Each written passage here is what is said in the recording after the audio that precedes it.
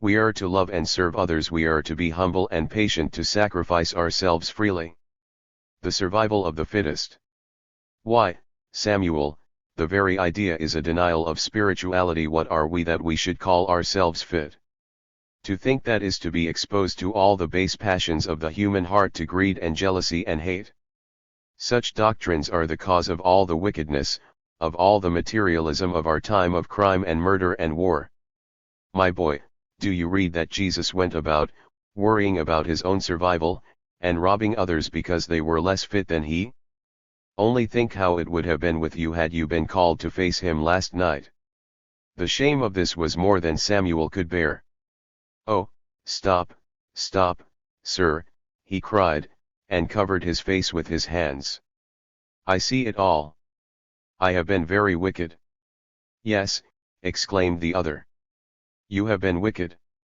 The tears were welling into Samuel's eyes. "I can't see how I did it, sir," he whispered. "I have been blind, I have been lost. I am a strayed sheep." And then suddenly his emotion overcame him, and he burst into a paroxysm of weeping. "I can't believe it of myself," he exclaimed again and again. "I have been out of my senses." The doctor watched him for a few moments. "Perhaps it was not altogether your fault," he said more gently. "You have been led astray." "No, no," cried the boy. "I am bad. I see it must be. I could never have been persuaded, if I had not been bad. It began at the very beginning. I yielded to the first temptation when I stole a ride upon the train. And everything else came from that. It has been one long chain. Let us be glad that it is no longer," said Dr. Vince, "and that you have come to the end of it." "Ah, but have I?" cried the boy wildly. "Why not? Surely you will no longer be led by such false teaching." "No, sir. But see what I have done. Why, I am liable to be sent to jail for I don't know how long." "You mean for last night?" asked the doctor. "But no one will ever know about that.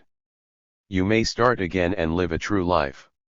"Ah," cried Samuel, "but the memory of it will haunt me. I can never forgive myself."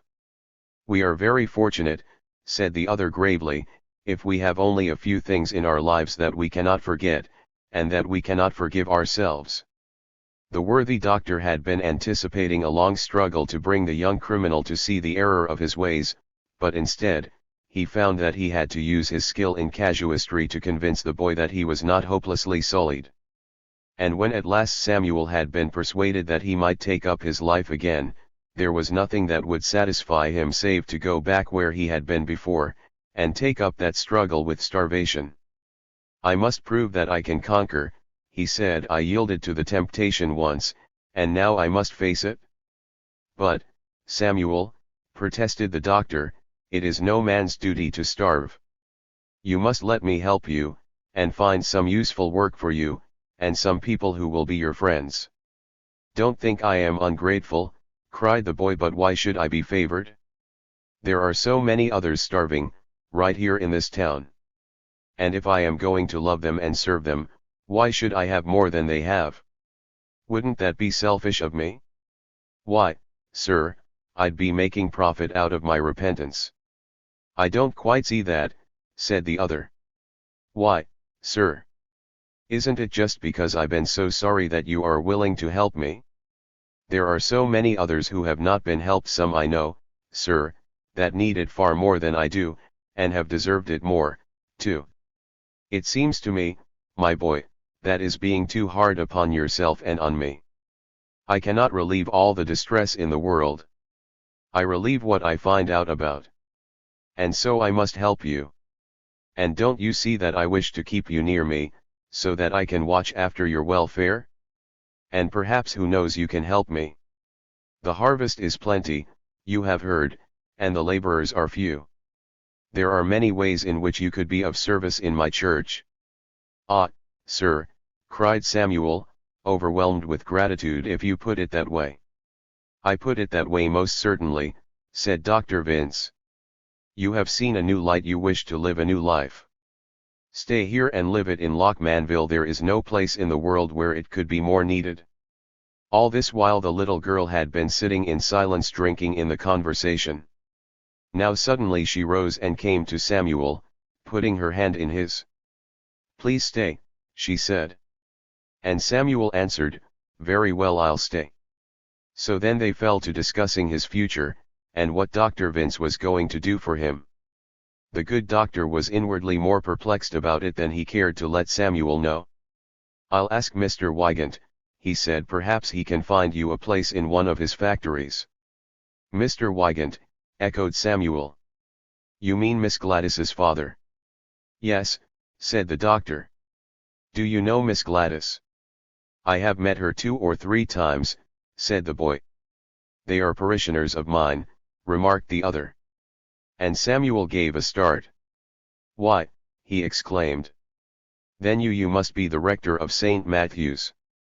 "Yes," was the reply. "Didn't you know that?" The boy was a little awed. He had seen the great brownstone temple upon the hill, a structure far more splendid than anything he had ever dreamed of. "Have you never attended?" asked the doctor. "I went to the mission once," said Samuel, referring to the little chapel in the poor quarters of the town. "A friend of mine goes there, Sophie Stedman. She works in Mr. Wygant's cotton mill." "I should be glad to have you come to the church," said the other. "I'd like to very much," replied the boy. "I didn't know exactly if I ought to, you know." "I am sorry you got that impression," said Dr. Vince. "The church holds out its arms to everyone." "Well," began Samuel apologetically, "I knew that all the rich people went to St. Matthew's." "The church does not belong to the rich people," put in the doctor very gravely, "the church belongs to the Lord." And so Samuel, overflowing with gratitude and happiness, joined St. Matthew's forthwith, and all the while in the deeps of his soul a voice was whispering to him that it was Miss Gladys' church also, and he would see his divinity again. Chapter 16. Samuel went back in great excitement to the Stedmans, to tell them of his good fortune. And the family sat about in a circle and listened to the recital in open-eyed amazement. It was a wonderful thing to have an adventurer like Samuel in one's house. But the boy noticed that Sophie did not seem as much excited as he had anticipated. She sat with her head resting in her hands. And when the others had left the room, "Oh, Samuel," she said, "I feel so badly today. I don't see how I'm going to go on." "Listen, Sophie," he said quickly. "That's one of the first things I thought about. I can give you a chance now." "How do you mean?" "I can get Dr. Vince to help you find some better work." "Did he say he would?" asked the child. "No," was the reply, "but he is so good to everyone. And all the rich people go to his church, you know. He said he wanted me to help him, so I shall find out things like that for him to do." And Samuel went on, pouring out his praises of the kind and gentle clergyman, and striving to interest Sophie by his pictures of the new world that was to open before her. "I'm going to see him again tomorrow," he said. "Then you'll see." "Samuel," announced the doctor when he called the next morning, "I have found a chance for you." And Samuel's heart gave a great leap of joy. It appeared that the sexton of St. Matthew's was growing old. They did not wish to change, but there must be someone to help him. The pay would not be high, but he would have a chance to work in the church, and to be near his benefactor. The tears of gratitude started into his eyes as he heard this wonderful piece of news. "I'll see more of Miss Gladys," the voice within him was whispering eagerly. "Doctor," he said after a pause, "I've some good news for you also." "What is it?" asked the other. "It's a chance for you to help someone." "Oh," said the doctor. "It's little Sophie Stedman," said Samuel, and he went on to tell how he had met the widow, and about her long struggle with starvation, and then of Sophie's experiences in the cotton mill. "But what do you want me to do?" asked the other, with a troubled look. "Why," said Samuel, "we must save her. We must find her some work that will not kill her." "But, Samuel," protested the other, "there are so many in her position, and how can I help it?" "But, doctor, She can't stand it. I know, my boy. It is a terrible thing to think of. Still, I can't undertake to find work for everyone. But she will die, cried the boy. Truly, it is killing her. And, doctor, she has never had a chance in all her life. Only think, how would you feel if Ethel had to work in a cotton mill?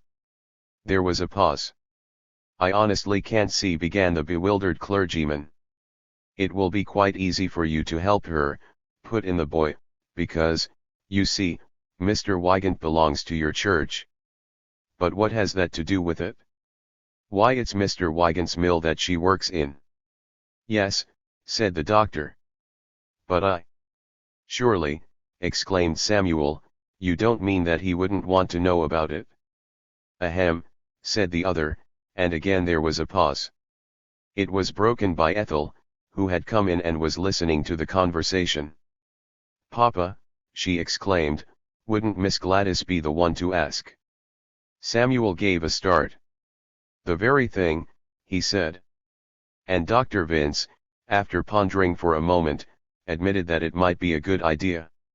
You will come to church with me tomorrow, said Ethel. And if she is there, we'll ask her. And so Samuel was on hand, trembling with excitement, and painfully conscious of his green and purple necktie. He sat in the Vince's pew, at Ethel's invitation, and directly across the aisle was Miss Wygant, miraculously resplendent in a springtime costume, yet with a touch of primness, becoming to the Sabbath. She did not see her adorer until after the service, when they met face to face. Why, Samuel, she exclaimed. You are here. Yes, Miss Gladys, he said. I'm to work in the church now. You don't tell me, she responded. I'm to help the sexton, he added. And he belongs to the church, too, put in little Ethel. And oh, Miss Gladys, won't you please let him tell you about Sophie? About Sophie, said the other. She's a little girl who works in your papa's mill, Miss Gladys. And her family's very poor, and she is sick, and Samuel says she may die. Why, that's too bad, exclaimed Miss Gladys. Tell me about her, Samuel. And Samuel told the story. At the end a sudden inspiration came to him, and he mentioned how Sophie had received her Christmas present from Miss Gladys, and how she had kept her pictures in her room. And, of course, Miss Wygant was touched. I will see what I can do for her, she said. What would you suggest? I thought, said he boldly, that maybe there might be some place for her at your home. That would make her so happy, you know. I will see, said the other. Will you bring her to see me tomorrow, Samuel? I will, said he, and then he chanced to look into her face, and he caught again that piercing gaze which made the blood leap into his cheeks, and the strange and terrible emotions to stir in him. He turned his eyes away again, and his knees were trembling as he passed on down the aisle. He stood and watched Miss Gladys enter her motor. Then he bade goodbye to Ethel and her mother, and hurried back into the vestry room to tell Dr. Vince of his good fortune. The good doctor had just slipped out of his vestments, and was putting on his cuffs. I am so glad to hear it, he said. It was the very thing to do. Yes, said Samuel. And, doctor, I've thought of something else. What is that, Samuel? I'll have to have a minute or two to tell you about it. I'm just going to dinner now, began the doctor. I'll walk with you, if I may, said Samuel. It's really very important. All right, responded the doctor in some trepidation. I thought of this in the middle of the night, explained the boy, when they had started down the street. It kept me awake for hours. Dr. Vince, I think we ought to convert Master Albert Lockman. Convert him, echoed the other, perplexed. Yes, sir, said the boy. He is leading a wild life, and he's in a very bad way. Yes, Samuel, said the clergyman. It is terrible, I know. We must labor with him, exclaimed Samuel. He must not be allowed to go on like that. Unfortunately, said Dr. Vince hastily, it wouldn't do for me to try it. You see, the Lockmans have always been Presbyterians, and so Bertie is under Dr. Handy's care. But is Dr. Handy doing anything about it? Persisted the other. I really don't know, Samuel. Because if he isn't, we ought to, Dr. Vince. Something must be done. My boy, said the doctor, perhaps it wouldn't be easy for you to understand it. But there is a feeling, would it be quite good taste for me to try to take away a very rich parishioner from another church? But what have his riches to do with it? Asked the boy. Unfortunately, Samuel, it costs money to build churches, and most clergymen are dependent upon their salaries, you know. The good doctor was trying to make a jest of it, but Samuel was in deadly earnest. I hope, he said, that you are not dependent upon the money of anyone like Master Albert. No, said the doctor quickly. Understand me, please, went on the other. It's not simply that Master Albert is wrecking his own life. I suppose that's his right, if he wants to. But it's what he can do to other people. It's his money, Dr. Vince. Just think of it, he has $700,000 a year. And he never earned a cent of it, and he doesn't know what to do with it. Doctor, you know that isn't right. No, said the clergyman, it's very wrong indeed. But what can you do about it? I don't know, doctor. I haven't had time to think about it, I've only just begun to realize it. But I thought if somebody like yourself, someone he respects, could point it out to him, he might use his money to some good purpose. If he won't, why then he ought to give it up. The other smiled. I'm afraid, Samuel, he'd hardly do that. But, doctor, things can't go on as they are. Right here in this town are people dying of starvation. And he has $700,000 a year. Can that continue? No, I trust not, my boy. It will be better someday. But it must be left to evolution. Evolution, echoed Samuel, perplexed. Do you believe in evolution? Why, said the other, embarrassed, what I mean is, that there are vast social forces at work, great changes taking place. But they move very slowly. But why do they move so slowly? Objected the boy. Isn't it just because so many people don't care? Why, Samuel. If everyone would take an interest in them, then they would happen quickly. The two walked on for a minute in silence. Finally, the clergyman remarked, Samuel, you take a great interest in social questions. Yes, sir, said the boy. You see, I have been down at the bottom, and I know how it feels. Nobody else can possibly understand, not even you, sir, with all your kind heart. You don't know what it means, sir, you don't know what it means. Perhaps not, my boy, said the other. But my conscience is far from easy, I assure you. The only thing is, we must not be too impatient, we must learn to wait. But, doctor, exclaimed Samuel, will the people wait to starve? That question was a poser, and perhaps it was just as well that Dr. Vince was nearing the steps of his home. I must go in now, Samuel, he said. But we will talk about these questions another time. Yes, sir, said Samuel, we will. And the other glanced at him quickly. But the boy's face wore its old look of guileless eagerness. Chapter 17. Samuel walked away, still pondering at the problem. Something must be done about Master Albert, that was certain. Before he went into his dinner he had thought of yet another plan. He would appeal to Miss Gladys about it. He would get her to labor with the prodigal. At 8 o'clock the next morning, he and Sophie called at Miss Wygant's home. They went to the servants' entrance, and the maid who opened the door sent them away, saying that Miss Gladys never rose until 10 o'clock and would not see anyone until 11. So they went home again and came at 11, and they were taken to a sitting room upon the second floor, and there Miss Gladys met them, clad in a morning gown of crimson silk. And so this is Sophie, she exclaimed. Why, you poor, poor child. And she gazed at the little mill girl with her stunted figure and pinched cheeks, and her patched and threadbare dress, and Sophie, in her turn, gazed at the wonderful princess, tall and stately, glowing with health and voluptuous beauty. "And you work in our cotton mill," she cried. "How perfectly terrible! And do you mean to tell me that this child is 13 years old, Samuel?" "Yes, Miss Gladys," said he. She turned quickly and pressed a button on the wall. "Send Mrs. Harris here," she said to the man who answered. "Mrs. Harris is our housekeeper," she added to Samuel. "I will consult her about it." The consulting was very brief.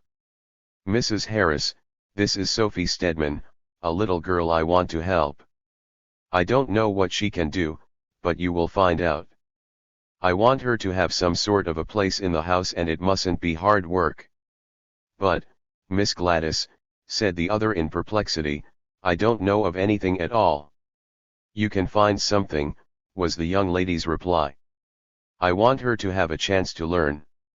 Take her downstairs and have a talk with her about it." "Yes, Miss Gladys," said Mrs. Harris, and so Samuel was left alone with his goddess. He sat with his eyes upon the floor.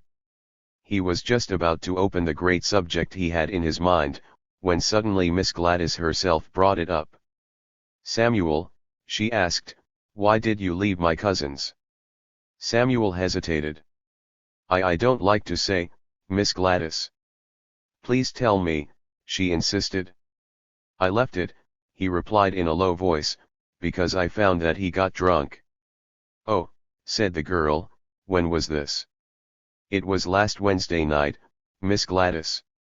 "Tell me all about it, Samuel." I don't like to," he stammered. "It's not a story to tell to a lady."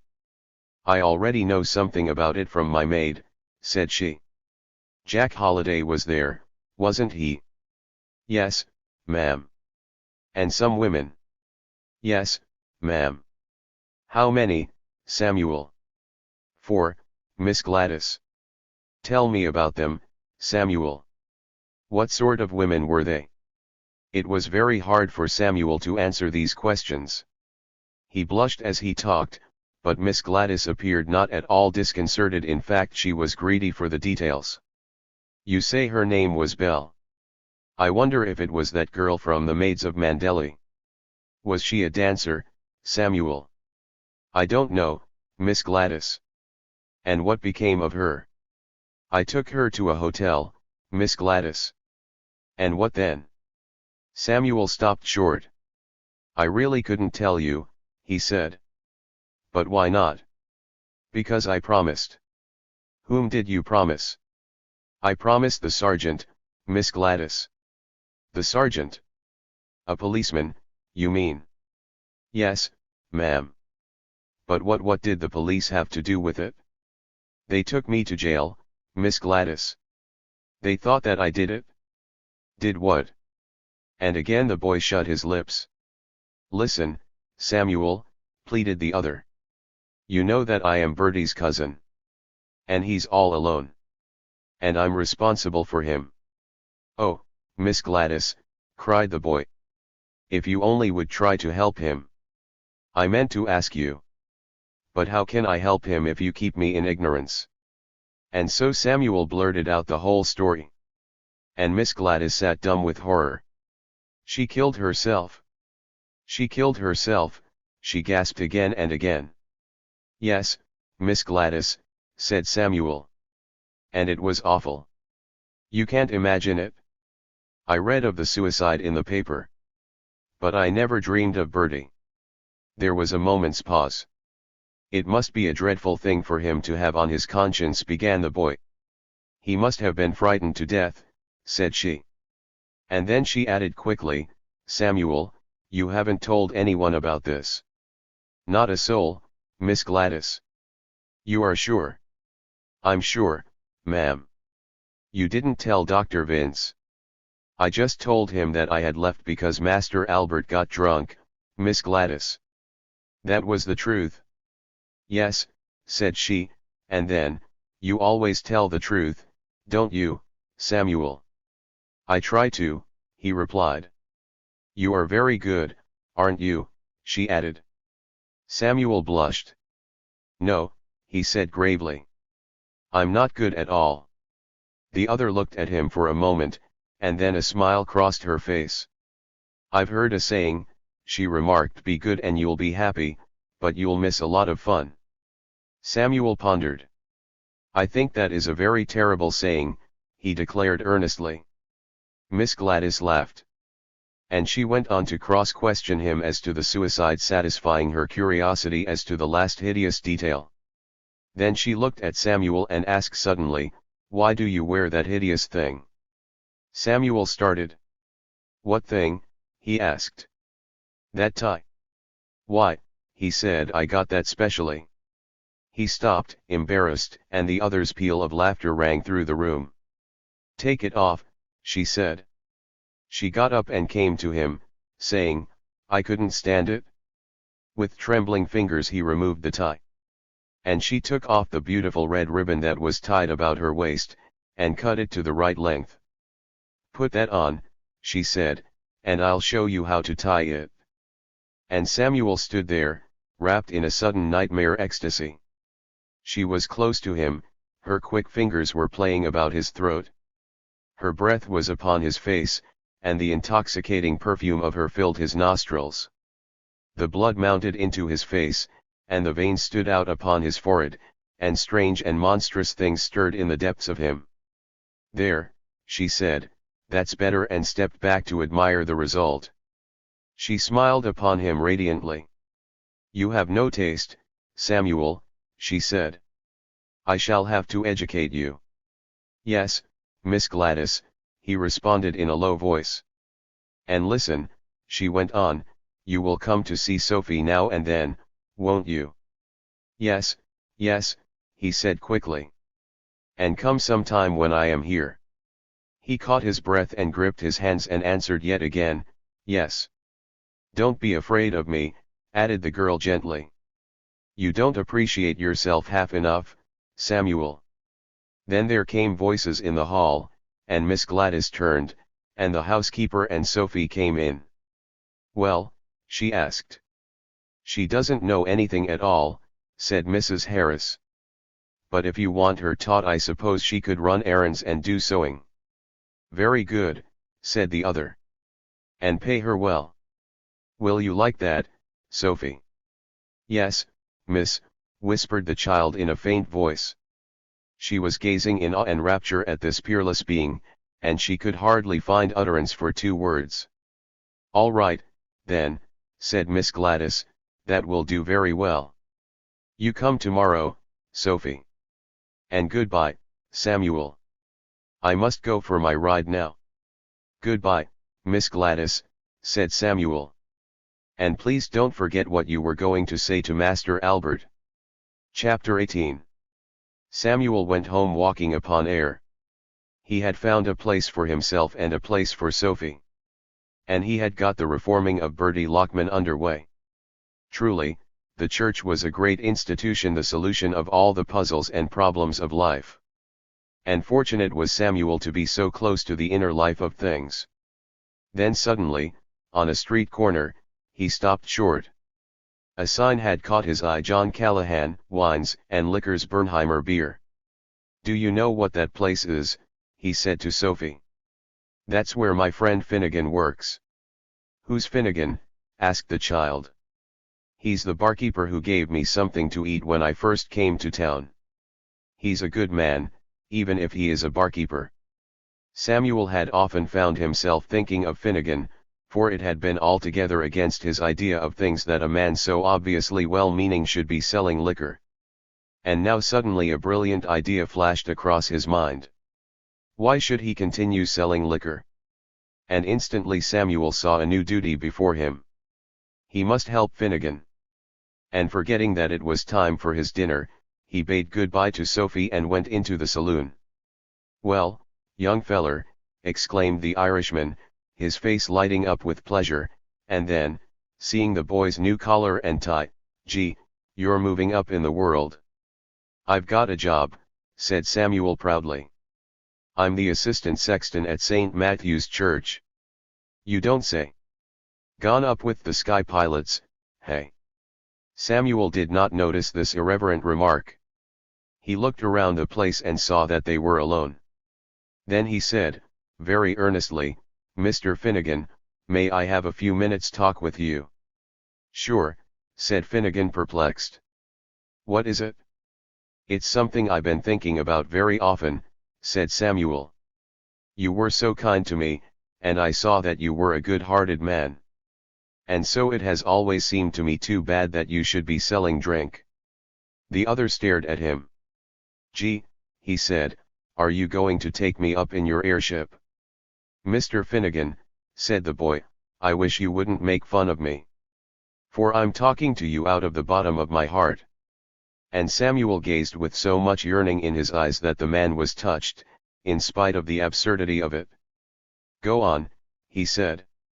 I'll listen. It's just this, said Samuel. It's wrong to sell liquor. Think what drink does to men? I saw a man drunk the other night and it led to what was almost murder. Drink makes men cruel and selfish. It takes away their self-control. It makes them unfit for their work. It leads to vice and wickedness. It enslaves them and degrades them. Don't you know that is true, Mr. Finnegan? Yes, admitted Finnegan, I reckon it is. I never touch the stuff myself. And still you sell it to others. Well, my boy, I don't do it because I hate them. But then, why do you do it? I do it, said Finnegan, because I have to live. It's my trade, it's all I know.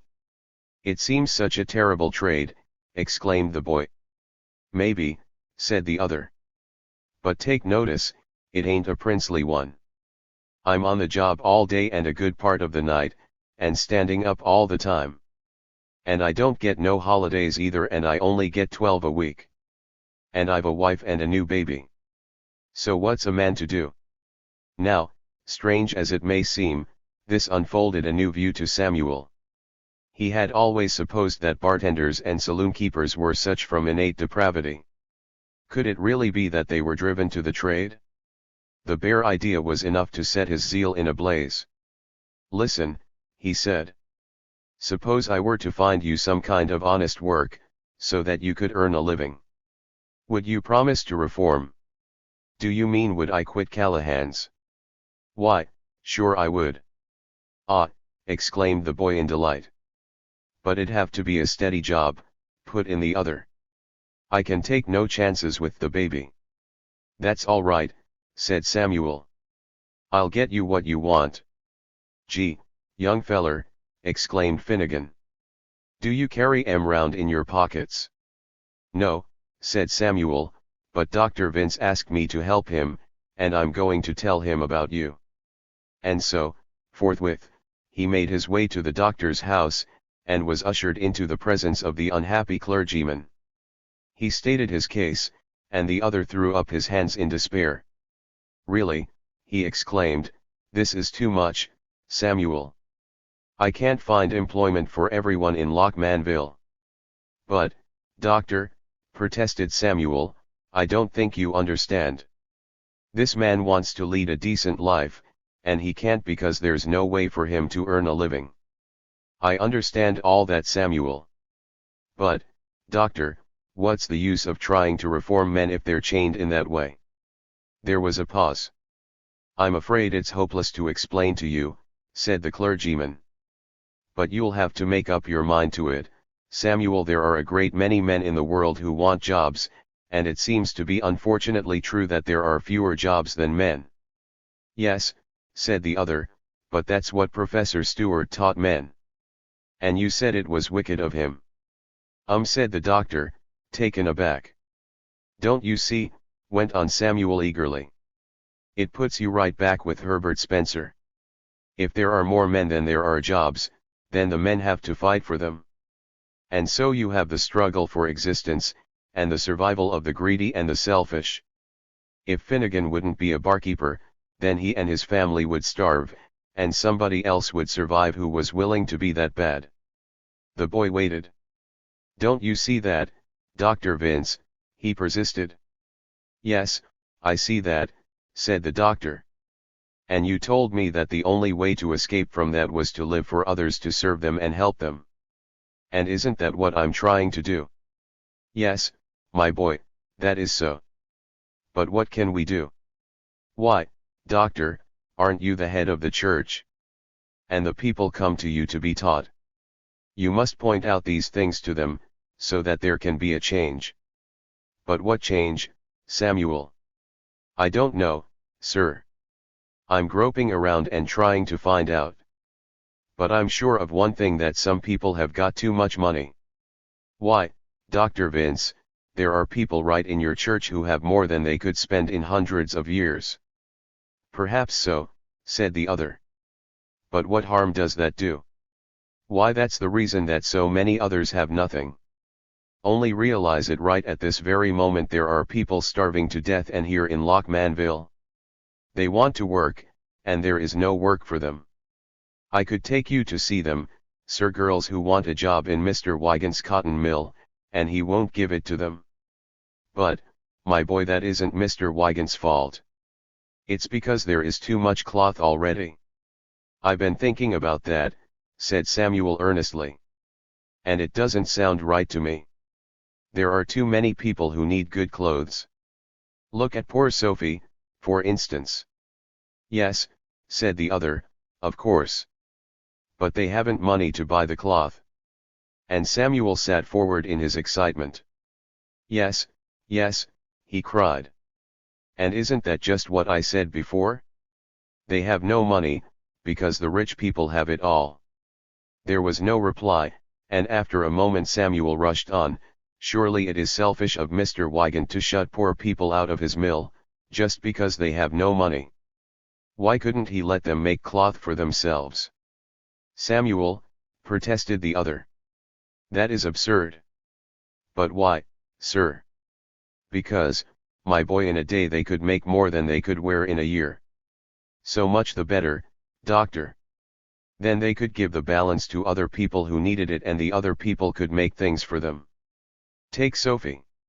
She not only needs clothing, she needs shoes, and above all, she needs enough to eat. And if it's a question of there not being enough food, look at what's wasted in a place like Master Albert's. And there's land enough at Fairview to raise food for the whole town. I know what I'm talking about there, because I'm a farmer. And it's used to keep a lot of race horses that nobody ever rides." "Samuel," said the clergyman gravely, "that is true, and that is very wrong. But what can I do?" And Samuel stared at him. "Doctor," he exclaimed, "I can't tell you how it hurts me to have you talk to me like that." "How do you mean, Samuel?" asked the other in bewilderment. And the boy clasped his hands together in his agitation. "You told me that we must sacrifice ourselves, and help others. You said that was our sole duty.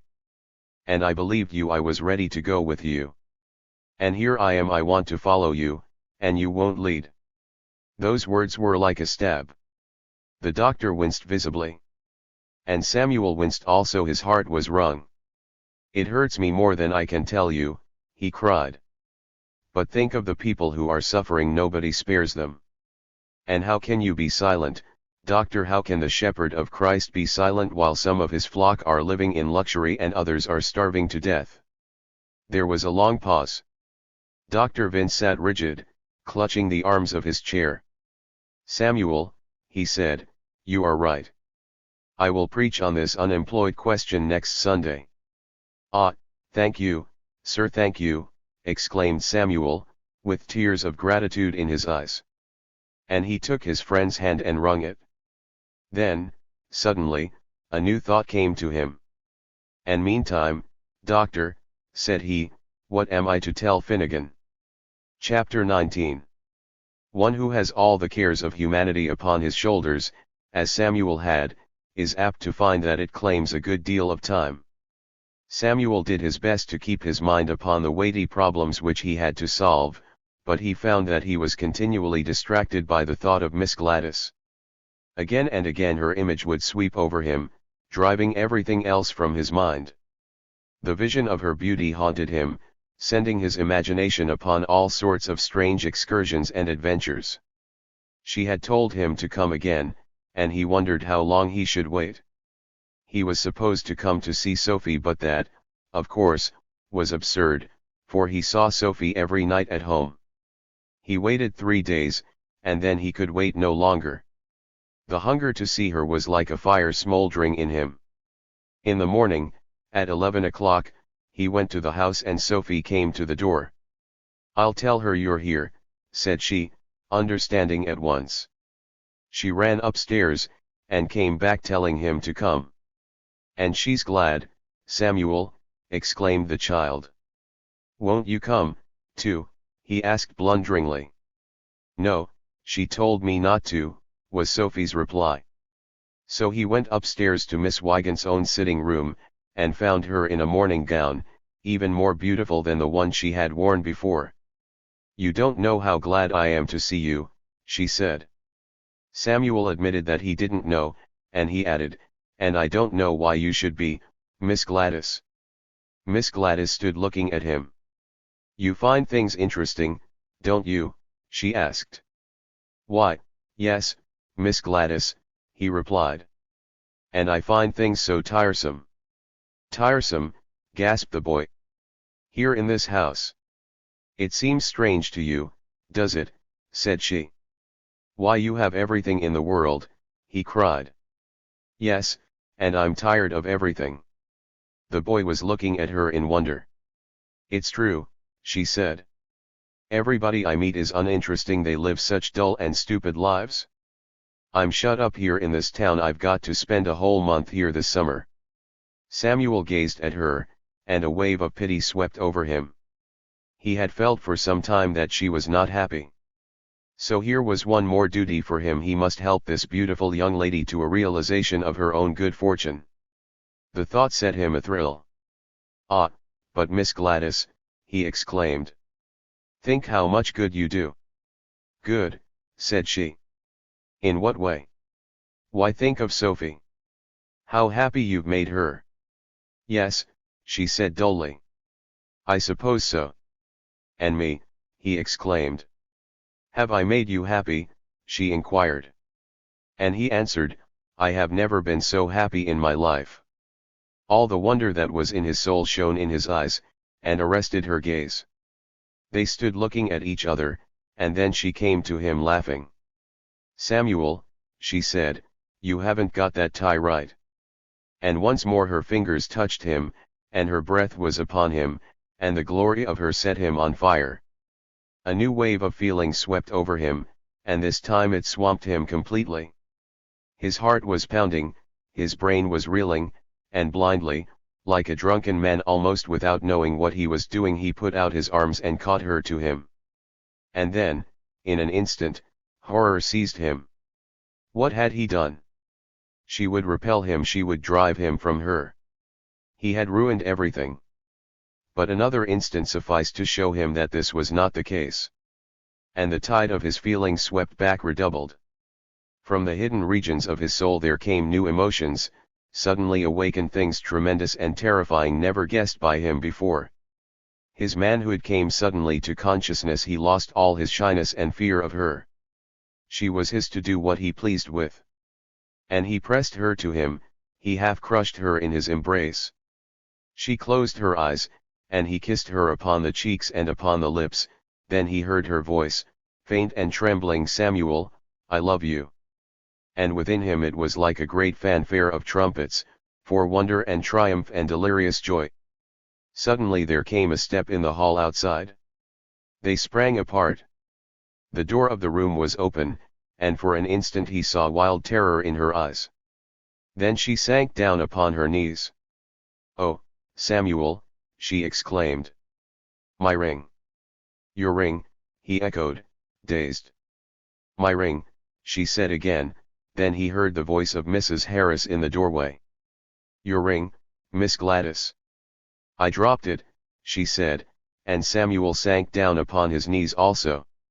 They sought under the table. "It fell here," she said. "It's my solitaire." "It must have rolled," said Mrs. Harris, beginning to search.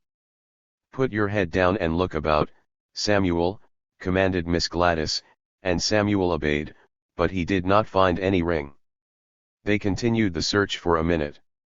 Mrs. Harris had come back to the table, and suddenly she exclaimed, "Here it is." "What?" cried the other. "Why, I looked there." "It was under the leg of the table," explained the housekeeper. "Ah," said the other, and put the precious ring back upon her finger. Samuel was overwhelmed with astonishment, but it was nothing to what he felt a moment later. His goddess turned to him. "No," she said. "I'm sorry, Samuel, but it's impossible for me to do what you ask me." He stared at her perplexed. "I have found a place for Sophie," she went on, "and that is positively all I can do." "Miss Gladys," he exclaimed. "Really," she said, "I think you ought not to ask me to do any more. I understand that there is a good deal of suffering among the mill people, and I do what I can to relieve it. But as for taking all the employees into my father's household, that is simply absurd." The boy could not find words. He could only stare at her. "That's all," said Miss Gladys. "And about those flower seeds, do what you can to find them. I want them in a few days, if I'm to use them at all. Do you understand?" "Why, yes, Miss Gladys," he stammered. He had seen her dart a swift glance at the housekeeper, and he was beginning at last to comprehend. "Bring them to me yourself," she added. "Goodbye." "Goodbye, Miss Gladys," he said, and went out. He went downstairs, marveling. But before he was halfway down the first flight of steps he had forgotten everything except those incredible words, "Samuel, I love you." They rang in his head like a trumpet call. He could not hold himself in. He could not carry away such a secret. Sophie went to the door with him, and he took her outside and whispered it to her. The child stared at him, with awe in her eyes. "Samuel," she whispered, "she must mean to marry you." The boy started in dismay. "Marry me," he gasped. "Marry me?" "Why, yes," said Sophie. "What else can she mean? That was a poser." But he cried. "It's absurd." "It's not, Samuel. She loves you. But I'm nothing but a poor boy." "But, Samuel, she has plenty of money." It had not occurred to Samuel that way, but he had to admit that it was true. "But I'm not good enough," he protested. "You are good enough for anyone," cried Sophie. "You are noble and beautiful, and she has found it out. And she means to stoop and lift you up to her." The boy was silent, stricken with awe. "Oh, Samuel, it is just like in the fairy stories," whispered the child. "You are to be the prince." So she went on, pouring out the wonder of it to him, and thrilling his soul to yet new flights. He left her at last and walked down the street half dazed. He was to marry Miss Gladys. Yes, it must be true, for she had told him that she loved him. And then, presumably, he would come to live in that great palace. How could he ever stand it? What would he do? And he would be a rich man. A great surge of triumph came to him. What would the people at home say? What would his brothers think when he went to pay them a visit, and perhaps to buy the old place? But he put these thoughts away from him. He must not think of such things, it was selfish and ignoble. He must think of the good that he would be able to do with all the money. He might help the poor at last. He and Miss Gladys would devote their lives to this. Perhaps some day he might even own the mill where the children worked, and he would be able to send them all to school. And he would be a member of the Lockman family. In a way he might even have some influence over Master Albert. And Ethel and Dr. Vince, how happy they would be when they heard of his good fortune. In the end his thoughts left all these things, and came back to Miss Gladys. After all, what counted but that? She loved him. She was his. And like a swiftly spreading fire there came over him the memory of what he had done to her. He walked on, trembling with wonder and fear. It was a kind of madness in his blood. It had taken possession of his whole being. He would never again be the same. He stretched out his arms as he walked down the street, because his emotions were greater than he could bear. Then suddenly, in the midst of the turmoil, a sight met his eyes which brought him back to the world. Approaching him, about to pass him, was an old man with a grey beard, stooping as he walked and carrying a peddler's basket. The disguise was excellent, but it did not deceive Samuel for an instant. He stood stock still and cried in amazement, "Charlie Swift!" The peddler shot a quick glance at him. "Shut up," he muttered, and then he passed on, and left Samuel staring. So with a sudden rush, a new set of emotions overwhelmed the boy. He was only a week away from the burglary, and yet it was an age. And how terrible it seemed, how almost incredible. And here was he, about to marry the daughter of a millionaire while his friend and confederate was still skulking in the shadows, hiding from the police. Of all the distressed people whom Samuel had met in the course of his adventures, Charlie Swift was the only one whom he had not benefited. And simply to set eyes upon him was to hear in his soul a new call. How could he pursue his own gratifications while Charlie was left a prey to wickedness? The figure almost passed from sight while Samuel stood wrestling with the problem. He shrunk from the task before him.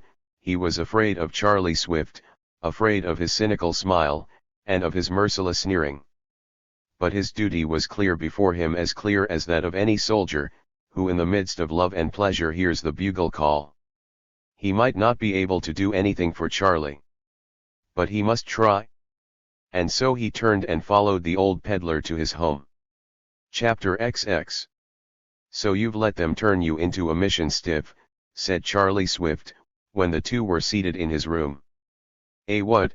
exclaimed Samuel, perplexed. "A mission stiff," repeated the other. "One of the guys that gets repentance." Samuel experienced a sudden chilling of the ardor with which he had come into the room. The old grin was upon the other's face, and the boy realized with a sudden sinking of the heart how hard and savage he was. Finnegan was a babe in arms compared with Charlie Swift. To convert him would be a real task, a test of one's fervor and vision. Samuel resolved suddenly upon diplomacy. "They've been very good to me," he said. "I dare say," responded the other indifferently. "And Dr. Vince is really a very good man," he went on.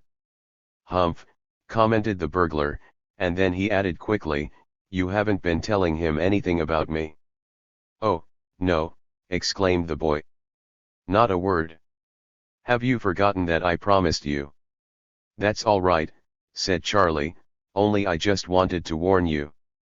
You can tie up with the church guys if you feel like it, only don't mention your lost brothers down in the pit. Just you remember that I got some of the doctor's silver." The boy gave a start. "Oh," he exclaimed.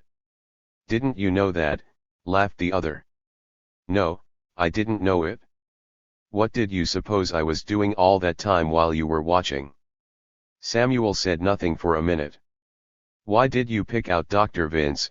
he asked suddenly. "Him? Why not? I knew his house. But a clergyman. Does it seem quite fair?" "Oh, that's all right," laughed the other. "He's got a plenty. It don't have to come out of his salary, you know." "Why not?" "Because, he's got a rich wife." "You didn't suppose he lived in that palace of a house on his own salary, did you?" "I hadn't thought anything about it." "Well, he's all right. He married one of the richest girls in town. And she'll keep his nest feathered." There was a pause. "Don't you think that Dr. Vince is a good man?" asked Samuel. "I don't know," said the other. "I've got no quarrel with him. But I don't like his trade." "Doesn't he do a great deal of good to people?" "Maybe," said the other, shrugging his shoulders. "To poor people," persisted Samuel. "I dare say," admitted Charlie. "But you'll notice it takes all the sand out of them, makes them into beggars. And I ain't that sort." "Why do you think he tries to help them?" "Well, he gets paid for it, don't he? But the other people in the church, the ones who pay the money. Why do you think they do it? The burglar thought for a moment. I reckon they do it to make themselves feel good, he said. To make themselves feel good, repeated the other, perplexed. Sure, said the man. You take one of those rich women, she's got a lot of money that she never earned, and she spends all her life amusing herself and ordering servants about. And all the time she knows that most of the people that do the work are suffering and dying. And she don't want to let that make her feel bad, so she hires some fellow like your friend, the doctor, to preach to 'em and maybe give 'em a turkey at Christmas. And that takes the trouble off her mind. Don't you see? Yes, said the other weakly. I see. Or else, added Charlie, take some of those smooth grafters they've got up there, the men, I mean. They spend 6 days in the week cutting other people's throats, and robbing the public. Don't you think it's handy for them to know they can come on Sunday and drop a $5 bill in the plate, and square the whole account? Samuel sought for a reply to these cruel taunts. I don't think you put it quite fairly, he protested. Why not? Demanded the other. In the first place, men like that wouldn't go to church. Charlie stared at him. What? He exclaimed. No, said the boy. Why not? Well, why should they care to go? And they wouldn't be welcome. Charlie burst into laughter. You poor kid, he exclaimed. What have you been doing up there at St. Matthew's, anyhow? I'm the sexton's assistant, said Samuel gravely. Yes, said the other. Evidently a sexton's assistant doesn't see much of the congregation. I wish you'd explain, remarked the boy after a pause. I hardly know where to begin, replied the other. They've such a choice collection of crooks up there. Did you ever notice a little pot-bellied fellow with mutton chop whiskers looks as if he was eating persimmons all the time? You mean Mr. Hickman? Yes, that's the chap. He's one of the pillars of the church, isn't he? I suppose so, said Samuel. He's one of the vestrymen. And did you ever hear of Henry Hickman before?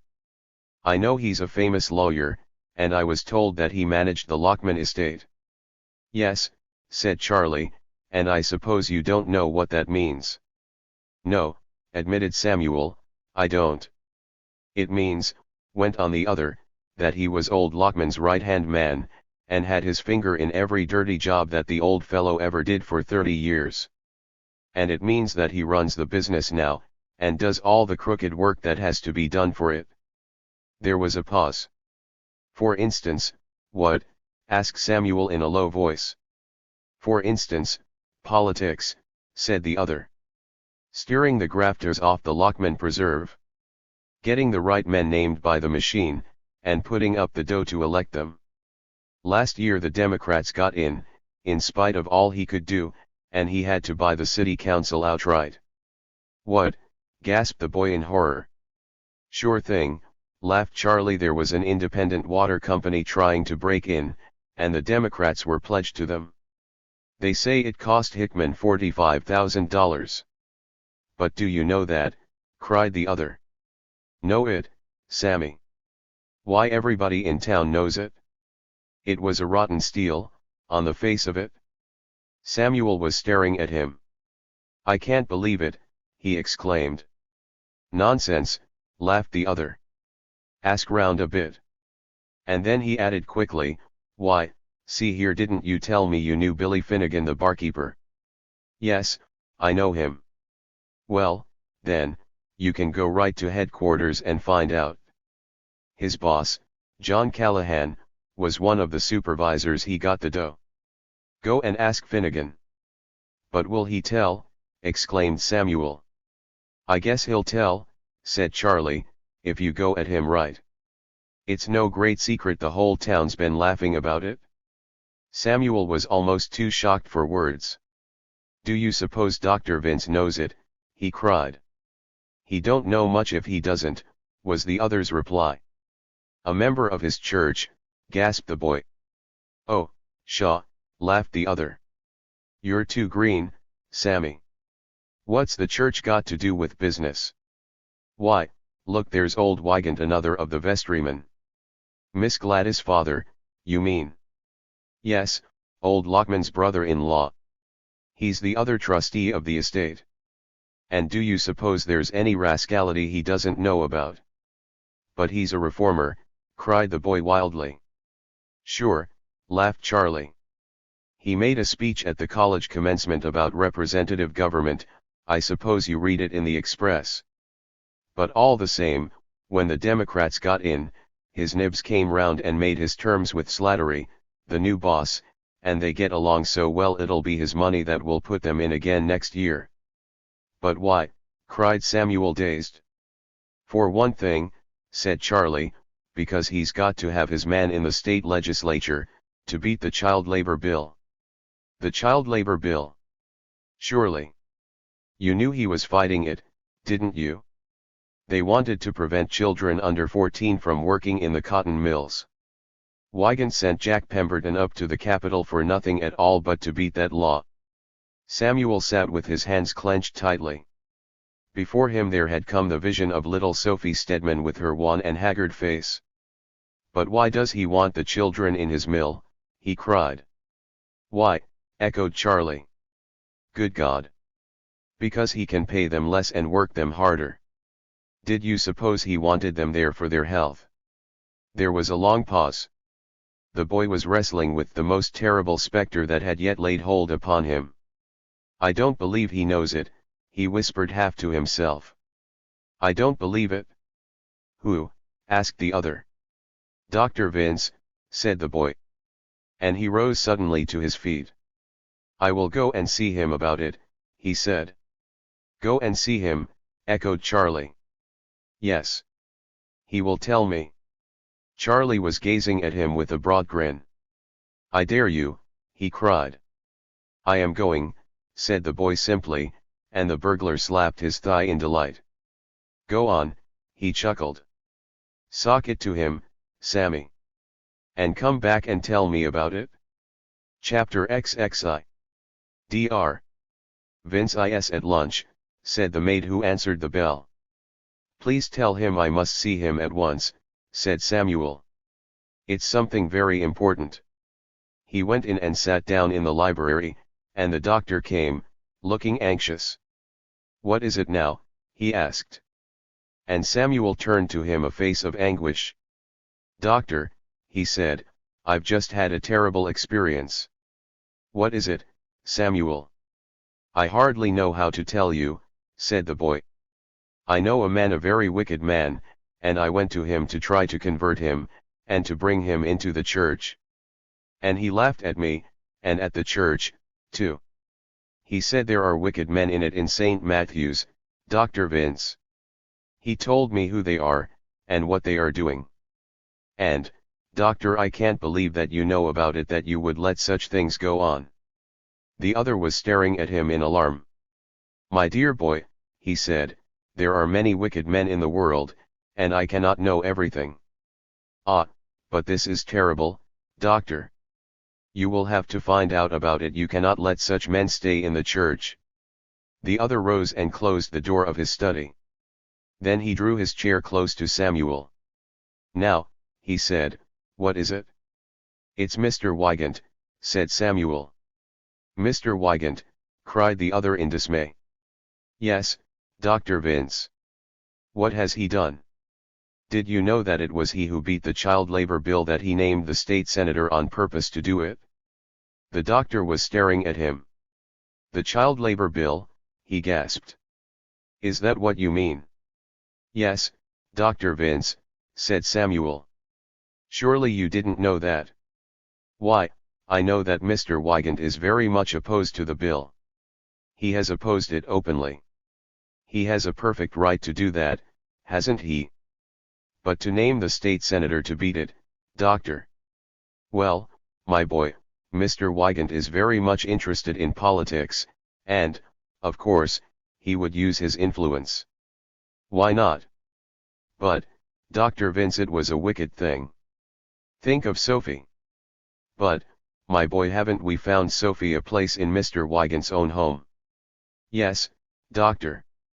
But there are all the others. Think of the suffering and misery in that dreadful mill. And Mr. Wygant pays such low wages. And he is such a rich man, he might help the children if he would. Really, Samuel, began the doctor. But the boy, seeing the frown of displeasure on his face, rushed on swiftly. That's only the beginning. Listen to me. There's Mr. Hickman. Mr. Hickman. Mr. Henry Hickman, the lawyer. He has done even worse things. And suddenly the clergyman clenched his hands. Really, Samuel, he cried. This is too much. You are exceeding all patience. Doctor, exclaimed the boy in anguish. It seems to me, the doctor continued, that you owe it to me to consider more carefully. You have been treated very kindly here, you have been favored in more ways than one. But what has that to do with it? Cried the other wildly. It is necessary that you should remember your place. It is certainly not becoming for you, a mere boy, and filling a subordinate position, to come to me with gossip concerning the vestry of my church. A subordinate position, echoed Samuel, dazed. But what has my position to do with it? It has a great deal to do with it, Samuel. The boy was staring at him. You don't understand me, he cried. I am not doing this for myself. I am not setting myself up. I am thinking of the saving of the church. What do you mean, saving the church? Why, doctor, just see. I went to reform a man, and he sneered at me. He would not have anything to do with the church, because such wicked men as Mr. Hickman were in it. He said it was their money that saved them from exposure, he said. What has Mr. Hickman done? Demanded the other quickly. He bribed the city council, sir. He bribed it to beat the water bill. Dr. Vince got up from his chair and began to pace the floor nervously. Tell me, doctor, cried Samuel. Please tell me. Surely you didn't know that. The other turned to him suddenly. I don't think you quite realize the circumstances, said he. You come to me with this tale about Mr. Hickman. Do you know that he is my brother-in-law? Samuel clutched the arms of his chair and stared aghast. Your brother-in-law, he gasped. Yes, said the other. He is my wife's only brother. Samuel was dumb with dismay. And the doctor continued to pace the floor. You see, he said, the position you put me in. Yes, said the boy. I see. It's very terrible. But then he rushed on in dreadful anxiety, but, doctor, you didn't know it? Oh, I'm sure, please tell me that you didn't know it. I didn't know it, exclaimed the doctor.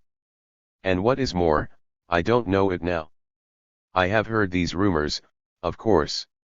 Mr. Hickman is a man of vast responsibilities, and he has many enemies. Am I to believe every tale that I hear about him? No, said Samuel, taken aback. But this is something that everyone knows. Everyone, cried the other. Who is everyone? Who told it to you? I can't tell, stammered the boy. How does he know it? Continued the doctor. And what sort of a man is he? Is he a good man? No, admitted Samuel weakly. I am afraid he is not. Is he a man who loves and serves others? A man who never speaks falsehood, whom you would believe in a matter that involved your dearest friends? Would believe him if he told you that I was a briber and a scoundrel? Samuel was obliged to admit that Charlie Swift was not a man like that. Dr. Vince, he said quickly, I admit that I am at fault. I have come to you too soon. I will find out about these things, and if they are true, I will prove them to you.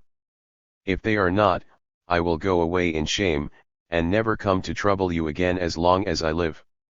Samuel said this very humbly, and yet there was a note of grim resolution in his voice which the doctor did not fail to note.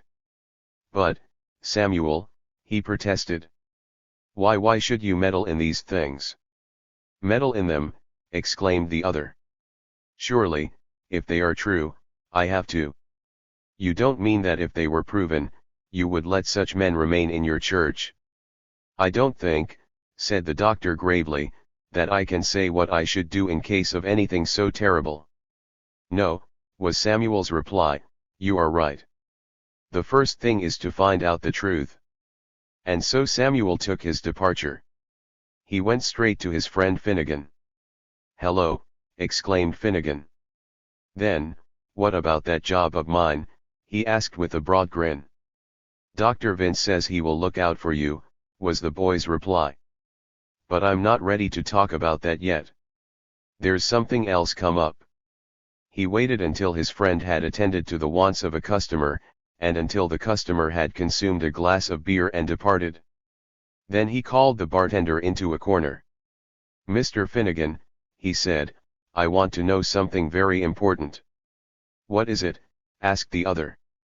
Do you know Mr. Hickman, Henry Hickman, the lawyer? He's not on my calling list, said Finnegan. I know him by sight. I've heard it said that he had something to do with beating a water bill in the city council. Did he? You bet your life he did, said the bartender with a grin. Is it true that he bought up the council? You bet your life it's true. And is it true that Mr. Callahan got some of the money? Finnegan glanced at the other suspiciously. Say, he said, what's all this about, anyhow? Listen, said Samuel gravely. You know that Mr. Hickman is a member of my church. And he's Dr. Vince's brother-in-law, which makes it more complicated yet. Dr. Vince has heard these terrible stories, and you can see how awkward it is for him. He cannot let such evildoers go unrebuked. Gee, said the other. What's he going to do? I don't know, said Samuel. He hasn't told me that. First, you see, he has to be sure that the thing is true. And, of course, Mr. Hickman wouldn't tell. No, said Finnegan. Hardly. And it isn't easy for the doctor to find out. You see, he's a clergyman, and he only meets good people. But I told him I would find out for him. I see, said Finnegan. What I want, said the boy, is to be able to tell him that I heard it from the lips of one of the men who got the money. I won't have to say who it is, he'll take my word for that. Do you suppose Mr. Callahan would talk about it? The bartender thought for a moment. You wait here, he said. The boss has only stepped round the corner, and perhaps I can get the doctor what he wants. So Samuel sat down and waited, and in a few minutes John Callahan came in. He was a thick-set and red-faced Irishman, good-natured and pleasant-looking, not at all like the desperado Samuel had imagined. Say, John, said Finnegan. This boy here used to work for Bertie Lockman, and he's got a girl works for the Wygants. So, said Callahan. And what do you think, went on the other, he heard old Henry Hickman talking. He says you fellows held him up on that water bill. Go on, said Callahan. Did he say that? He did, said Finnegan, without giving Samuel a chance to reply. Well, said the other, he's a damned liar, and he knows it. It was a dead straight proposition, and we hadn't a thing to do with it. There was an independent water company that wanted a franchise, and it would have given the city its water for just half. Every time I pay my water bill I am sorry I didn't hold out. It would have been cheaper for me in the end. He says it cost him $60,000, remarked Finnegan. Maybe, said the other. You can't tell what the organization got. All I know is that 10 of us fellows in the council got $2,000 apiece out of it. There was a pause. Samuel was listening with his hands clenched tightly. Did he pay it to you himself? Asked Finnegan. Who, Hickman? No, he paid it to Slattery, and Slattery came here from his office. Why, is he trying to crawl out of that part of it? No, not exactly. But he makes a great fuss about being held up. Yes, said Callahan. I dare say. He's got his new franchise, and he and the Lockman estate are clearing about $10,000 a month out of it. and my 2,000 was gone the week I got it. It had cost me twice that to get elected, and without counting the free drinks. It's a great graft, being a supervisor, ain't it? Why did you do it then? Asked Samuel in a faint voice. I'll never do it again, young fellow, said the saloon keeper. I'm the Honorable John for the rest of my life, and I guess that'll do me. And the next time old Henry Hickman wants his dirty work done, he can hunt up somebody that needs the money more than me. Then the Honorable John went on to discuss the politics of Lockmanville, and to lay bare the shameless and grotesque corruption in a town where business interests were fighting. The trouble was, apparently, that the people were beginning to rebel. They were tired of being robbed in so many different ways, and they went to the polls to find redress. And time and again, after they had elected new men to carry out their will, the great concerns had stepped in and bought out the lawmakers. The last time it had been the unions that made the trouble, and 3 of the last supervisors had been labor leaders, the worst skates of all, as Callahan phrased it. Samuel listened, while one by one the last of his illusions were torn to shreds. There had been a general scramble to get favors from the new government of the town, and the scramblers seemed to include every pious and respectable member of St. Matthew's whose name Samuel had ever heard. There was old Mr. Curtis, another of the vestrymen, who passed the plate every Sunday morning, and looked like a study of the Olympian Jove. He wanted to pile boxes on the sidewalks in front of his warehouse, and he had come to Slattery and paid him $200. And Mr. Wygant, exclaimed Samuel, as a sudden thought came to him. Is it true that he is back of the organization? Good God, laughed Callahan. Did you hear him say that? Someone else told me, was the reply. Well, said the other, the truth is that Wygant got cold feet before the election, and he came to Slattery and fixed it. I know that, for Slattery told me. We had him bluffed clean. I don't think we'd ever have got in at all if it hadn't been for his money. I see, whispered the boy. Oh, he's a smooth guy, laughed the saloon keeper. Look at that new franchise got for his trolley road, 99 years, and anything he wants in the meantime. And then to hear him making reform speeches. That's what makes me mad about them fellows up on the hill. They get $1,000 for every one we get, but they are tip-top swells, and they wouldn't speak to one of us low grafters on the street. And they're eminent citizens and pillars of the church. Wouldn't it make you sick? Yes, said Samuel in a low voice, that's just what it does. It makes me sick. Chapter XXII. Samuel now had his evidence, and he went straight back to Dr. Vince. Doctor, he said, I am able to tell you that I know. I have heard it from one of the men who got the money. Who is he? Asked the doctor. I could not tell you that, said the boy. It would not be fair. But you know that I am telling the truth. And this man told me with his own lips that Mr. Hickman paid $20,000 to Slattery, the Democratic boss, to be paid to 10 of the supervisors to vote against the other company's water bill. There was a long pause. The doctor sat staring in front of him. What do you want me to do? He asked faintly. I don't know, said Samuel. Is it for me to tell you what is right? And again there was a pause. My boy, said the doctor, this is a terrible thing for me.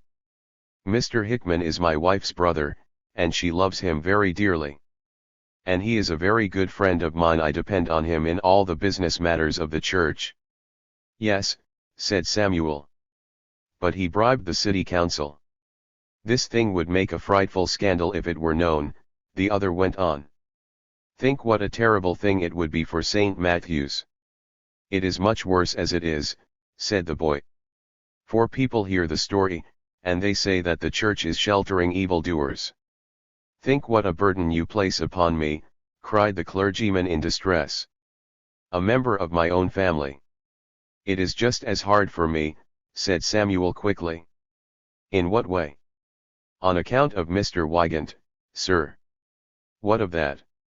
Samuel had meant to say he is to be my father-in-law. But at the last moment some instinct told him that it might be best to let Miss Gladys make that announcement at her own time. So instead he said, I am thinking of Sophie. It is not quite the same, said the doctor, and then he repeated his question, what do you want me to do? Truly, I don't know, protested the boy. I am groping about to find what is right. But you must have some idea in coming to me, exclaimed the other anxiously. Do you want me to expose my brother-in-law and drive him from the church? I suppose, said Samuel gravely, that he would be sent to prison. But I certainly don't think that he should be driven from the church, at least not unless he is unrepentant. First of all we should labor with him, I think. And threaten him with exposure. I'll tell you, doctor, said the boy quickly. I've been thinking about this very hard, and I don't think it would do much good to expose and punish anyone. That only leads to bitterness and hatred, and we oughtn't to hate any person, you know. Ah, said the doctor with relief. The point is, the wicked thing that's been done. It's this robbing of the people that must be stopped. And it's the things that have been stolen. Let me give you an example. Today I met the man who came here with me to rob your house, and I learned for the first time that he had carried off some of your silver. Yes, said the other. And the man asked me to say nothing about what he had done, and I promised. I felt about him just as you do about your brother-in-law. I wouldn't denounce him and put him in jail. But I saw right away that I must do one thing. I must make him return the things he had stolen. That was right, was it not, doctor? Yes, said Dr. Vince promptly, that was right. Very well, said the boy, and the same thing is true about Mr. Hickman. He has robbed the people. He has got a franchise that enables him and the Lockman estate to make about $10,000 a month out of the public. And they must give up that franchise. They must give up every dollar that they have made out of it. That is the whole story as I see it. Nothing else counts but that. You can make all the fuss you want about bribery and graft, but you haven't accomplished anything unless you get back the stolen money. There was a pause. Don't you see what I mean, doctor? Asked Samuel. Yes, was the reply, I see. Well, said Samuel. It would be no use to try it, said the doctor. They would never do it. They wouldn't. No. Nothing in the world could make them do it. Not even if we threatened to denounce them. No, not even then. Not even if we put them in jail. Dr. Vince made no reply. The other sat waiting. And then suddenly he said in a low voice, Doctor, I mean to make them give it up. I see it quite clearly now. That is my duty. They must give it up. Again there was silence. Dr. Vince, cried the boy in a voice of pain, you surely mean to help me. And suddenly the doctor shut his lips together tightly. No, Samuel, he said. I do not. The boy sat dumb. He felt a kind of faintness come over him. You will leave me all alone, he said in a weak voice. The other made no reply. Am I not right? Cried the boy wildly. Have I not spoken the truth? I don't know, the doctor answered. It is too hard a question for me to answer. I only know that I do not feel such things to be in my province, and I will not have anything to do with them. But, doctor, you are the representative of the church. Yes. And I must attend to the affairs of the church. But is it no affair of the church that the people are being robbed? There was no reply. You give out charity, protested Samuel. You pretend to try to help the poor. And I bring you cases, and you confess that you can't help them because there are too many. And you couldn't tell how it came to be. But here I show you, I prove to you what makes the people poor. They are being robbed, they are being trampled upon. Their own government has been stolen from them, and is being used to cheat them. And you won't lift your voice to help. There is nothing that I can do, Samuel, cried the clergyman wildly. But there is. There is. You won't try? You might at least withdraw your help from these criminals. My help? Yes, sir. You help them. You permit them to stay in the church, and that gives them your sanction. You shelter them, and save them from attack. If I were to go out tomorrow and try to open the eyes of the people, no one would listen to me, because these men are so respectable because they are members of the church and friends and relatives of yours. Samuel, exclaimed the clergyman. And worse than that, sir. You take their money, you let the church become dependent upon them. You told me that yourself, sir. And you give their money to the poor people, the very people they have robbed. And that blinds the people. They are grateful, and they don't understand. And so you help to keep them in their chains. Don't you see that, Dr. Vince? Why, it's just the same as if you were hired for that purpose. Dr. Vince had risen in agitation. Really, Samuel, he cried. You have exceeded the limit of endurance. This cannot go on. I will not hear another word of it. Samuel sat, heartbroken. Then you are going to desert me, he exclaimed. You are going to make me do it alone. The other stared. What are you going to do, he demanded. First, said Samuel, I am going to see these men. I am going to give them a chance to see the error of their ways. Boy, cried the doctor. You are mad. Perhaps I am, was the reply. But how can I help that? At least, exclaimed the other, if you take any such step, you will make it clear to them that I have not sent you, and that you have no sanction from me. For a long time Samuel made no reply to this. Somehow it seemed the most unworthy thing that his friend had said yet. It meant that Dr. Vince was a coward.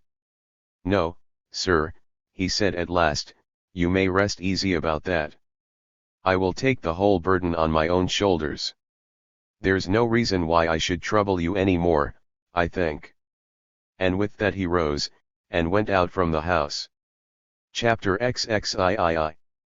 After Samuel had left Dr. Vince, a great wave of desolation swept over him. He was alone again, and all the world was against him. For a moment he had an impulse to turn back. After all, he was only a boy, and who was he, to set himself up against the wise and great? But then like a stab, came again the thought which drove him always, the thought of the people, suffering and starving. Truly it was better to die than to live in a world in which there was so much misery and oppression. That was the truth, he would rather die than let these things go on unopposed. And so there could be no turning back, there was nothing for him save to do what he could. Where should he begin? He thought of Mr. Hickman, a most unpromising person to work with. Samuel had been afraid of him from the first time he had seen him. Then he thought of Mr. Wygant. Should he begin with him? This brought to his mind something which had been driven away by the rush of events. Miss Gladys. How would she take these things? And what would she think when she learned about her father's wickedness? A new idea came to Samuel.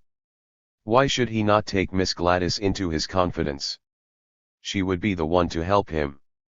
She had helped him with Sophie, and she had promised to help with Master Albert. And surely it was her right to know about matters which concerned her family so nearly. She would know what was best, so far as concerned her own father. He would take her advice as to how to approach him. He went to the house and asked for Sophie. Tell Miss Gladys that I want to see her, he said, and that it's something very, very important. So Sophie went away, and returning, took him upstairs. Samuel, said his divinity, it isn't safe for you to come to see me in the afternoons. Yes, Miss Gladys, said he. But this is something very serious. It's got nothing to do with myself. What is it? She asked. It's your father, Miss Gladys. My father? Yes, Miss Gladys. It's a long story. I shall have to begin at the beginning. So he told the story of his coming to the church, and of the fervor which had seized upon him, and how he had set to work to bring converts into the fold, and how he had met a wicked man who had resisted his faith, and of all the dreadful things which this man had said. When he came to what Charlie Swift had told about her own father, Samuel was disposed to expurgate the story, but Miss Gladys would have it all, and seemed even to be disappointed that he had not more details to give her. "And Hickman," she exclaimed gleefully. "I always knew he was an old scamp. I'll wager you haven't found out the 100th part about him, Samuel." Samuel went on to tell about the revelation at Callahan's. "And you took that to Dr. Vince?" she cried amazed. "Yes," said he. "And what did he say?" "He wouldn't have anything to do with it. And so it's all left to me." "And what are you going to do now?" "I don't know, Miss Gladys. For one thing, I think I shall have to see your father." "See my father?" gasped the girl. "Yes, Miss Gladys." "But what for?" "To try to get him to see how wicked these things are." The other was staring at him with wide open, startled eyes. "Do you mean," she cried, "that you want to go to my father and talk to him about what he's doing in politics?" "Why, yes, Miss Gladys, what else can I do?" And Miss Gladys took out her handkerchief, and leaned down upon the table, hiding her face. She was overcome with some emotion, the nature of which was not apparent. The boy was naturally alarmed. "Miss Gladys," he cried. "You aren't angry with me?" She answered, in a muffled voice, "No, Samuel, no." Then she looked up, her face somewhat red. "Go and see him, Samuel," she said. "You don't mind?" he cried anxiously. "No, not in the least," she said. "Go right ahead and see what you can do. He's a very bad, worldly man, and if you can soften his heart, it will be the best thing for all of us." "And it won't make any difference in our relationship?" he asked. "In our relationship," she repeated, and then, "not in the least. But mind, of course, don't say anything about that to him. Don't give him any idea that you know me." "Of course not, Miss Gladys. Tell him that you come from the church. And give it to him good and hard, Samuel, for I'm sure he's done everything you told me, and lots that is worse." "Miss Gladys," gasped the other. "And mind, Samuel," she added. "Come and tell me about it afterwards. Perhaps I can advise you what to do next." There was a pause, while the two looked at each other. And then in a sudden burst of emotion Miss Gladys exclaimed, "Oh, Samuel, you are an angel." And she broke into a peal of laughter, and swiftly, like a bird upon the wing, she leaned toward him, and touched his cheek with her lips. And then, like a flash, she was gone, and Samuel was left alone with his bewilderment. Samuel set out forthwith for Mr. Wygant's office. But just before he came to the bridge Mr. Wygant's automobile flashed past him, and so he turned and went back to the house. This time he went to the front door. "I am Samuel Prescott, from St. Matthew's Church," he said to the butler. "And I want to see Mr. Wygant upon important business." Mr. Wygant sat in a great armchair by one of the windows in his library. About him was the most elaborate collection of books that Samuel had yet seen, and in the luxurious room was an atmosphere of profound and age-long calm. Mr. Wygant himself was tall and stately, with an indescribable air of exclusiveness and reserve.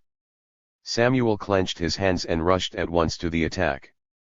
"I am Samuel Prescott, the sexton's boy at the church," he said, "and I have to talk to you about something very, very serious." "Well," said Mr. Wygant. Then Samuel told yet again how he had been led into evil ways, and how he had been converted by Dr. Vince. He told the story in detail, so that the other might comprehend his fervor. Then he told of the converts he had made, and how at last he had encountered Charlie Swift. "And this man would not come into the church," he wound up, "because of the wicked people who are in it." The other had been listening with perplexed interest. "Who are these people?" he asked. "Yourself for one," said Samuel. Mr. Wygant started. "Myself?" he exclaimed. "What have I done?"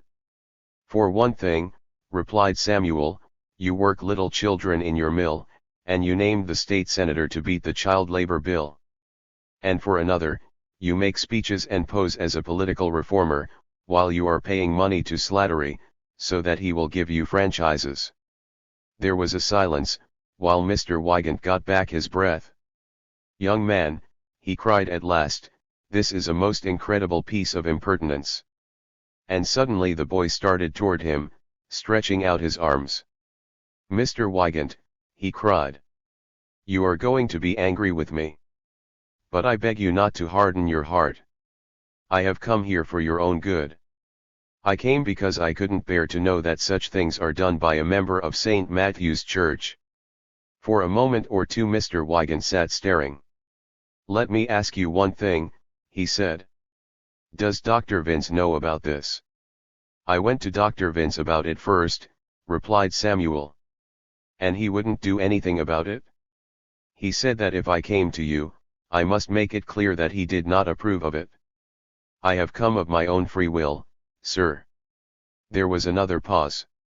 "You are going to be angry with me," cried Samuel, again. "No," said the other, "I will not be angry because you are nothing but a child, and you don't know what you are doing." "Oh," said Samuel. "You are very much in need of a little knowledge of life," added the other. "But, Mr. Wygant," exclaimed the boy, "the things I have said are true." "They are true after a fashion," was the reply. "And they are very wrong things." "They seem so to you. That is because you know so little about such matters. You are corrupting the government of your country, Mr. Wygant." "The government of my country, as you call it, consisting of a number of blackmailing politicians, who exist to prey upon the business I represent." There was a pause. "You see, young man," said Mr. Wygant, "I have many responsibilities upon my shoulders, many interests looking to me for protection. And it is as if I were surrounded by a pack of wolves." "But meantime," cried Samuel, "what is becoming of free government?" "I do not know," the other replied.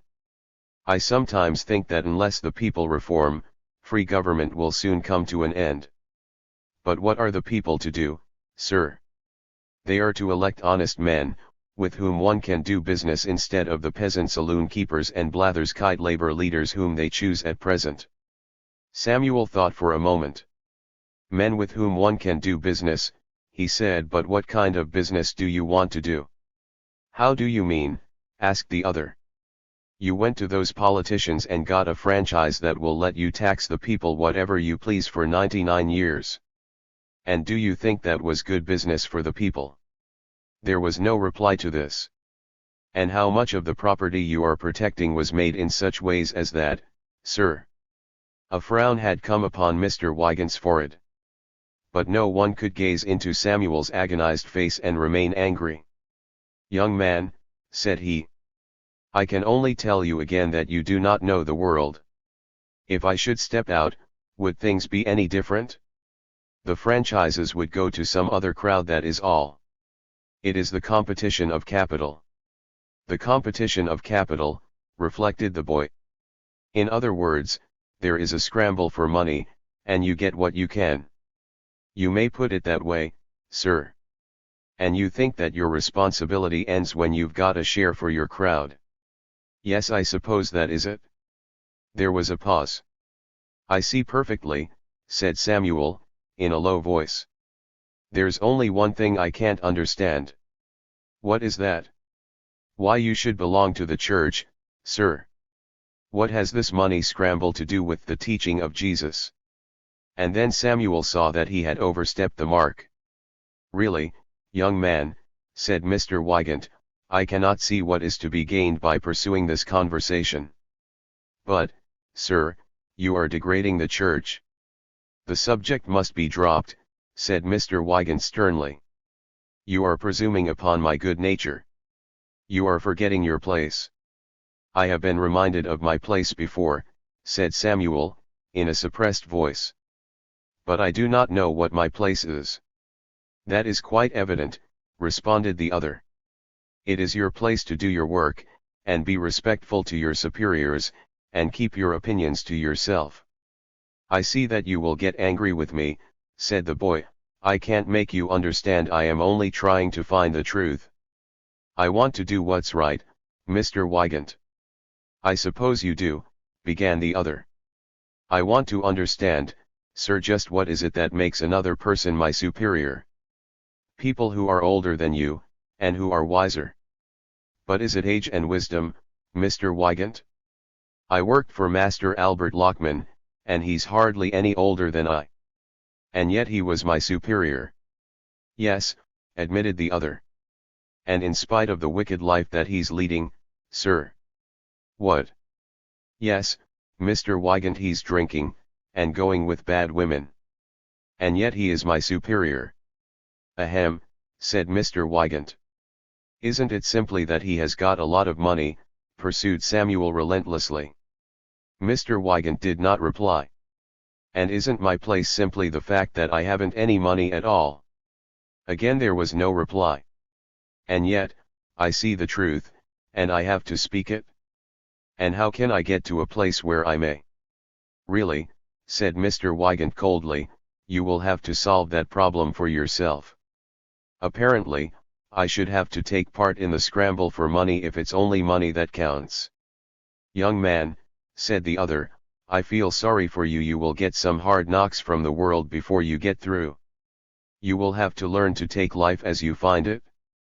Perhaps many of us would make it different, if we could have our way. But you will find that life is a hard battle. It is a struggle for existence, and the people who survive are the ones who are best fitted. And suddenly Samuel raised his hand.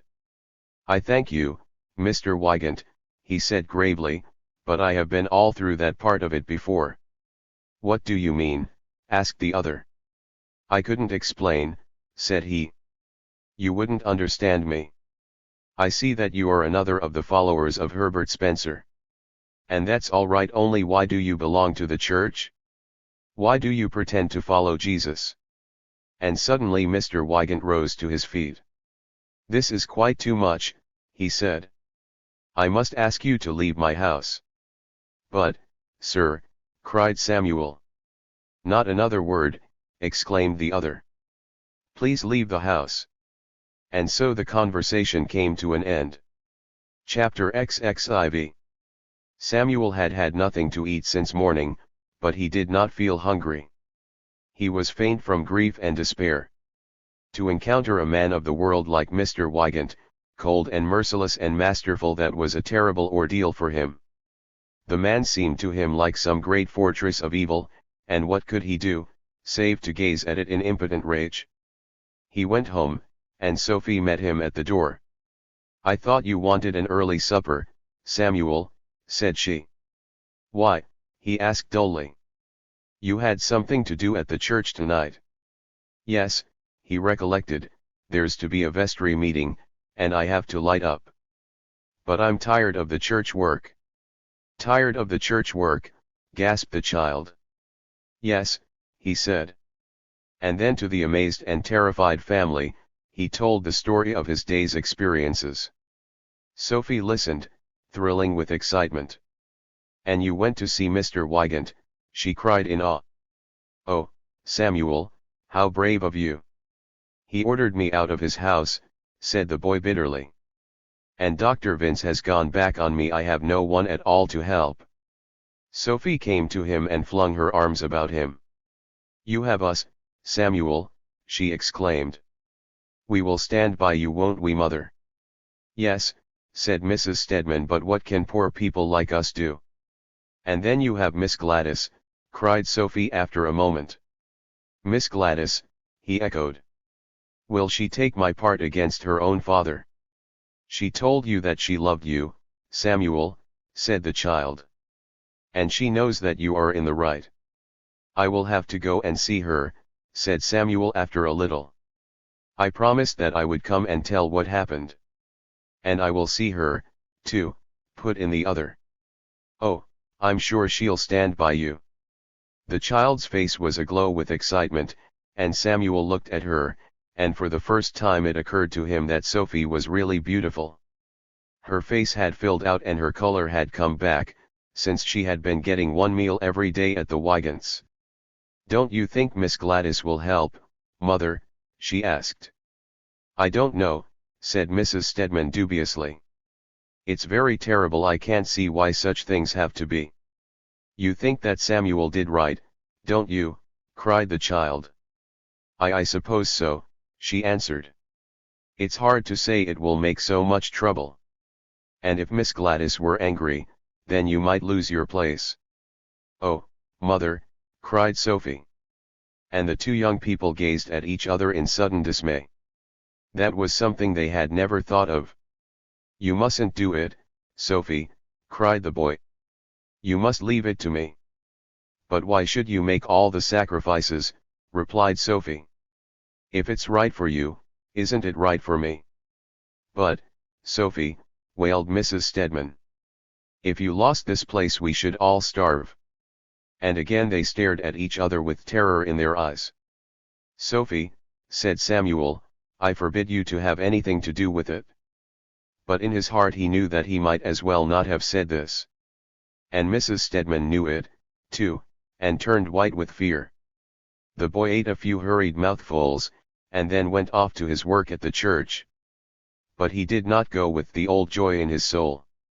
Before this it had been the work of the Lord that he had been doing, but now he was only serving the Wygants and the Hickmans. Apparently one always served them, no matter where or how he worked in this world. "You are late," said old Mr. Jacobs, the sexton, when he arrived. "Yes, sir," said Samuel. "Dr. Vince left word that he wanted to see you as soon as you came." The boy's heart gave a leap. Had the doctor by any chance repented? "Where is he?" he asked. "In the vestry room," said the other, and the boy went there. The instant he entered, Dr. Vince sprang to his feet. "Samuel," he cried vehemently, "this thing has got to stop." "What thing, Dr. Vince?" "Your conduct is beyond endurance, boy. You are driving me to distraction." "What have I done now, sir?" "My brother-in-law has just been here, making a terrible disturbance.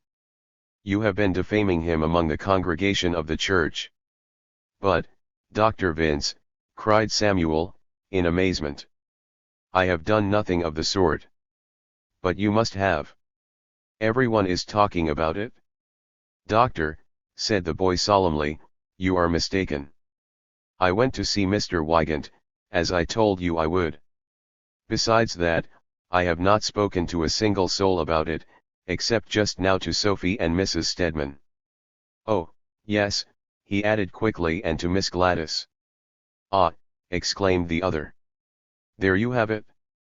Miss Gladys is a school friend of Mr. Hickman's daughter, and, of course, she went at once to tell her. And, of course, she will tell everyone else she knows. The whole congregation will be gossiping about it tomorrow. I am very sorry, sir. You see the trouble you cause me. And I must tell you plainly, Samuel, that this thing cannot go on another minute. Unless you are prepared to give up these absurd ideas of yours and attend to your duties as the sexton's boy, it will be necessary for you to leave the church." Samuel was staring at him aghast. "Leave the church?" he cried. "Most assuredly," declared the other. "Dr. Vince," exclaimed the other, "do you mean that you would actually try to turn me out of the church?" "I would, sir." "But, doctor, have you the right to do that?" "The right? Why not?" "You have the right to take away my work. But to turn me out of the church?" "Samuel," cried the distracted clergyman, "am I not the rector of this church?" "But, doctor," cried Samuel, "it is the church of God." There was a long pause. Finally, Samuel took up the conversation again. "Tell me, Dr. Vince," he said. "When Mr. Hickman came to see you, did he deny that he had committed that crime?" "I did not ask him," replied the other. "You didn't ask him?" exclaimed the boy in dismay. "You didn't even care that much?" Again there was a pause. "I asked Mr. Wygant," said Samuel in a low voice. "And he confessed that he was guilty." "What, cried the other. He confessed it. His whole conversation was a confession of it. He said everybody did those things, because that was the way to make money, and everybody wanted to make money. He called it competition. And then I asked him why he came to the Church of Jesus, and he ordered me out of his house. Dr. Vince was listening with knitted brows. And what do you propose to do now? He asked. I don't know, sir. I suppose I shall have to expose him. Samuel, exclaimed the clergyman, in all this wild behavior of yours, does it never occur to you that you owe some gratitude to me? Oh, doctor, cried the boy, clasping his hands in agony. Don't say anything like that to me. I do say it, persisted the other. I saved you and helped you, and now you are causing me most terrible suffering. Doctor, protested Samuel, I would do anything in the world for you. I would die for you. But you ask me to be false to my duty, and how can I do that? But does it never occur to you that older and wiser people may be better able to judge than you are? But the facts are so plain, sir. And you have never answered me. You simply command me to be silent. The other did not reply. When I came to you, went on Samuel, you taught me about love and brotherhood, about self-sacrifice and service. And I took you at your word, sir. As God is my witness, I have done nothing but try to apply what you told me. I have tried to help the poor and oppressed. And how could I know that you did not really mean what you said? Samuel, protested the other, you have no right to say that. I am doing all that I can. I preach upon these things very often. Yes, exclaimed the boy, but what do you preach? Do you tell the truth to these rich people who come to your church?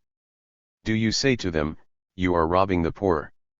You are the cause of all the misery which exists in this town. You carry the guilt of it upon your souls. And you must cease from robbery and oppression. You must give up this wealth that you have taken from the people. No, you don't say that. You know that you don't. And can't you see what that means, Dr. Vince? It means that the church is failing in its mission. And there will have to be a new church somewhere, somehow. For these things exist. They are right here in our midst, and something must be done. And the boy sprang forward in his excitement, stretching out his arms. The people are starving. Right here about us, here in Lockmanville. They are starving. Starving. Starving. Don't you understand, Dr. Vince? Starving. The doctor wrung his hands in his agitation. Boy, he exclaimed, this thing cannot go on. I cannot stand it any longer. But what am I to do, sir? You are to submit yourself to my guidance. I ask you, once for all, will you give up these wild courses of yours? Dr. Vince, cried Samuel, I cannot. I cannot. Then I tell you it will be necessary for us to part. You will give up your position, and you will leave the church. The tears started into Samuel's eyes. Doctor, he cried frantically, don't cast me out. Don't. I beg you on my knees, sir. I have spoken, said the other, clenching his hands. But think what you are doing, protested the boy. You are casting out your own soul. You are turning your back upon the truth. I tell you, you must go, exclaimed the doctor. But think of it. It means the end of the church. For don't you see, I shall have to fight you. I shall have to expose you. And I shall prevail over you, because I have the truth with me, because you have cast it out. Think what you are doing when you cast out the truth. I will hear no more of this, cried Dr. Vince wildly. You are raving. I tell you to go. I tell you to go. Go now. And Samuel turned and went, sobbing meanwhile as if his heart would break. Chapter XXV. Samuel rushed away into the darkness. But he couldn't stay away. He could not bring himself to believe that he was separated from St. Matthew's forever. He turned and came back to the church, and stood gazing at it, choking with his sobs. Then, as he waited, he saw an automobile draw up in front of the side entrance, and saw Mr. Wygant step out and enter. The sight was like a blow in the face to him. There was the proud rich man, defiant and unpunished, seated in the place of authority, while Samuel, the seeker, was turned out of the door. A blaze of rebellion flamed up in him. No, no, they should not cast him off. He would fight them, he would fight to the very end. The church was not their church, it was the church of God. And he had a right to belong to it and to speak the truth in it, too. And so, just after the vestry had got settled to the consideration of the architect's sketch for the new nurse's home, there came a loud knock upon the door, and Samuel entered, wild-eyed and breathless. "Gentlemen," he cried, "I demand a hearing." Dr. Vince sprang to his feet in terror. "Samuel Prescott," he exclaimed. "I have been ordered out of the church," proclaimed Samuel. "And I will not submit to it. I have spoken the truth, and I will not permit the evildoers in St. Matthew's to silence me." Mr. Hickman had sprung up. "Boy," he commanded, "leave this room." "I will not leave the room," shouted Samuel. "I demand a hearing from the vestry of this church. I have a right to a hearing. I have spoken the truth, and nothing but the truth." "What is the boy talking about?" demanded another of the vestrymen. This was Mr. Hamerton, a young lawyer, whose pleasant face Samuel had often noticed. And Samuel, seeing curiosity and interest in his look, sprang toward him. "Don't let them turn me out without a hearing," he cried. "Boy," exclaimed Mr. Hickman, "I command you to leave this room." "You corrupted the city council," shrilled Samuel. "You bribed it to beat the water bill. It's true, and you know it's true, and you don't dare to deny it." Mr. Hickman was purple in the face with rage. "It's a preposterous lie," he roared. "I have talked with one of the men who got the money," cried Samuel. "There was $2,000 paid to 10 of the supervisors." "Who is this man?" cried the other furiously. "I won't tell his name," said Samuel. "He told me in confidence." "Aha," laughed the other. "I knew as much." "It is a vile slander." "It is true," protested Samuel. "Dr. Vince, you know that I am telling the truth. What reason would I have for making it up?" "I have told you, Samuel," exclaimed Dr. Vince, "that I would have nothing to do with this matter." "I will take any member of this vestry to talk with that man," declared the boy. "Anybody can find out about these things if he wants to. Why, Mr. Wygant told me himself that he had paid money to Slattery to get franchises." And then Mr. Wygant came into the controversy. "What?" he shouted. "Why, of course you did," cried Samuel in amazement. "Didn't you tell me this very afternoon?" "I told you nothing of the sort," declared the man. "You told me everybody did it, that there was no way to help doing it. You called it the competition of capital." "I submit that this is an outrage," exclaimed Mr. Hickman. "Leave this room, sir. The poor people in this town are suffering and dying," cried Samuel. "And they are being robbed and oppressed.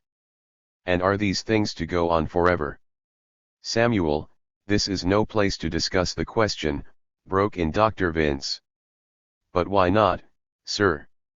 The guilty men are high in the councils of this church. They hold the church up to disgrace before all the world. And this is the church of Christ, sir."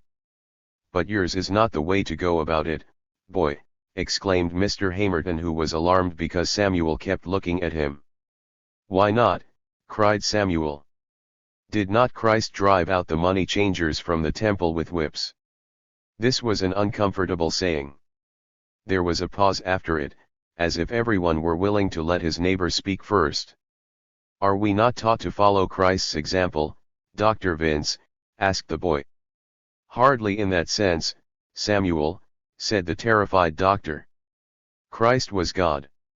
And we can hardly be expected." "Ah, that is a subterfuge," broke in Samuel, passionately. "You say that Christ was God, and so you excuse yourself from doing what he tells you to. But I don't believe that he was God in any such sense as that. He was a man, like you and me. He was a poor man, who suffered and starved. And the rich men of his time despised him and spit upon him and crucified him. Here a new member of the vestry entered the arena. This was the venerable Mr. Curtis, who looked like a statue of the Olympian Jove. "Boy," he said sternly, "you object to being put out of the church and yet you confess to being an infidel." "I may be an infidel, Mr. Curtis," replied the other, quickly, "but I never paid $200 to Slattery so that the police would let me block the sidewalks of the town." And Mr. Curtis subsided and took no further part in the discussion.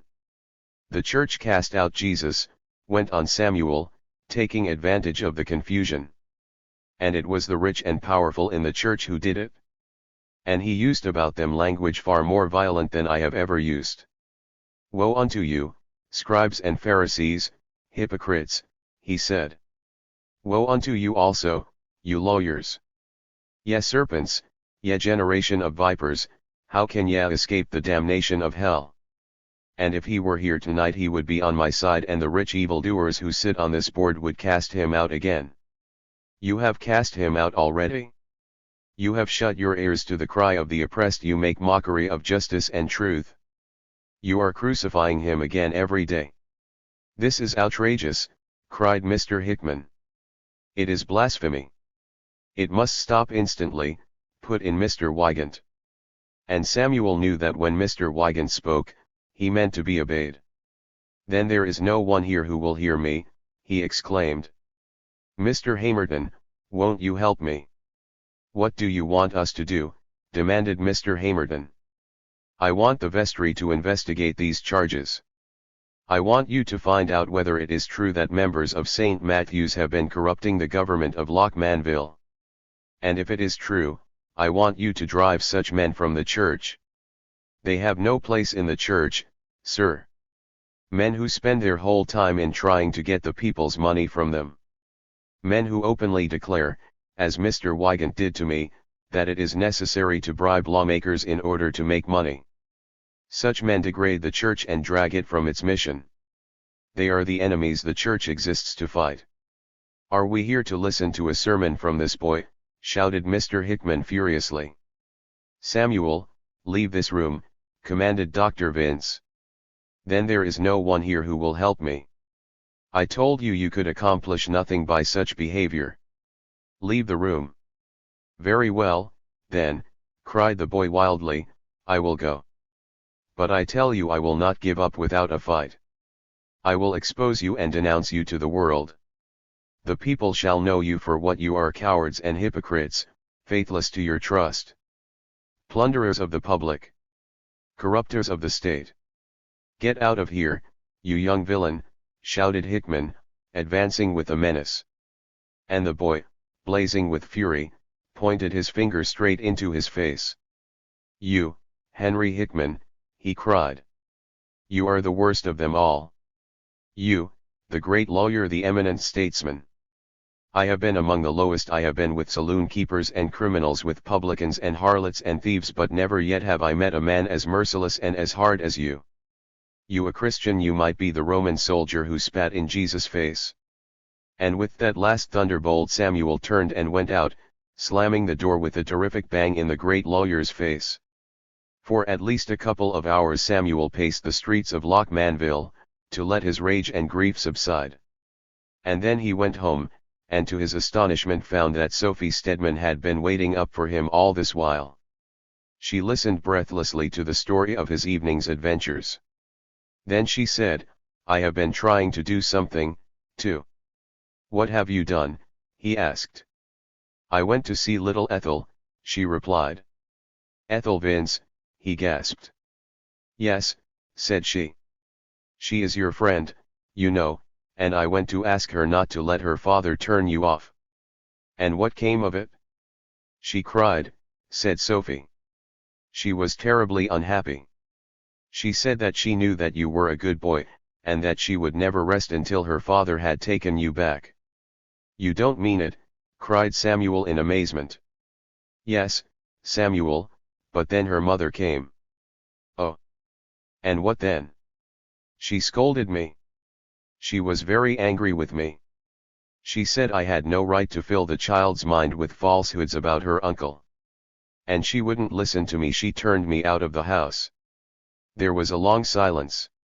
I don't think I did any good at all, said Sophie in a low voice. We are going to have to do it all by ourselves. Chapter XXVI. Samuel slept not a wink all that night. First he lay wrestling with the congregation. And then his thoughts came to Miss Gladys, and what he was going to say to her. This kindled a fire in his blood, and when the first streaks of dawn were in the sky, he rose and went out to walk. Throughout all these adventures, his feelings had been mingled with the excitement of his love for her. Samuel hardly knew what to make of himself.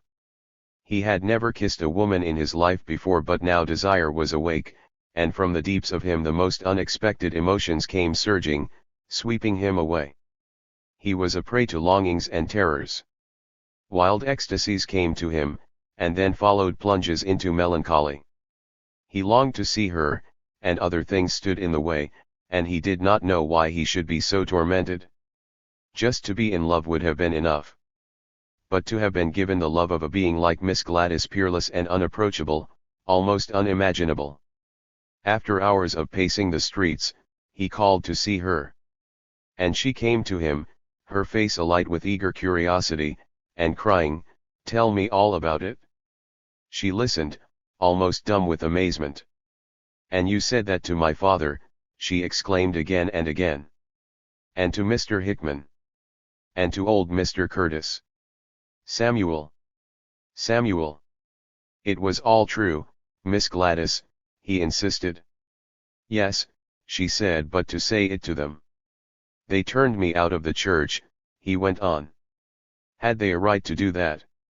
"I don't know," she answered. "Oh, my, what a time there will be." "And what are you going to do now?" she asked after a pause. "I don't know. I wanted to talk about it with you." "But what do you think of doing?" "I must expose them to the people."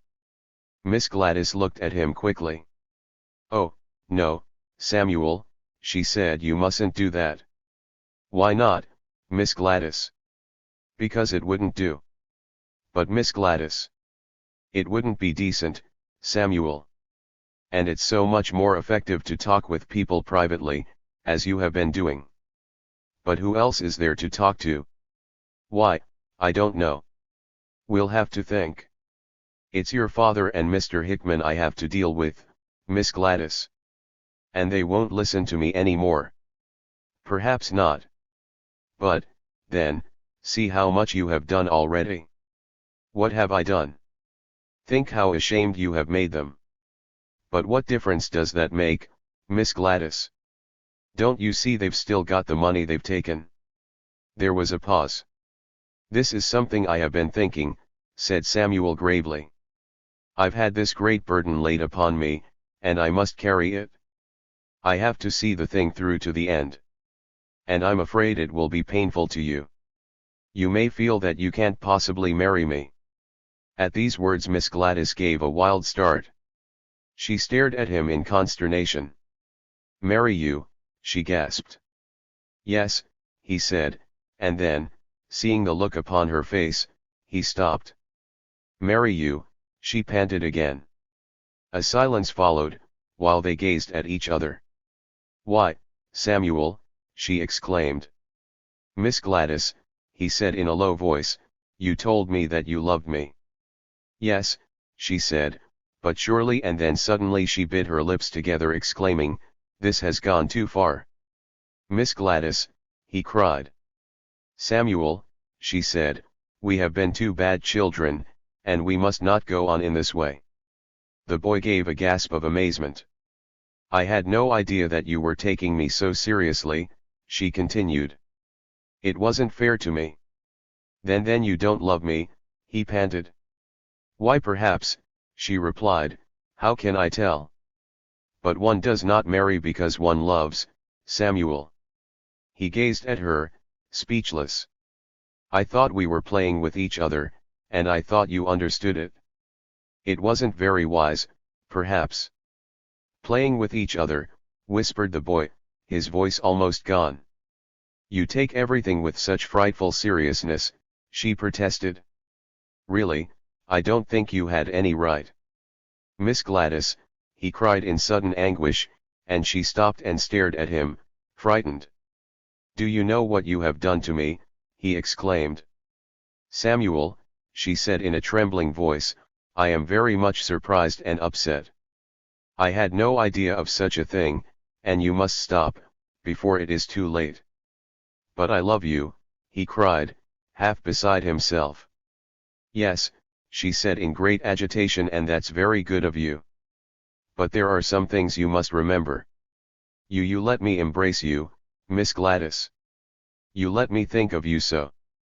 Why, what is a man to do? What was I to make of it? I had never loved a woman before. And you led me on. Samuel, you must not talk like this, she broke in. I can't listen to you. It was a misunderstanding, and you must forget it all. You must go away. We must not meet again. Miss Gladys, he cried in horror. Yes, she exclaimed, you must go. You are going to turn me off, he panted. Oh, how can you say such a thing? Why, think what you have done to me. Samuel, protested the girl angrily, this is perfectly preposterous behavior of you. You have no right to go on in this way. You never had any right to think such things. How could you so forget your place? And he started as if stung with a whip. My place, he gasped. Yes, she said. I see, he burst out. It's my place again. It's the fact that I have no money. Why, Samuel, she exclaimed. What a thing to say. It's not that. It's that, and it's nothing but that. It never is anything but that. It's because I am a poor boy, and couldn't help myself. You told me that you loved me, and I believed you. You were so beautiful, and I thought that you must be good. Why, I worshipped the very ground you walked on. I would have done anything in the world for you, I would have died for you. I went about thinking about you all day, I made you into a dream of everything that was good and perfect. And now you say that you were only playing with me. Using me for your selfish pleasure just as you do all the other poor people. Samuel, she gasped. Just as your father does the children in his mill. Just as your cousin does the poor girls he seduces. Just as you do everything in life that you touch. The girl had turned scarlet with anger.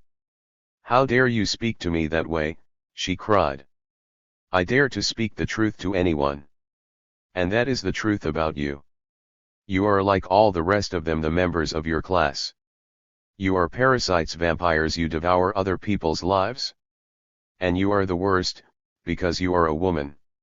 You are beautiful, and you ought to be all the things that I imagined you were. But you use your beauty for a snare, you wreck men's lives with it. Stop, Samuel. I won't stop. You shall hear me. You drew me on deliberately, you wanted to amuse yourself with me, to see what I would do.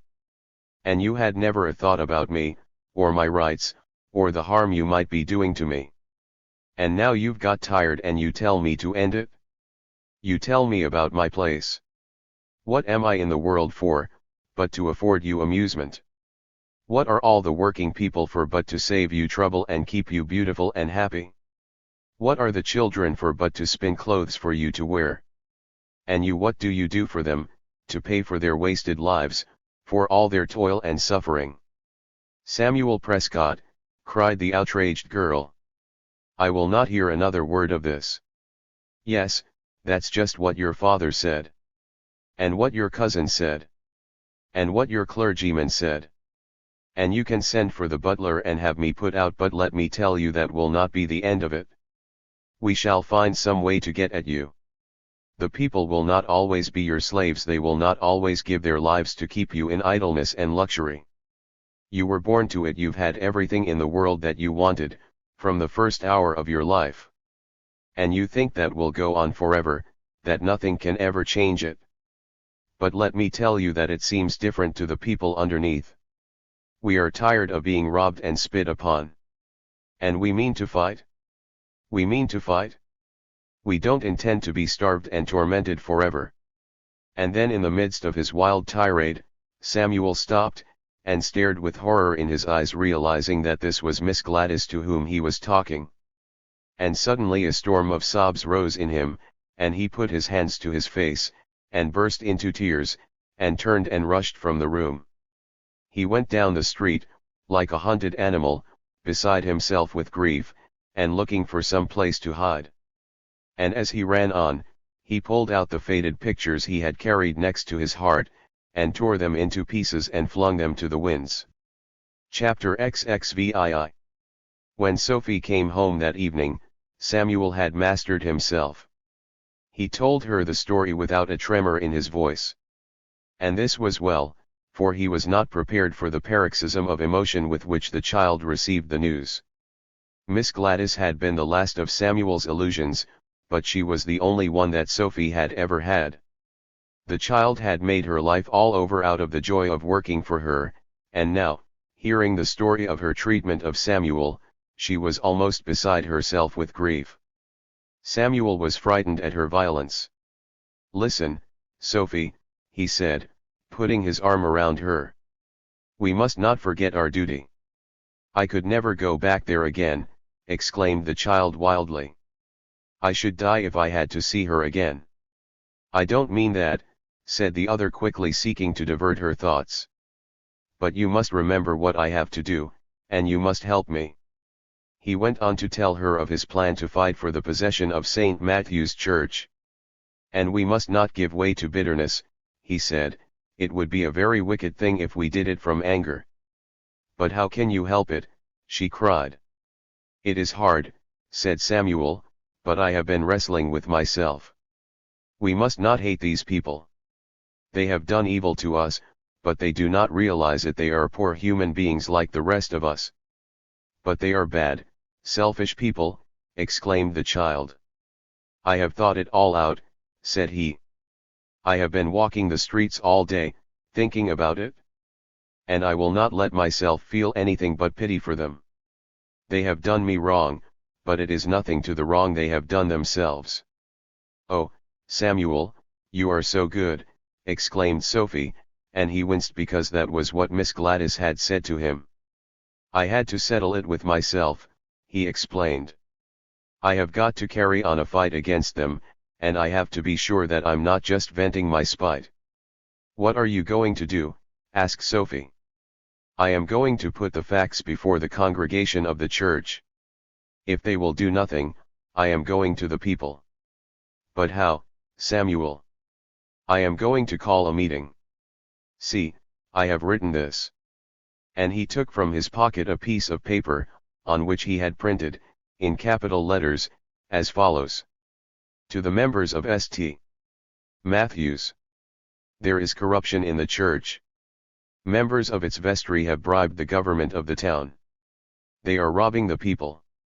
The vestry has refused me a hearing and turned me out of the church. I appeal to the congregation. Next Wednesday evening, at 8 o'clock, I will address a meeting on the vacant lot opposite the church, and will tell what I know." Samuel Prescott. "And what are you going to do with that?" asked Sophie in wonder. "I am going to have it printed on little slips, and give them out to the people when they are coming out of the church tomorrow morning." "Oh, Samuel," gasped the child. "I have to do it," he said. "But, Samuel, everyone will come, people from all over town." "I can't help that," he answered. "I can't afford to hire a hall, and they wouldn't let me speak in the church."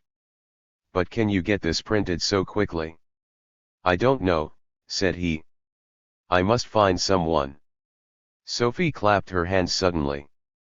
"Oh, I know just the very thing," she cried. "Friedrich Bremer has a printing press." "What?" "Yes. His father used to print things. They will tell us. And so, Without stopping to eat, the two hurried off to the Bremer family, and mother and father and all the children sat and listened in astonishment while Samuel told his tale. Friedrich was thrilling with excitement, and old Johann's red face grew fiery. "Herr Gott," he cried. "I've asked that way myself once." "And then will you help me to get them printed?" asked Samuel. "Sure," replied the other. "I will do it myself. Why did I go through the commune?" And so the whole family adjourned to the attic, and the little printing outfit was dragged out from under the piles of rubbish. "I used it myself," said the old carpet designer. "But when I come here they give me a warning, and I have not dared. For 2 years I have not even been to the meetings of the local." "Of the what?" asked Samuel. "I am a socialist," explained Mr. Bremer. And Samuel gave a start. Ought he to accept any help from socialists? But meantime Friedrich was sorting out the type, and his father was inspecting Samuel's copy. "You must make it with a plenty of paragraphs," he said, "and exclamation points, too. Then they will read it." "They'll read it," said Friedrich grimly. "How shall we print it?"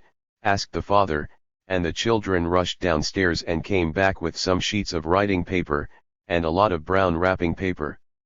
They sat on the floor and folded and cut it, while Friedrich set the type. And this was the way of the printing of Samuel's first manifesto. "Can you make a speech?" Mrs. Bremer asked. "Won't you be frightened?" To which Samuel answered gravely, "I don't think so. I shall be thinking about what I have to say." It was late at night when the two children went home, with 300 copies of the revolutionary document carefully wrapped up from view, and they were so much excited by the whole affair that they had actually forgotten about Miss Gladys. It was not until he tried to go to sleep that her image came back to him, and all his blasted hopes arose to mock at him. What a fool he had been! How utterly insane all his fantasies seemed to him now! So he passed another sleepless night, and it was not till daylight that he fell into a troubled slumber. He had to control his impatience until after 11 o'clock, the hour of the service at the church. Sophie wished to go with him and share his peril, but he would not consent to this.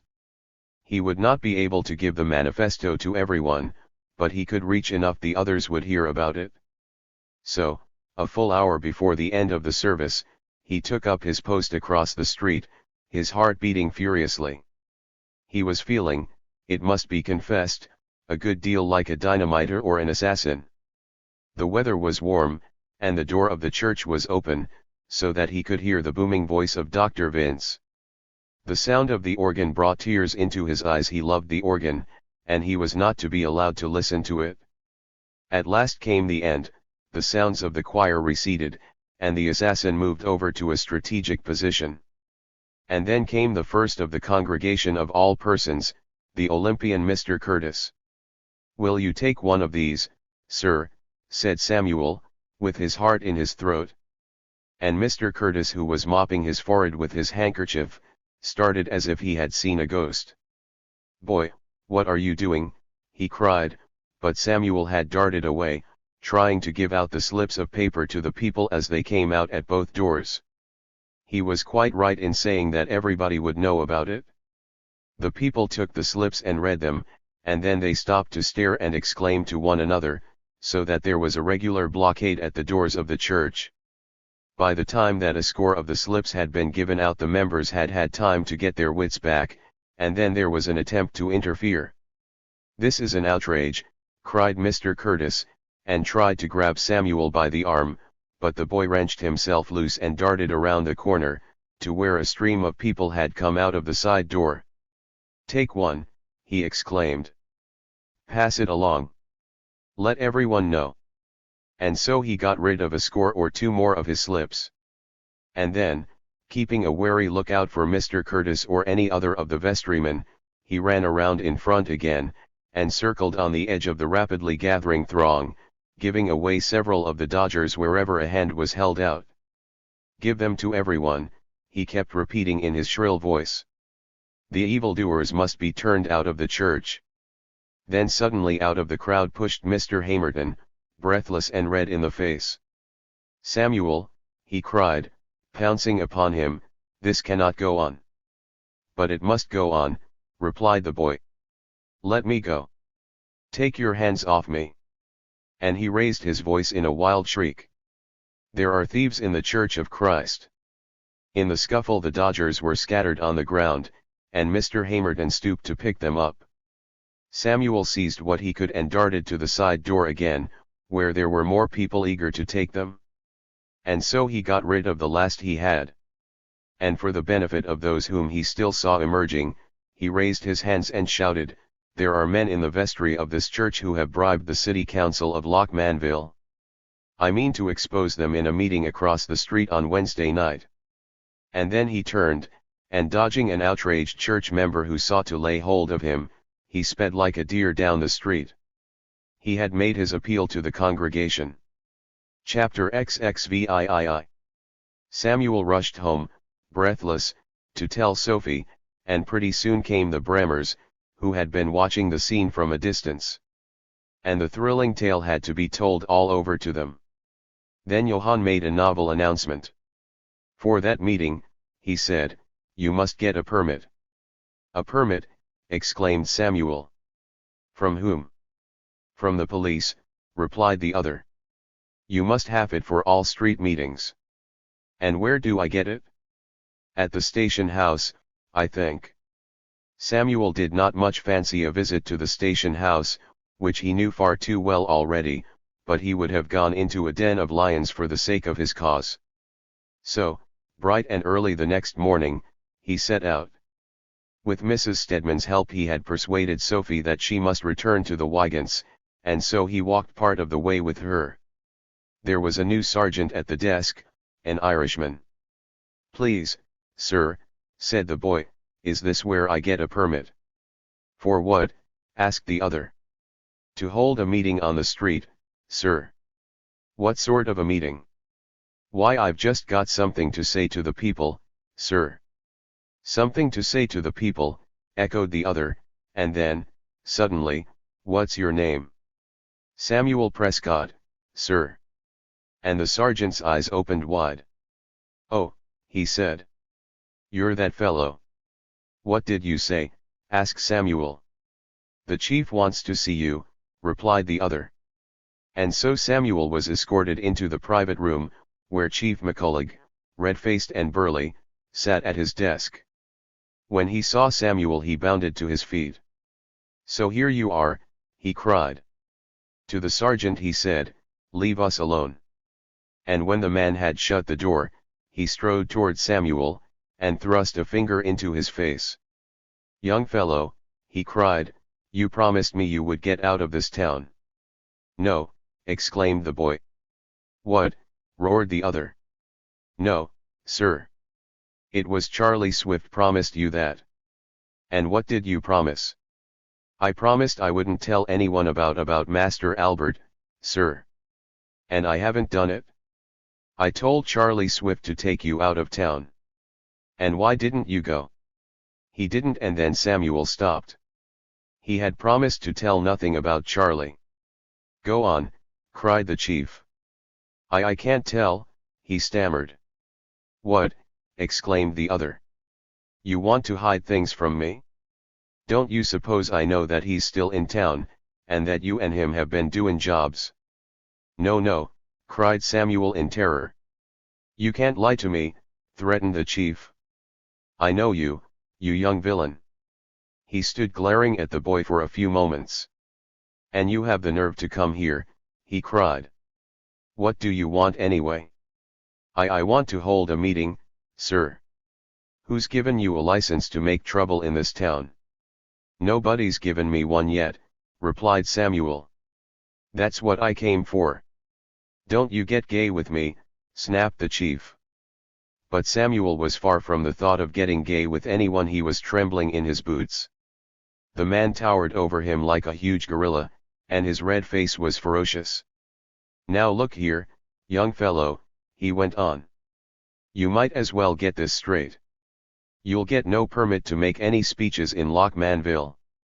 D'ye see? Yes, sir. And what's more, you'll not make any speech. Yesy. But gasped the boy. And McCulloch shook his finger so that it almost hit Samuel's nose. You'll not make any speech. You'll not make it on the street, and you'll not make it anywhere else in town. And you might as well get that through your nut and save yourself trouble. And if I hear of you giving out any more papers on the street you'll wish you hadn't, that's all, young fellow. Yesy. I see, gasped Samuel. All right, said the chief. And if you take my advice, you'll get the first train out of Lockmanville and never show your face in it again. Now get out of here. And Samuel got out, and went down the street dumb with dismay. So they had got the police after him. Of course he would make his speech. He could not let himself be stopped by such a thing as that. But he saw at once how matters were complicated. If the police were to stop him before he had made clear what he had to say, they might ruin all his plans. He must seek advice about it, and he went at once to the carpet factory, and sought out the little room where the Bremers sat with their drawing boards and paints. So that's it, exclaimed Johann. They will shut you up. Do you think they can? Asked the boy. Sure they can, cried the other. They haven't let the socialists speak on the streets for years. We should have fought them. He reached for his coat. Come, he said. I will take you to see Tom Everly. Who is Tom Everly? Asked the boy. He's a lawyer, and he will tell you. He's the secretary of the local. A socialist, exclaimed Samuel, startled. Again it was the socialists. Everly sat in a little office in an out-of-the-way street. He was a young chap, frank and boyish looking, and Samuel's heart warmed to him at once. Comrade Everly, said the carpet designer, here is a boy you ought to help. Tell him all about it, Samuel, you can trust him. So Samuel told his tale once more. And the other listened with breathless interest, and with many exclamations of incredulity and delight. When the boy had finished, he sprang up excitedly and grasped his hand. Samuel Prescott, he cried, put it there. You are a brick. Then you'll stand by me, exclaimed Samuel, breathless with relief. Stand by you, echoed the other. I'll stand by you until hell freezes solid. Then he sat down again, and began tapping nervously on the desk with his pencil. I'll call a special meeting of the local, he said. They must take you up. The movement's been slow in Lockmanville of late, and a fight like this is just what the comrades need. But I'm not a socialist, objected Samuel. That's all right, replied Everly, we don't care about that. Samuel had not meant it that way, but he could not think how to make his trouble clear. I can get the local together tomorrow night, went on the other. There's no time to be lost. We must get out a lot of circulars and cover the town. But I only wanted the people of the church to come, said the boy. But others will come anyway, said Everly. And haven't the people a right to know how they've been robbed? Yes, said Samuel, they have. And perhaps, added the other with a smile, if the congregation has a little pressure from outside, it will be much more apt to take action. What we've got to do with this thing is to make a free speech fight out of it, and open the eyes of the whole town. Otherwise the police will nip the thing in the bud, and no one will ever know what we had. You must be careful how you give out those circulars, put in Johann. They will nip you there, if they can. That's all right, laughed Everly. You trust the comrades for that? We know a printer we can rely on. Samuel drew a deep breath of satisfaction. Here was a man who understood things, and took hold with conviction, a man who was really willing to do something. It was very disconcerting that he happened to be a socialist. Everly took up a pencil and wrote the new announcement. People of Lockmanville. Having made the discovery that members of the vestry of St. Matthew's Church had been bribing the city council, I demanded an investigation, and I was turned out of the church. I called a meeting to tell the congregation about it, but I was refused a permit to speak. Chief of Police McCulloch declared to me that I should never make my speech in this town. Will you stand by me? I intend to speak on Wednesday night, at 8 p.m., at the vacant lot opposite the church. In the name of free speech and civic decency. Samuel Prescott. How's that? He asked. Fine, exclaimed Samuel in delight. I'll take the risk of having it set up, added the lawyer. And I'll get the notices to the members of the local off in this evening's mail. Come, we'll go to see one or two of them now and talk it over with them. So they went down, and while Johann hurried back to his work, Samuel and Everly stopped in a cigar store a couple of doors down the street, kept by a little Russian Jew with a merry face and dancing black eyes. Comrade Lipman, said Everly, this is Mr. Prescott. There came also Comrade Minsky, from the rear workroom, a cigar maker, bare-armed and very yellow and emaciated. To them Everly told briefly the story of Samuel's adventures and what he proposed to do. The glow of excitement with which they received the tidings left no doubt as to their attitude. And a couple of blocks around the corner was a little shop where a grizzled old carpenter, Comrade Beggs, clutched Samuel's hand in a grip like one of his vices, while he expressed his approval of his course. And then they called on Dr. Barton, a young physician, whom Everly declared to be one of the mainstays of the local of the town. He got his education abroad, he explained, so he has none of the narrowness of our physicians. His wife's quite a speaker, too. Mrs. Barton was a sweet-faced and mild-looking lady, who reminded Samuel of the picture of his mother. All the while that Everly was telling his story the boy was staring at her, and trying to straighten out the tangle of perplexity that was caused in his mind by the idea of her being a socialist speaker. By and by the doctor came in, and the story had to be told yet again. They were so much interested and excited that they begged their visitors to remain to luncheon. They talked the whole problem out, and Samuel was struck by the certainty with which their minds took hold of it. There was no need of any long explanations with them. They seemed to know just what to expect. It was as if they possessed some magic key to the inner life of Loch Manville, enabling them to understand everyone in it, and exactly how he felt and exactly how he would act under any given circumstances. All this was an amazing experience for Samuel. A few hours ago he had been a voice crying in the wilderness, forlorn and solitary, and now here was a band of allies, sprung up suddenly, from the very ground, as it seemed. Men who knew exactly what was wanted, and exactly how to get it, who required no persuading, who set to work without wasting a word just as if they had been doing such things all their lives. He was so swept away with delight that for a while he was tempted to forget what sort of people they were. But it came back to him suddenly, when they had returned to Everly's office. He sat gazing at the young lawyer with such a worried expression on his face that the other asked, "What's the matter?" "Tell me, Mr. Everly," said the boy, "how can the Bartons believe in free love?" "Believe in free love," echoed Everly. "What put that into your head?" "But don't they believe in free love?" persisted Samuel. "Why, of course not. Who said they did? But they are socialists." And the other put down his work and laughed heartily. "Where did you pick that up?" he asked. "Why," stammered the boy, "I've read everywhere that socialists believe in free love." "Wait till you get well going in this reform of yours," laughed the young lawyer, "and then see what you read about yourself." "But," gasped Samuel, aghast, "don't socialists believe in free love?" "Some of them do, I suppose," was the reply.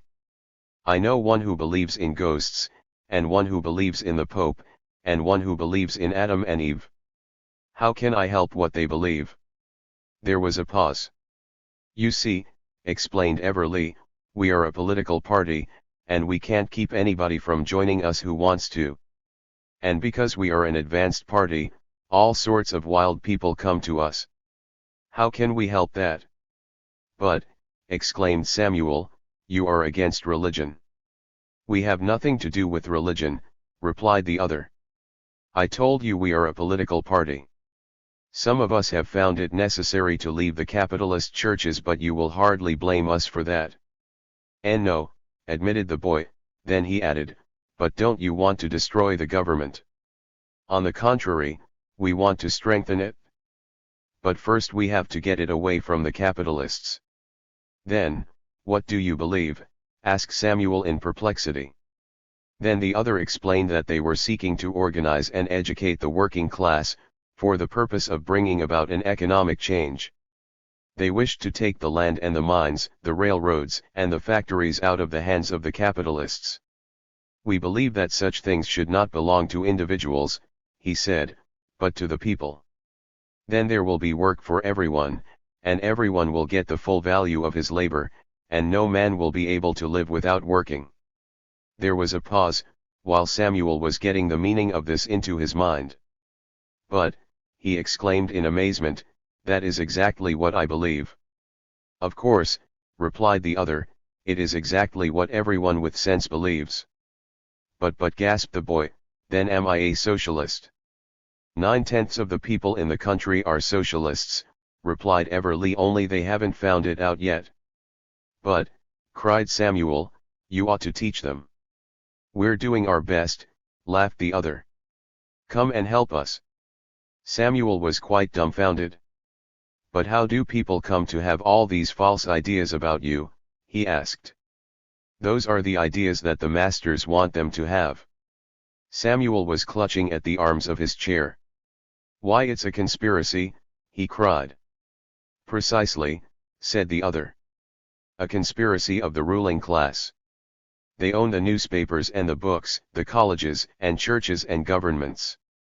And they tell lies about us and keep us down. And so Samuel found himself face to face with the ultimate horror of capitalism. It was bad enough to own the means whereby the people lived, and to starve and exploit their bodies. But to own their minds, and to lead them astray. To keep them from finding out the way of their deliverance. Surely that was the crime of crimes. I can't believe it, he panted. And the young lawyer answered, come and work with us a while and see for yourself. Chapter XXIX. Samuel went home and faced a surprising experience. There was a dapper and well-dressed young man waiting to see him. My name is Pollard, he said, and I'm from the Lockmanville Express. I want to get a story from you. A story from me, echoed the boy in perplexity. An interview, explained the other. I want to find out about that meeting you're going to hold. And so Samuel experienced the great thrill, which comes sooner or later to every social reformer. He sat in Mrs. Stedman's little parlor, and told his tale yet again. Mr. Pollard was young and just out of college, and his pencil fairly flew over his notebook. Gosh, he exclaimed. But this is hot stuff. To Samuel it was an extraordinary revelation. He was surprised that the idea had not occurred to him before. What was the use of holding meetings and making speeches, when one could have things printed in the papers? In the papers everyone would read it, and they would get it straight. There would be no chance of error. Moreover, they would read it at their leisure, and have time to think it all over. And after Mr. Pollard had gone, he rushed off in great excitement to tell Everly about it. You won't need to print those circulars, he said. For I told him where the meeting was to be. But Everly only smiled at this. We'll get out our stuff just the same, he said. You'd better wait until you've seen what the Express prints. What do you mean? Asked the boy. But Everly would not explain. He merely told Samuel to wait.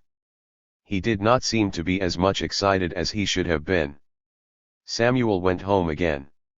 And later on in the afternoon, while Mrs. Stedman had gone out to the grocer's, there came a knock on the door, and he opened it, and to his amazement found himself confronted by Billy Finnegan.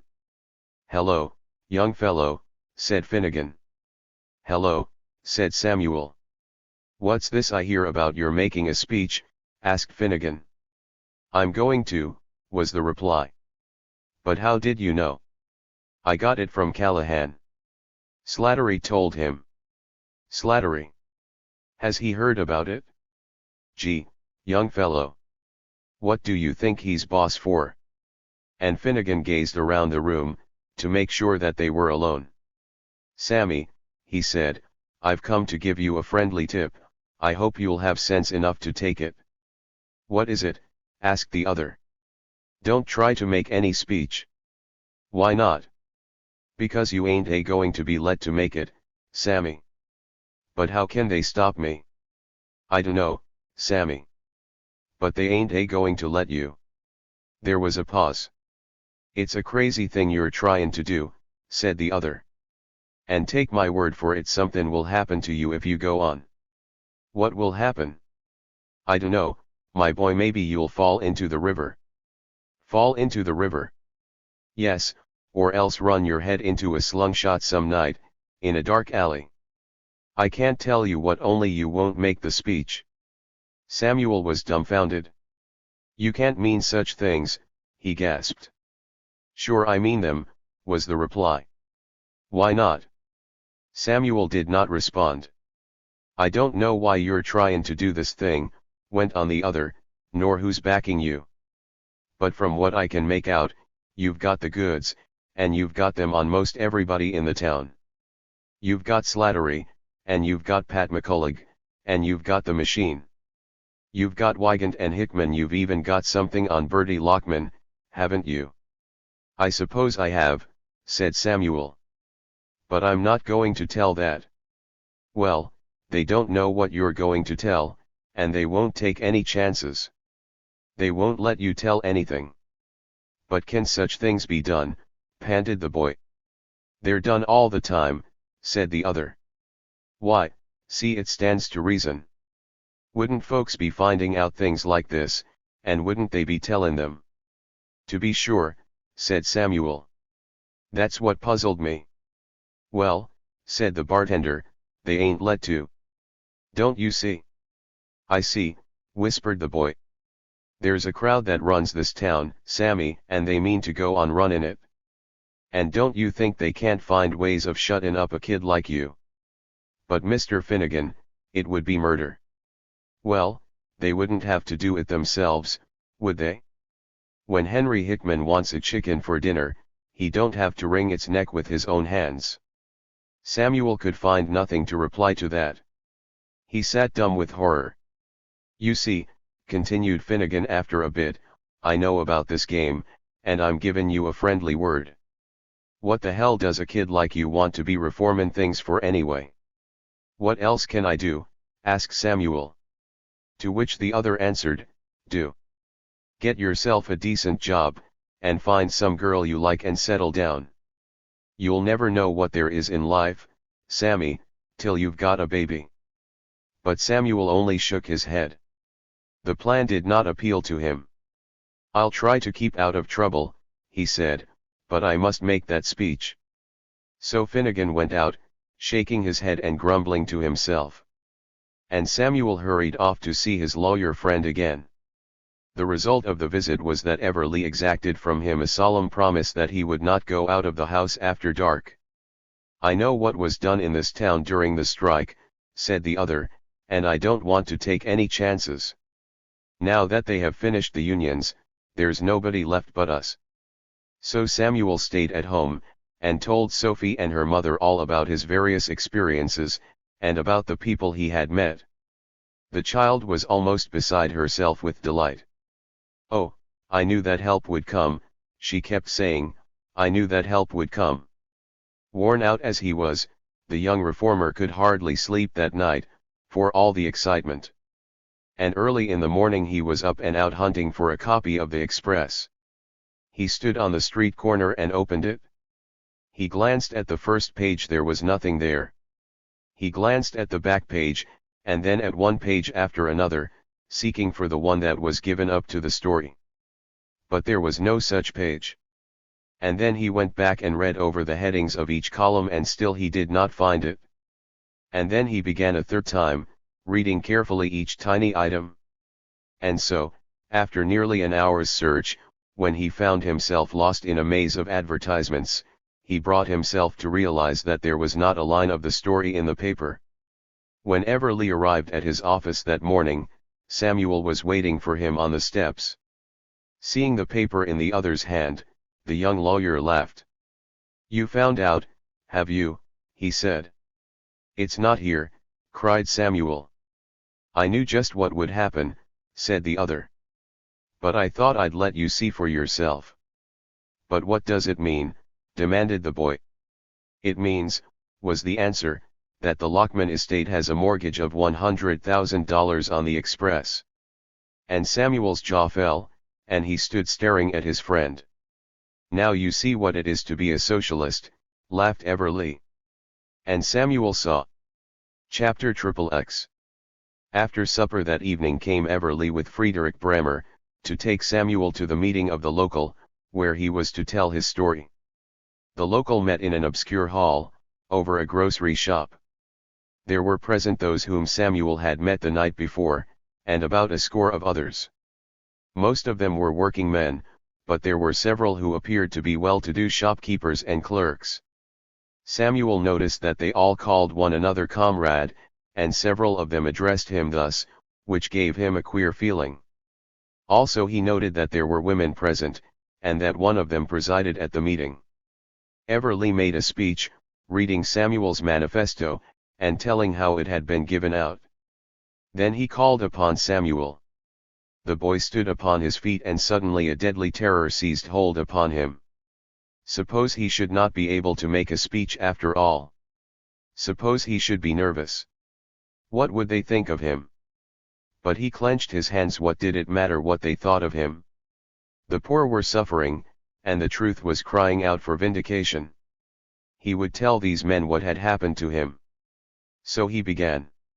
He told how he had been robbed, and how he had sought in vain for work, and how he had been arrested. And because he saw that these were people who understood, he found himself a case, and thinking no longer about himself. He talked for nearly half an hour, and there was quite a sensation when he finished. Then Everly rose to his feet again. "Comrades," he said, "for the past year I have been urging that the local must make a fight for free speech in this town.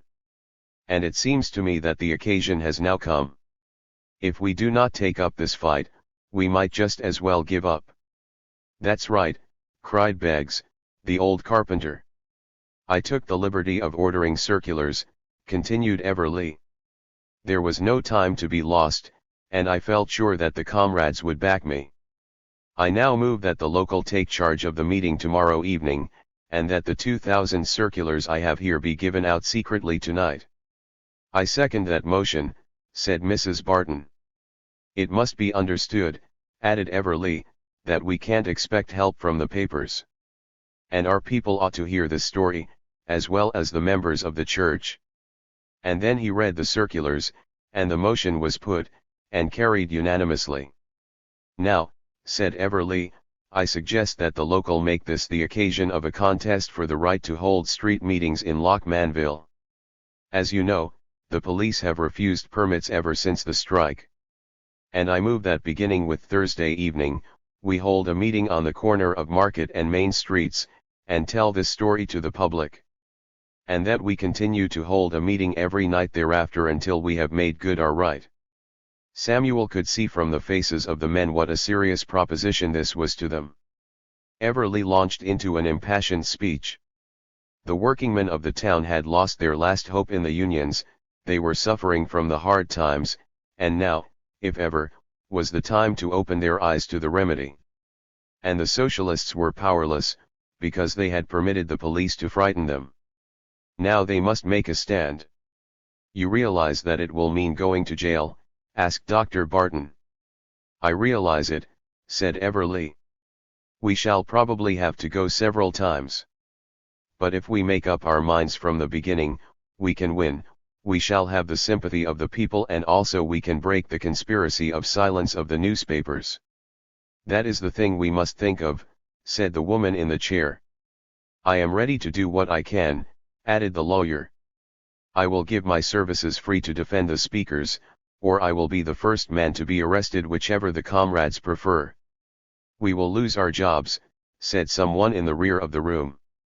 "Yes," said Everly, "that is something you will have to consider. You know well enough how much I have lost already." Samuel listened in breathless excitement to this discussion. Here were poor people, people with no more resources than he, and at the mercy of the same forces which had been crushing him. Here was one man who had lost an eye in the glass works, and another, a railroad brakeman, who was just out of the hospital after losing a leg. Here were men pale and haggard from hunger, men with wives and children dependent upon them, yet they were giving their time and their money, risking their very existence in the cause of human freedom. Had he ever met a group of men like this before? Had he ever dreamed that such men were living? He had thought that he was alone, that he had all the burdens of humanity upon his own shoulders. And now here were people who were ready to hold up his hands, and from the discussion he gathered that they were part of a vast organization, that there existed such locals in every city and town in the country. They made their own nominations and voted for their own candidates at every election. They published many newspapers and magazines and books. And they were part of an army of men who were banded together in every civilized nation. Wherever capitalism had come, their men were uniting against it, and every day their power grew. There was nothing that could stop them. These men had seen the vision of the new time that was coming, and there burned in them a fire of conviction. Suddenly Samuel realized the import of that word comrade which they gave one another. They were men bound together by the memory of persecutions, and by the presence of ruthless enemies. They knew what they were facing at this moment, not only Chief McCulloch with his policemen and their clubs, not only the subsidized Express with its falsehoods and ridicule, but all the political and business power of the Hickmans and Wygants. They were facing arrest and imprisonment, humiliation and disgrace, perhaps ruin and starvation. Only in this way could they reach the ears of the people. Comrades, the young lawyer was saying, every step that has been taken in the progress of humanity has been taken because men have been willing to give their lives. Everywhere that our movement has grown, it has been in the face of persecution.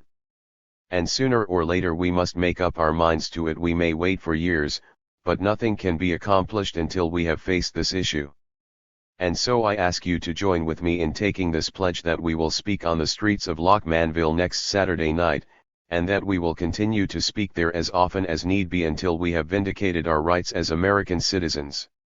There was a solemn hush when he finished. One by one the men and women arose and offered themselves. I have been out of work for 4 months, said one, and I have been promised a job next week. If I am arrested, I know that I will not get it. But still I will speak. And I am in Wygant's cotton mill, said another. And I'm not young, and when I'm turned out, it will not be easy for me. But I will help. And I, too, put in Lipman, the cigar store keeper, my wife can tend the shop. There was a general laugh at this. And then Friedrich Bremer sprang up. My father has been warned, he cried. But I will speak also. And I, exclaimed Samuel. I think I am going to be a socialist. Will you let me help? No one's help will be refused in a crisis like this, said Everly. We must stand by our guns, for if they can crush us this time, it may be years before we can be heard. And then, somewhere in the hall, a voice began to sing. Others took it up, until the walls of the building shook with a mighty chant. What is it? Whispered Samuel to Friedrich. It is called the Red Flag, replied Friedrich. And Samuel sat spellbound, listening while they sang. Hark to the thunder, hark to the tramp, a myriad army comes. An army sprung from 100 lands, speaking 100 tongues. And overhead a portent new, a blood-red banner see. The nations gather in affright to ask what the sign may be. Banner of crimson, banner bright, banner flaunting the sky. What is the word that ye bring to men, the hope that ye hold on high? We come from the fields, we come from the forge, we come from the land and sea. We come in the right of our newborn might to set the people free. Masters, we left you a world to make, the planning was yours to do. We were the toilers, humble and sad, we gave our faith to you. And now with a dread in our hearts we stand and gaze at the work of the years. We have builded a temple with pillars white, ye have stained it with blood and tears. For our little ones with their teeming hopes ye have roofed the sweatshop den. And our daughters fair ye have prisoned in the reeking brothel's pen. And so for the sign of our murdered hopes our blood-red banner see. We come in the right of our newborn might to set the people free. Tremble, O masters, tremble all who live by others' toil. We come your dungeon walls to raise, your citadel to spoil. Yours is the power of club and jail, yours is the axe and fire. But ours is the hope of human hearts and the strength of the soul's desire. Ours is the blazing banner, sweeping the sky along. Ours the host, the marching host, hark to our battle song. Chanting of brotherhood, chanting of freedom, dreaming the world to be. We come in the right of our newborn might to set the people free. Chapter XXXI. While the other members of the local scattered to distribute the circulars, Everly and Friedrich escorted Samuel home, and saw him safely in, and the door locked. They had supplied him with some socialist papers and pamphlets, and he spent most of the next day devouring these. They spread a picture of the whole wonderful movement before him, they explained to him all the mechanism of the cruel system, in the cogs of which he had been caught. It was all so very obvious that Samuel found himself in a state of exasperation with the people who did not yet understand it, and spent his time wrestling in imagination with all those he had ever known, with his brothers, and with Finnegan, and with Charlie Swift, with Master Albert and Mr. Wygant, with Professor Stewart and Dr. Vince.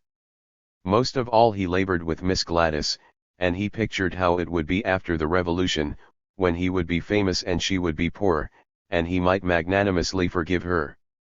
And when Sophie came home, he explained it all to her. It did not take much to make a revolutionist out of Sophie. She had become quite thoroughly what the socialists called class conscious. The members of the local had been anxious about Samuel all day. Everly had come in twice in the afternoon, to make sure that he was safe, and he came over again after supper, and said that Beggs and Lippman and the Bartons and himself were coming to act as a bodyguard to take Samuel to the meeting. The circulars had created a tremendous sensation, the whole town was talking about it, and the police were furious at the way they had been outwitted. So the hour of the meeting drew near.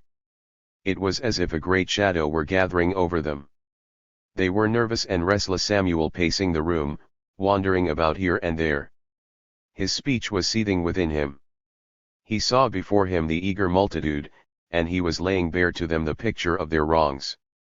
So much depended upon this speech.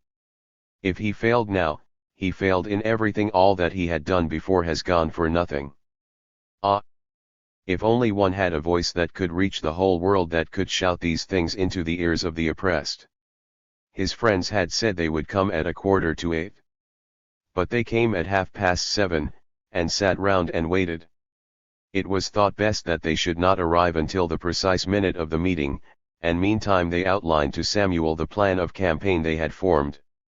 Dr. Barton was to make the opening speech, introducing Samuel, and by way of outwitting the police, he was to be particularly careful to get into this introduction all the essential facts which it was desired to lay before the people. He was to tell about the $20,000 which Hickman paid to Slattery, and about the acknowledgment which Wygant had made to Samuel, and about how the boy had been turned out of St. Matthew's Church. If the police attempted to interfere with this, the doctor was to persist until he had been actually placed under arrest, and then others were to take up the attempt in different places, until 6 had been arrested. In this case Samuel was to make no attempt to speak at all, they would save him for an outdoor meeting, and also Everly, who was to defend them in court. More circulars would be given out the next afternoon, and another attempt to speak would be made that evening. All this was duly impressed upon the boy, and then the little company set forth. Dr. Barton walked on one side of him, and Everly on the other. Mrs. Barton, Mrs. Stedman, and Sophie came next, and Beggs and Lippman brought up the rear. So they marched along, they kept their eyes open, and every time they had to pass a man they gave him a wide berth. So they came to the place of the meeting. At the corner were the Bremers and half a dozen others, who formed a ring about them. There was a huge crowd, they said the lot was thronged, and the people extended to streets on every side. There was a score of policemen scattered about, and no doubt there were many detectives. Promptly on the minute of 8 the little group approached. There was a murmur of excitement among the waiting crowd, as they started to force their way through. Samuel's heart was thumping like mad, and his knees were trembling so that he could hardly walk. The people gave way, and they found themselves in the center, where several of the socialists stood guard over the half-dozen boxes from which the speaking was to be done. Without a moment's delay, Dr. Barton mounted up. "Fellow citizens," he called in a clear, ringing voice, and instantly a hush fell upon the crowd, and 1,000 faces were turned toward him. "We are here," he began, "for a very important purpose." Instantly a policeman pushed his way toward him. "Have you a permit for this meeting?" he demanded. "We have been refused a permit," proclaimed Dr. Barton to the crowd. "We are here as law-abiding citizens, demanding our right to free speech." "You cannot speak," declared the policeman. "There has been bribery of the City Council of Lochmanville," shouted the doctor. "You cannot speak," cried the policeman sharply. "Henry Hickman paid $20,000 to the City Council to prevent the passage of the water bill," cried the speaker. "Come down from there," commanded the officer, and made a grab at him. "I will not stop until I am arrested," declared the doctor. "I am here to protest against bribery." "Come down and shut up," shouted the other. "For shame! For shame!" said voices in the crowd. "Let him speak." That charge was made before the vestry of the St. Matthew's Church. And the vestry refused to investigate it, and turned out a member of the church. And we are here. And so, still shouting, the doctor was dragged off the box and collared by the policeman. "An outrage," cried people in the audience. "Let him go on." And yet others shouted, "Arrest him." The throng was in a turmoil, and in the midst of it, Lippman, who was the second victim appointed for the sacrifice, sprang upon the stump of an old tree, a little at one side, and shrieked at the top of his lungs. Henry Hickman paid $20,000 to Slattery to beat the water bill, and now he and the Lochman estate are making $10,000 a month out of it. And Wygant confessed to our speaker that he ran the city government to get franchise favors. And then Lippman was seized by an officer and dragged off his perch, and choked into silence, surrounded meanwhile by a crowd of indignantly protesting citizens. It was quite clear by this time that the crowd had come to hear Samuel's speech, and was angry at being balked. There was a general shout of protest that made the policemen glad of their numbers. Of these exciting events Samuel and Everly had been witnesses from the vantage point of a soap box.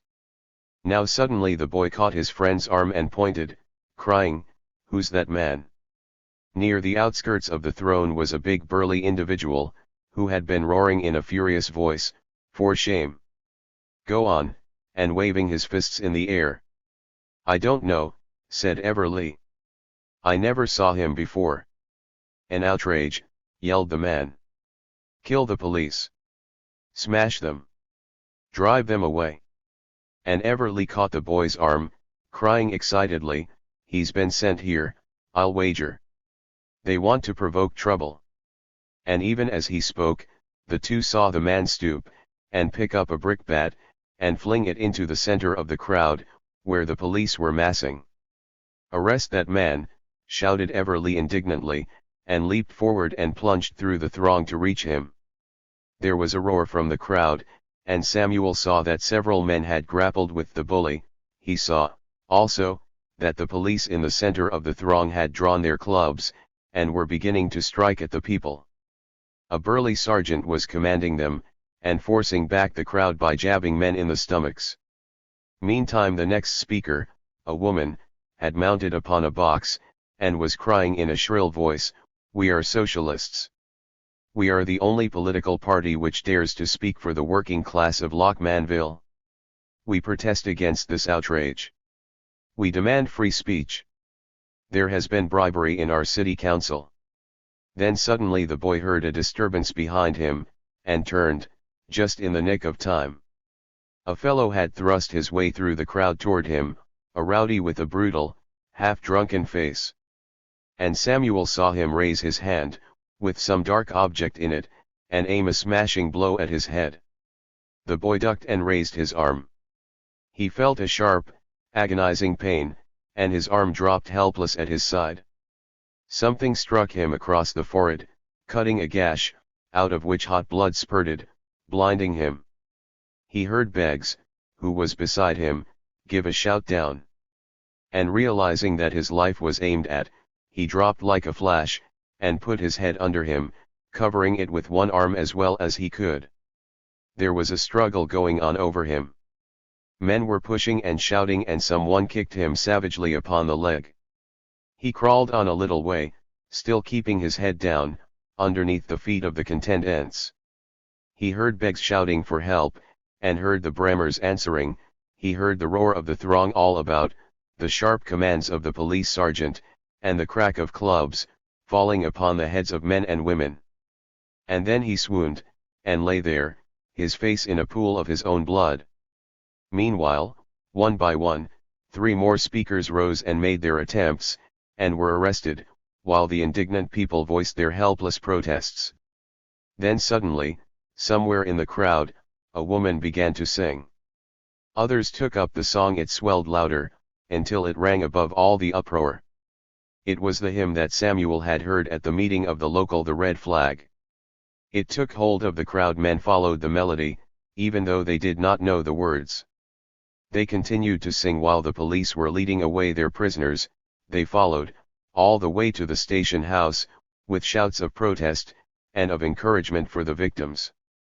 And so the throng moved on, and the uproar died away. There was left upon the scene a little group of frightened people, gathered about 2 who lay upon the ground.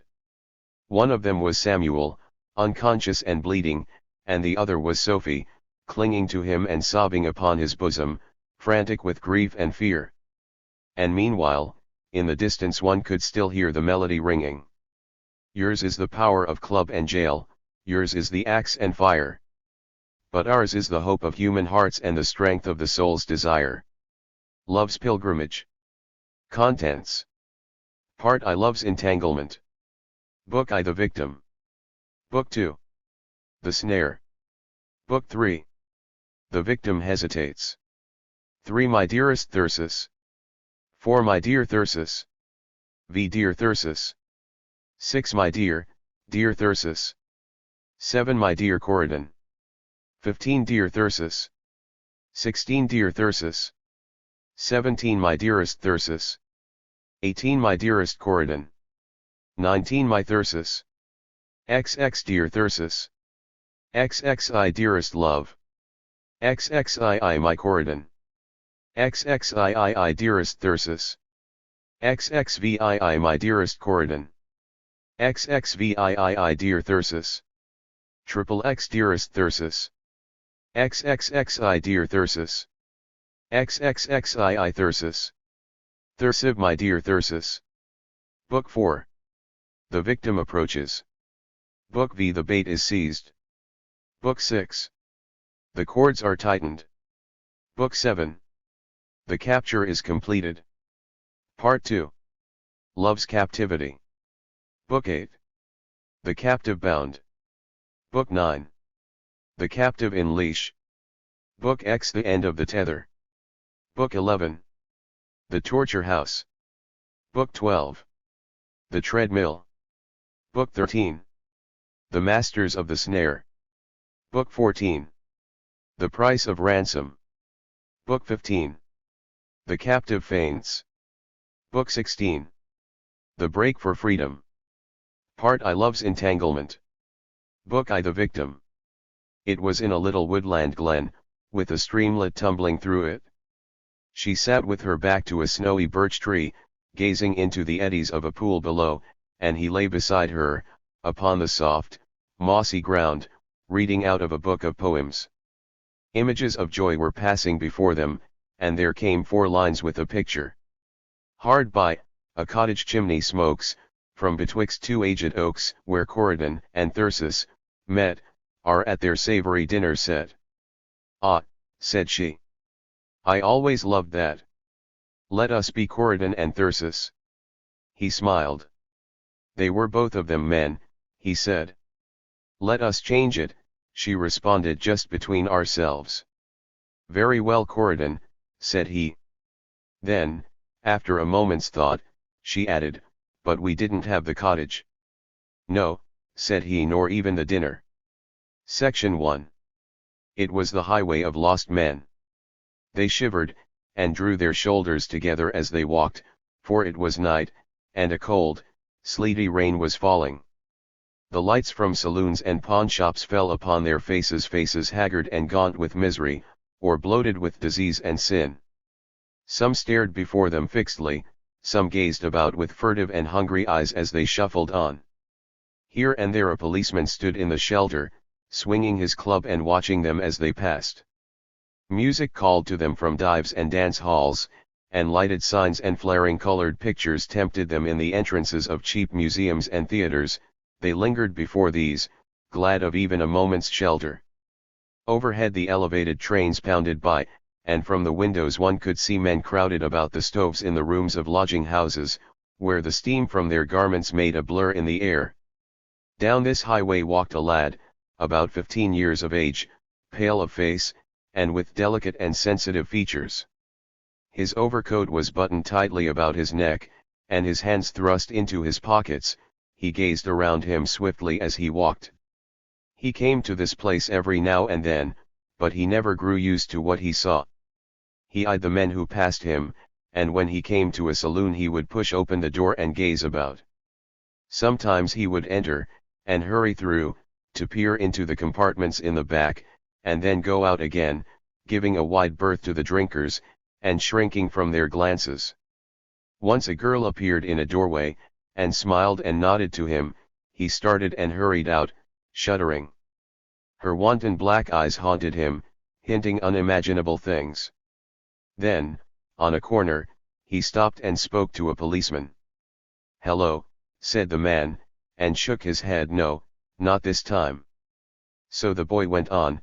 There were several miles of this highway, and each block of it the same. At last, in a dingy bar room, with sawdust strewn upon the floor, and the odor of stale beer and tobacco smoke in the air, here suddenly the boy sprang forward, with a cry, "Father!" And a man who sat with bowed head in a corner gave a start, and lifted a white face and stared at him. He rose unsteadily to his feet, and staggered to the other, and fell upon his shoulder, sobbing, "My son! My son!" How many times had Thyrsis heard those words, in how many hours of anguish! They sank into the deeps of him, waking echoes like the clang of a bell. They voiced all the terror and grief of defeated life. "My son! My son!" The man clung to him, weeping, and pouring out the flood of his shame.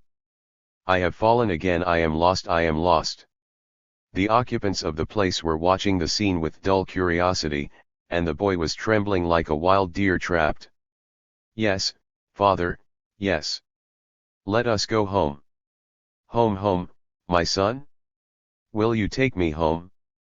"Oh, I couldn't bear to go." "But you must come home." "Do you mean that you still love me, son?" "Yes, father, I still love you. I want to try to help you. Come with me." Then the boy would gaze about and ask, "Where is your hat?" "Hat, my son? I don't know. I have lost it." The boy would see his torn and mud-stained clothing, and the poor old pitiful face, with the eyes bloodshot and swollen, and the skin, that had been rosy, and was now a ghastly, ashen gray. He would choke back his feelings, and grip his hands to keep himself together. "Come, father, take my hat, and let us go." "No, my son. I don't need any hat. Nothing can hurt me, I am lost." Lost. So they would go out, arm in arm, and while they made their progress up the highway, the man would pour out his remorse, and tell the story of his weeks of horror. Then, after a mile or so, he would halt. "My son." "What is it, father?" "I must stop here, son." "Why, father?" "I must have something to drink." "No, father. But, my boy, I can't go on. I can't walk. You don't know what I'm suffering." "No, father. I've got the money left, I'm not asking you. I'll come right with you, on my word of honor I will."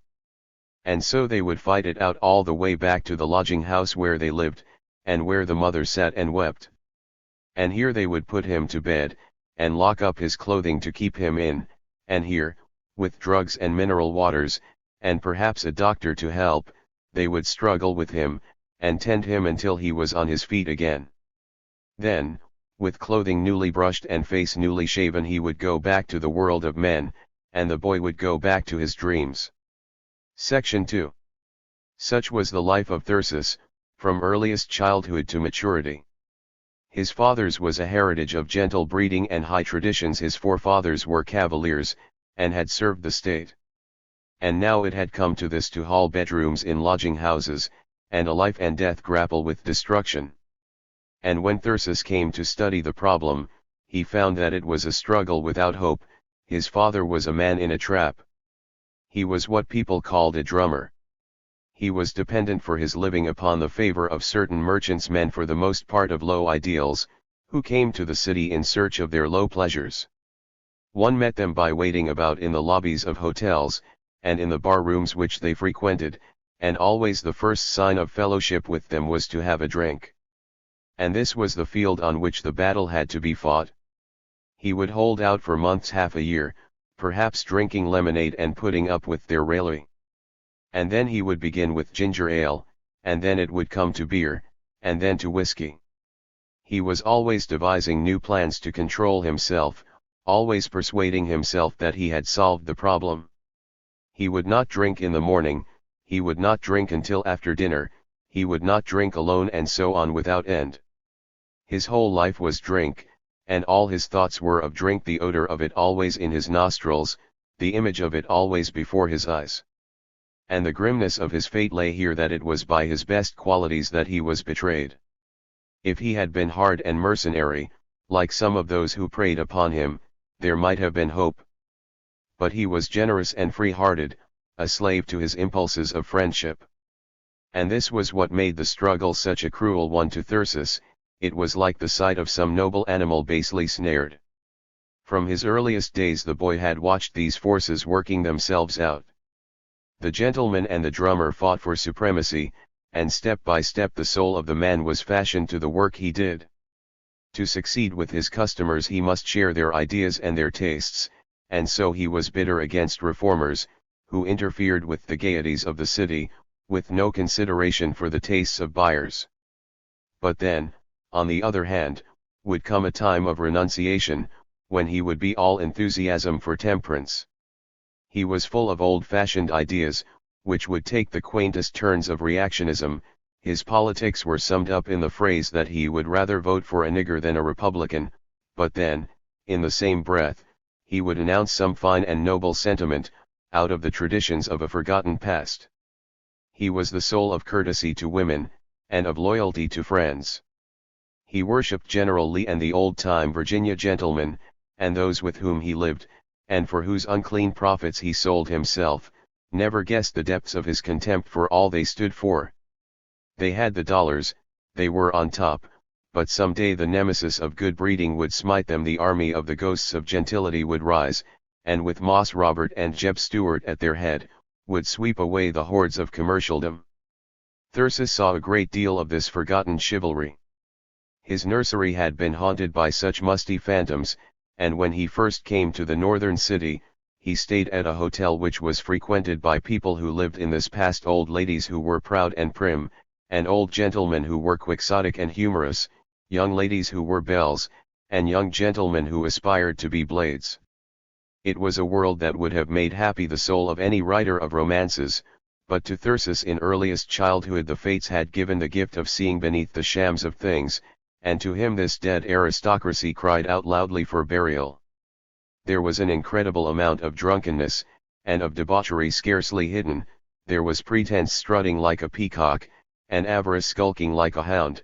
There were jealousy, and base snobbery, and raging spite, and a breath of suspicion and scandal hanging like a poisonous cloud over everything. These people came and went, an endless procession of them. They laughed and danced and gossiped and drank their way through the boy's life, and unconsciously he judged them, and hated them and feared them. It was not by such that his destiny was to be shaped. Most of them were poor, not an honest poverty, but a sham and artificial poverty, the inability to dress as others did, and to lose money at bridge and poker, and to pay the costs of their self-indulgences. As for Thyrsis and his parents, they always paid what they owed, but they were not always able to pay it when they owed it, and they suffered all the agonies and humiliations of those who did not pay at all. There was scarcely ever a week when this canker of want did not gnaw at them. Their life was one endless and sordid struggle to make last year's clothing look like new, and to find some boarding house that was cheaper and yet respectable.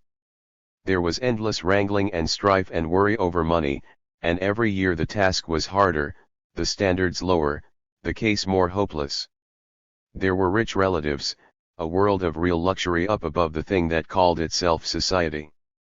And Thyrsis was a student and a bright lad, and he was welcome there. He might have spread his wings and flown away from this sordidness. But duty held him, and love and memory held him still tighter. For his father worshipped him, and craved his help. To the last hour of his dreadful battle, he fought to keep his son's regard. He prayed for it, with tears in his eyes and anguish in his voice. And so the boy had to stand by. And that meant that he grew up in a torture house. He drank a cup of poison to its bitter dregs. To others his father was merely a gross little man, with sordid ideas and low tastes, but to Thyrsis he was a man with the terror of the hunted creatures in his soul, and the furies of madness cracking their whips about his ears. There was only one ending possible. It worked itself out with the remorseless precision of a machine. The soul that fought was smothered and stifled, its voice grew fainter and feebler, the agony and the shame grew hotter, the suffering more cruel, the despair more black. Until at last they found him in a delirium, and took him to a private hospital, and thither went Thyrsis, now grown to be a man, and sat in a dingy reception room, and a dingy doctor came to him and said, "Do you wish to see the body?" And Thyrsis answered, in a low voice, "No." Section 3. So it was that the soul of this lad had grown somber, and taken to brooding upon the mysteries of fate. Life was no jest and no holiday, it was no place for shams and self-deceptions. It was a place where cruel enemies set traps for the unwary, a field where blind and merciless forces ranged, unhindered by man or God. Thyrsis could not have told how soon in life this sense had come to him. In his earliest childhood he had known that his father was preyed upon, just as certainly as any wild thing in the forest. At first the enemies had been saloon-keepers, and wicked men who tempted him to drink with them. The names of these men were household words to him, portents of terror. They peopled his imagination as epic figures, such as Black Douglas must have been to the children of the northern border. But then, with widening intelligence, it became certain social forces, at first dimly apprehended. It was the god of business before which all things fair and noble went down. It was business that kept vice triumphant in the city. It was because of business that the saloons could not be closed even on Sunday, so that the father might be at home one day in 7. And was it not in search of business that he was driven forth to loaf in hotel lobbies and bar rooms? Who was to blame for this, Thyrsis did not know, but certain men made profit of it, and these, too, were ignoble men. He knew this, for now and then his father's employers would honor the little family with some kind of an invitation, and they would have to swallow their pride and go. So Thyrsis grew up, with the sense of a great evil loose in the world, a wrong, of which the world did not know. And within him grew a passionate longing to cry aloud to others, to open their eyes to this truth. Outwardly he was like other boys, eager and cheerful, even boisterous, but within was this hidden thing, which brooded and questioned. Life had made him into an ascetic. He must be stern, even merciless, with himself because of the fear that was in him, and in his mother as well. The fear that self-indulgence might lay its grisly paws upon him. The fear that he, too, might fall into the trap. It was not merely that he never touched stimulants, he had an instinct against all things that were softening and enervating, all things that tempted and enslaved. For him was the morning air, and the shock of cold water, and the hardness of the wild things of the open. Other people did not feel this way, other people pampered themselves and defiled themselves, and so Thyrsis went apart. He lived quite alone with his thoughts, he had never a chum, scarcely even any friends. Where in the long procession of lodging and boarding houses and summer resorts should he meet people who knew what he knew about life? Where in all the world should he meet them, save in the books of great men in times past? There was not much of what is called culture in his family, no music at all, and no poetry. But there were novels, and there were libraries where one could get more of these, so Thyrsis became a devourer of stories. He would disappear, and they would find him at mealtimes, hidden in a clump of bushes, or in a corner behind a sofa anywhere out of the world. He read whole libraries of adventure, Mayne Reid and Henty, and then Cooper and Stevenson and Scott. And then came more serious novels, Don Quixote and Les Miserables, George Eliot, whom he loved, and Dickens, whose social protest thrilled him, and chiefest of all Thackeray, who molded his thought. Thackeray knew the world that he knew, Thackeray saw to the heart of it, and no high-souled lad who had read him and worshipped him was ever after to be lured by the glamour of the great world, a world whose greatness was based upon selfishness and greed. Thyrsis knew no foreign language, and fate or instinct kept him from those writers who jest with uncleanness, so he was virginal, and pure in all his imaginings. Other lads exchanged confidences in forbidden things, they broke down the barriers and tore away the veils, but Thyrsis had never breathed a word about matters of sex to any living creature. He pondered and guessed, but no one knew his thoughts, and this was a crucial thing, the secret of much of his aloofness. Section 4.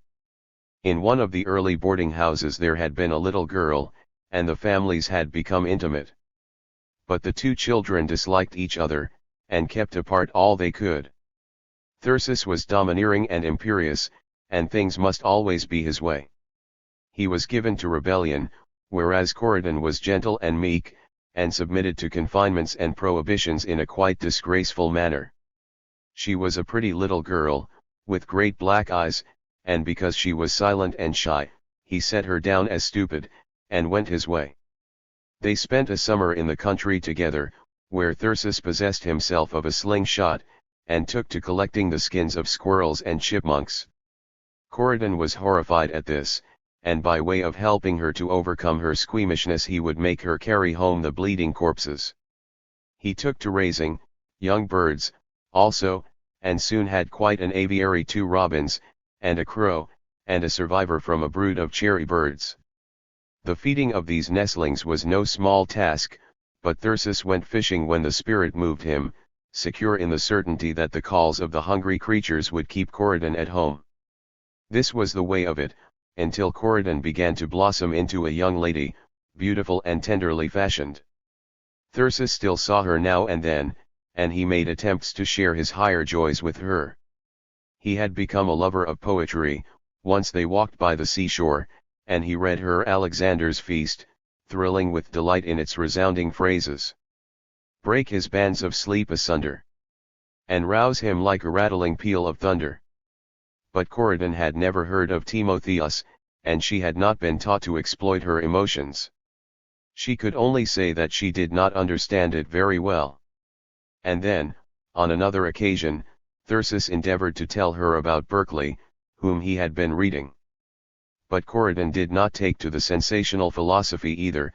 She would come back again and again to the evasion of old Dr. Johnson. When I kick a stone, I know the stone is there.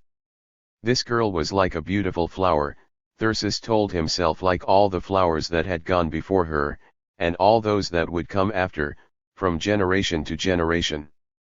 She fitted so perfectly into her environment, she grew so calmly and serenely, she wore pretty dresses, and helped to serve tea, and was graceful and sweet, and with never an idea that there was anything in life beyond these things. So Thyrsis pondered as he went his way, complacent over his own perspicacity, and got not even a whiff of smoke from the volcano of rebellion and misery that was seething deep down in her soul. The choosers of the unborn souls had played a strange fantasy here. They had stolen one of the daughters of ancient Greece, and set her down in this metropolis of commercialdom. For Corydon might have been Nausicaa herself, she might have marched in the Panathena procession, with one of the sacred vessels in her hands, she might have run in the Attic games, bare-limbed and fearless. Hers was a soul that leaped to the call of joy, that thrilled at the faintest touch of beauty. Above all else, she was born for music. She could have sung so that the world would have remembered it. And she was pent in a dingy boarding house, with no point of contact with anything about her, with no human soul to whom she could whisper her despair. They sent her to a public school, where the sad-eyed drudges of the traders came to be drilled for their tasks. They harrowed her with arithmetic and grammar, which she abhorred. They taught her patriotic songs, about a country to which she did not belong. And also, they sent her to Sunday school, which was worse yet. She had the strangest, instinctive hatred of their religion, with all that it stood for. The sight of a clergyman with his vestments and his benedictions would make her fairly bristle with hostility. They talked to her about her sins, and she did not know what they meant. They pried into the state of her soul, and she shrunk from them as if they had been hairy spiders. Here, too, they taught her to sing droning hymns that were a mockery of all the joys of life. So Corydon devoured her own heart in secret, and in time a dreadful thing came to happen, the stagnant soul beginning to fester. One day the girl, whose heart was the quintessence of all innocence, happened to see a low word scribbled upon a fence. And now they had urged her to discover sins, and she discovered them. Suppose that word were to stay in her mind and haunt her, suppose that she were not able to forget it, try as she would. And of course she tried, and the more she tried, the less she succeeded, and so came the discovery that she was a lost soul and a creature of depravity. The thought occurred to her, that she might go on to think of other words, and to think of images and actions as well. She might be unable to forget any of them, her mind might become a storehouse of such horrors. And so the maiden out of ancient Greece would lie awake all night and wrestle with fiends, until she was bathed in a perspiration. Section 5. About this time Thyrsis was making his debut as an author. He had discovered a curious knack in himself, a turn for making verses of a sort which were pleasing to children. They came from some little corner of his consciousness, he scarcely knew how, but there was a paper that was willing to buy them, and to pay him the princely sum of $5 a week. This would pay for his food and his hall bedroom, or for board at some farm in the summer, and so for several years Thyrsis was free. He told a falsehood about his age, and entered college, and buried himself up to the eyes in work. This was a college in a city, and a poor college, where the students all lived at home, and had nothing to do but study, and so Thyrsis missed all that beneficent illumination known as student life. He never hurrahed at football contests, nor did he dress himself in honorific garments, nor stupefy himself at smokers. Being democratic, and without thought of setting himself up over others, he was unaware of his greatest opportunities, and when they invited him into a fraternity, he declined. Once or twice he found himself roaming the streets at night with a crowd of students, emitting barbaric screechings, but this made him feel silly, and so he lagged behind and went home. The college served its purpose, in introducing him to the world of knowledge, but that did not take long, and afterwards it was all in his way. The mathematics were a discipline, and in them he rejoiced as a strong man to run a race, and this was true also of the sciences, and of history. The only trouble was that he would finish the textbooks in the first few weeks, and after that there was nothing to do save to compose verses in class, and to make sketches of the professors. But as for the languages and the literatures they taught him, in the end Thyrsis came to forgive them, because he saw that they did not know what languages and literatures were. On this account he took to begging leave of absence on grounds of his poverty, and then he would go home and spend his days and nights in learning. One could get so much for so little, in this wonderful world of mind. For 8 cents he picked up a paper volume of Emerson's essays, and in this shrewd and practical nobility was so much that he was seeking in life. And then he stumbled upon a 15-cent edition of Sartor Resartus, and took that home and read it. It was like the clash of trumpets and cymbals to him, it made his whole being leap.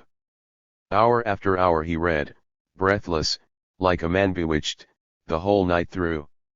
He would cry aloud with delight, or drop the book and pound his knee and laugh over the demoniac power of it.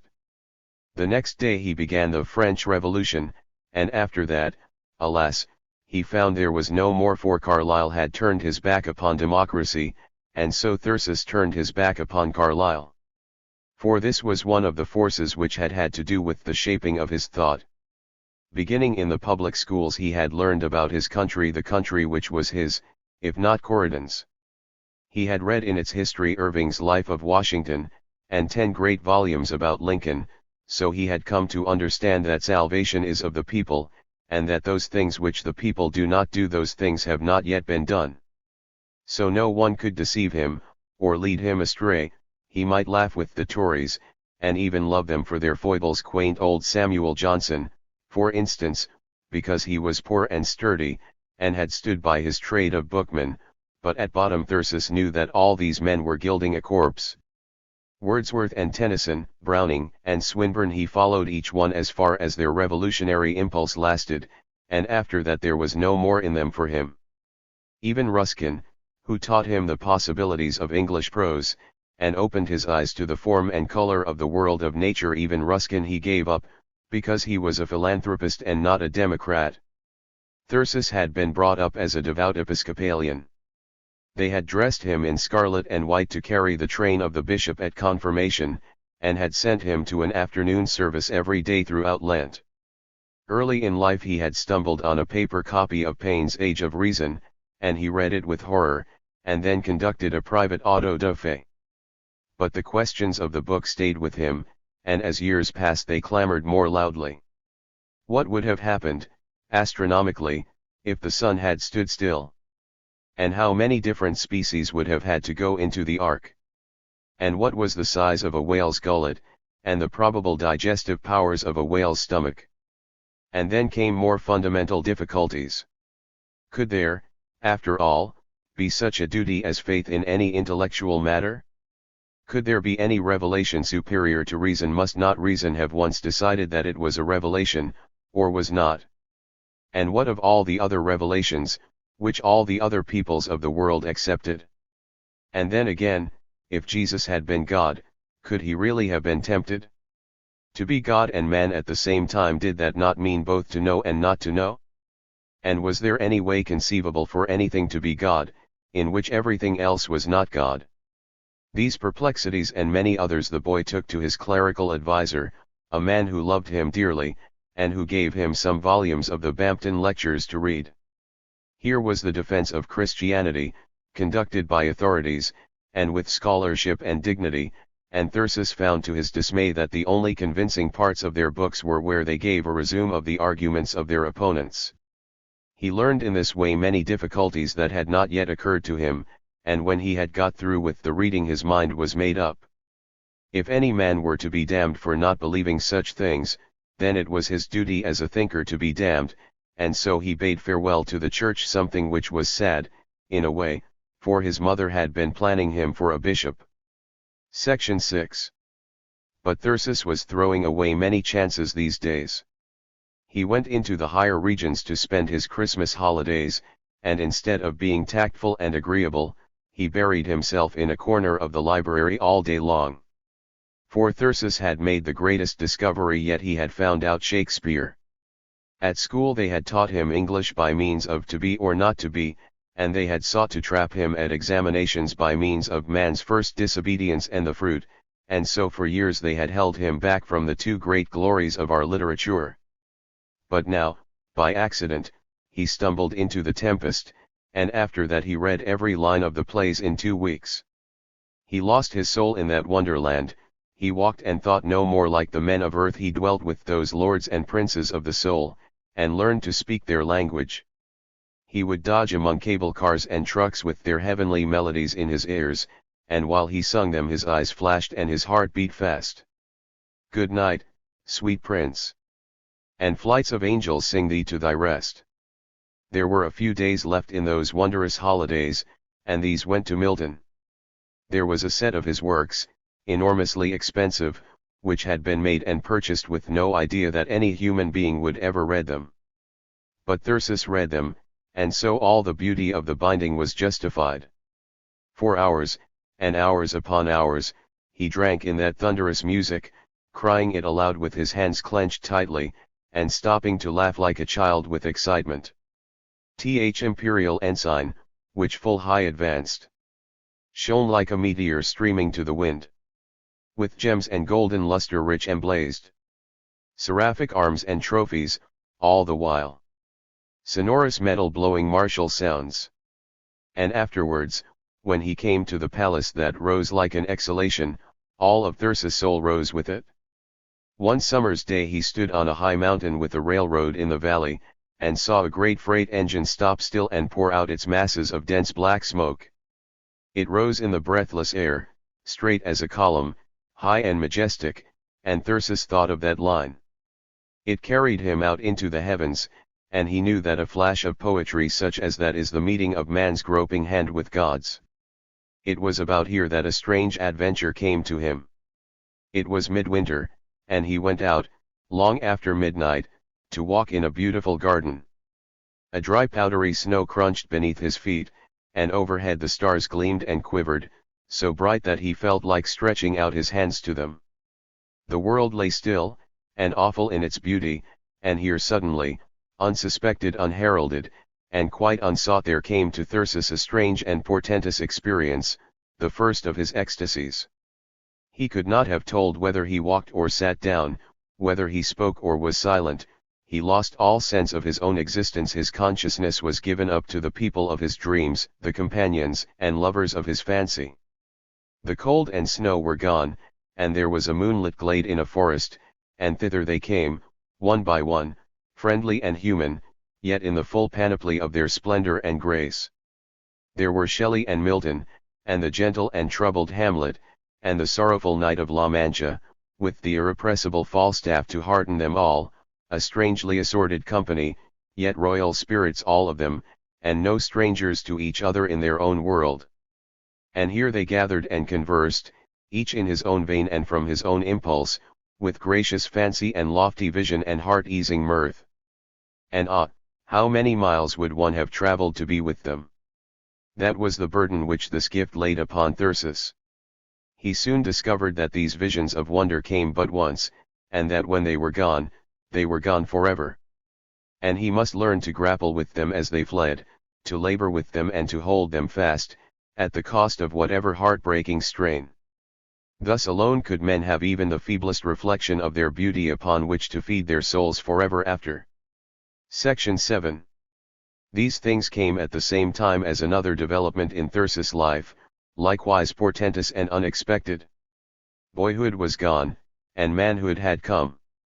There was a bodily change taking place in him. He became aware of it with a start, and with the strangest and most uncomfortable thrills. He did not know what to make of it, or what to do about it, nor did he know where to turn for advice. He tried to put it aside, as a thing of no importance. But it would not be put aside. It was of vast importance. He discovered new desires in himself, impulses that dominated him in a most disturbing way.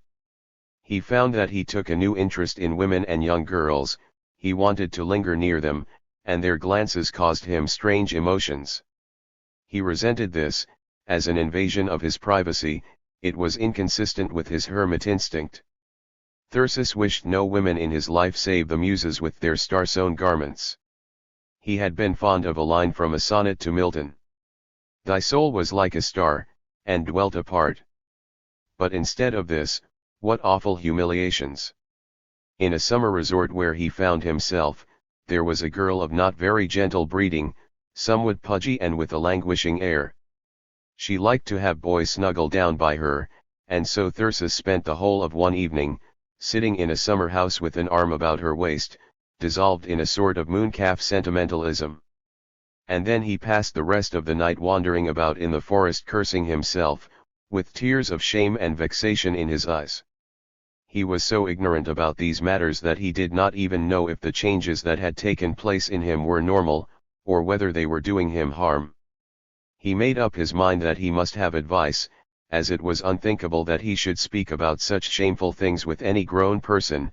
He bethought himself of a classmate in college who was an earnest and sober man. This friend, much older than Thyrsis, was the son of an evangelical clergyman, and was headed for the ministry himself. His name was Warner, and Thyrsis had helped him in arranging for some religious meetings at the college. Warner had been shocked by his theological irregularities, but they were still friends, and now Thyrsis sought a chance to exchange confidences with him. The opportunity came while they were strolling down an avenue near the college, and a woman passed them, a woman with bold and hard features, and obviously painted cheeks. She smiled at a group of students just ahead, and one of them turned and walked off arm in arm with her. "Good heavens," exclaimed Warner. "Did you see that?" "Yes," said Thyrsis. "Who is she?" "She comes from a house just around the corner." "But who is she?" "Why, she's a street walker." "A street walker?" This brought to Thyrsis' mind a problem that had been haunting him for a year or two. Always when he walked about the streets at night there were women who smiled at him and whispered.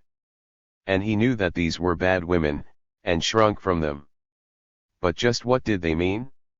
"What does she do?" he asked again. "Why, don't you know what a street walker is?" "Not very well," said Thyrsis. It took some time for him to get the desired information, because the other could not realize the depths of his ignorance. "They sell themselves to men," he said. "But what for?" asked Thyrsis. "You don't mean that they let them?" "They have intercourse together." "Of course." Thyrsis was almost dumb with dismay. "But I should think they would have children," he exclaimed. "Good Lord, man," laughed the other. "Where do you keep yourself, anyway?" But Thyrsis was too much shaken to think of being ashamed. This was a most appalling revelation to him. It opened quite a new vista of life's possibilities. "But why should they do such things?" he cried. "They earn their living that way," said the other. "But why that way?" "I don't know. They are that kind of women, I suppose." And so Warner went on to expound to him the facts of prostitution, and all the abysses of human depravity that lie thereabouts. And incidentally the boy got a chance to ask his questions, and to get a common-sense view of his perplexities. Also he got some understanding of human nature, and of the world in which he lived. Here was Warner, a man of 24, and of a devout, if somewhat dull and plodding conscientiousness, and the last 8 or 9 years of his life had been one torment because of the cravings of lust. He had never committed an act of unchastity, or at least he told Thyrsis that he had not. But he was never free from the impulse, and he had no conception of the possibility of being free. His desire was a purely brute one, untouched by any intellectual or spiritual, or even any sentimental color. He desired woman, as woman, it mattered not what woman. How low his impulses took him Thyrsis realized with a shudder from one remark that he made, that his poverty did not help him to live virtuously, for about the docks and in the workingmen's quarters there were women who would sell themselves for 50 cents a night. This man's whole life was determined by that craving. In fact, it seemed to Thyrsis that his God had made the universe with relation to it a heaven to reward him if he abstained, and a hell to punish him if he yielded. It was because of this that he clung to the church, and shrunk from any dallying with rationalism. He disapproved of the theater, because it appealed to these cravings. He disapproved of all pictures and statues of the nude human form, because the sight of them overmastered him. For the same reason he shrunk from all impassioned poetry, and from dancing, and even from non-religious music. He was rigid in his conformance to all the social conventions, because they served the purpose of saving him and his young women friends from temptation, and he looked forward to the completion of a divinity course as his goal, because then he would be able to settle down and marry, and so at last to gratify his desires. He stated this quite baldly, quoting the authority of St. Paul, that it was better to marry than to burn. This conversation brought Thyrsis to a realization that there was a great deal in the world that was not found in the poetry of Tennyson and Longfellow, and so he began to pry into the souls of others of his fellow students. Section 8. Warner had given him the religious attitude, and now he went after the scientific. There was a tall, eager-faced young man, who proclaimed himself a disciple of Haeckel and Herbert Spencer, and even went so far as to quote Schopenhauer in class. Walking home together one day, these two fell to arguing the freedom of the will, and the nature of motives and desires, and what power one has over them, and so Thyrsis made the startling discovery that this young man, having accepted the doctrine of determinism, had drawn therefrom the corollary that he had to do what he wanted to do, and so was powerless to resist his sex impulses. For the past year this youth, a fine, intellectual and honest student, had gone at regular intervals to visit a prostitute, and with entirely scientific and cold-blooded precision he outlined to Thyrsis the means he took to avoid contracting disease. Thyrsis listened, feeling as he might have felt in a slaughterhouse, and when, returning to the deterministic hypothesis, he asked how it was that he had managed to escape this necessity, he was told that it must be because he was of a weaker and less manly constitution. And there was yet another type, a man with whom there was no difficulty in bringing up the subject, for the reason that he was always bringing it up himself. Thyrsis sat next to him in a class in Latin, and noticed that whenever the text contained any hint at matters of sex, which was not infrequent in Juvenal and Horace, this man would look at him with a grin and a sly wink. And sometimes Thyrsis would make a casual remark in conversation, and the man would twist it out of its meaning, or make a pun out of it to find some excuse for his satyr's leer. So at last Thyrsis was moved to say to him, "Don't you ever realize what a state you've got your mind into?" "How do you mean?" asked the man. "Why, everything in the world seems to suggest obscenity to you. You're always looking for it and always finding it. You don't seem to care about anything else." The other was interested in that view of it, and he acknowledged with mild amusement that it was true. Apparently it was a novelty to him to discuss such matters seriously. He told Thyrsis that he could not remember having ever restrained a sexual impulse in his life. He thought of lust in connection with every woman he met, and his mind was a storehouse of smut. And yet he was not a bad fellow, in other ways, he handsome, and a good deal of an athlete, and was planning to be a physician. "You'll find most all the fellows are the same," he said. Not long after this, Thyrsis was selected to represent his college on a debating team, and he went away to another city and was invited to a fraternity house, and here, suddenly, he discovered how much of college life he had been missing. This was a fashionable university, and he met the sons of wealthy parents. About a score of them lived in this fraternity house, without any sort of supervision or restraint. They ate in a beautiful oak-paneled dining room adorned with drinking steins, and throughout the meal they treated their visitor to such an orgy of obscenity as he had never dreamed of in his life before. Thyrsis was trapped and could not get away, and it seemed to him when he rose from the table that there was nothing left clean in all God's universe. These boys appeared to be with each other in blasphemous abandonment, and it was not simply wantonness, it was sprawling and disgusting filthiness. One of this group took Thyrsis driving, and was led to talk.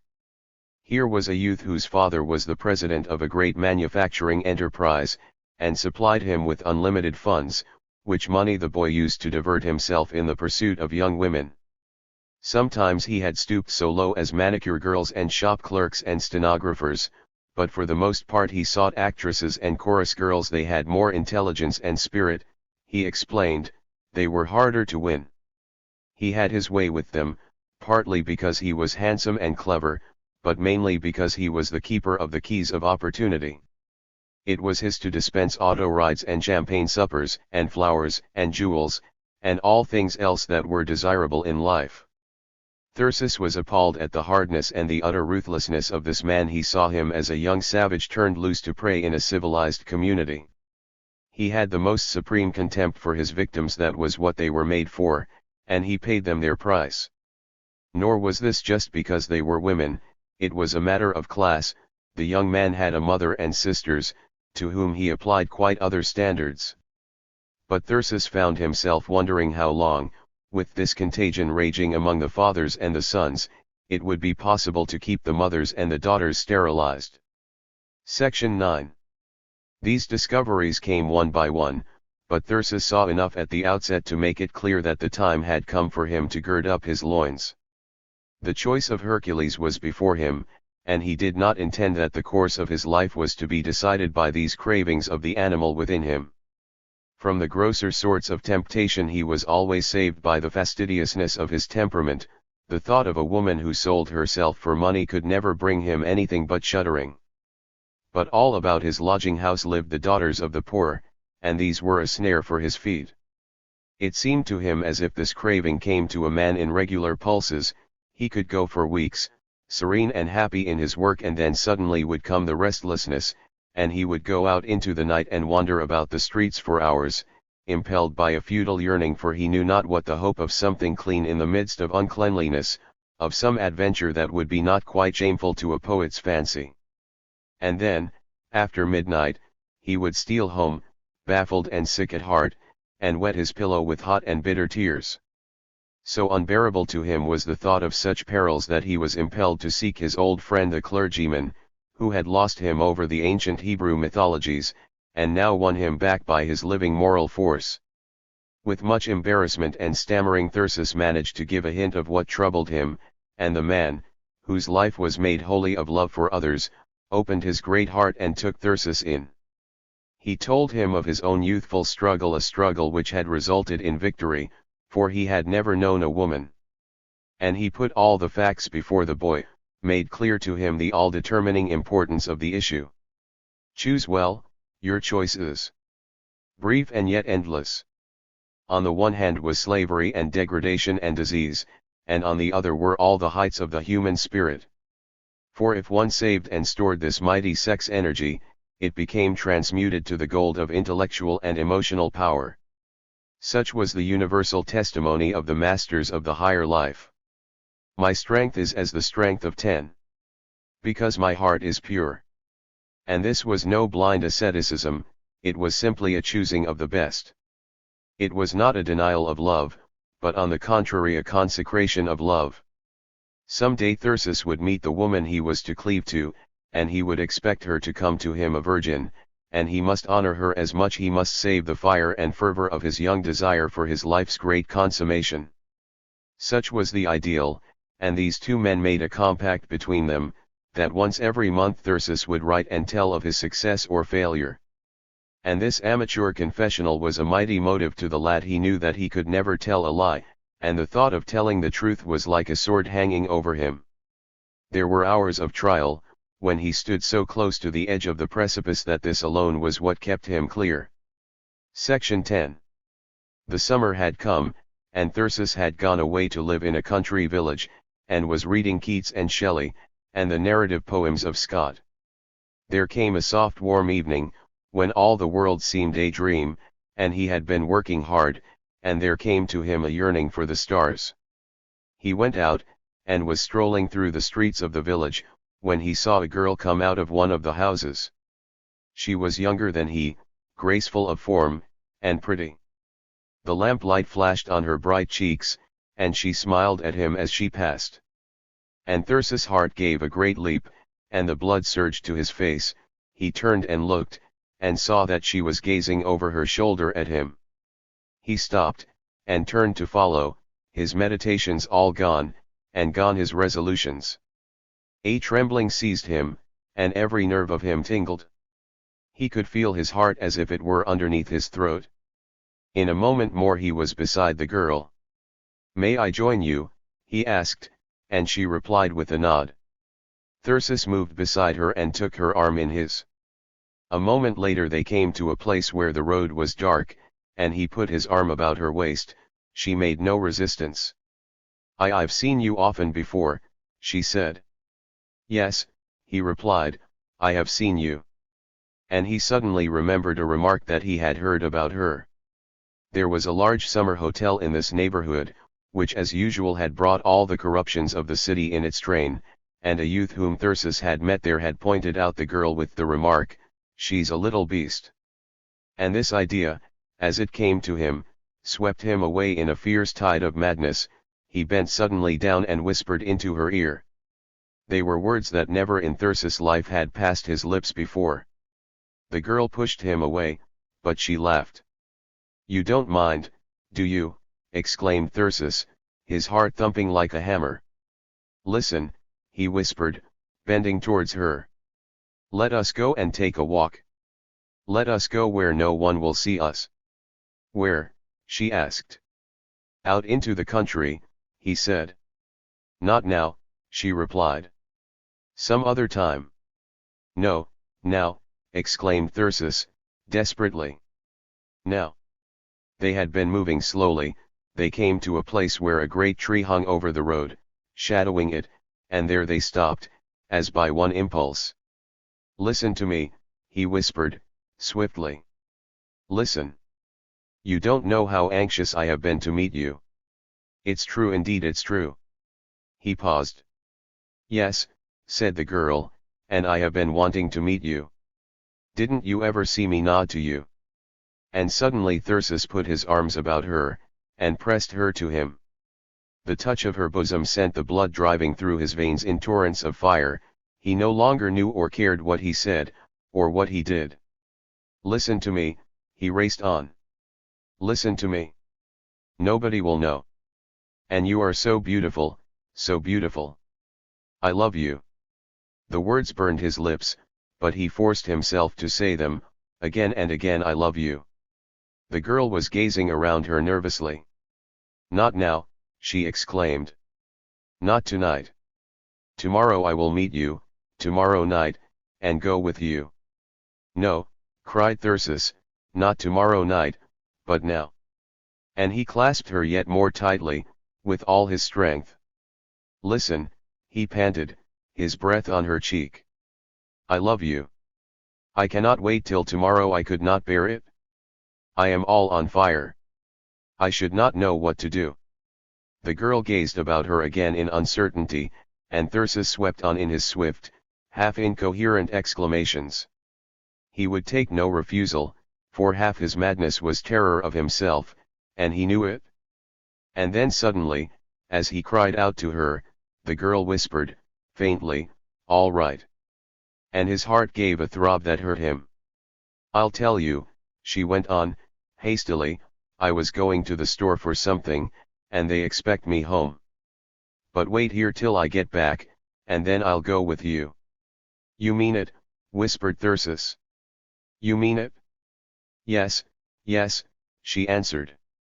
"And it will be soon?" "Yes, soon." "All right," said he. "But first give me a kiss." As she held up her face, Thyrsis pressed her to him, and kissed her again and again, until her cheeks were aflame. At last he released her, and she turned swiftly and darted up the street. Section 11. And after she was gone the boy stood there motionless, not stirring even a hand. A full minute passed, and the color went out of his cheeks, and the fire out of his veins, and he could hardly stand erect. His head sunk lower and lower, until suddenly he whispered hoarsely, under his breath, "Oh, my God! Oh, my God!" He looked up at the sky, his face ghastly white, and there came from his throat a low moan, like that of a wounded animal. Suddenly he turned, and fled away down the street. He went on, block after block, but then, all at once, he stopped again and faced about.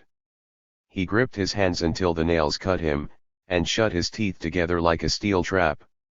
"No, no," he muttered. "No, you coward!" He turned and began to march, grimly, as a soldier might. He went back, and stopped on the spot from which he had come, and there he stood, like a statue. So 1 minute passed, then another, and at last a shadow moved in the distance, and a step came near. It was the girl. "Here I am," she whispered, laughing. "Yes," said Thyrsis.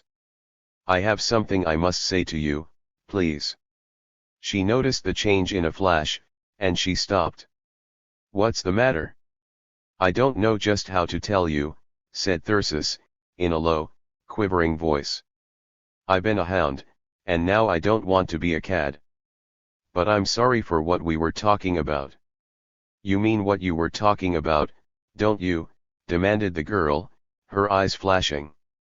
Thyrsis dropped his glance. Yes, he said. I am a cur.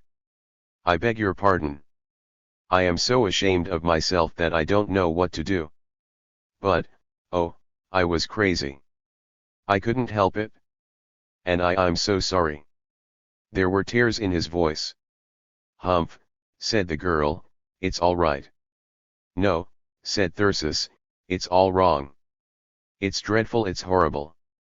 I don't know what I should have done. Well, you better not do it any more, that's all, said she. I'm sure you needn't worry about me, I'll take care of myself. Thyrsis looked at her again. She was no longer beautiful. Her face was coarse, and her anger did not make it any better. His humility made no impression. It is so wrong, he began, but she interrupted him. Preaching won't help it any, she said. I don't want to hear it. Goodbye. So she turned and walked away, and Thyrsis stood there, white, and shuddering, until at last he started and strode off. Clear through the town he went, and out into the black country beyond, seeing nothing, caring about nothing. He flung himself down by the roadside, and lay there moaning for hours, my God, what shall I do? Section 12. It was nearly morning when he came back and crept upstairs to his room, and here he sat by the bedside, gazing at the haggard face in the glass. At such times as this he discovered a something in his features that filled him with shuddering. He discovered it in his words, and in the very tone of his voice. The sins of the fathers were being visited upon the children. What an old story it was to him, this anguish and remorse. These ecstasies of resolution that vanished like a cloud racked, these protestations and noble sentiments that counted for naught in conduct. And his was to be the whole heritage of impotence and futility. He, too, was to struggle and agonize and to finish with his foot in the trap. This idea was like a white-hot goad to him. After such an experience there would be several months of toil and penance, and of savage self-immolation.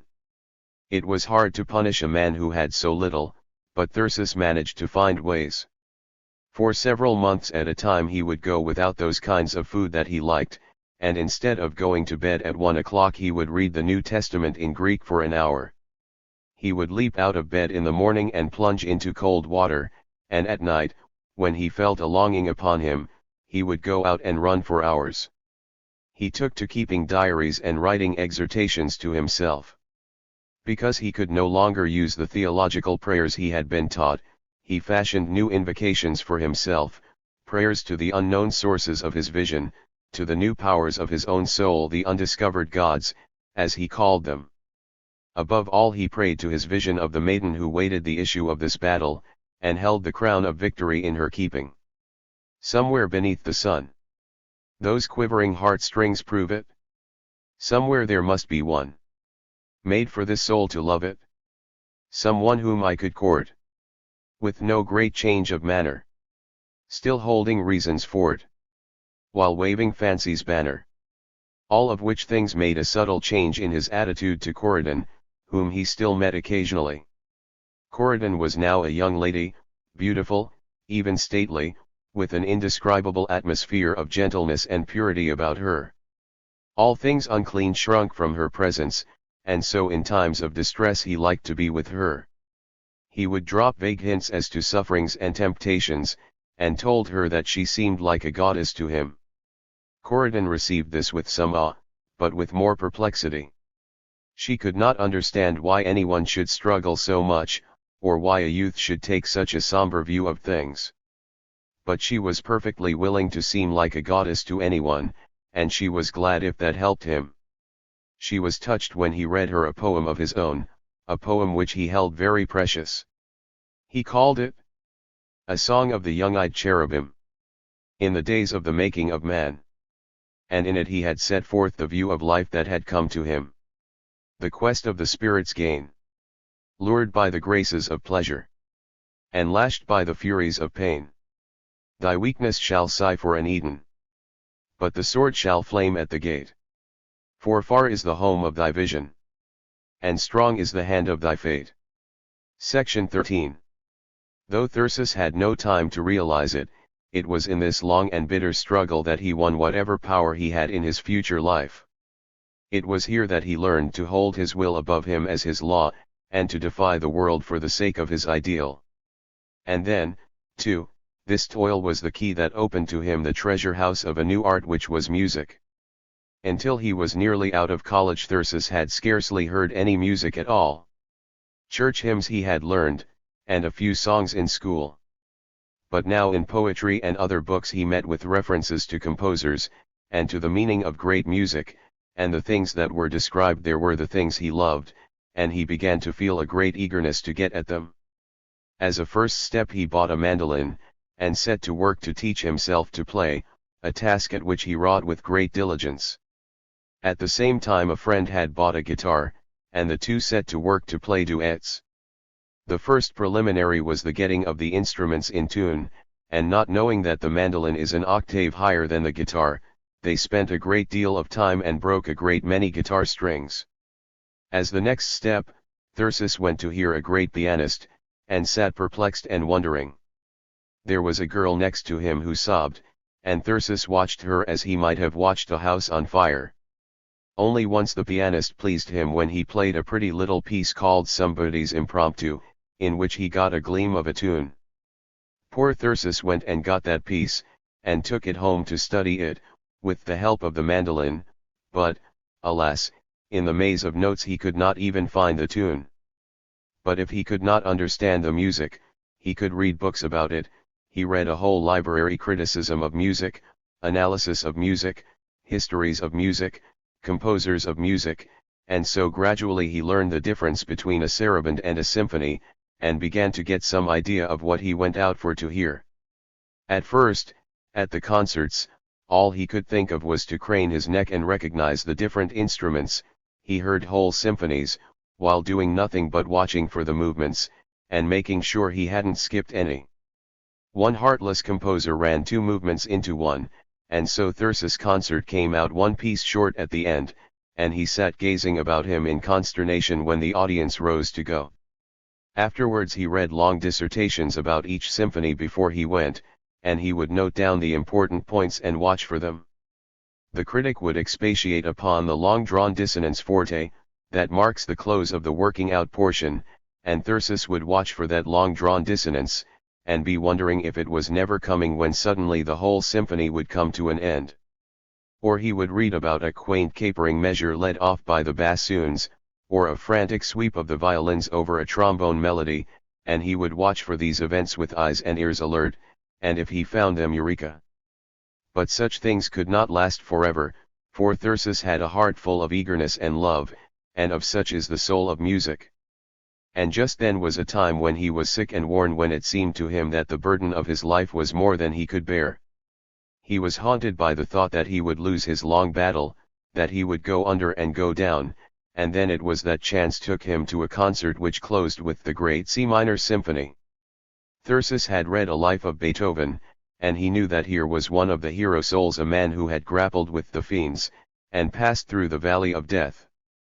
And now he read accounts of this Titan symphony, and learned that it was a battle of the human spirit with despair.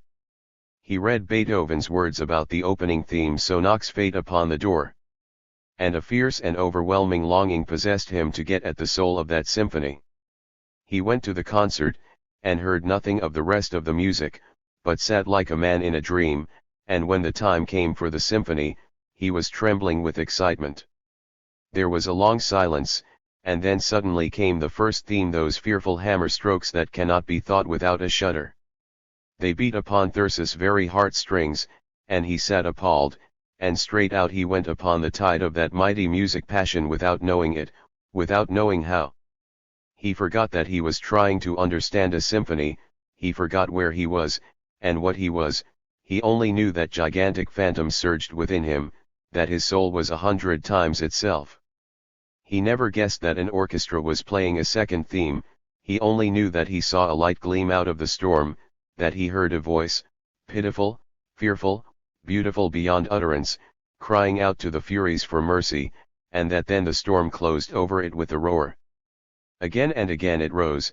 Thyrsis did not know that this was the working out portion that had forever been his bane. He only knew that it struggled and fought his fight, that it pleaded and sobbed, and rose higher and higher, and began to rejoice, and that then came the great black phantom shape sweeping over it, and the iron hammer strokes of fate beat down upon it, crushed it, and trampled it into annihilation. Again and again this happened, while Thyrsis sat clutching the seat, and shaking with wonder and excitement. Never in his experience had there been anything so vast, so awful. It was more than he could bear, and when the first movement came to an end, when the soul's last hope was dead, he got up and rushed out. People who passed him on the streets must have thought that he was crazy, and afterwards, that day and forever, he lived all his soul's life in music. As a result of this, Thyrsis paid all his bank account for a violin, and went to see a teacher. "You are too old," the teacher said. But Thyrsis answered, "I will work as no one ever worked before." "We all do that," replied the other, with a smile. And so they began. And so all day long, with fingers raw, and arms and back shuddering with exhaustion, Thyrsis sat and practiced, the spirit of music beckoning him on. It was in a boarding house, and there was a nervous old man in the next room, and in the end Thyrsis had to move. By the time he went away to the country, he was able to play a melody in tune, and then he would take someone that had fascinated him, and practice it night and day. He would take his fiddle every morning at 8 and stride out into the forest, and there he would stay all day with the squirrels. They told him once how a new arrival, driving over in the hotel bus at early dawn, had passed an old Italian woman toiling up a hill and singing for dear life the Tannhauser March. It chanced that the new arrival was a musician, and he leaned out and asked the old woman where she had learned it. And this was her explanation. "Des a crazy feller in the woods, he play it all day for 3 weeks." Section 14. By this time Thyrsis had finished at college, passing comfortably near the bottom of his class, and had betaken himself to a university as a graduate student. He was duly registered for a lot of courses, and spent his time when he should have been at the lectures, sitting in a vacant classroom reading the book that had fascinated him last. His notebook began at that time to show 2 volumes a day on an average, and once or twice he stopped at night to wonder how it had actually been possible for him to read poetry 14 hours a day for a whole week and not be tired. He taught himself German, and that led to another great discovery. He made the acquaintance of Goethe. The power of that mighty spirit took hold of him, so that he prayed to him when he was lonely, and kept the photograph of the young poet in his pocket, to gaze at it as at a lover. The great eyes came to haunt him so that one night he awoke crying out, because he had dreamed he was going to meet Goethe. In the catalogue of the university there were listed a number of courses in rhetoric and English composition. They were for the purpose of teaching one how to write, and the catalogue set forth convincingly the methods whereby this was done. Thyrsis wished to know all there was to know about writing, and so he enrolled himself for an advanced course, and went for an hour every day and listened to expositions of the elements of sentence structure by Professor Osborne, author of American Prose Writers and the Science of Rhetoric. The professor would give him a theme, and bid him bring in a 500-word composition. Perhaps it was that Thyrsis was lacking in the play spirit. At any rate he could not write convincingly on the subject of the duty of the college man to support athletics. He struggled for a month against his own impotence, and then went to see his instructor. "I think," he said, "I shall have to drop course A." The professor gazed over his spectacles at him. "Why? I don't think I am getting any good out of it." "But how can you tell what good you are getting?" "I don't seem to feel that I am," said Thyrsis, deprecatingly. "It is not to be supposed that you would feel it," said the other, "not at this early stage. You must wait." "But I don't like the method, sir." "What's wrong with the method?" Thyrsis was embarrassed. He was not sure, he said, but he did not think that writing could be taught. Anyway, one had first to have something worth saying. Are you laboring under the delusion that you know anything about writing? Demanded the professor. Why, no, began the boy. Because if you are, let me disabuse your mind at once. There is no one in the class who knows less about writing than yourself. I think, said Thyrsis, it's because I can't bring myself to write in cold blood. I have to be interested. I'm sure that is the trouble. I'm sure, said the other, that the trouble is that you think you know too much. I'm sorry, sir, said Thyrsis, humbly. I've tried my best. It is my business to teach students to write. I've given my life to that, and I think I know something about it. But you think you know more than I do. That's all. And so they parted. Thyrsis kept a vivid recollection of this interview, for the reason that at a later stage of his career he came into contact with Professor Osborne again, and got another glimpse of the authoritarian attitude towards the art of letters. Section 15. Thyrsis had not many friends at college, and none at all at the university. He had no time to make any, and besides, there was a certain facetious senior who had caught him hurrying through the corridors one day, declaring in excitement that banners yellow, glorious, golden, on its roof did float and flow. But he had long ago ceased to hope for a friend, or to care what anybody thought about him. It was clear to him by this time that he had made himself into a poet, and was doomed to be unhappy. His mother had given up all hope of seeing him a bishop, and they had compromised upon a judgeship, but here at the university there was a law school, and he met the students, and saw that this, too, could not be. These lawyers were not seeking knowledge for the love of it, they were studying a trade, by which they could rise in the world. They were not going out to do battle for truth and justice, they were perfecting themselves in cunning, so that they might be of help in money disputes. They were sharpening their wits, to make them useful tools for the opening of treasure chests. And this attitude to life was written all over their personalities. They seemed to Thyrsis a coarse and roystering crew, and he shrunk from them in repugnance. He went his own impetuous way.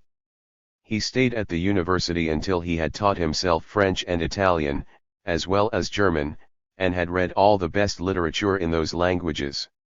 And likewise he heard all the best music, and went about full of it day and night.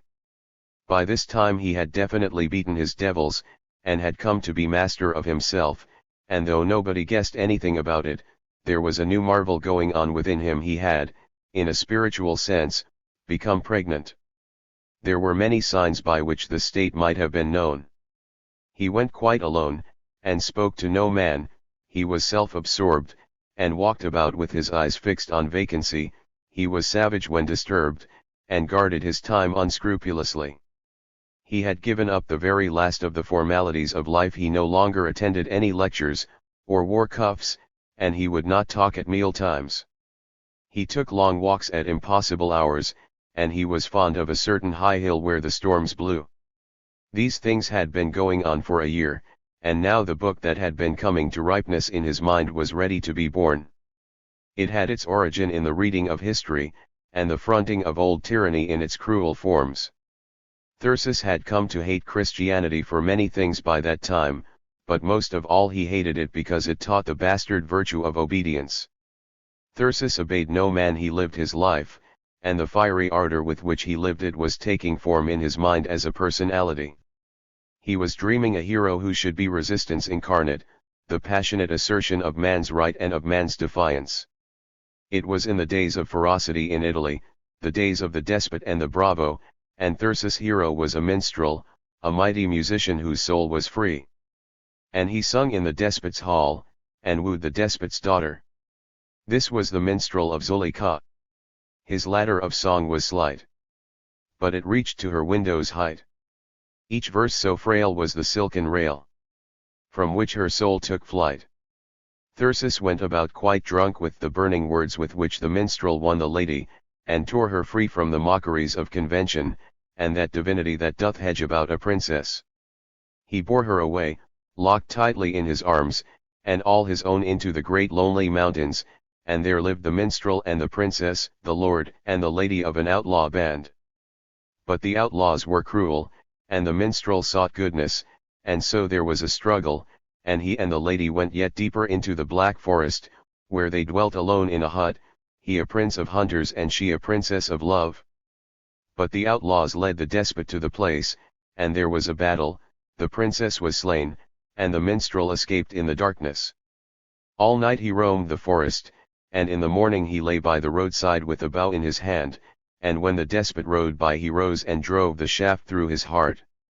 Then they captured him, and tortured him, and he died with a song of mockery and defiance upon his lips. Section 16. Now, when these things first came to Thyrsis, he whispered in awe that it would be a lifetime before he could write them. And a year passed thus, while every emotion of his life poured itself into some part of that story, and every note of music that he heard came out of the minstrel's heart. At last the time came when he was so full of it that he could no longer find peace, when the wonder of it was such that he walked along the street laughing, and with tears in his eyes. Then he said to himself, "It must be done. Now. Now." And he looked about him as a woman might, seeking some place for her labor. That was in the late winter, when the professors at the university, and all his relatives and acquaintances, had given him up as a hopeless case. He had stopped all his writing for money. He had $100 laid by, and that would suffice him, and he was wandering about whispering to himself, "The springtime. The springtime. For it must be in the country." When April had come he could stand it no longer, he must go. So he left all behind him, and set out for a place in the wilderness. When he reached it, he found a lake that was all ice, and mountains that were all snow. The country people, who had never seen a poet, and knew not the subtle difference between inspiration and insanity, heard with wonder that he was going out into the woods. But he set out alone, through the snowy forest and along the lake shore, to find some place far away, where he could build a hut, or even put up a tent, and when he was miles from the village, he came suddenly on a little wonderland that made his heart leap like the wild deer in the brake. Here was a dreamland palace, a vision beyond all thinking, a little shanty built of logs.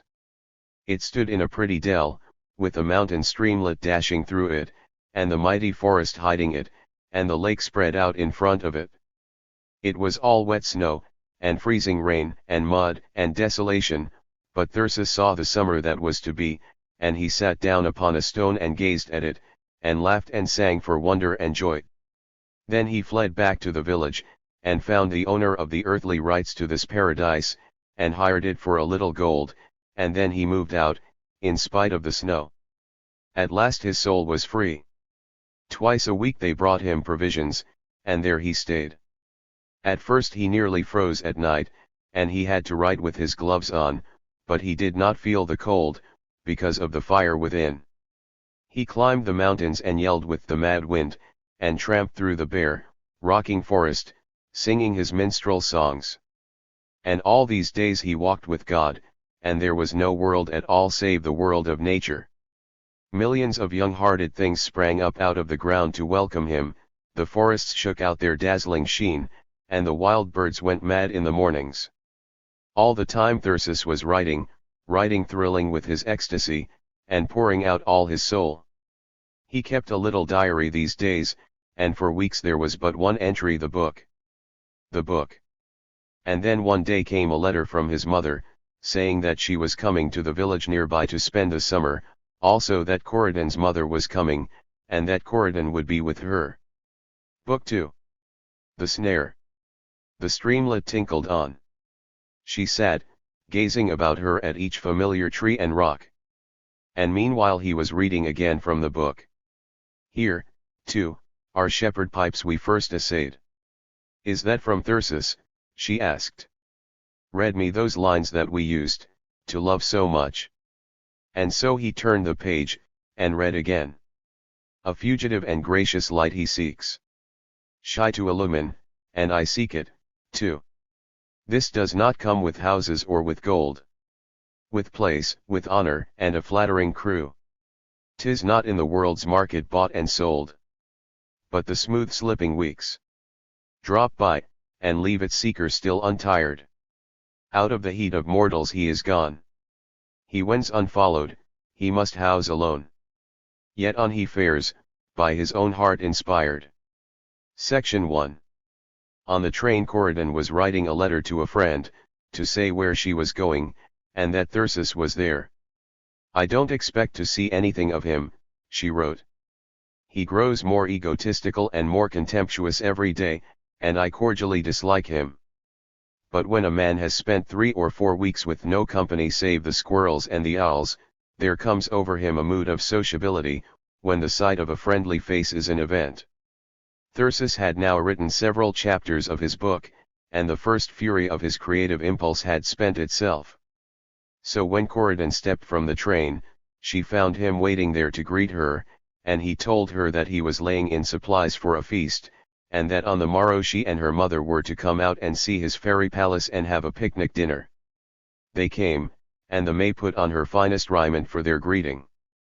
The sun shone warm and bright, and there was a humming and stirring in grass and thicket, one could feel the surge of the springtime growth as a living flood. There was a glory of young green over the hillsides, and a quivering sheen of white in the aspens and birches. Corydon clasped her hands and cried out in rapture when she saw it. And Thyrsis, picturesque in his old corduroy trousers and his grey flannel shirt, played the host. He showed them his domestic establishment wherein things were set in order for the first time since he had come. He told all his adventures, how the cold had crept in at night, and he had to fiddle to keep his courage up, how he had slept in a canvas cot for the first time, and piled all the bedding on top, and wondered that he was cold, how he had left the pail with the freshly roasted beef on the piazza, and a wild cat had carried off pail and all. He made fun of his amateur housekeeping. He would forget things and let them burn, or let the fire go out, and he had tried living altogether on cold food, to the great perplexity of his stomach. Then he gave a demonstration of his hard-won culinary skill. He boiled rice and raisins, and fried bacon and eggs, and they had fresh bread and butter and jam and pickles, and a festive cake. And after they had feasted, Thyrsis stretched himself and leaned back against the trunk of a tree, and gazed up at the sky, quoting the words of a certain one-eyed calendar, son of a king, verily, this indeed is life. 'Tis pity 'tis fleeting. Afterwards he took Corydon for a walk. They climbed the hill where he came to battle with the storm winds, and to watch the sunsets and the moon rising over the lake. And then they went down into the glen, where the mountain streamlet tumbled. Here had been wood sorrel, and a carpet of the white trillium, and now there was adder's tongue, quaint and saucy, and columbine, and the pale dusty corydalis. There was soft new moss underfoot, and one walked as if in a temple. Thyrsis pointed out a seat beside a deep bubbling pool. "Here's where I sit and write," he said. "And how comes the book?" asked Corydon. "Oh, I'm hammering at it, that's the best I can say." "What is it?" "Why, it's a story. I suppose it'll be called a romance, though I don't like the word." Corydon pondered for a moment. "I wouldn't expect you to be writing anything romantic," she said. Thyrsis, occupied with his own thoughts, observed, "I might call it a revolutionary romance." "What is it about?" He hesitated. "It happens in the Middle Ages," he said. "There's a minstrel and a princess." "That sounds interesting," said Corydon. "Now in the period of pregnancy the artist's mood is one of secretiveness. But afterwards there comes a time for promulgation and rejoicing, and already there had been hints of this in the mind of Thyrsis. The great secret that he was cherishing, what would be the world's reception of it? And now suddenly a wild idea came to him. He had heard somewhere that it is the women who read fiction. And was not Corydon a perfect specimen of the average middle-class young lady, and therefore of that mysterious potentiality, the public, to which he must appeal? Why not see what she would think of it? He took the plunge. "Would you like me to read it to you?" he asked. "Why, certainly," she replied, and then added, gently, "if it wouldn't be a desecration." "Oh, no," said Thyrsis. "You see, when it's been printed, all sorts of people will read it. So he went back to the house and brought the precious manuscript, and he placed Corydon in the seat of inspiration, and sat beside her and read. In many ways this was a revolutionary romance. Thyrsis had not spent any of his time delving into other people's books for local color, he was not relying for his effects upon gabardines and hauberks, and a sprinkling of sires, and prithys. His castle was but the vaguely outlined background of a stage upon which living hearts wrought out their passions. One saw the banquet hall, with its tapestries and splendor, and the master of it, the man of force. There were swift scenes that gave one a glimpse of the age-long state of things. Right forever on the scaffold. Wrong forever on the throne. There was a quarrel, and a cruel sentence about to be executed, and then the minstrel came. His fame had come before him, and so the despot, in half-drunken playfulness, left the deciding of the quarrel to him. He was brought to the head of the table, and the princess was led in, and so these two met face to face. Here Thyrsis paused, and asked, "Are you interested?" Go on," said Corydon. So he read about his princess, who was the embodiment of all the virtues of the unknown goddess of his fancy.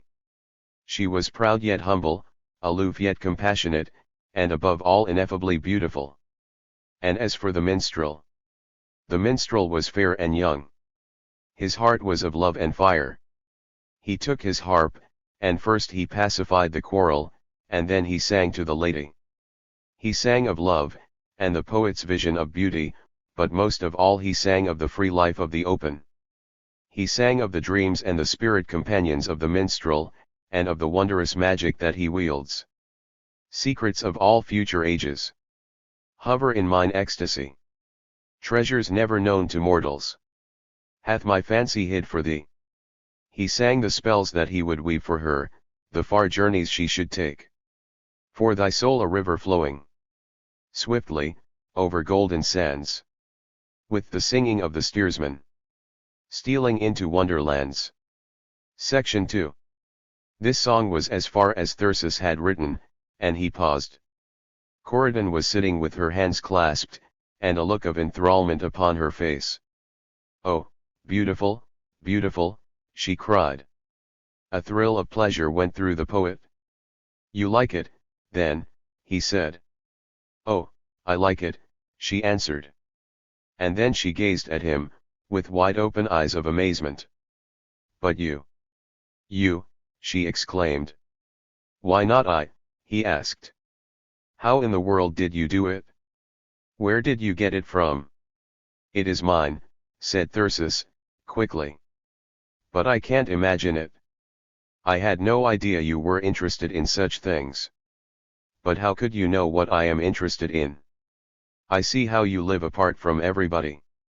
And you spend all your time in books." Thyrsis suddenly recollected something which had amused him very much. Corydon had been reading Middlemarch, and had told him that Dr. Casaubon reminded her of him. "And so I'm still just a bookworm to you," he laughed. "But isn't your interest in things always intellectual?" she asked. "Then you suppose I'm doing this just as an exercise in technique," he countered. "It's taken me quite by surprise," said Corydon. "We have three faculties in us," Thyrsis propounded: intellect, feeling, and will, and to be a complete human being, we have to develop all of them. But you spend so much time piling up learning." "I need to know a great many things," he said. "I'm not conscious of studying anything I don't need for my purpose." "What is the purpose?" she asked. He touched the precious manuscript. "This," he said. There was a pause. "But you lose so much when you cut yourself off from the world," said Corydon. "And there are other people, whom you might help." "People don't need my help, or at least, they don't want it." "But how can you know that if you never go among them?" "I can judge by the lives they live." "Ah," exclaimed Corydon, quickly, "but people aren't to blame for the lives they live." "Why not?" he asked. "Because they can't help them. They are bound fast. They should break loose." "That is easy for you to say," said Corydon. You have no ties. I did have them, I might have them still. But I broke them. Ah, but you are a man. What difference does that make? It makes all the difference in the world. You can earn money, you can go away by yourself. But suppose you were a girl shut up in a home, and told that that was your sphere. I'd fight, said Thyrsis, I'd break my way out somehow, never fear. If one doesn't break out, it simply means that his desire is not strong enough. Thyrsis had been surprised at the depth of Corydon's interest in his manuscript. He had not supposed that she would be so susceptible to anything of the imagination. And now he was surprised to see that her hands were clenched tightly, and that she sat staring ahead of her intently. Are you dissatisfied with your life? He asked. Is there anything in it that I could be satisfied with? She cried. I had no idea of that, he said. No, she replied, that only shows how stupid you can be. But you never showed any signs. Didn't you know that I was trying to prepare for college last year? Yes, but you gave it up. What could I do? I had no help, no encouragement. I was groping like a blind person. And I told you about it?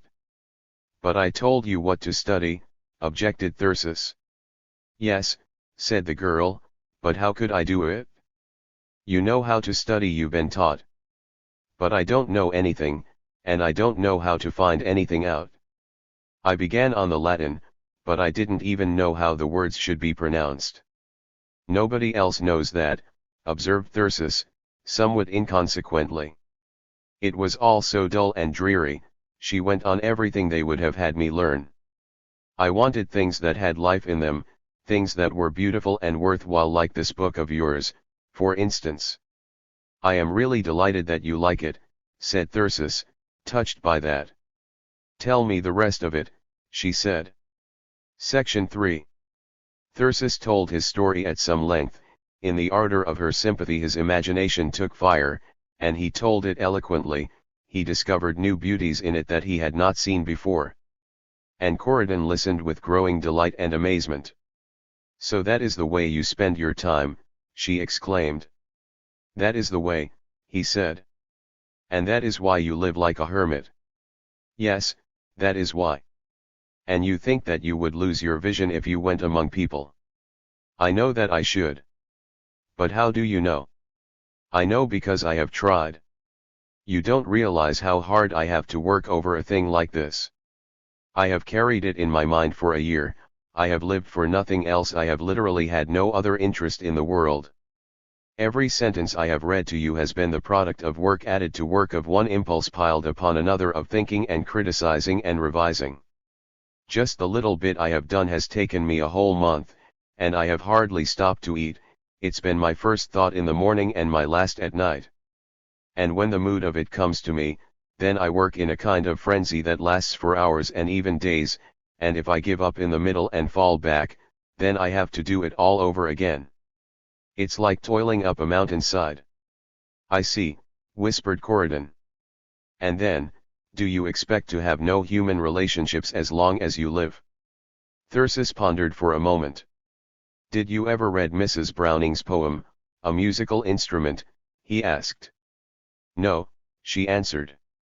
It's a most beautiful poem, he said, and it's hardly ever quoted or read, that I can find. It tells how the great god Pan came down by the river bank, and cut one of the reeds to make himself a pipe. He sat there and played his music upon it. Sweet, sweet, sweet, O Pan.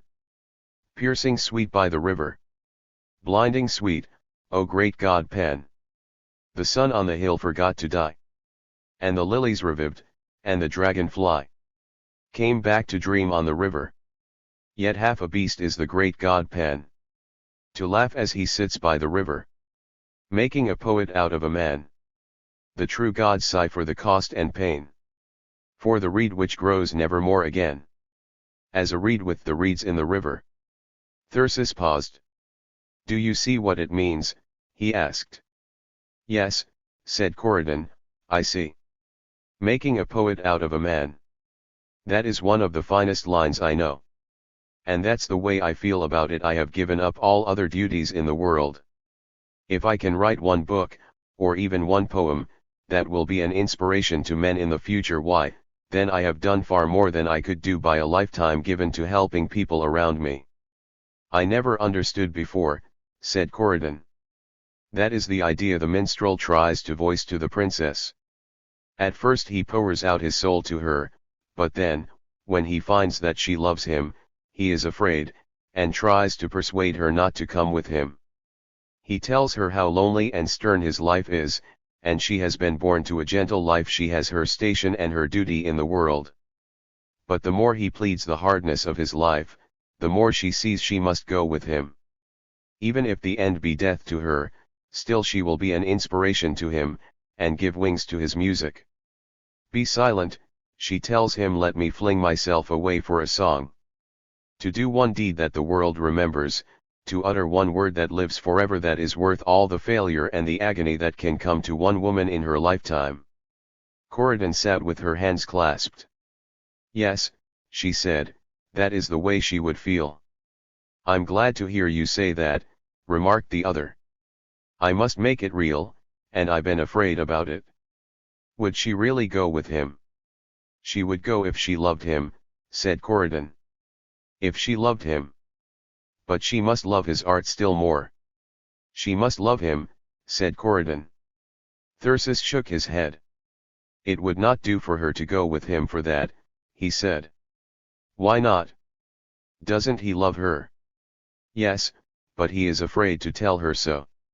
They dare not let that sway them. I don't understand. Why not? Because personal love is a limited thing, and comparatively an ignoble thing. I don't see how there can be anything more noble than true love between a man and a woman, declared Corydon. It depends on what you mean by true love, replied Thyrsis. If two people love each other for their own sakes, and go together, they soon come to know each other, and then they are satisfied and their growth is at an end.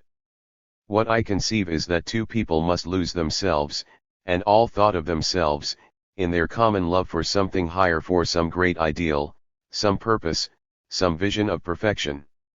And they seek this together, and they rejoice in finding it, each for the other, and so they have always progress and growth. They stand for something new to each other every day of their lives. To such love there is no end, and no chance of weariness or satiety. I had never thought of it just so, said the girl. But surely there must be a personal love in the beginning. I don't know, he responded. I hadn't thought about that. I'm afraid I'm impersonal by nature. Yes, she said, that's what has puzzled me. Don't you love human beings? Not as a rule, he confessed. But then what is it you are interested in? Yourself. People tell me that's the case. And there's a sense in which it's true. I'm wrapped up in the thought of myself as an artwork. I've a certain vision of the possibilities of my own being, and I'm trying to realize it.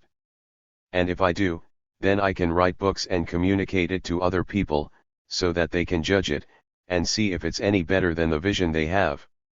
It is a higher kind of unselfishness, I think. I see, said Corydon. It's not easy to understand. No one understands it, he replied.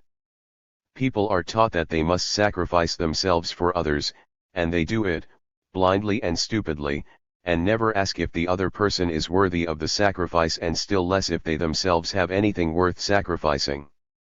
Corydon had clenched her hands suddenly. How I hate the religion of self-sacrifice, she cried. Mine is a religion of self-development, said Thyrsis. I am sacrificing myself for what other people ought to be. Section 4. They came back after a time, to the subject of love, and to the ideal of it which Thyrsis meant to set forth in the book. It was the duty of every soul to seek the highest potentiality of which it had vision, and as one did that for himself, so he did it for the person he loved. There could be no higher love than this, to treat the thing beloved as one's self, to be perpetually dissatisfied with it, to scourge it to new endeavor, to hold it in immortal discontent.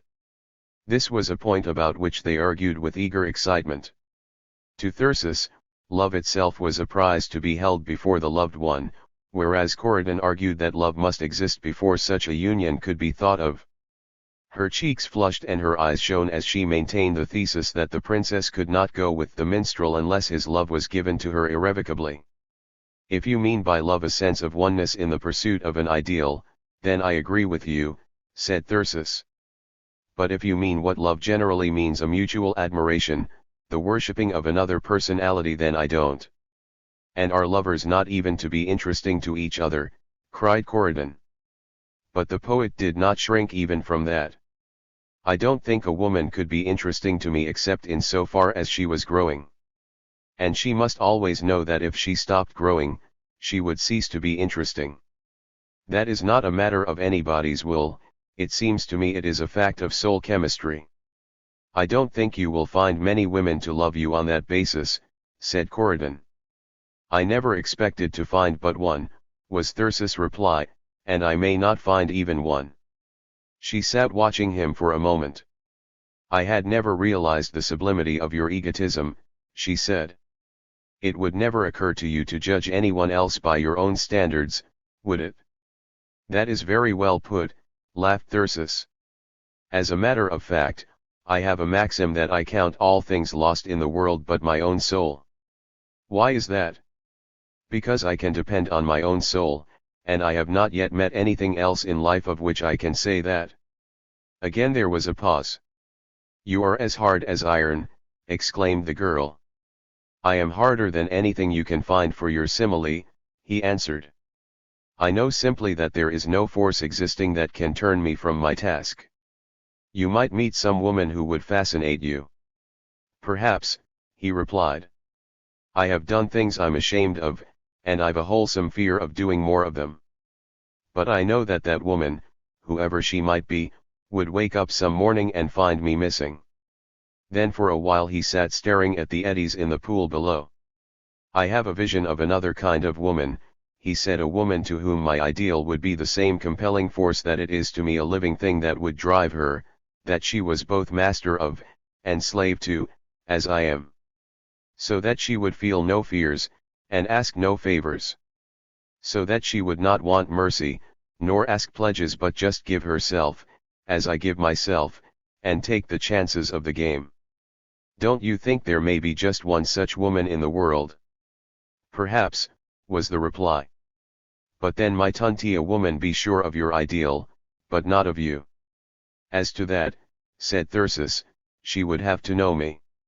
As to that, said Corydon, she would have to love you. And Thyrsis smiled. As in most arguments, he said, it's mainly a matter of definitions. Section 5. At this point there came a call from the distance, and Corydon started. There is mother, she exclaimed. How the afternoon has flown. And must you go home now? He asked. I'm afraid so, she replied. We have a long row. I'm sorry, he said. I wanted to advise you about books to read. You must let me help you to find what you are seeking. Ah, said Corydon, if you only will. I will do anything I can, he said. I am ashamed of not having helped you before. They had risen and started towards the house. Can't you come tomorrow, and we can talk it over, he said. But I thought you were going to work, she objected. I can spare another day, he replied. A rest won't hurt me, I know. And it's been a real pleasure to talk to you this afternoon. So they settled it, and Thyrsis saw them off in the boat, and then he went back to the little cabin. On the steps he stood still. Corydon, he muttered. Little Corydon. That was always the way he thought of her, not only because he had known her when she was a child, but because this expressed his conception of her. She was so gentle and peaceable and meek. She was now 18, and he was only 20, but he felt towards her as a grandfather might. But now had come this new revelation, that astonished him. She had been deeply stirred by his work, she had loved it, and this was no affectation, it was out of her inmost heart. And she was not really contented at all, she had quite a hunger for life in her. It had been like an explosion, the barriers had been destroyed between them, and he saw her as she really was. And he could hardly believe it. All through the adventures that followed he would find himself standing in the same kind of daze, whispering to himself, Corydon. Little Corydon. He did not try to do any work that evening. He thought about her, and the problem of her life. She had stirred him strangely. He saw her beautiful with a new kind of beauty. He resolved that he would put her upon the way to some of the joy she sought. She came early the next morning, and they sat by the lake shore and talked. They talked about the things she needed to study, and how she should study them, about the books she had read and the books she was to read next. And from this they went on to 100 questions of literature and philosophy and life. They became eager and excited, their thoughts took wings, and they lost all sense of time and place. There were so many things to be discussed. Corydon, in spite of all her anti-clericalism, believed in immortality. She laid claim to intuitions and illuminations concerning it. And to Thyrsis, on the other hand, the idea of immortality was the consummation of all unfaith. To him life was a bubble upon the stream of time, a shadow of clouds upon the mountains. There was nothing about it that could be or should be immortal. The act of faith, he cried, is to give ourselves into the arms of life, to take it as it comes, to rejoice in its infinite unfoldment, the plastic dance of circumstance, to behold the budding flower and the newborn sons as equal expressions of the joy of becoming. But people are weak, they love themselves, and they set themselves up as the center of existence. But Corydon was personal, and loved life, and she stood out that death was unthinkable, that she had the sense of infinity within her. Thyrsis strove to make her see that one was to wreak one's hunger for infinity at each moment, and not put it off to any future age, that life was a thing for itself, and needed no sequel to justify it. It is a free gift, and we have no claim upon it, we must take it on the terms of the giver. From that they came to religion. Thyrsis loved the forms of the old faiths, because of the poetry there was in them, and so he wrestled with Corydon's paganism. He tried to show her how one could read Paradise Lost and the English Prayer Book, precisely as one read Virgil and Homer, to which Corydon answered that she had been to Sunday school. But you once believed in Santa Claus, he retorted. And does that make you quarrel with him now? Every time you read a novel, don't you pretend to believe in people who never existed? He went on to show her how much she lost of the sublime and inspiring things of the past. He took the story of Jesus. It mattered not in the least if it was fiction or fact, it was there, as an achievement of the human spirit. He showed her the man of the Gospels, not the stained glass god with royal robes and shining crown, but the humble working man, with his dream of a heaven nearby, and a father who loved his children without distinction. He went about among the poor and humble, the world's first revolutionist, teaching the supremacy of the soul, a doctrine which was to be as dynamite beneath the pillars of all established institutions. He lived as a tramp and an outcast, and he died the death of a criminal, and now those who had murdered him were using his doctrines to enslave the world. All this was a new idea to Corydon, and she resolved forthwith that she would begin her readings with the New Testament. Section 6. So it went, until Thyrsis looked up with a start, and saw that the shadows were falling. It was 5 o'clock, and they had not stopped to eat. Even so, they had no time to cook, but made a cold meal and talked all the time they were eating. Then Corydon said, I must start for home. You won't want any supper, said Thyrsis. Let's see the sunset first. But mother will be expecting me, she objected. She'll know you're all right, he replied.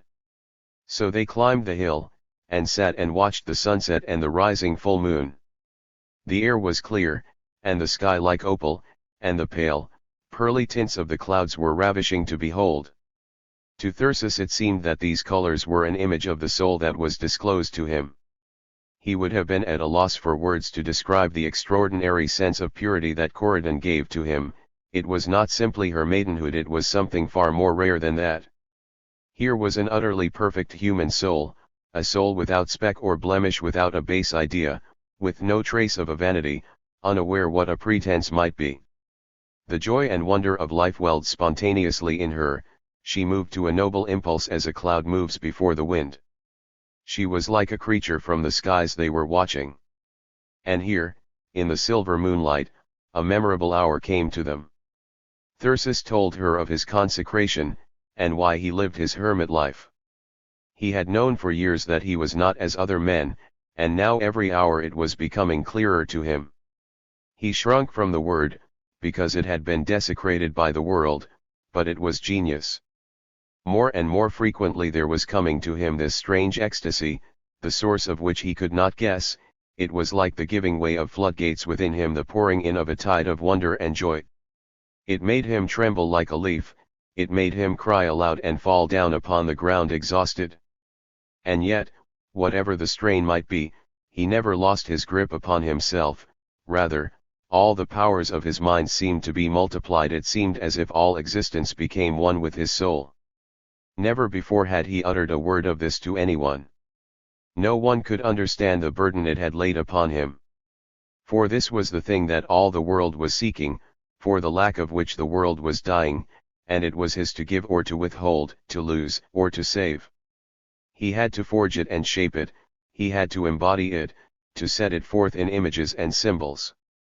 And that meant a terrific labor, a feat of mental and emotional endurance quite indescribable.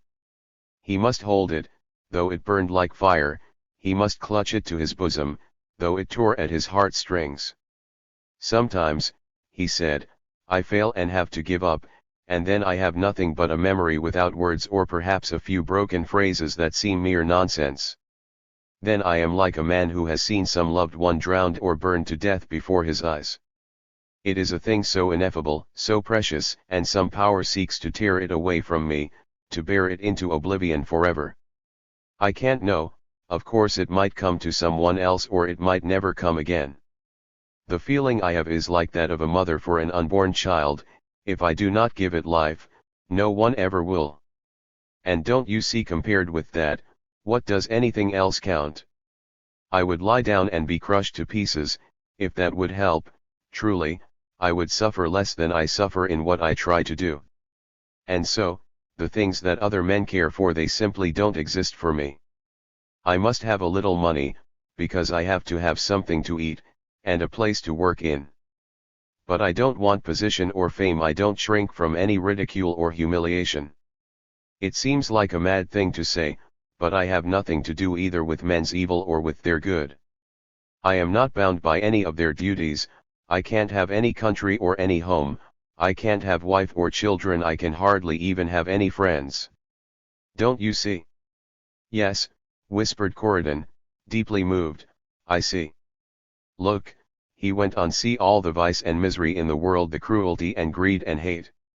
And see all the stupid and petty things, the narrow motives, the vanities and the jealousies. And all that is because people haven't this thing that has come to me, they don't know the possibilities of life, they lack the sense of its preciousness and sacredness. And they seek and go astray. Take drunkenness, for instance, that brings them joy, but it's a false scent, it leads them over a precipice. I've been down at the bottom of it, you know why I have to go there, and what I've seen. And that is where the best of men's faculties go. Yes, it's literally true. The men who are dull and plodding, they are contented, it's the men who are adventurous and aspiring who come to that precipice. I walk down an avenue and see the lines of saloons with their gleaming lights, and that thought is like a scream of anguish in my soul. There came a phrase to me once, that I wanted to cry out to people, the graveyards of your genius, the graveyards of your genius. Corydon was gazing at his uplifted face. She said, that is how Jesus must have felt, when he wept over Jerusalem. Yes, said Thyrsis. It is a new religion trying to be born. Only nowadays they don't persecute you, they just ignore you. They don't hang you up on a cross and make you conspicuous and picturesque, they ridicule you and let you starve. And that is what I face, you see. I've saved $100, just barely enough to buy me food until I've written the book. And other people have so much, cried Corydon. So much and no idea what to do with it. They just fling it away, in a drunken frenzy. And down below are the poor, who slave to make civilization possible. Such lives as they have to live, I can't ever get the thought out of my mind, not in any happiest moment. I feel as if I were a man who had escaped from a beleaguered city, and it all depended upon me to carry the tidings and bring relief. I'm their one hope, and if I fail them I'm a traitor, an accursed being. They are ignorant and helpless, and their cry comes to me like some great storm wind of grief and despair. Oh, some day I mean to utter words that will reach them. I can't fail. I can't fail. No, whispered Corydon. You must not fail. They sat in silence for a while. How I wish that I could help you, she said. Who can tell, he answered. Perhaps you may. A true friend is a rare thing to find. I would do anything in the world to share in such a work. You really mean that? As hard as it is. I would bear anything, she said. I would go to the ends of the earth for it. I would fling away the whole world just as you have done. Ah, but are you strong enough? Could you stand it? I don't know that, I'm only a child. But I wouldn't mind dying. And so it came. It came as the dawn comes, unheralded, unheeded, spreading wider, till the day is there. Months afterwards they talked about it, and Thyrsis asked, when did I propose to you? I don't think you ever proposed to me, she answered. It just came. It had to come, there was no other way. But when did I first kiss you? He asked. I don't know even that, she said, and pondered. Did I kiss you that night when we sat on the hill? He asked. I wouldn't have known it if you had, said Corydon. It was as natural for you to kiss me as it was for me to draw my breath. Section 7. The moon was high when they went down the hill, and he rode her home. They were silent with the awe that was upon them. They found the people at home in a panic, but they scarcely knew this and they scarcely troubled to explain. Then Thyrsis went home, and spent half the night roaming about in excitement. And early in the morning he was sitting on the edge of his canvas cot, whispering to himself again, Corydon. Little Corydon. He could not think of work that day, but set out to walk to the village by the lonely mountain road, and halfway there he met the girl, coming in the other direction. There was a light of wonder in her eyes, and also there was perplexity. For all that morning she had been whispering to herself, Thyrsis. Thyrsis. They sat by the roadside to talk it over. Corydon, he began, I've been thinking about what we said last night, and it frightens me horribly. And I want to ask you please not to think about it any more. I could not take anyone else into my life before God, I couldn't be so cruel. I have been shuddering at the thought of it. Oh please, please, run away from me before it is too late. Is that the way it seems? She asked. Corydon, he cried. I am a tormented man. There can't be any happiness in the world for me. And you are so beautiful and so pure and so good, I simply dare not think of it. You must be happy, Corydon. I have never yet been happy, she said. Listen, he went on, there is a stanza of Walter Scott's that came to me this morning, an outlaw song. It seemed to sum up all my feeling about it. Maiden, a nameless life I lead. A nameless death I'll die. The fiend whose lantern lights the mead were better mate than I. Corydon sat staring ahead. You can't frighten me away from you, she said, in a low voice. It isn't worth your while to try. But let me tell you what I came to say. I'm so ignorant and so helpless, I didn't see how I could be of any use to you. And so I wanted to tell you that you must do whatever seemed best to you, just don't count me at all. You see what I mean? I'm not afraid for myself, but just for you. I couldn't bear the thought that I might be in your way. I felt I had to come and tell you that, before you went back to your work. Now Thyrsis had set out with mighty battlements reared about him, and not all the houris and the courtesans of all the ages could have found a way to breach them. But before those simple sentences of Corydon's, uttered in her gentle voice, and with her maiden's gaze of wonder the battlements crumbled and rocked. And that was always the way of it. There were endless new explanations and new attitudes, new excursions and discoveries. They would part with a certain understanding, but they never knew with what view they would meet in the morning. They were swung from one extreme to the other, from certitude to doubt, from joy to dismay and despair. And so, day after day they would sit and talk, for uncounted hours. Corydon would come to the little cabin, or Thyrsis would come to the village, and they would wander about the roads or the woods, forgetting their meals, forgetting all the world. Once they wandered away into the mountains, and they sat until the dusk closed round them. They were almost lost that night. Of course, Thyrsis had been saying, "We should not be married like other men and women." "No," said Corydon, "of course not. We should be brother and sister," he said. "Yes," she assented. "And it would not be real marriage, I mean, it would be just for the world's eyes." "So I don't see how it could hinder you," Corydon added. "Whatever I did that was wrong, you would tell me. And then too, about money. I shouldn't be any burden, for I have $25 a month of my own." "I had no idea of that," said Thyrsis. "I've only had it for a year," said Corydon. "An aunt left me nearly $4,000. I can't touch the principal until I'm 30, but I have the income, and that will buy me everything I need. And so it would be just as if you didn't have me to think of."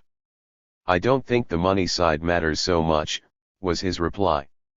"It's only this summer, you see, until I've finished the book." Section 8. The key to all the future was the book, but alas, the book was not coming on. How could one write amid such excitement? This was a new kind of wine in Thyrsis' blood. This was reality. And before it his dream phantom seemed to have dissolved into nothingness. They would make a compact for so many days, and he would start to work, but he would find himself thinking of Corydon, and new problems would arise, and he would take to writing her notes and finally realize in despair that he might as well go and see her. Meantime Corydon would be wrestling with tasks of her own. They had talked over her development, and agreed that what she needed was discipline. And because Thyrsis had read her some of Goethe's lyrics, she had decided to begin with German.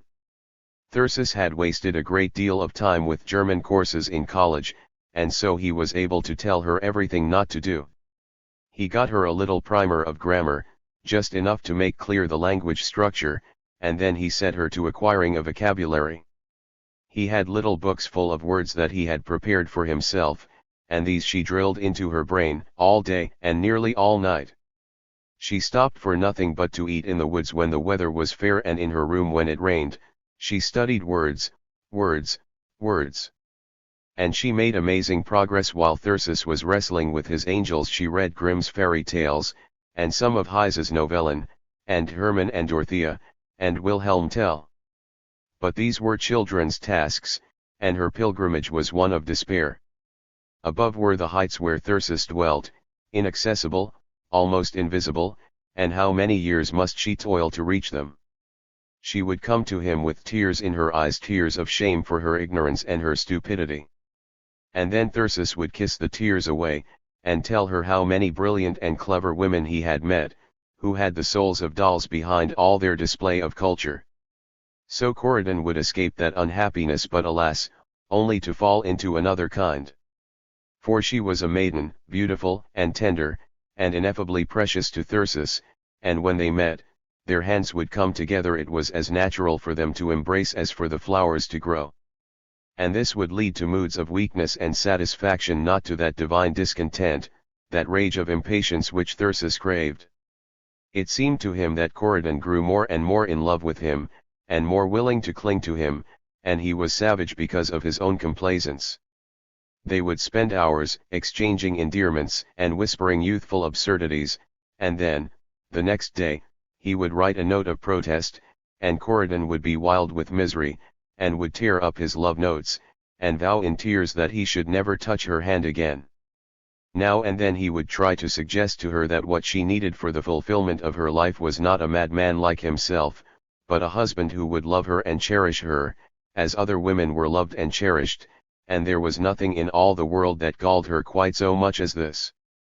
Section 9. There came a time when all these happenings could no longer be hid from parents. This unthinkable engagement had to be announced, and the furies of grief and rage and despair unchained. No one could realize the change that had come over Corydon, the meek and long-suffering, who now was turned to granite, and immovable as the everlasting hills. As for Thyrsis, all kinds of madness had come from him, and were expected from him. But even he was appalled at the devastation which this thunderbolt caused. "You have ruined your career. You have ruined your career," was the cry that rang in his ears all day. And he knew what the world meant by this. Young men of talent who wished to rise in the world did not burden themselves with wives at the age of 20, they waited until their careers were safe, and meantime, if they felt the need, they satisfied their passions with the daughters of the poor. And it was for some such eligible man as this that the world had been preparing Corydon. It was to save her for his coming that her sheltered life had been intended. Her beauty and tenderness would appeal to him, her innocence would bring a new thrill to his jaded passions, and when he offered his hand, there would be no whisper of what his past might have been, there would be no questions asked as to any vices or diseases he might bring with him. There would be trousseaux and flowers and wedding cake, rice and white ribbons and a honeymoon journey, and then an apartment in the city, or perhaps even a whole house, with a butler and a carriage, who could tell?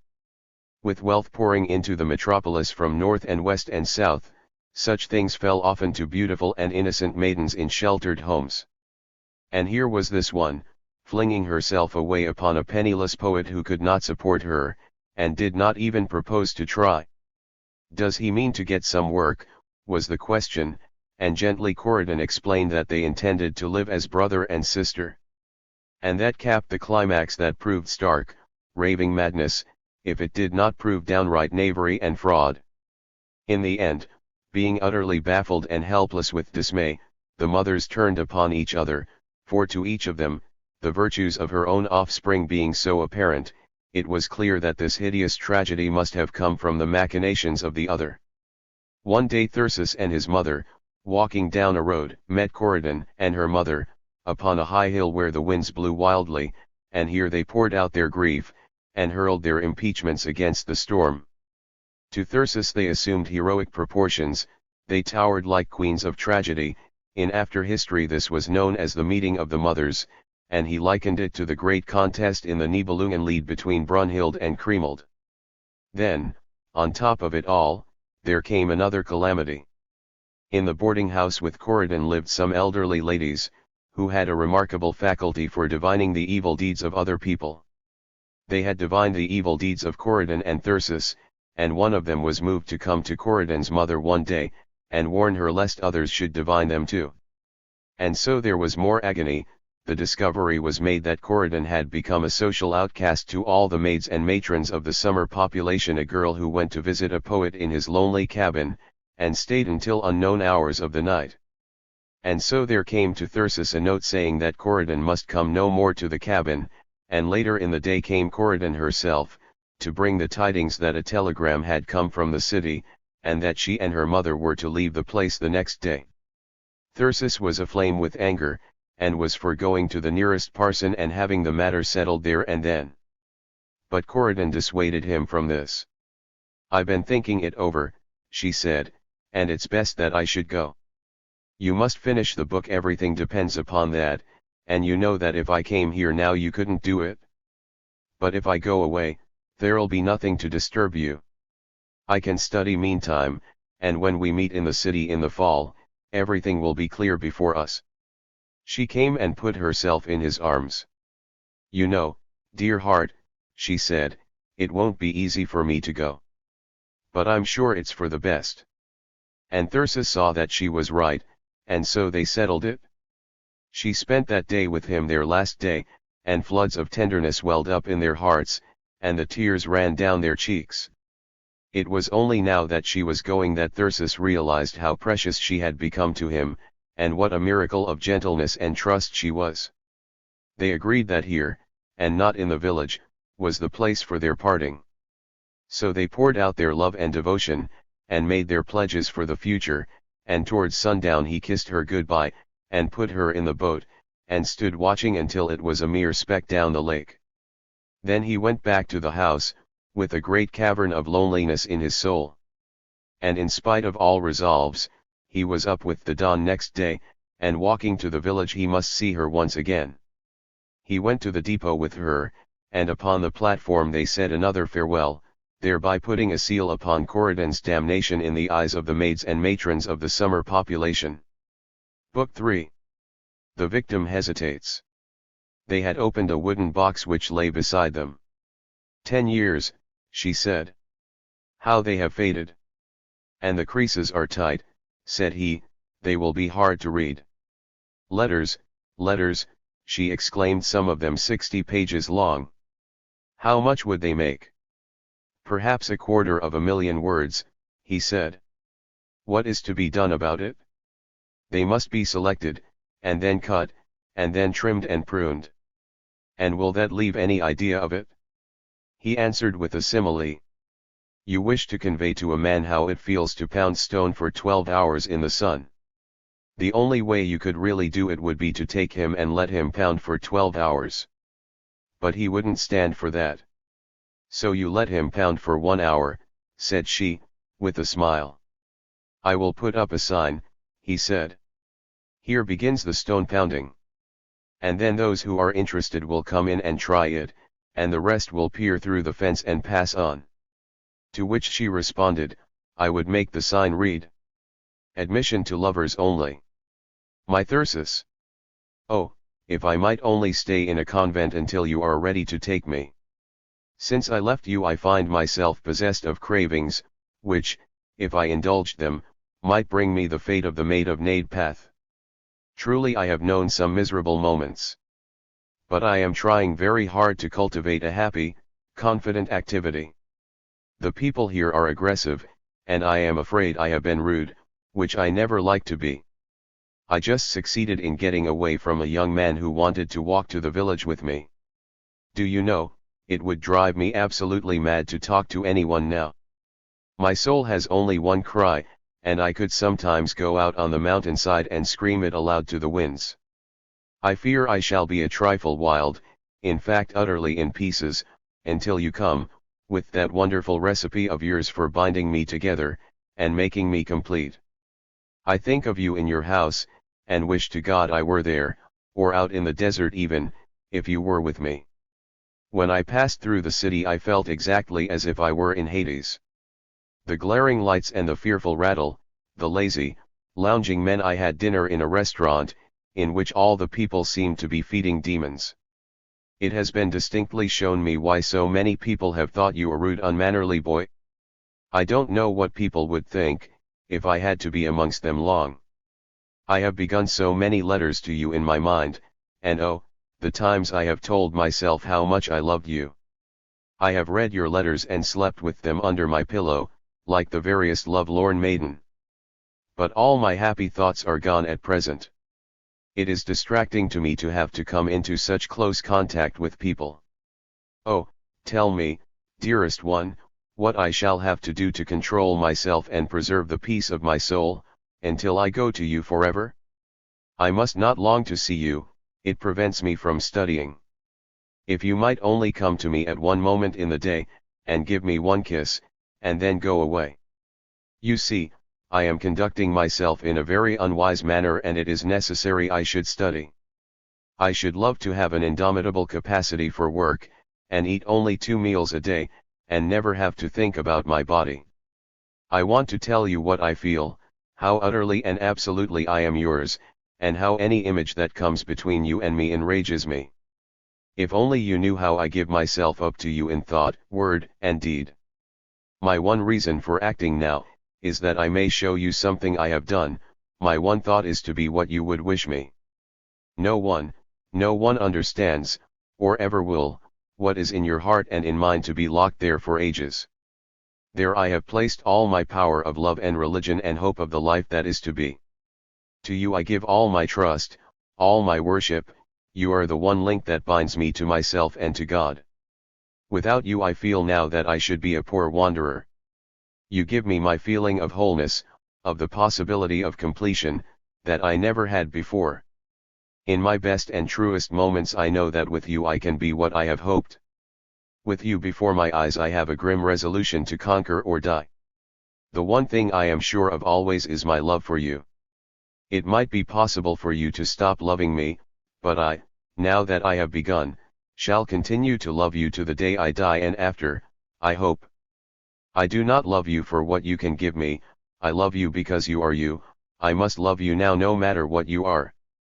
I believe Shakespeare was right when he said that love is not love which alters, when it alteration finds.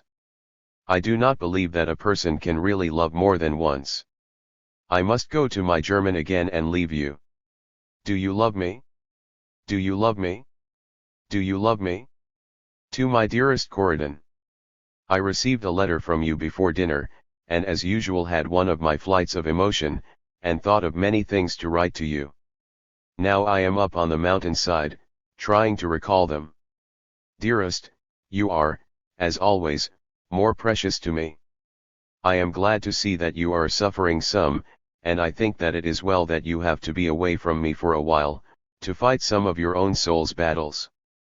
You see that I am in my stern humor, as convinced as ever that the soul is to be deepened only by effort, and that the great glory of life cannot be bought or stolen, or even given for love, but must be earned. I will tell you what I have been doing since you left. I spent 3 whole days in the most unimaginable wretchedness. I had no hindrances like yours, only the most fearful burden of dullness and sloth, that had crept upon me and mastered me, during all the weeks that I had let myself be so upset and delayed. I cannot picture what I go through when I lose my self-command in that way, but it is like one who is tied down upon a railroad track and hears a train coming. He gets just as desperate as he pleases, and suffers anything you can imagine, but he does not get free. And always the book would be hanging before me, a kind of external conscience, to show me what I ought to have been. Now I have gotten myself out of that, by an effort that has quite worn me out. When I found myself at work again, I felt a kind of savage joy of effort, a greater power than I ever knew before. In the reckless mood that I had got to, it seemed to me that I could keep so forever. Now, dearest, you must get the same unity in your life, you must concentrate all your faculties upon that, get for yourself that precious habit of being instant in prayer, and strenuous for the bright reward.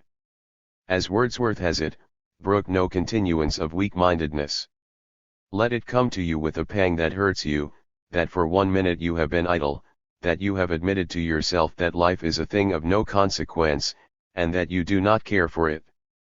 I shall have to talk to you that way, perhaps not so often as I do to myself, because I do not think you are really in your heart such a very dull and sodden creature as I am. I think the greatest trial we shall have will be our fondness for each other, and the possibility of being satisfied simply to hold each other in our arms. But we shall get the better of that, as of everything else, and that is not the problem now. You must learn to strive, learn to master yourself, you must prove your power so. Do not care how rude you have to be to those people, look upon the things about you as a kind of dream world, and know that your own soul's life is the one real thing for you. And don't write any more about how circumstances hold you back. When you have got to work you will know that you are given your soul for no purpose but to fight circumstances, that they are the things to make you fight. When they are removed, as I know to my cost, there is still the same necessity of fighting, only it is like a horse who has to win a race without the spurs.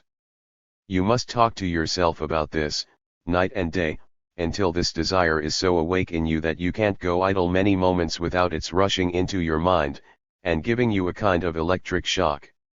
And when that happens you fling aside everything else, every idea but the work that you ought to be doing, and put all your faculties upon that, and every time that you catch them wandering, you do the same thing again, and again. Sometimes when I become very keenly aware of myself, and of what a shallow creature I really am, it seems to me that it is only by wearing myself out in that grim and savage way that I can make myself even tolerable. I must stop. Do you know that for 5 precious hours by my watch I have sat up here thinking about you and writing to you? Dear me, and I am tired, and frozen, for there is a cold wind. I shall have, I see, to prove some of my powers, by not writing letters to you when I should be at the book. I see that it takes 4 or 5 days for letters to come and go between us, and so if we write often, our letters will be crossing. 4 or 5 days is time enough for us to change our moods a dozen times, so our correspondence will be apt to be complicated. 3. My dearest Thyrsis, it has worried me somewhat today that you might be utterly disappointed in the letter I wrote you. It was a wild jumble of words, but I was fighting all sorts of uncomfortable things within me. Today I have been anything but despairing, and have gone at the German. In fact, I quite lost myself in it, and believe I understand thoroughly the construction of the first poem. Wonderful accomplishment. Your words, as I read them again, dear heart, are full of a great beauty and fire and energy, and I only hope you may keep them always. I believe that the possibility of the marriage we both desire, depends greatly if not entirely on your sternness. You must realize it. I cannot tell with the proper conditions and training what energy I might be able to accumulate for myself, but in the meanwhile the thing that makes me most wretched is my utter incapacity at times, and my inability to share with you your work. In my weaker and more helpless moods, I ask myself with a pang, whether I ought to go with you at all, when I cannot help you. But I must stop fuming. I have come out of my mud puddle for good and for all, and that is the main consideration. I don't intend to go back. We must not think of each other in any way but as co-workers in a great labor. We must simply know that our love is rooted deeply, and the harder we work the more firm it will be. There is no reason why we should not go to the altar with just this sternness, and from now on preserve this attitude until the day when we have earned the right to consider what love means. Can you do it? I will prove to you that I can. For my dear Thyrsis, I am trying very dreadfully, and go away alone and pound at the German as if my life depended upon it. I go to bed every night with a tight feeling in my head, but I do not mind, as I take it for a guarantee that I have not rested. And oh, my dearest and best, I am trying not to think of you too much, that is too much in a way that does not help me to study. But I love you really, yes, truly, and I know I would follow you anywhere. I am not particularly joyful, but then I do not expect to be for a great many years. Dear Thyrsis. Only a few words. I have been hovering today between spurts of hopeful energy, and the most indescribable despair. It positively freezes my heart, and I have been on the point of writing to you and telling you to relieve yourself of the responsibility of me. The reason is because it seems a perfectly Herculean task to read Egmont. I have to look up words in the dictionary until I am absolutely so weary I care not about anything, and then I think of you, and what you are able to do, and at one word from you I would give up all idea of marrying you. I tell you I am up and down in this mood. Great God, I could work all day and all night if I could do what you do, but to strain at iron fetters a snail. Oh, I cannot tell you I simply groan under it. At such times I have no more idea of marrying you than of journeying to the moon. I repeat to you, to be constantly choked back, while you are rapidly advancing, will kill me. I don't know what you will say to this, but it is intolerable, unendurable, to me. When I think of your ability and mine, I simply laugh about it, Thyrsis. It is simply ridiculous. I do not ask you to take me with you, Thyrsis. Do you wonder at my writing all this? You would not if you understood. It is so hard for me to keep any joy in my heart, and I get tired of repeated failures, that is all. I thought I must write you this, and have it over with. This is the style of letter I have always torn up, but this time it goes. I think I will practice the piano now, and try to get some gladness into my soul again. 6. My dear Thyrsis. There is a dreadful sort of letter which I wrote you last night which I haven't sent you yet. I have been studying, or trying to most of the day, and my mind has wandered most painfully. There were 2 days in which I seemed to have hold of myself, but with an effort that was a fearful strain. I must try so, that it almost kills me, if I wish to accomplish even a little of what I ought. The heat here is almost insupportable, it is stifling, and I spent an hour or so in the water this afternoon. And the thought is always torture to me that you are accomplishing so much more than I. I was thinking of your letters tonight, and I recalled some words that seemed to speak more of your love for me. Oh, Thyrsis, if your letters are fiery and passionate, is it for love of me that they are? I'm almost afraid at times, when I read your letters, when you tell me of the kind of woman you want to love. I at present am certainly not she. And do you know that when we are married we shall be united forever? I don't know why I write you these things, they are not at all inspiring thoughts to me.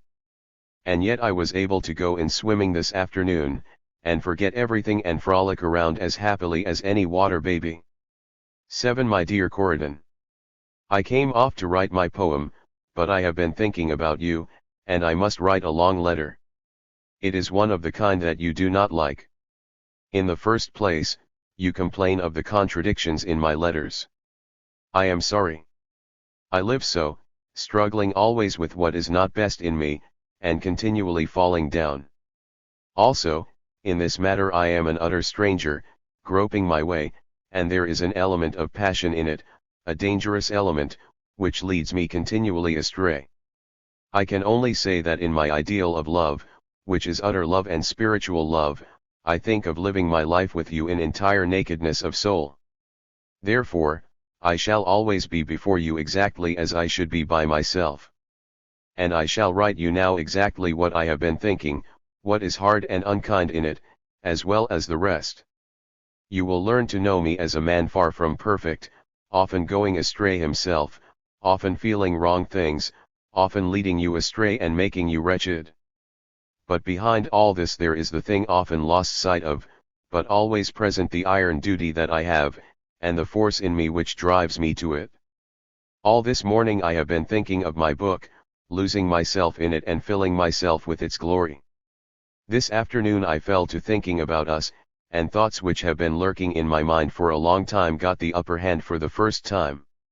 They were that I did not love you as I ought to, that I could not, that the love which I felt was a thing from my own heart, and that it had carried me away because I was anxious to persuade myself I had found my ideal upon earth, that you could not satisfy the demands upon life that I made, and that if I married you it would be to make you wretched, and myself as well, that you had absolutely nothing of the things that I needed, and that the life which your nature required was entirely different from mine, that you had no realization of the madness that was driving me, could find and give me none of the power I needed, and that I ought to write and tell you this, no matter what it cost, that I owed it to the sacred possibility of my own soul, to live alone if I could live better alone. And when I had said these words, I felt a sense of relief, because they were haunting me, and had been for a long time. How they will affect you I cannot tell, it depends upon deep your love for me is. Certainly they mean for me that my love is not deep, that you have not made yourself necessary to me. I think that in that last phrase I put the whole matter in its essence. You have not bound yourself to me. I am always struggling to keep my love firm and right, to hold myself to you. The result is that there is no food for my soul in the thought of our love, in my thought of you, and therefore, I am continually dissatisfied and doubting, continually feeling the difference between the love I have dreamed and our love. I tried to think the matter out, and get to the very bottom of it. The first thing that came to me on the other side was your absolute truth, your absolute devotion to what was right and noble in our ideal. So that, as I was thinking, I suddenly stopped short with this statement: if you cannot find right love with that girl, it must be because you do not honor love, or care for it. And then I thought of your helplessness, of your lack of training and opportunity for growth, and I told myself how absurd it was of me to expect satisfying love from you when all that I knew about in life, and thought of, was entirely unknown to you. I realized that I was a man who had tasted more or less of all knowledge, and had an infinite vision of knowledge yet before him, and an infinite hunger for it, and that you were a schoolgirl, with all of a schoolgirl's tasks on your hands. So I said to myself that the reason for the dissatisfaction was a fault of my own, that it had come from my own blindness. I had gone wrong in my attitude to you, I had failed in my sternness and my high devotion to perfection, I had contented myself with lesser things, had come down from my best self, and had failed to make you see what a task was before you, if you ever meant to know my best self.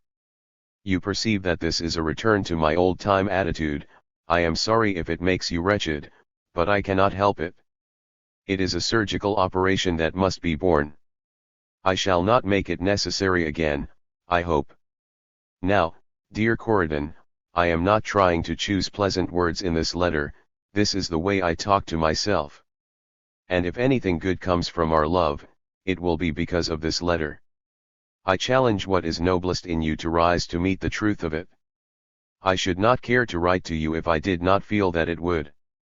You have had a possibility offered to you, and because you are very hungry for life you have clasped it to you, placed all your happiness in it. The possibility is the love of a man whose heart has been filled with the fire of genius. There are few men whom life takes hold of as it does me, who sacrifice themselves for their duty as I do, who demand experience, knowledge, power, beauty as I do. There are very few men who will wrest out of existence as much as I will, or know and have as much of life. I am a boy just now, and only beginning to live, but I have my purpose in hand, and I know that if I am given health and life, there is nothing that men have known that I shall not know, nothing that is done in the world that I shall not do, or try to. I have a strong physique, and I labor day and night, and always shall. I shall always be hungry and restless, always dissatisfied with myself, and with everything about me, and acting and feeling most of the time like a person haunted by a devil. I make no apologies to you for the conceit of what I am saying, it is what I think of myself, without caring what other people think. I know that I have a tremendous temperament, tremendous powers hidden within me, and they have got to come out. When they do, the world will know what I know now. Now Corydon, as you understand, I dream love absolute, and would scorn any other kind. I can master my passion, if it be that upon earth there is no woman willing or able to go with me to the last inch of my journey. I dream a life companion to follow wherever my duty drives me, to feel all the desperateness of desire that I feel, to be stern and remorseless as I must be, wild and savage as I must be, to race through knowledge with me and to share my passion for truth with me, a woman with whom I need have no shame in the duty of my genius. As I tell you, if I marry you, I expect to give myself to you as your own heart, and then I think of the gentle and mild existence you have led. It is very hard for me even to tell about my life, or to explain this thing that drives me mad. But I am writing this letter to you for the purpose of making clear to you that there are two alternatives before you, and that you must choose one or the other and stick by it, and bear the consequences.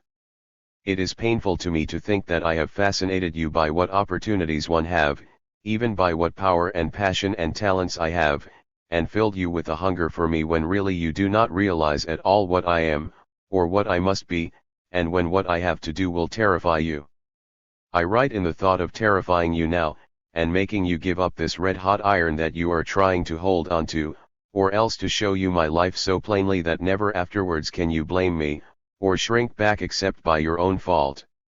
You must not blame me for writing these words, for wondering if a woman, if any woman has power to stand what I need to do. And when I talk to you about giving me up, you must not think that is cold, but know that it is my faithfulness to my vision, which is the one thing to which I owe any duty in the world. Nor is it right that you should expect to be essential to me, when I have labored to be all to myself. You could become necessary to me in the years to come. If I marry you today I shall marry you for what you are to become, and for that alone at any rate if I am true to myself. If you are to be my wife you are to be my soul, to live my soul's life and bear its pain. You are to understand that I talk to you as I talk to myself, call you the names I call myself, and if you cry, give you up in disgust, that I am to deny you all pleasure as I do myself, and what God knows will be 10,000 times harder, let you take pleasure, and then spring up in the very midst of it. You know what I mean. That I am to be ever dissatisfied with you, ever inconsiderate of your feelings, and ever declaring that you are failing. That however much I may love you, I am to be your conscience, and therefore keep you just about as you are now, miserable. You told me that you would gladly be whipped to learn to live, and this can be the only thing to happen to you. You must understand why I act in this way. I am a weak and struggling man, with 1,000 temptations, and when I marry you, you will be the greatest temptation of all. You are a beautiful girl, and I love you, and every instinct of my nature drives me to you. For me to live with you without kissing you or putting my arms about you, will remain always difficult. It will be so for you, as for me, and it will always be our danger, and always make us wretched. Your soul rises in you as I write this, and you say that if I offered to kiss you after it, it would be an insult. But only wait until we meet. This is the one thing that has become clear to me: just as soon as there comes the least thought of satisfaction in our love, just so soon does it cease to satisfy my best self. You cannot satisfy my best self, you do not even know it, and if it were a question of that, I should never dream of marrying you. I love you for this and for this alone, because you are an undeveloped soul, the dream of whose infinite possibilities is my one delight in the matter. I think that you are perfect in character, that you are truth itself, and therefore, no matter how helpless you may be, I have no fear of failing to make you all the world to me, provided only that I am not false to my ideal. You must know from what I have written before that I can love, that I do know what love is, and that you may trust me. I am not trying to degrade passion, I simply see how passion throws the burden on the woman, and therefore it is utterly a crime with us the least thought of it. I ought to consider you as a schoolgirl, really just that, and instead of that I write you love letters. I tell you there is nothing more hateful for me to look back upon than that childish business of ours, that time when we went upstairs that we might kiss each other unseen. I tell you, it revolts my soul, from love and from you. I should be perfectly willing to take all the blame I do, only I have led you to like that and I must stop it. Can you not understand how hateful it is to me to think of making you anything that I should be disgusted with? I expect you to read over this letter until you realize that it is, every word of it, completely true and noble, and until you can write me so. You and I are to feel ourselves two school children and live just so.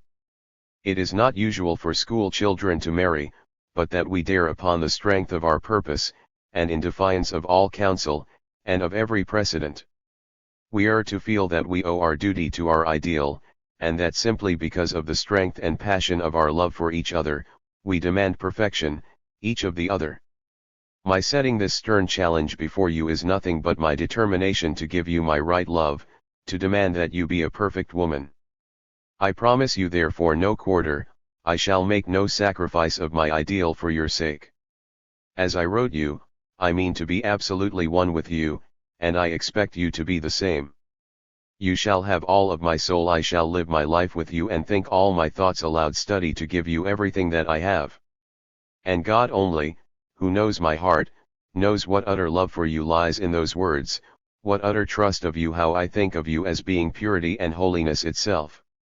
To offer to take any other being into my soul, to lay bare all the secret places of it to its gaze, all the weaknesses as well as all the strength, and all that is vain as well as all that is sacred.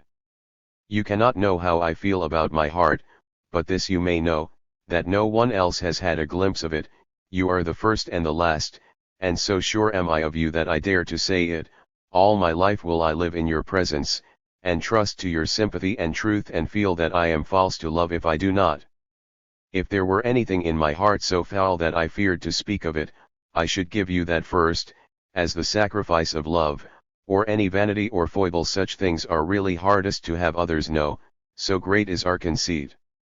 If I could talk to you tonight, I should do just as I did up on the hill in the moonlight, frighten you, and make you wonder if there was any woman who wished to bear such a burden, and perhaps the saddest thing of all to me is that I do not bear it, instead I bear the gnawing of a conscience bitter and ashamed of itself. And could you bear that burden? For Corydon, as I look at myself tonight, I am before God, a coward and a dastard. I have not done my work. I have not borne the pain he calls me to bear, I have not wrested out the strength he put in my secret heart. And here I am chattering, talking about work to you. And these things are like a nightmare to me, they turn all my life's happiness to gall. And you are taking upon yourself this same burden, coming to help me to get rid of it. Or if you do not wish to, for God's sake, and mine, and yours, don't come near me, you have come too near as it is. Can you not see that when I am face to face with these fearful things and you come and ask me to give my life to you, to worship you with the best faculties I possess, that I have no right to say yes? You once told me you were happy because I called you mein guter Geist, mein besserich. Well, you are not in the least that. The name that I give you, and that you may keep, is the beautiful possibility of a soul. Remember a phrase I told you at the very beginning of our love, of the peril of ceasing to love perfection and coming to love a woman.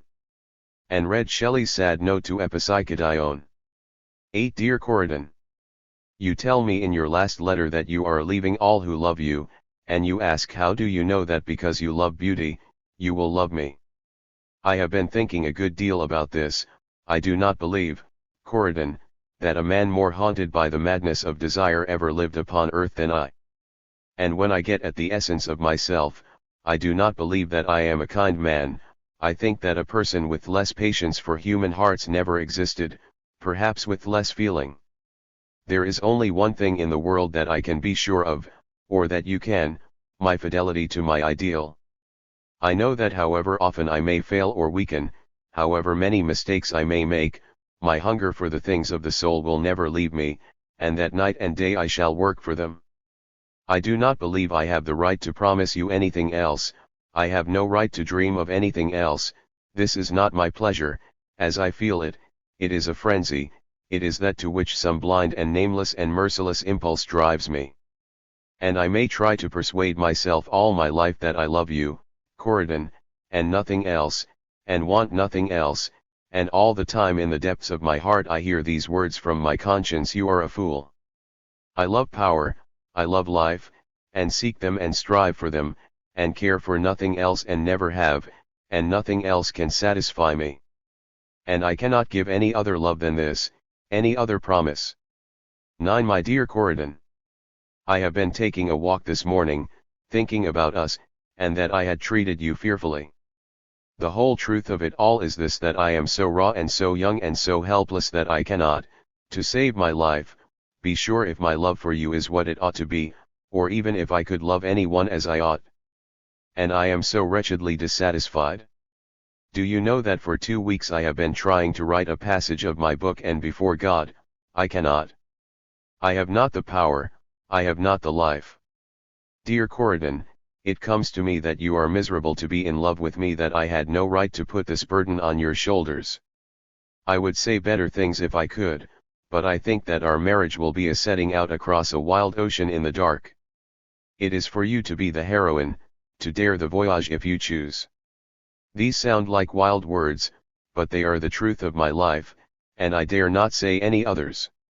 Can a girl who has been brought up in gentleness and sweetness, in innocence of life and of pain, can she say things, feel things like these? Exercis. God did not endow me with your tongue, or else it would not be the great effort it is to me to tell you some of the thoughts that have rushed through my mind in the last hour. It is an hour since I began to read your letter of horrible truth. Now it seems to me it might have been in the last year, in the last century. Actually I feel like a stranger to myself, and my movements are very slow. First, I will tell you that I believe in God. Oh, so implicitly this thought gives me infinite hope. I long to let you know as much of my heart as I can, if I am to be your life companion, as I firmly believe I am to be. I have such a strange calmness now, and I imagine that I must feel very much the way Rip Van Winkle did when he awoke. I want to try to show you my heart. It is right that I should try, is it not? Know that I have placed much faith and trust in you, in anything that you did.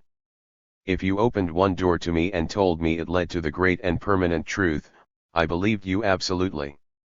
If you hauled me back and put me through an opposite one, telling me that there my road lay, I believed you with equal faith.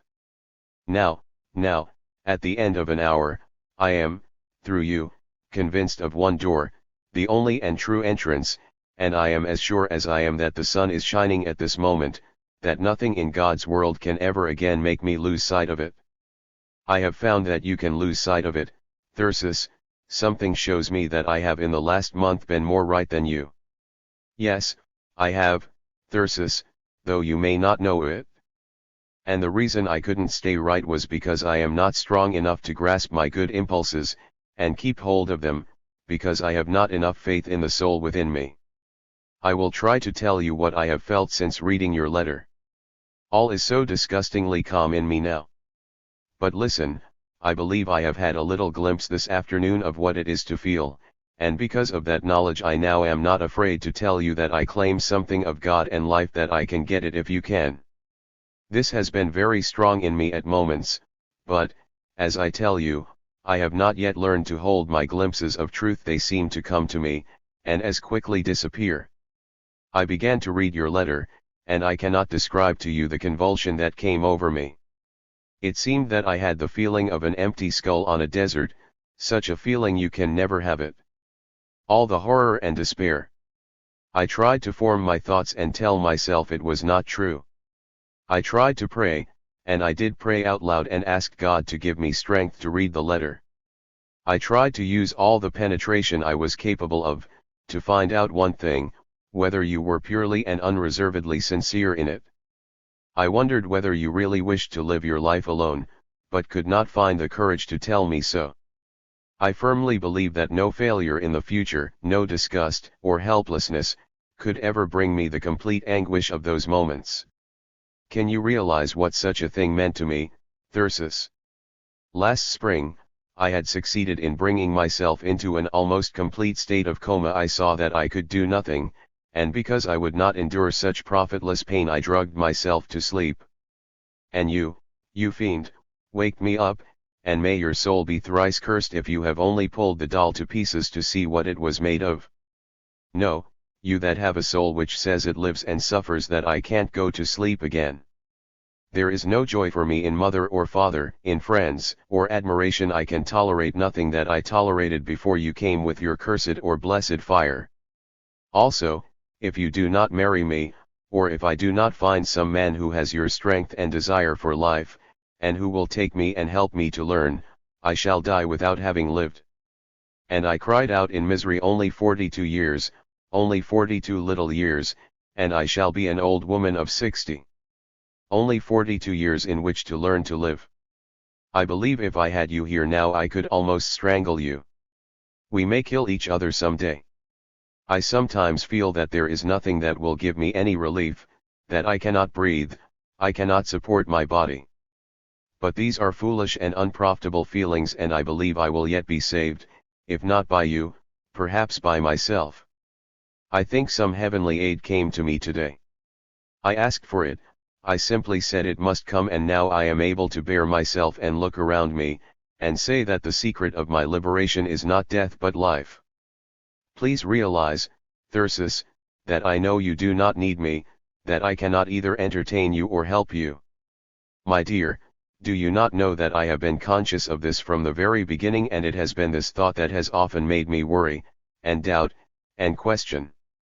And then I have told myself that you had found something in me to love, and that I also was very hungry to know about life and God, and that if you loved me enough to believe I was not dross, we might, with our untiring devotion, we might be right in going with each other.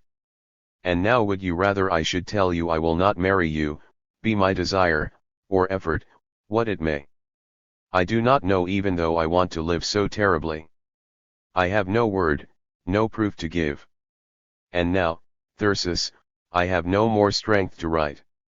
I only wish I had some power to make you know what I have felt this afternoon. I think if I could, you would have no more doubt of me. And I believe it is my God-given right not to doubt myself. I will write no more. I have written enough to make you answer one of two things. Come with me, or, I would rather go alone. I know which one it will be, even now in my wretchedness. The sky is so blue this evening, and everything is so beautiful, and I am trying so hard to be right, to feel strong and confident. 11 Dear Thyrsis, I have just arisen. I woke in the middle of the night, and there was a spectre sitting by my bedside to frighten me. He succeeded at first, but I managed finally to get rid of him, and to find some peace. Many of your sentences came to me, and I was able to get behind the words, and I saw plainly that the letters were just what you should have written, and that they could not but benefit me. They have accomplished their purpose. I believe they are burned into my soul, and have placed me rightly in our relation. I shall simply never trust the permission you may give me, in the future, to rest or be satisfied. I shall only hate you, for the pain of some of your words I shall never forget. The memory of the first 2 pages of your letter will always put me in mortal terror of you. For the rest, I am very grateful, and I will try to show you how I love your ideal. I can never repay you as long as I live for letting me come with you. O Thyrsis, I am sure that I will never think or care whether you love me or not, if only I may go with you and learn how to strive. I tore up all your love letters this morning. I kept the last letter, though I do not think I could bear to read it over. I should be afraid of again going through with that despair. Oh, I beg for the time when I shall be obliged to waste none of my minutes, and when I shall have no opportunity of writing you. What time I have spent over your letters and mine. 12 Dear Thyrsis, I am restlessly waiting for the supper bell to ring, and my head is aching intensely, and I am generally topsy-turvy. Alas! Alas! The distance that separates us and our understanding. I received a letter today while I was studying, but said I would not open it for a week, that I wanted strength to study. Well, I studied all the afternoon and found it none too easy. When I came home, I thought perhaps it was better to read your letter, which I grimly did. Do you know, you are keeping me on the rack, literally on the rack, and my flesh and blood do not seem to be able to stand it. My body seems to be the organ that first fails me. My brain is never so tired as my body. I love to think that you are not less merciful to me than you would be to yourself. I feel that you could not have used more cruel whips to yourself. Do you suppose that any disgust, scolding, or malediction to me could, as your wife, hurt me, as your doubt of me hurts me now? And I just begin to read your letter again, and I tell you, you are a fool. You say you do not know whether you could love anyone as you ought. Well, I, with all my weakness, know whether I can love, and I love you 1,000 times more than you have given me cause to. And you are so hungry. Will you always starve because you are blind? As to being satisfied, how could you be? But you say you will love me as much as I deserve. How much do I deserve, do you know? I sometimes cry out against you and long to get hold of you. If you have genius, why doesn't it give you some inkling whether you are a man with a heart, not only a stupid boy? And then I see it all plainly, or think I do, and know that you are trying so hard to be right towards us, because you think you love me the way other people love, and you know if I am weak, it would degrade your genius, and you cannot be sure of my character or strength. You cannot know whether I realize the life I am selecting. You have found it hard, and you have every reason to think that I will find it 10 times harder, and you love me in a way that is not the highest, but yet you love me enough, thank God, to tell me the whole truth. I have come to a pass where I can say to myself with truth, that I do not care how much or how little you love me. That depends upon you, as well as myself.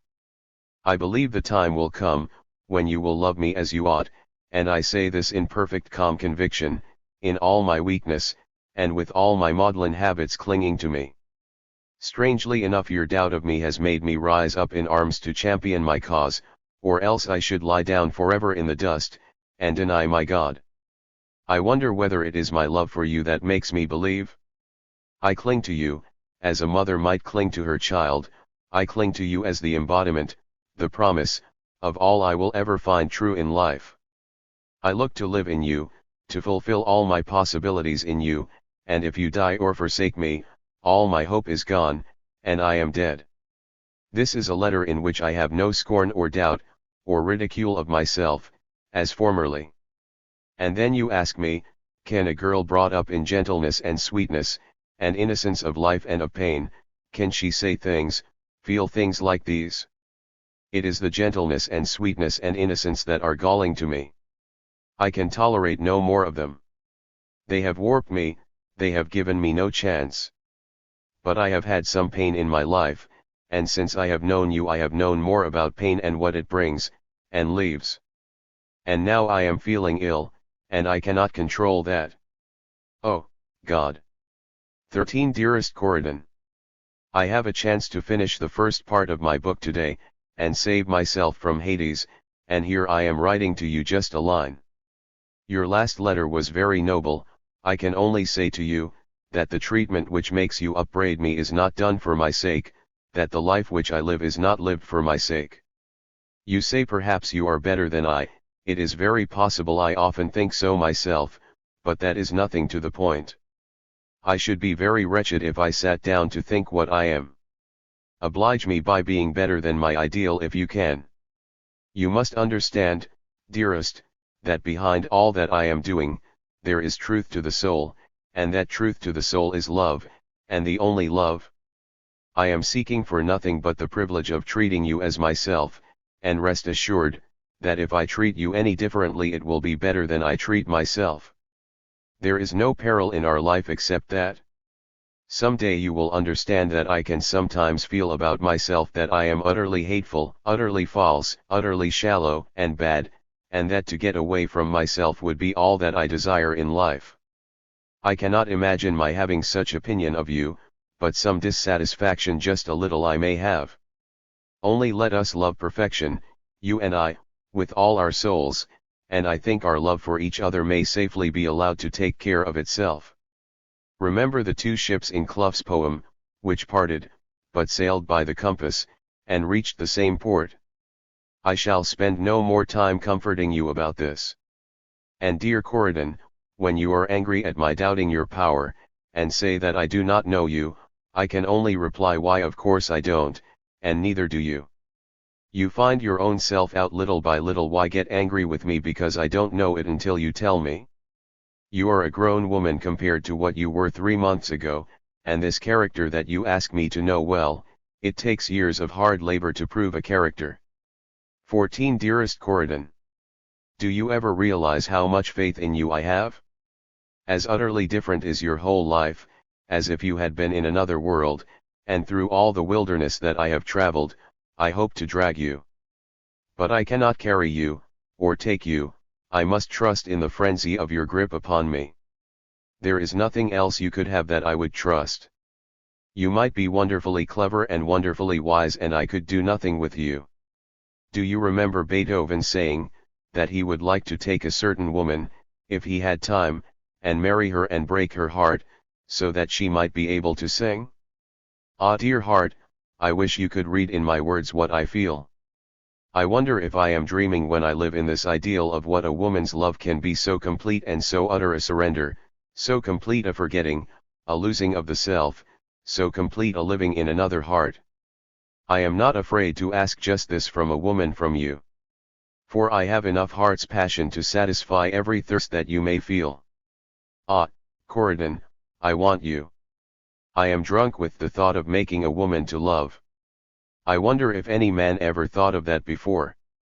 Artists go about the world with the great hunger of their hearts, and expecting to find by chance another soul like the one they have spent years in making beautiful and swift and strong, but has anyone ever thought that instead of writing books that no one understands, he might be making another kind of an artwork, one that would be alive, and with sacred possibilities of its own? 15 Dear Thyrsis, your last letters have been very beautiful. I see one thing, though you inform me that you believe you are a hard man, your natural gentleness and sympathy of heart would be the ruin of both of us in the future if I would permit it. But I think you can trust me, not ever as long as I live to lead you into weakness.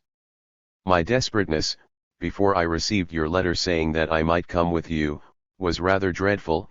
It made me doubt myself, for it was so difficult to keep myself from going to pieces. I have been wicked enough, to wonder whether I could ever make you feel as I felt for 2 days if I could only bring to your heart that one pang, the only real one I ever felt in my life. But it taught me one thing, that the only road toward realization of life and oneself is through suffering. I found out that I could bear, for it seems to me as I look back at that horrible nightmare, that it was almost by a superhuman effort I was able to read the letter at all. But enough of that. I think I have effectually cured myself of any weak yearning for your love. I go to you in gratefulness, knowing what I lack and what you need. Anything my love can do for you, it shall do. It may have some power. I sometimes think that it could have more than you realize.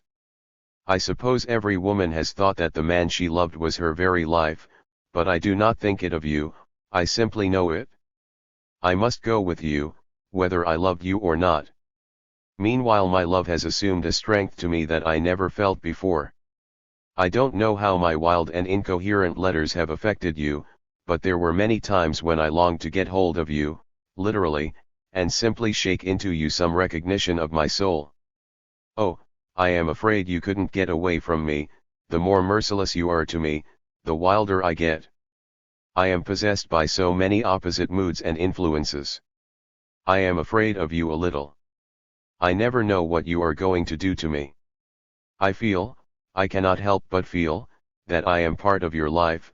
Now, you could not neglect me any more than you could your own soul. I consider you just as responsible for mine as you are for your own. I say this with no doubts, but know that it is true, and you must know it.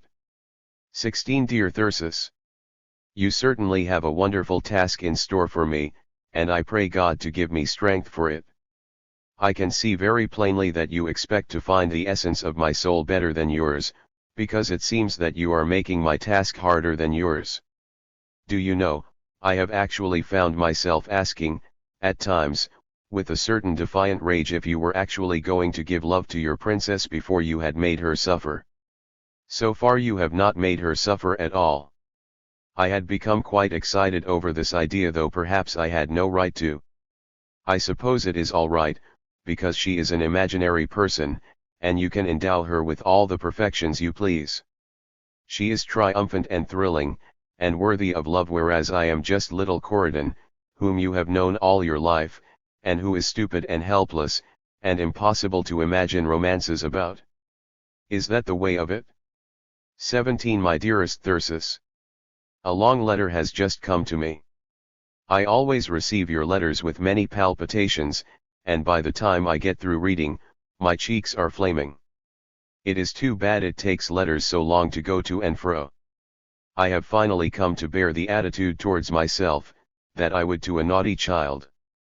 I will have no nonsense, and all my absurdities and inefficiencies must be cured.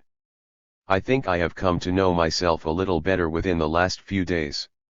I know that I have no right to quick victories, or any happiness at all, even your love. I tell you truly, if it were only possible, I would go away this minute, do you hear? Oh! To some lonely place, and then I would do something with myself. I want to be alone, alone. I want to be face to face with myself, and God, if possible. I have come to the conclusion that I can do anything I must do. I think I could give you up, if I were obliged to, and go away by myself and try alone. If I do not have you, I must have solitude. 18 My dearest Corydon, thinking about my work this morning, and how hard it was, and how much strength it would take, my thoughts turned to you, and I discovered, as never before, just how I like to think of you. It seemed to me that you were part of the raw material that I had to use, that I had mastered you, and was going to make you what you had to be. And there woke in my heart at those words a fierceness of purpose that I had never felt in my life before. I was quite mad with it, and you cried out to escape me, but I would not let you go, but held you right tightly in my arms. And so I do not mean to let you go. I shall bear you away with me, and make you what I wish.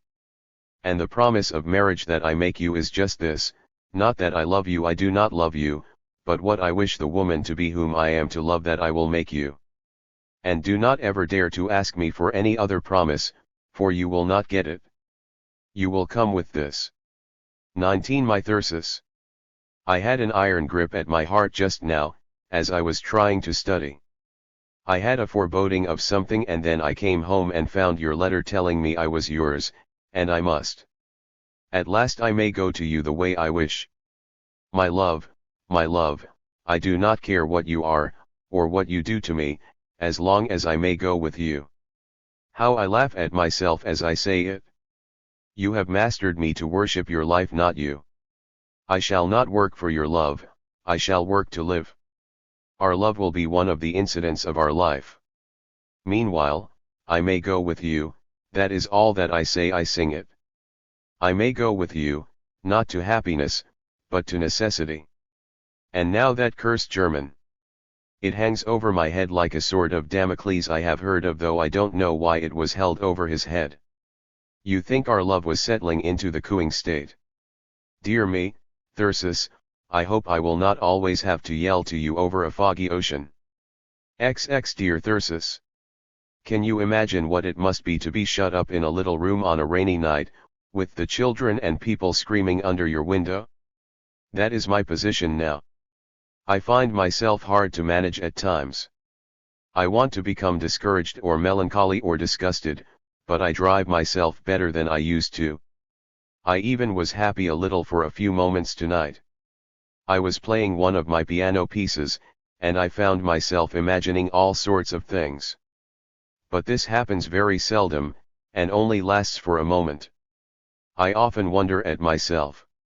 2 months ago I did not love you one particle. I love you now, so that it is impossible for me to do anything else. In fact, I did not realize how much I loved you until that terrible moment when I read you did not love me. I saw how impossible it will be to cease to love you, no matter what you do to me. I do not know why it is, I simply know it is, and perhaps someday I may teach you how to love. I do not imagine you know how very well. At present, no, Thyrsis, I don't. I know your true self now, and I love it better than ever I loved the other. I say it with a certain grimness. I know you, your real self, and I love it. Know, oh, my beloved, that in the last 3 months you have grown to me from a boy into a man, into my husband. When I think of you as you were at first, you seem a child compared to what you are now. XXI Dearest love. Last night, as I went to sleep, I was thinking of you and our problem, and there were all sorts of uncertainties, but one thing I have to tell you, my Corydon, that it came to me how sweet and true, and how pure and good you have been, and I loved you very, very much indeed. I thought, I should like to tell her that, and ask her always to be so noble and unselfish. Can you not realize how all your deficiencies are as nothing to me, in the sight of that one unapproachable perfection? For my Corydon is all devotion and love, and pure, maiden goodness.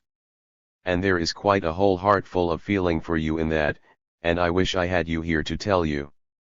XXII My Corydon. I am coming more and more to realize myself, and what is the single faculty I have been given. I think of a dear clergyman friend I used to have, and I realize what a loving heart is, what it is to delight in a human soul for its own sake, and to be kind to it, fond of it. And I know that there could not be a man with less of that than I have. Certainly I know this, I never did love a soul for its own sake, and don't think I could. I love beauty, and truth, and power, and I hate everything else, if it come across my way. If I had to live the life of that clergyman friend, I should be insane in a month.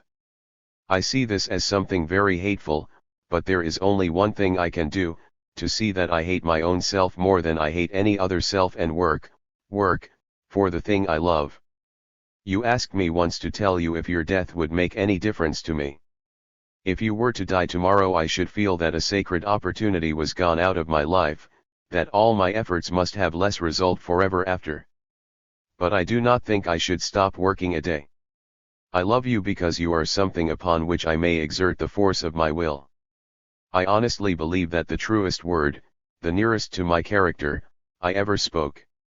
If I care about you, it is for one thing, and one only, because you are a soul hungry for life, because you are capable of sacrifice and high effort, because you are sensitive and eager. I love you and honor you for this. I take you to my bosom, I give all my life to your service, and I shall make you a perfect woman, or else kill you.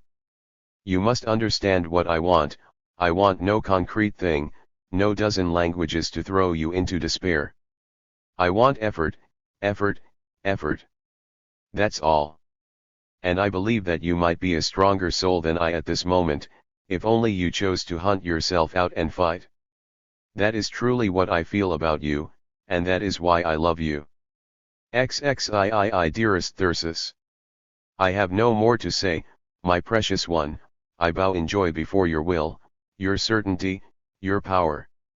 Let it be so, I shall adore you as I so long to do. You are giving me all I could ask for. What more could I wish from you, dear Thyrsis, than to know you will never leave my side? I will try not to do any more bemoaning of my shortcomings.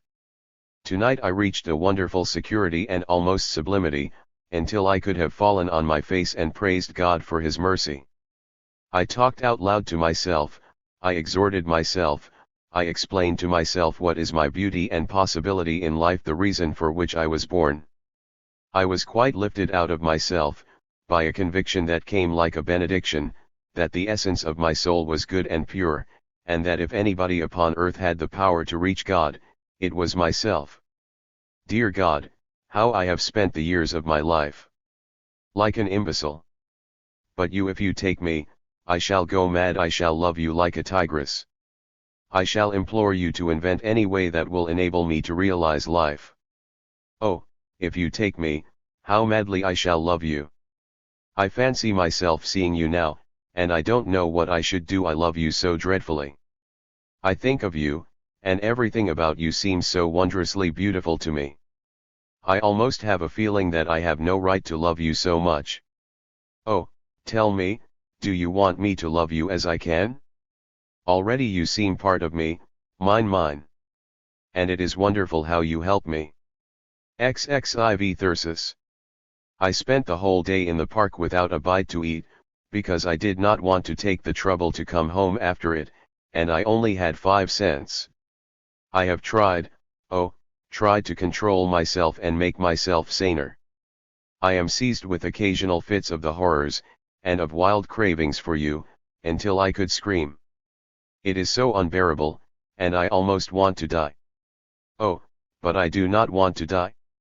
My imagination has become so fevered in the last few days, if I do not see you soon, I know not what will become of me. I have never loved you so wildly, though I have always longed for you. I sometimes feel now as if my brain were utterly wrecked. I know not what is the matter, I gasp, when I think of you. I am convinced of heaven and hell almost in the same breath, experience each in rapid succession. One touch of your hand and one look, I think would cure me. I seem as if in a thunderstorm, pitchy blackness with flashes of light, and in the flashes I see you, my beloved. XXV Thyrsis. I am atrociously weary of being able to depend upon myself, not at all, but oh, how marvelously sweet and good you are to me. I shall never be able to pay you for your help. Dear heaven, what a cup of bitterness I have drunk, since I last saw you. Dearest, you have really torn me to pieces, unwittingly. But now I am healed, and I may go on in your blessed sight, with my terrors gone forever. And then I actually wonder if you have an earthly form. It will be very strange to see you and touch you, I sometimes wake up with a start at the thought of it. XXVI Thyrsis. Here I am, the most restless and miserable and uncomfortable and pining of creatures, a very Dido. Are you satisfied, now that you have made it almost impossible for me to put my mind on anything but you? I spend hours reading one page of my book. I was reading peaceably just now, and I suddenly thought how I would feel if I saw you coming in at the door. I started and could hardly believe that I will really see you in something besides visions. When night comes I usually get fidgety, and can hardly realize I do not need to worry over phantoms. Then I go on with classicism and romanticism in music, and I think of you and read a line and think of you. You see, It doesn't do for me to be too intense, for I just devour myself, and that is all. My only idea of event is to knock my head against something. I suppose it is the inevitable result of caring for someone you cannot see. Here I might be studying now, but what do? I go around seeking rest, and I write you a dozen times a day, and use up all the stamps in the house. Oh well, I dare say if you wished me to love you, you have accomplished your purpose most successfully. There is nothing in life but you, and to suddenly acquire a new self is most startling, and something hard to believe. Thyrsis, I simply cannot realize that I may go to you and find peace and security. XXVII, my dearest Corydon. I have just a few words to say.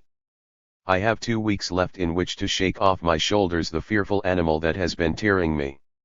For just 3 weeks today, not a line written. The task seems almost beyond my powers. God, will people ever know how I have worked over this book? But unless you develop some new doubt, or I persist in writing letters, I ought to get it done now. I shall see you as soon as I have finished, and meantime I shall write no letters. XXVII, dear Thyrsis. I would give a great deal to let you know how I have struggled and suffered. I have had almost more than I could bear, the more horrible because the more unreasonable. You must know it. If it disturbs you, please put the letter away until a favorable time. I account my trouble greatly physical. I have never been in such a nervous state. The murky despair that has come over me, that I have writhed and struggled in, as in the clutches of some fiend. It seems to me I have experienced every torment of each successive stage of Dante's Inferno. I know what is the emotion of a soul in all the bloom and hope of youth, condemned to die. I woke up in the middle of the night last night and felt as if a monster sat by to throw a black cloth over me and smother me. I got up and shook myself, and my heart was beating violently. I managed to get myself free. This morning I am better. God in heaven only knows I would rather be torn limb from limb, yes, honestly, than endure the blackness of soul that I have had through all these years of strife and failure by myself. Dearest Thyrsis, perhaps if I have written to you a few words, I shall be able to put my mind on study, as so far I have not done. I actually tonight have been indulging in all sorts of romantic moods about you. I felt in a singing mood, and when I came up from dinner I put on a beautiful dress, just for fun, and I looked quite radiant. I dreamed of you, and imagined that you were at my feet, in true Romeo fashion, and I was your Juliet. I imagined I couldn't help thinking of this, and I knew I ought to be doing something else. Oh, but how I want a poor taste of joy. You were my Romeo tonight. You were beautiful and young and loving, and well, I had one dream of youth and happiness before my miseries begin. I have felt that we were very near to each other lately. You have shown me the tenderness of your heart, and I love you quite rapturously. I love your goodness, your sympathy. Perhaps when I see you I can tell you. XXX, dearest Thyrsis. I received a postal just now, saying that you were coming soon. I had my usual queer faintness. It was like receiving word from the dead. It seemed such centuries, eons since I heard from you. I send you this batch of notes I have written you at various times, a sort of mental itinerary, for my mind has traveled into all sorts of queer places, back and forth. I tell you that without your continual influence, I am lost in doubt and uncertainty. Please try to understand these notes and my fits of love and fear. XXXI, dear Thyrsis. I am in one of my cast iron moods, this morning in a fighting mood. I do not care with whom or what. You, even you, have not altogether understood me. You have often given me a dog's portion. I have been a slave, a cowering kitten before you, and you have done much to destroy all my courage and hope and love by what you call making me aware of your higher self. Fortunately I know what your higher self is, quite as well as you do, if not a little better, and I know that it is the self that most strengthens my love and courage, the self that most fills me with life. I have a right to life as well as you, and a right to the love in you that most inspires me. I feel I am capable of judging this, in spite of all my lack of education, and my inability to follow you in your intellectual life. I have thought lately that you were able to make yourself believe that you were anything you wished to think yourself. Whenever you wring my heart and deprive me of strength, I shall go somewhere alone, and when I have controlled myself, come back to you. You say you are master, but it must be master of the right. I want strength, and why you should think it right ever to have helped to throw me into more despair, I do not know. The reason I have written all this is because such ideas have come to me lately, and a fear that sometimes you might resort to your unloving methods, with the thought of its being right. I tell you I would rather stay at home, than ever go through with some of the pangs you have cost me, in what you called your higher moods. You must not gainsay me, that I am also capable of respecting high moods and bowing before them, but it would seem to me that they are only high if they are a source of inspiration and joy to me. Because we love each other, would that be any reason why we must dote upon each other, or sink from our high resolves? I cannot see why our love for each other should not always be a means of our reaching our higher selves. You need not answer this letter, but when you come back, tell me whether what I say impresses you as being right or wrong, if there is not some justification in it. But perhaps I should wait. I have no right to disturb you now. XXXII Thyrsis. I woke up this morning with the feeling that I did not love you. That same thing has happened to me 2 or 3 times, and I do not understand it. It must be because at the present moment you do not love me. You are writing your book, and telling yourself that you cannot love me as you ought. Is this so? It is only a surmise on my part, and I do not know, but I should not be surprised if you were. I only know that the one thing that can bring us together is love, and I do not love you now. Perhaps you can explain it to me. I write this absolutely without emotion. I tell you there have been things horribly wrong about you. You have done anything but inspire love in my heart. You have never seen me with love in my heart. Until lately, I never have felt any love for you. Before, I simply compelled myself to think I loved you, because my life seemed to depend upon it. There have been many times when, as I look back, you seem to me to have been base. Well may you preach, while you are alone, and are monarch of yourself. I shall have to have more of a chance than has ever come to me, before I will bear your displeasure or your exhortations. If you come to me and speak to me of the high, proud self that I must reach, every vestige of love for you will leave my heart, and I would as soon marry a stone pillar. Great heaven, what strange moods I have! I picture our meeting each other, unmoved by love, you determined, energetic, indifferent to all things, myself included, and I disappointed, but with a hardness in my heart, no tears. I am indulging now in the most lifeless and gloomy of broodings. If you do not come back to me, the only soul I can love, if you are not joyful and strong, sincere, sympathetic, and loving, all of these I shall know it is a farce for me to ever hope to gain any life with you. I do not believe that any woman can grow without love, and a great deal of it. Why do you suppose I am writing all this, I, who have felt such deep and true love for you? I have no courage. The dampness of the day has settled into my soul, and I shall be joyless until there is no more cursed doubt of you and your love for me. XXXII Dear Corydon, against resolutions, I am writing to you again. I thought of you. There is a boat up the lake today with some hunters, and if I finish this letter, I can send it in by them as they pass. I have many things to tell you, and you must think about them. This is one of my paralyzing letters. It will reach you Monday. I can't tell where I may be then. I have been wrestling with the end of the book, and I am wild with rage at my impotence. The fact has come to me that no amount of will is enough, because all my life is cowardly and false. I have found myself wanting to sneak through this work, and come home and enjoy myself, and you can't sneak with God, and that's all. I cannot come home beaten, and so here I am, still struggling, and with snow on the ground, and the shack so cold that I sit half in the fireplace. I think of you, and at times when my soul is afire, I imagine I can do anything. I see that you are helpless, but I think that I can change your whole being, and make you what I wish.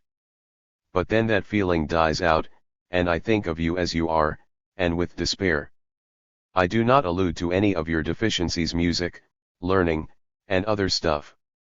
I mean your life force, or your lack of it.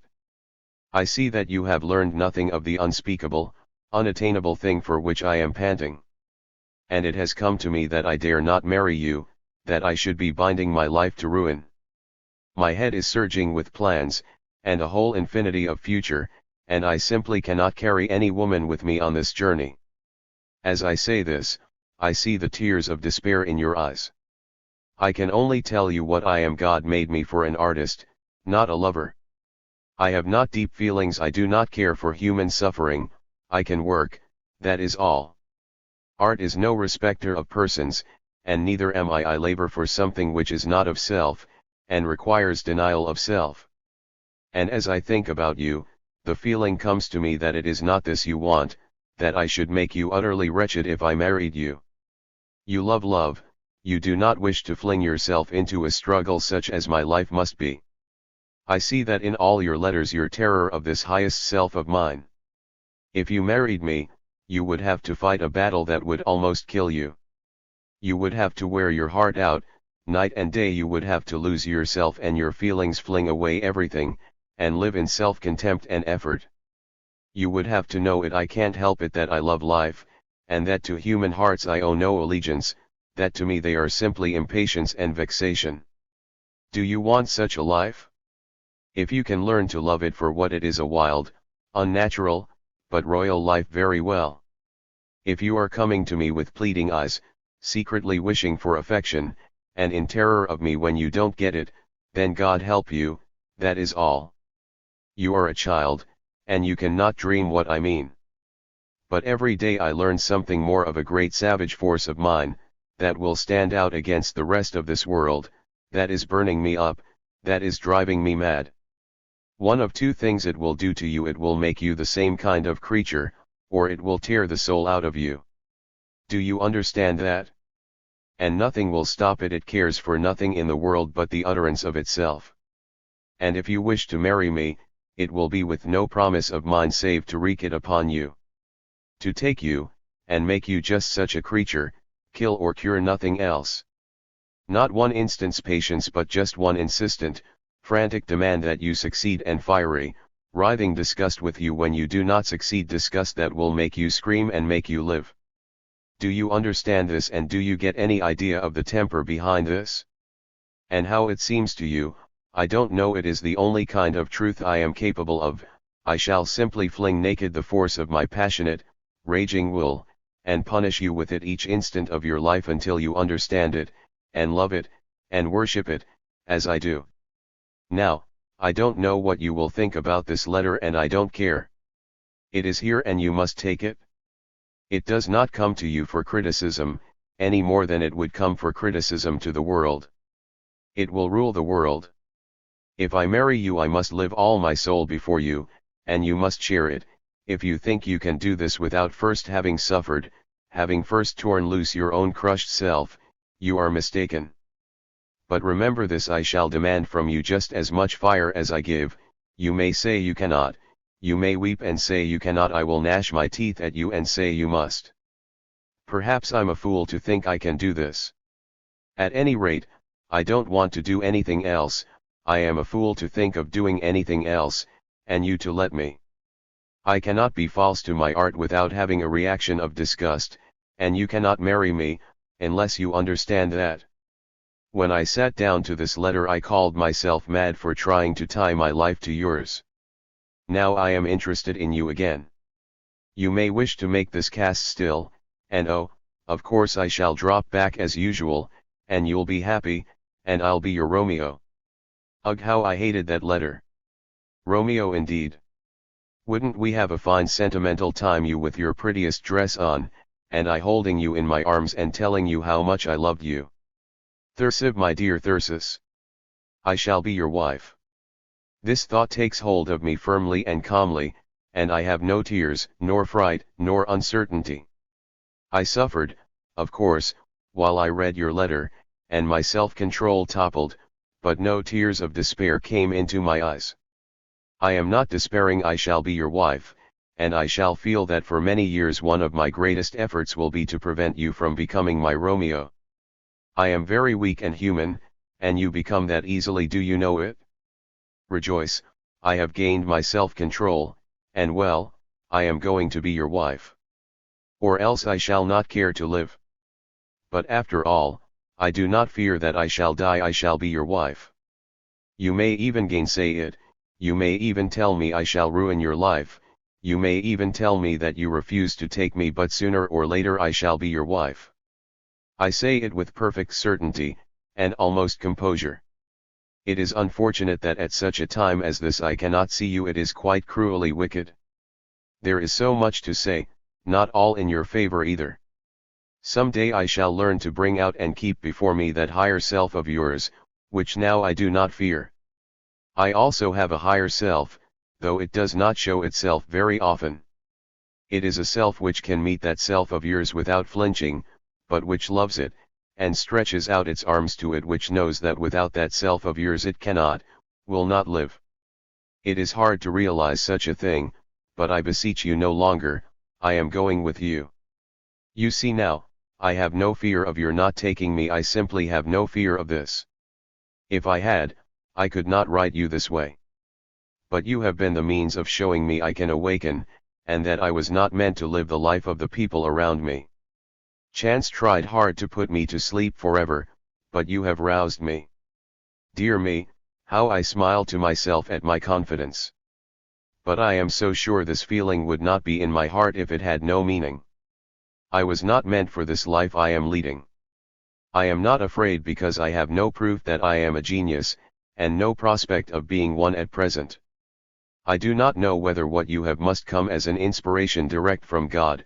I do not know whether I am capable of winning any of this life that you are seeking, but I do know this: I'm going to have the chance to try, and you are going to give it to me. Do you suppose I could tell you that I am willing to stay at home and let you leave me? I have not even any fear now of your wishing to leave me. Why, I wouldn't hold my life at a pennyworth if you were out of it. You are my only means of breathing, you fool, I thought. I sometimes wonder how you could think of leaving me, when I feel as I do at present.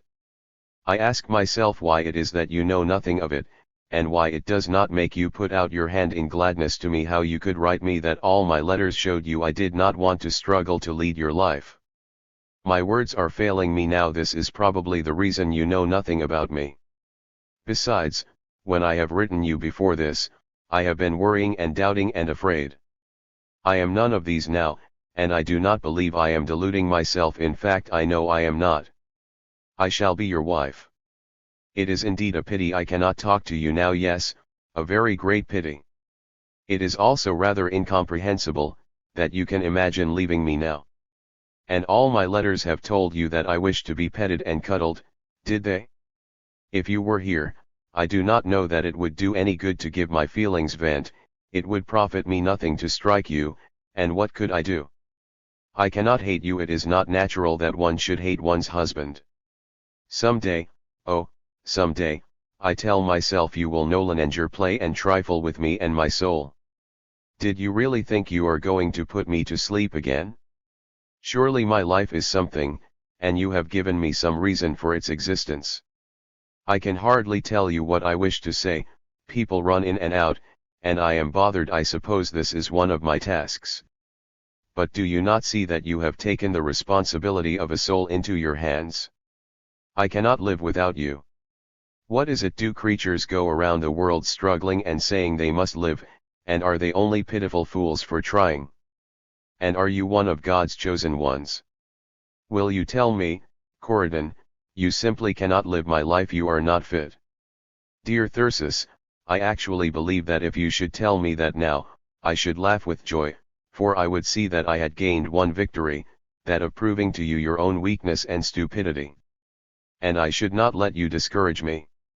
I should throw my arms around your neck, and cling to you until you had promised to take me. After all, it is a small boon to ask the privilege of trying to live. It cannot but be a glory to you to help me, and if I do not make you waste your time or money, how can I hinder you? Ask yourself how you have treated me. Have I not suffered a little? Though I may have been miserably weak, have I not now a little courage? Why do the moments blind you so, that you can speak to me as though I were a sawdust doll? There is only one thing that I will let myself do. I know that you are strong and brave, and that I can be if I go with you, and I am going with you. There simply is no other alternative, for I love you. Yes, dear, I saw it very plainly as I read your letter today. I seem to feel very differently about it all now. I know we cannot sit still and love each other. This costs me no pang. You need not love me one bit. I may simply belong to you, we may simply belong to each other. I see how I fall into blindness of the high things at home. How almost impossible it is for me to do anything, while I have the earthly ties of love. I study, but how? How is it possible to live the physical life of other people, to be sympathetic and agreeable and conciliatory, and gain anything for your own soul? How is such a creature as myself to get what it wants, unless it goes away where there are no contrary and disturbing influences, where it has no ties, no obligations? The souls that have won, how did they do it? Did they go alone, or did they stay in the parlor and serve tea? Such thoughts as these would make me grovel at your feet, if need be, in an agony of prayer. The means, I cry, and you are the means. What is there for me, then, but to beseech you to have faith in me? I suppose, as yet, you have little or no cause, though once or twice I have risen to you, even though perhaps you did not know it. I am almost happy now, for I feel that this useless strife is at an end, this craving and wondering if you wish to leave me. And for all that, I despise you, too, for your blind and wanton cruelty in wishing to crush what you have created. How do you expect God to value your soul, when you so lightly value mine? But after all, will it help me to beseech you? The thing I honor in you is your desire to be right, and I know that you will act toward me as your sense of right prompts you. You will act toward me as you feel you must do, to be true. Yes, be true to yourself, please. I am happy to trust in yourself so. If you believe that I will mar your life, I do not wish to go with you. I do not know why, but I feel that something has come to me to prevent my despair from returning. I shall take care of my soul. There must be something for me in this life. I have a feeling that perhaps you will think I am writing this last mute acceptance of your will, without knowing what I am doing. But I know that I shall struggle without you, I shall not die. And I wish that you would do one thing: see me as soon as you can, let it be early in the morning, and it shall be decided on that day whether I am to marry you or not. I shall leave you, not to see you again, or knowing that I am to be your wife. I am sick unto death of fuming and sighing, tears and fears. What will you do, Thyrsis? I cannot write any more. I unfold the letter again. What, in the name of God, are you going to do? Book 4. The victim approaches. A silence had fallen upon them. She sat watching where the light of the sun flickered among the birches, and he had the book in his hand, and was turning the pages idly. He read, "I know these slopes, who knows them if not I?" And she smiled, and quoted in return, "Here camest thou in thy jocund youthful time. Here was thine height of strength, thy golden prime. And still the haunt beloved of virtue yields." Section 1. It was early one November afternoon, in his cabin in the forest, that Thyrsis wrote the last of his minstrel's songs. He had not been able to tell when it would come to him, so he had made no preparations, but when the last word was on the paper, he sprang to his feet, and strode through the snow-clad forest to the nearest farmhouse. The farmer came with a wagon, and Thyrsis bundled all his belongings into his trunk, and took the night train for the city. He came like a young god, radiant and clothed in glory. All the creatures of his dreams were awake within him, all his demons and his muses, he had but to call them and they answered. There was a sound of trumpets and harps in his soul all day. He was like a man half walking, half running, in the midst of a great storm of wind. He had fought the good fight, and he had conquered. The world was at his feet, and he had no longer any fear of it. The jangling of the streetcars was music to him, the roar and rush of the city stirred his pulses. This was the life he had come to shape to his will. And so he came to Corydon, glorious and irresistible. His mind was quite made up. He would take her, he was master now, he had no longer any doubts or fears. He was thrilled all through him with the thought of her. How wonderful it was at such an hour to have someone to communicate with, someone in whose features he could see a reflection of his own exaltation. He recollected the words of the old German poet. Der ist selig sie begrüßender ein treues Herz weiß. He went to Corydon's home. In the parlor he came upon her unannounced, and she started and stared at him as at a ghost. She did not make a sound, but he saw the pallor sweep over her face, he saw her tremble and sway. She was like a reed shaken by the wind, so fragile and so sensitive. He got a sudden sense of the storm of emotion that was shaking her, and it frightened him, while at the same time it thrilled him strangely.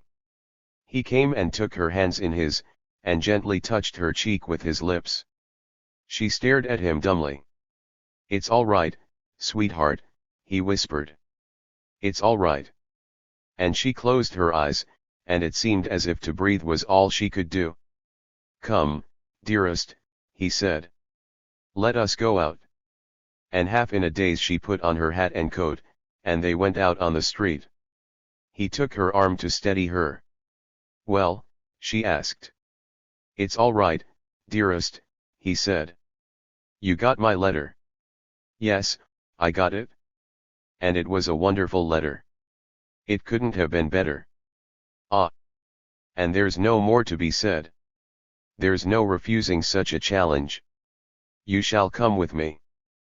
"But Thyrsis. Do you want me to come?" "Yes," he said, "I want you." And he felt a tremor pass through her arm. He pressed it tightly to his side. "I love you," he whispered. "Ah, Thyrsis," she exclaimed. "How you have tortured me." "Hush, dear," he replied. "Let's not think of that. It's all past now. We are going on. You have proven your grit. You are wonderful." They went into the park, and sat upon a bench in the sun. "I've finished the book," he said. "And in a couple more days it'll be copied. I've a letter of introduction to a publisher, and he wrote me he'd read it at once." "It seems like a dream to me," she whispered. "We won't have to wait long after that," he said. "Everything will be clear before us." "And what will you do in the meantime?" she asked. "Mother wants me to stay with her," he said. "I've only got $10 left. But I'll get some from the publisher." "Are you sure you can?" she asked. "Oh, Corydon," he cried, "you've no idea how wonderful it is, the book, I mean. You'll be amazed. It kept growing on me all the time. I got new visions of it. That was why it took me so long. I didn't dare to appreciate it. While I was doing it I had to keep myself at work, you know, but now that it's done, I can realize it. And oh, it's a book the world will heed." "When can I see it, Thyrsis?" "As soon as it's copied. The manuscript is all a scrawl. But you know the minstrel's song at the end? My Gethsemane, I called it.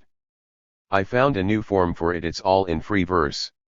I didn't mean it to be that way, but it just wrote itself. It broke through the bars and ran away with me. Oh, it marches like the thunder." He pulled some papers from his coat pocket. "I was going over it on the train this morning," he said. "Listen." He read her the song, thrilling anew with the joy of its effect upon her. "Oh, Thyrsis," she cried, in awe. "That is marvelous. Marvelous. How could you do it?" And yet, for all the delight she expressed, Thyrsis was conscious of a chill of disappointment, of a doubt lurking in the background of his mind.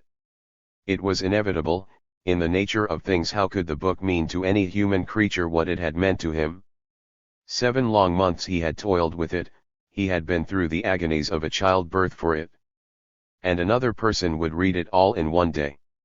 It was the old, old agony of the artist, who can communicate so small a part of what has been in his soul. Section 2. He wanted to talk about his book, but Corydon wanted to talk about him. She had waited so long, and suffered so much, and now at last he was here. "Oh, Thyrsis," she cried. "There's just no use in my trying. I can't do anything at all without you." "You won't have to do it any more," he said. "We shall not part again. And you are sure you want me? You have no more doubts?" "How could I have any doubts after that letter?" "Ah, that was a brave letter, Corydon. It made me think of you as some old Viking's daughter. That is the way to go at the task. And then I may feel certain," she said. "You may stop thinking all about it," he replied. "We'll waste no more of our time. We'll put it aside and get to work." They spent the day wandering about in the park and talking over their plans. "I suppose it'll be all right now that I'm with you," said Thyrsis. "I mean, there's no great hurry about getting married." "Oh, no," she answered. "We dare not think of that, until you have money." "How I wish we didn't have to get married," he exclaimed. "Why?" she asked. "Because why should we have to get anybody else's permission to live our lives? I've thought about it a good deal, and it's a slave custom, and it makes me ashamed of myself." "But don't you believe in marriage, dear?" "I do, and I don't. I believe that a man who exposes a woman to the possibility of having a child, ought to guarantee to support the woman for a time, and to support the child. That's obvious enough. No one but a scoundrel would want to avoid it. But marriage means so much more than that. You bind yourself to stay together, whether love continues or whether it stops. You can't part, except on some terms that other people set down. You have to make all sorts of promises you don't intend to keep, and to go through forms you don't believe in, and it seems to me a cowardly thing to do." "But what else can one do?" asked Corydon. "It's quite obvious what we could do. We don't intend to be husband and wife, and so we could simply go away and go on with our work." "But think of our parents, Thyrsis." "Yes, I know, I've thought of them. But if every one thought of his parents, how would the world ever move?" "But, dearest," exclaimed Corydon, "if we didn't marry, they'd simply go out of their senses." "I know. But then, they might threaten to go out of their senses if we did marry. And would that work also?" "We must be sensible," said the girl. "It means so much to them, and so little to us." "Yes, I suppose so," he answered. "But all the same, I hate it. When you once begin conforming, you never know where you'll stop." "We shall know," declared the other. "Whatever we may have to do to get married, we shall both of us know that neither would ever dream of wishing to hold the other for a moment after love had ceased. And that is the essential thing, is it not?" "Yes," assented Thyrsis. "I suppose so." "Well, then, we'll make that bargain between us, that will be our marriage." "That suits me better," he replied. She thought for a moment, and then said, with a laugh, "Let us have a little ceremony of our own." "Very well," said he. "Are you ready for it now?" she inquired. "Your mind is quite made up?" "Quite made up." She looked about her, to make sure that no one was in sight, and then she put her hand in his. "I have been to weddings," she said. "And so I know how they do it. I take thee, Thyrsis, to be the companion of my soul. I give myself to thee freely, for the sake of love, and I will stay so long as thy soul is better with me than without. But if ever this should cease to be, I will leave thee, for if my soul is weaker than thine, I have no right to be thy mate." She paused. "Is that right?" she asked. "Yes," he said, "that is right." "Very well then," she said, "and now, you say it." And she made him repeat the words, "I take thee, Corydon, to be the companion of my soul. I give myself to thee freely, for the sake of love, and I will stay so long as thy soul is better with me than without. But if ever this should cease to be, I will leave thee, for if my soul is weaker than thine, I have no right to be thy mate. Now, she exclaimed, with an eager laugh, now we're married. And as he looked he caught the glint of a tear in her eyes. Section 3.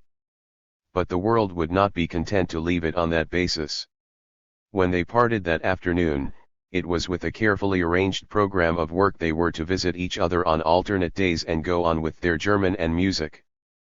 But in less than a week they had run upon an obstruction. There was no quiet room for them at Corydon save her bedroom, and one evening when Thyrsis came, she made the announcement that they could no longer study there. Why not? He asked. Well, explained Corydon, they say the maid might think it wasn't nice. She had expected him to fly into a rage, but he only smiled grimly. I had come to tell you the same sort of thing, he explained. It seems you can't visit me so often, and you're never to stay after 10 o'clock at night. Why is that? She inquired. It's a question of what the hallboy might think, said he. They sat gazing at each other in silence. You see, said Thyrsis, at last, the thing is impossible. We've got to go and get married. The world will never give us any peace until we do. Nobody has any idea of what we mean, exclaimed Corydon. No idea whatever, he said. They've nothing in them in any way to correspond with it. You talk to them about souls, and they haven't any. You talk to them about love, and they think you mean obscenity. Everybody is thinking obscenity about us. Everybody but our parents, put in Corydon.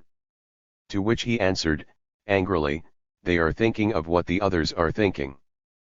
But everybody seemed to have to think something, and that was the aspect of the matter that puzzled them most.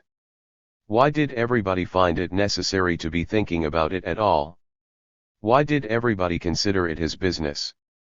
As Thyrsis phrased it, why the hell can't they let us alone? We've got to get married, said she. That's the only way to get the best of them. But is that really getting the best of them? He objected. Isn't that their purpose to make us get married? This was a pregnant question, but they did not follow it up just then. They went on to the practical problem of where and when and how to accomplish their purpose. We can go to a court, said he. Oh, no, she exclaimed. We'd have to meet a lot of men, and I couldn't stand it. But surely you don't want to go to a church, he said. Couldn't we get some clergyman to marry us quietly? But then, there's a lot of rigmarole. But might he leave it out? She asked. I don't know, he said. They generally believe in it, you see. He decided to make an attempt, however. Let's go tomorrow morning, he said. I'm going over to have the soundpost set in my violin, and that'll take an hour or so. Perhaps we can finish it up in the meantime. A good idea, said Corydon. It'll give me tonight to tell mother and father. Section 4. So behold them, the next morning, emerging from the little shop of the violin dealer, and seeking for someone to fasten them in the holy bonds of matrimony.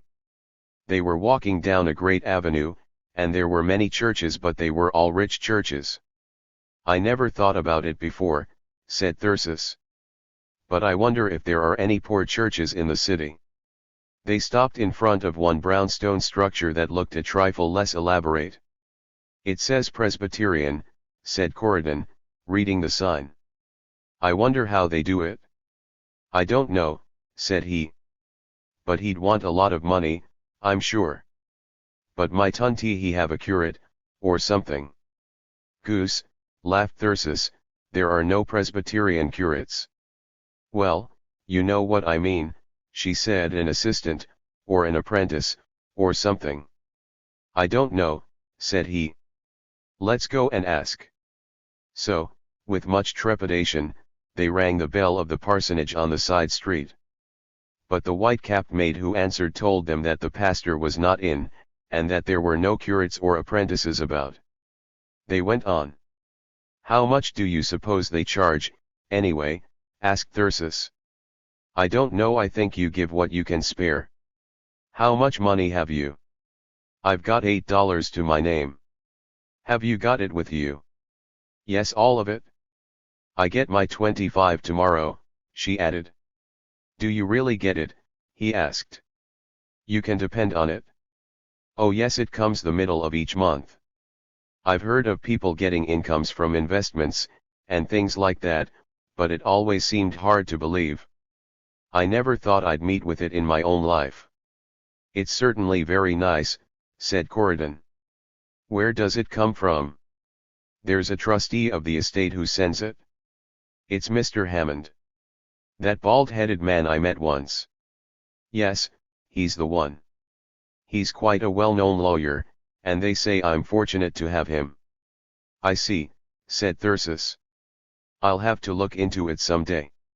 You know you have to endow me with all your worldly goods. They went on down the avenue, and came to a Jewish temple with a gilded dome. I wonder how that would do, said Corydon. I don't think it would do at all, said Thyrsis. We'd surely have to believe something there. So they went on again. And on a corner, as they stopped to look about them, a strange mood came suddenly to Thyrsis. It was as if a veil was rent before him, as if a bolt of lightning had flashed. What was he going to do? He was going to bind himself in marriage. He was going to be trapped, he, the wild thing, the young stag of the forest. What is it?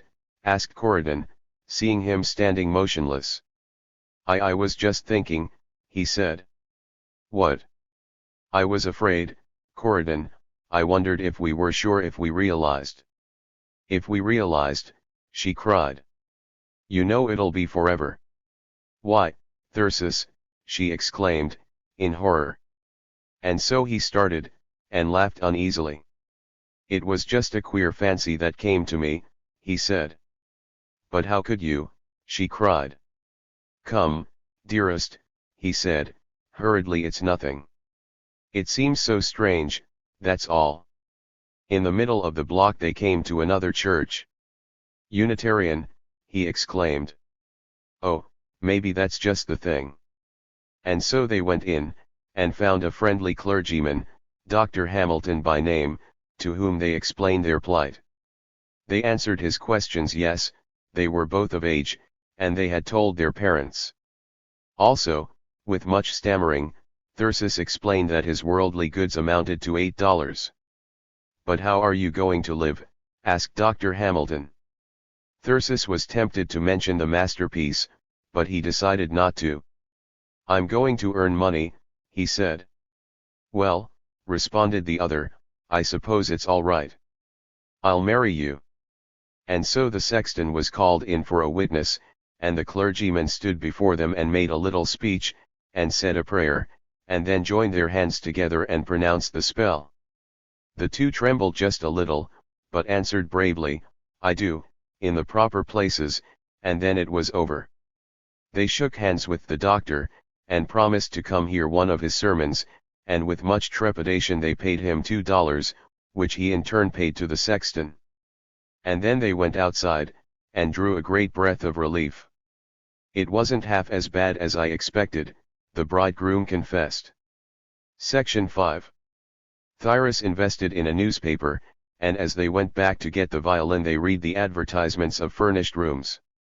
In respectable neighborhoods which they tried they found that the prices were impossible for them, but at last, upon the edge of a tenement district, they found a corner flat house, with a saloon underneath, where there were 2 tiny bedrooms for rent in an apartment.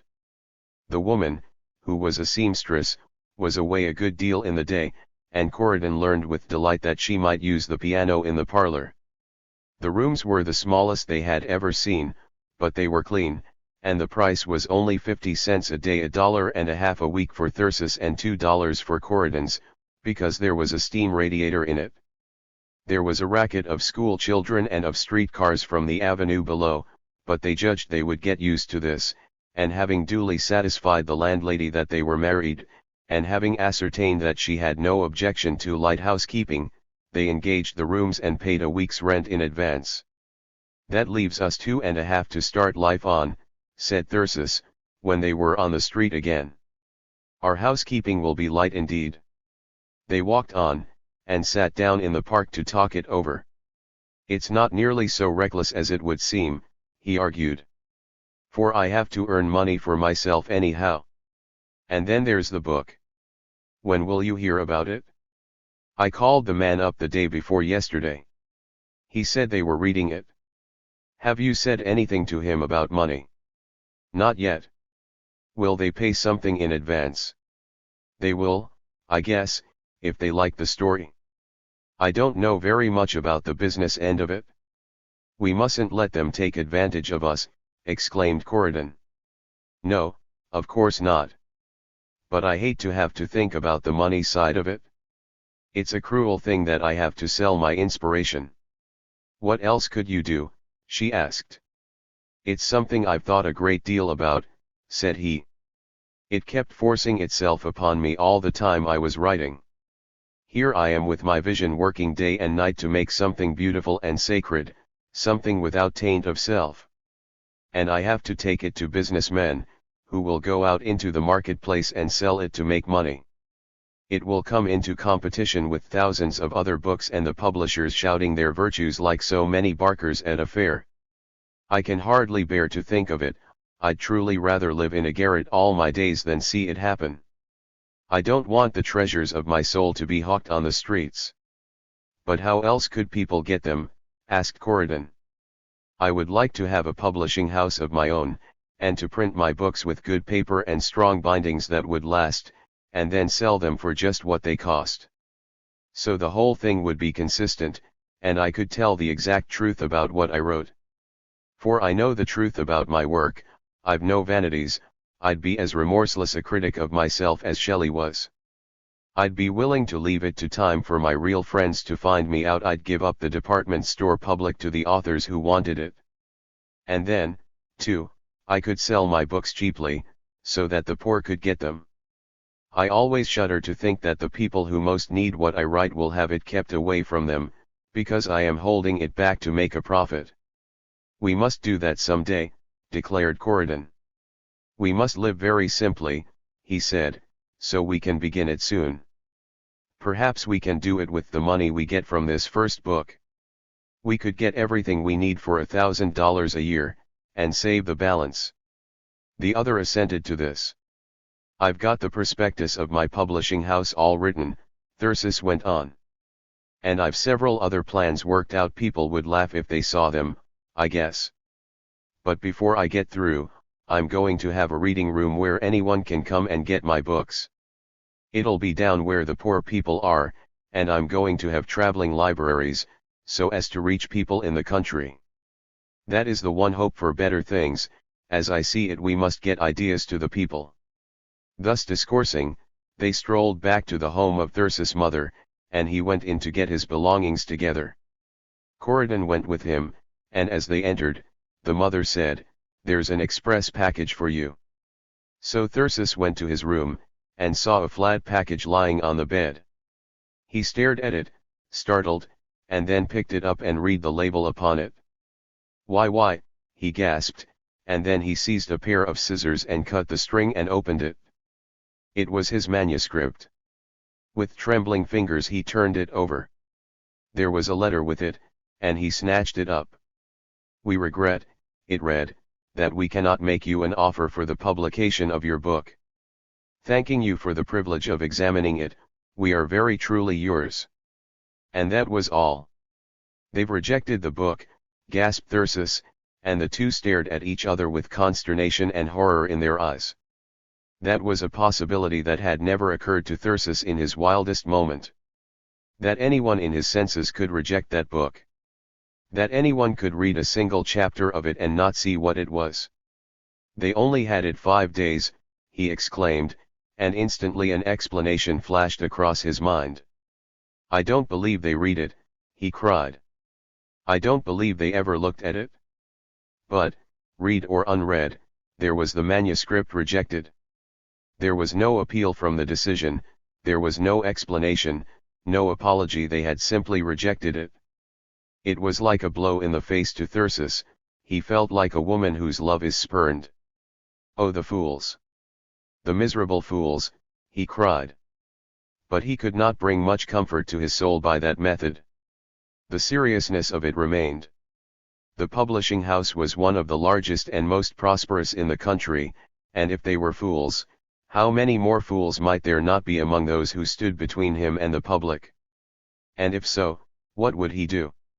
Section 6. So these two began their life under the shadow of a cloud. At the very first hour, when they should have been all rapture, there had come into the chamber of their hearts this grisly spectre that was to haunt them for so many years. But they clenched their hands grimly, and put the thought aside, and moved their worldly goods to the two tiny rooms. When they had got their trunks in, there was no place to sit save on the beds, and though Corydon had cast away all superfluities for this pilgrimage, still it was a puzzle to know where to put things. But what of that, they were together at last. What an ecstasy it was to be actually unpacking, and to be mingling their effects. A kind of symbol it was of their spiritual union, so that the most commonplace things became touched with meaning. Thyrsis thrilled when the other brought in an armful of books. To him all this wealth was to be added to his store. He owned no books himself, save a few textbooks, and some volumes of poetry that he knew by heart. Other books he had borrowed all his life from libraries, and he often thought with wonder that there were people who would pay $1 or $2 for a book which they did not mean to read but once. Also there were 100 trifles which came from Corydon's trunk, and which whispered of the intimacies of her life, the pictures she put upon her bureau, the sachet bags that went into the drawer, the clothing she hung behind the door. It disturbed him strangely to realize how close she was to be to him from now on. And then, the excursion to the corner grocery, and the delight of the plunge into housekeeping. A pound of butter, and some salt and pepper, and a bunch of celery, a box of chipped beef, and a dozen eggs, and a quart of potatoes, and then to the baker's, for rolls and sponge cakes. Did ever a grocer and a baker sell such ecstasies before?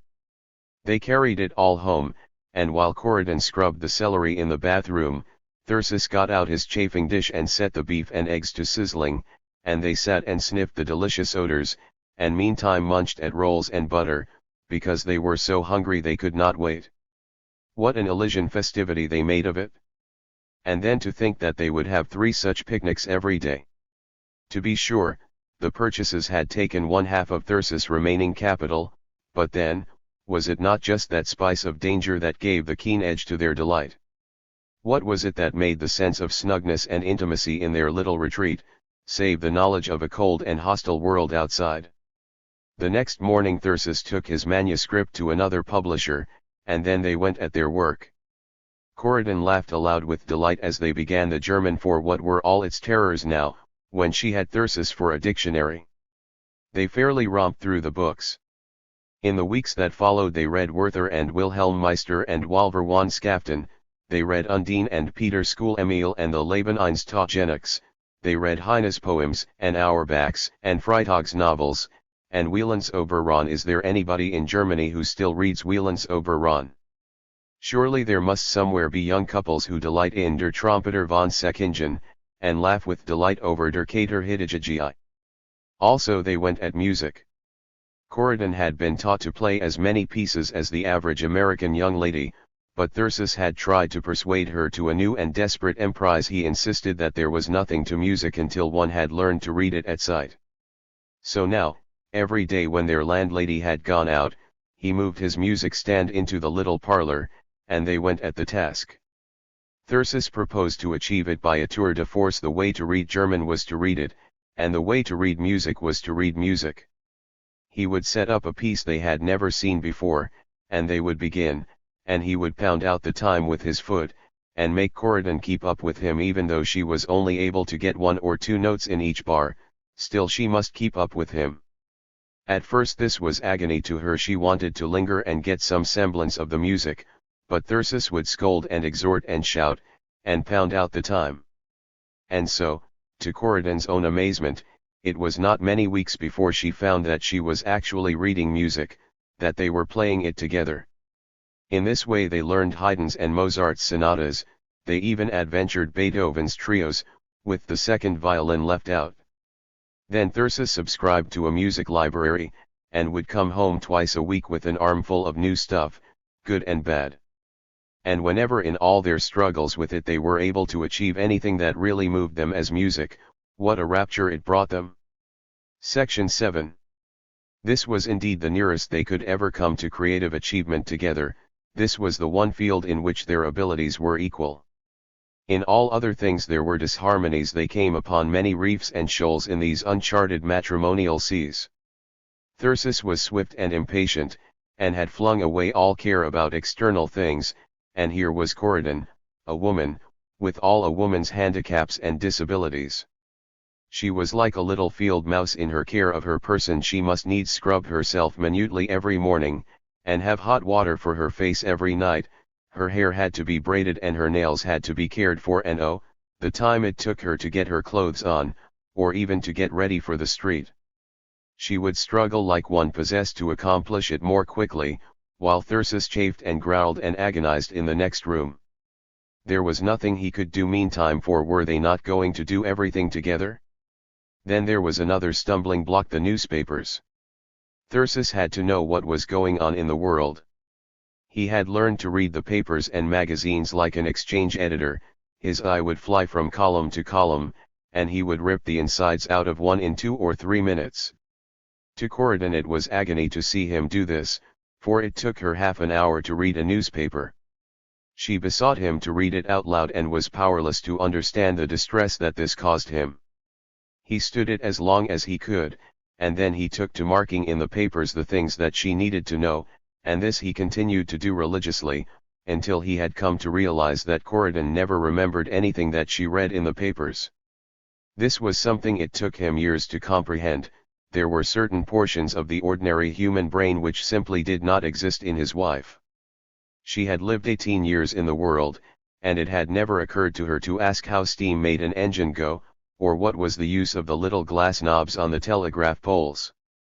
And it was the same with politics and business, and with the 1,001 personalities of the hour. When these things came up, Thyrsis would patiently explain to her what she needed to know, and he would take it for granted that she would pounce upon the information and stow it away in her mind just as he would have done in a similar case. But then, 2 or 3 weeks later, the same topic would come up, and he would see a look of sudden terror come into Corydon's eyes. She had forgotten every word of it. He came, after a long time, to honor this ignorance. People had to bring some real credentials with them to win a place in Corydon's thoughts. It was not enough that they were conspicuous in the papers. And it was the same with facts of all sorts. Science existed for Corydon only as it pointed to beauty, and history existed only as it was inspiring. They read Green's History of the English People in the evenings, and every now and then Corydon would have to go and plunge her face into cold water to keep her eyes open. The long parliamentary struggle was utter confusion to her. She had no joy to watch how freedom slowly broadens down from precedent to precedent. But once in a while there would come some story, like that of Joan of Arc, and there would be the girl, with her hands clenched, and hot tears in her eyes, and the fires of martyrdom blazing in her soul. These were the hours which revealed to Thyrsis the treasure he had won, the creature of pure beauty whose heart was in his keeping. He was humbled and afraid before her, but the agony of it was that he could not dwell in those regions of joy with her. He had to know about stupid things and vulgar people. He had to go out among them to scramble for a living. So there had to be a side to his mind that Corydon could not share. And it did not suffice just to tolerate the existence of such things. He had to be actively interested in them, and to take their point of view. How else could he hold his place in the world? How could he win in the struggle for life? This, he strove to persuade himself, was the one real difficulty between them, the one thing that marred the perfection of their bliss. But as time went on, he came to suspect that there was something else, something even more vital and important. It seemed to him that he had given up that which was the chief source of his power, his isolation.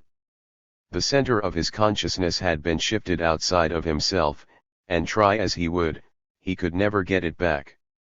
Where now were the hours and hours of silent brooding? Where were the long battles in his own soul? And what was to take he place of them? Could conversation do it, conversation no matter how interesting and worthwhile? Thyrsis had often quoted a saying of Emerson's, that people descend to meet. And when one was married, did not one have to descend all the time? He reasoned the matter out to himself. It was not Corydon's fault, he saw clearly, it would have been the same had he married one of the seraphim. He did not want to live the life of any seraph, he wanted to live his own life. And was it not obvious that the mere physical proximity of another person kept one's attention upon external things? Was not one inevitably kept aware of trivialities and accidents? Thyrsis had an ideal, that he should never permit an idle word to pass his lips, and now he saw how inevitably the commonplace crept in upon them, how, for instance, their conversation had a way of turning to personality and jesting. Corydon was sensitive to external things, and she kept him aware of the fact that his trousers were frayed and his hair unkempt, and that other people were remarking these things. Such was marriage, and it made all the more difference to an author, he reasoned, because an author was always at home. Thyrsis had been accustomed, when he opened his eyes in the morning, to lie still and let images and fancies come trooping through his mind. He would plan his whole day's work in that way, while his fancy was fresh and there was nothing to disturb him. But now he had to get up and dress, thus scattering these visions.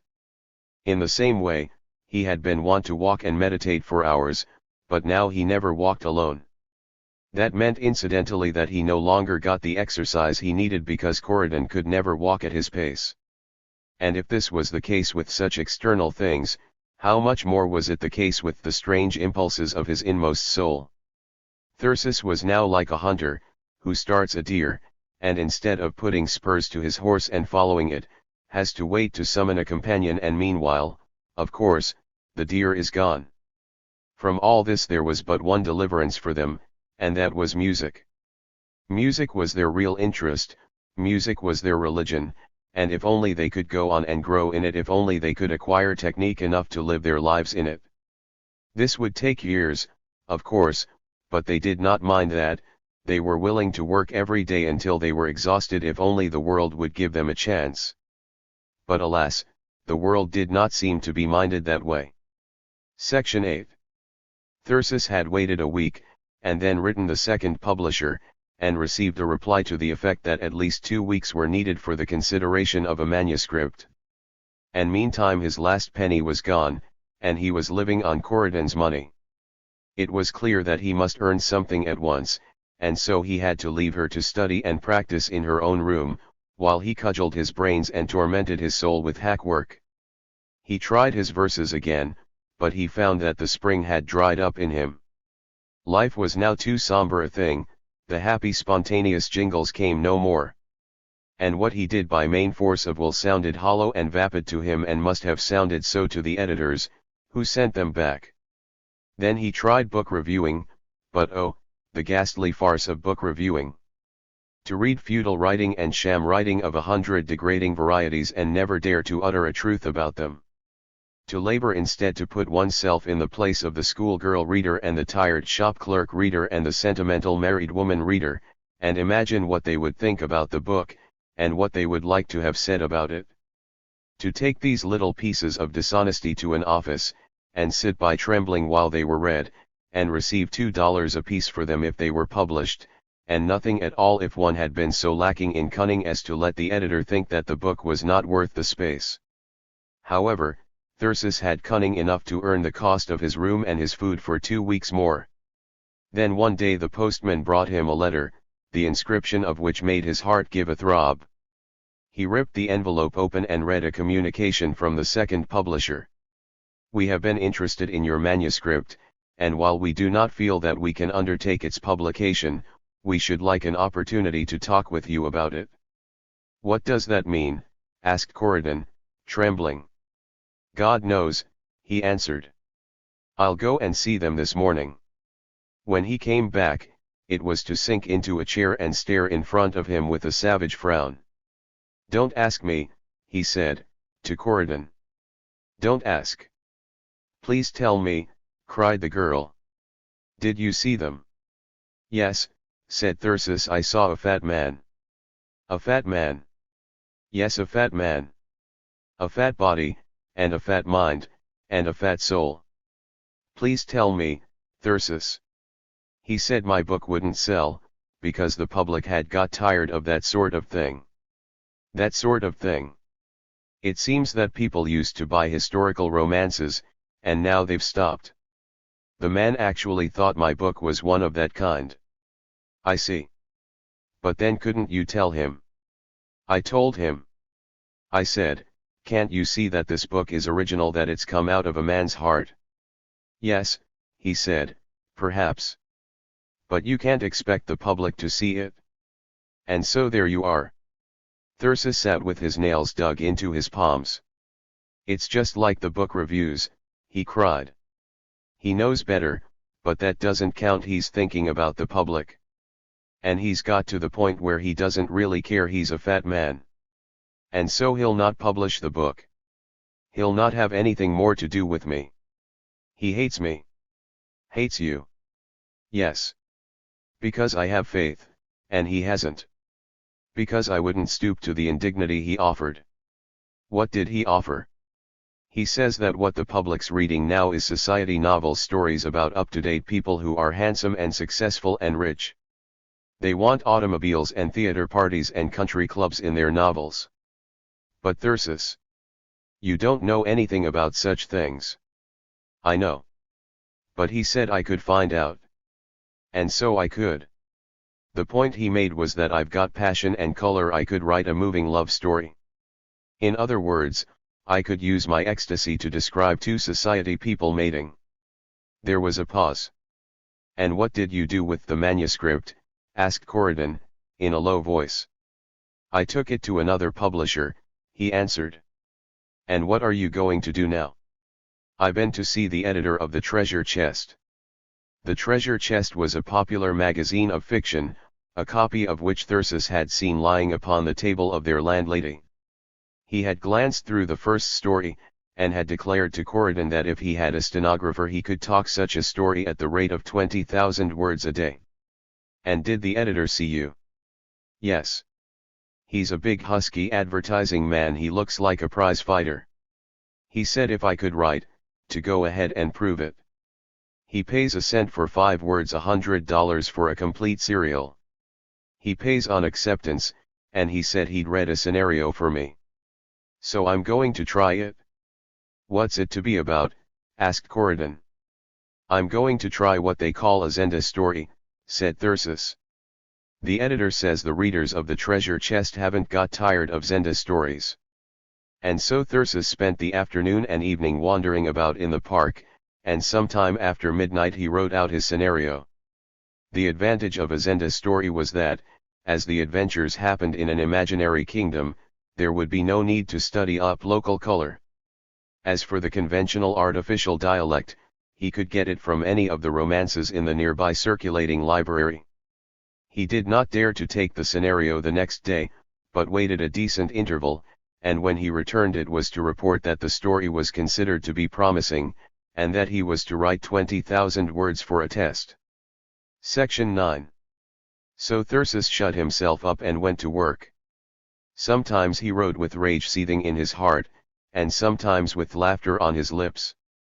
This latter was the case when he did the love scenes because of the passion and color he bestowed upon the fascinating Countess and the clever young American engineer. He could have written the 20,000 words in 3 days, but he waited 10 days, so that the editor might not think that he was careless. And 3 days later he went back for the verdict. The editor said it was good, and that if the rest was like it he would accept the story. So Thyrsis went to work again, and finished the manuscript, and put it away until time enough had elapsed. And meanwhile came a letter from the literary head of the Third Publishing House, regretting that he could not accept the book. It was such a friendly letter that Thyrsis went to call there, and met a pleasant and rather fine-souled gentleman, Mr. Ardsley by name, who told him a little about the problems he faced in life. You have a fine talent, he said. You may even have genius. Your book is obviously sincere, it's vécu, as the French say. I suspect you must have been in love when you wrote it? In a way, said Thyrsis, flushing slightly. He had not intended that to show. The other smiled. It's overwrought in places, he went on, and it tends to incoherency. But the main trouble is that it's entirely over the heads of the public. They don't know anything about the kind of love you're interested in, and they'd laugh at it. But then, what am I to do? Cried Thyrsis. You'll simply have to keep on trying, till you happen to strike it. But how am I to live? Ah, said Mr. Ardsley, that is the problem. He smiled, rather sadly, as he sat watching the lad. You see how I've solved it, he went on.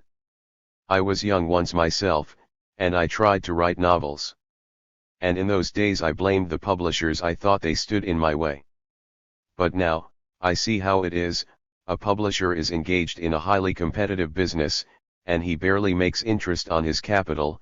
He can't afford to publish books that won't pay their way. Here am I, for instance. It's my business to advise this house, and if I advise them wrongly, what becomes of me?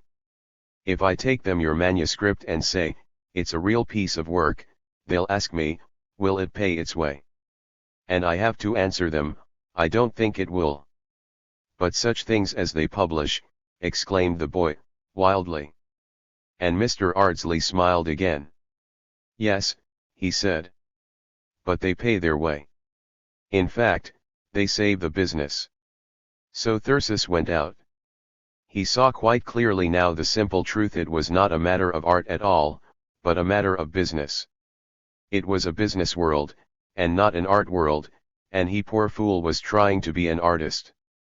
For 3 days more he toiled at his pot boiler, and then, late at night, he went out to get some fresh air, and to try to shake off the load of despair that was upon him. And so came the explosion. Perhaps it was because the wind was blowing, and Thyrsis loved the wind. It was a mirror of his own soul to him, incessant and irresistible and mysterious. And so his demons awoke again. He had gone through all that labor, he had built up all that glory in his spirit, and it was all for naught. He had made himself a flame of desire, and now it was to be smothered and stifled. He had written his book, and it was a great book, and they knew it. But all they told him was to go and write another book and to do pot boilers in the meantime. But that was impossible, he could not do it. He would win with the book he had written. He would make them hear him, he would make them read that book.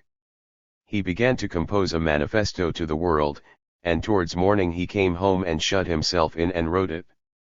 He called it Business and Art, and in it he told about his book, and how he had worked over it.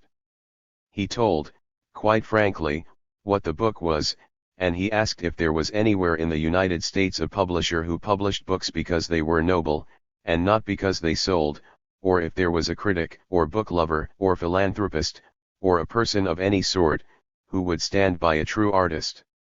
This artist will work all day and nearly all night, he wrote, and he wants less than the wages of a day laborer. All else that ever comes to him in his life he will give for a chance to follow his career. Then Corydon awoke, and he read it to her.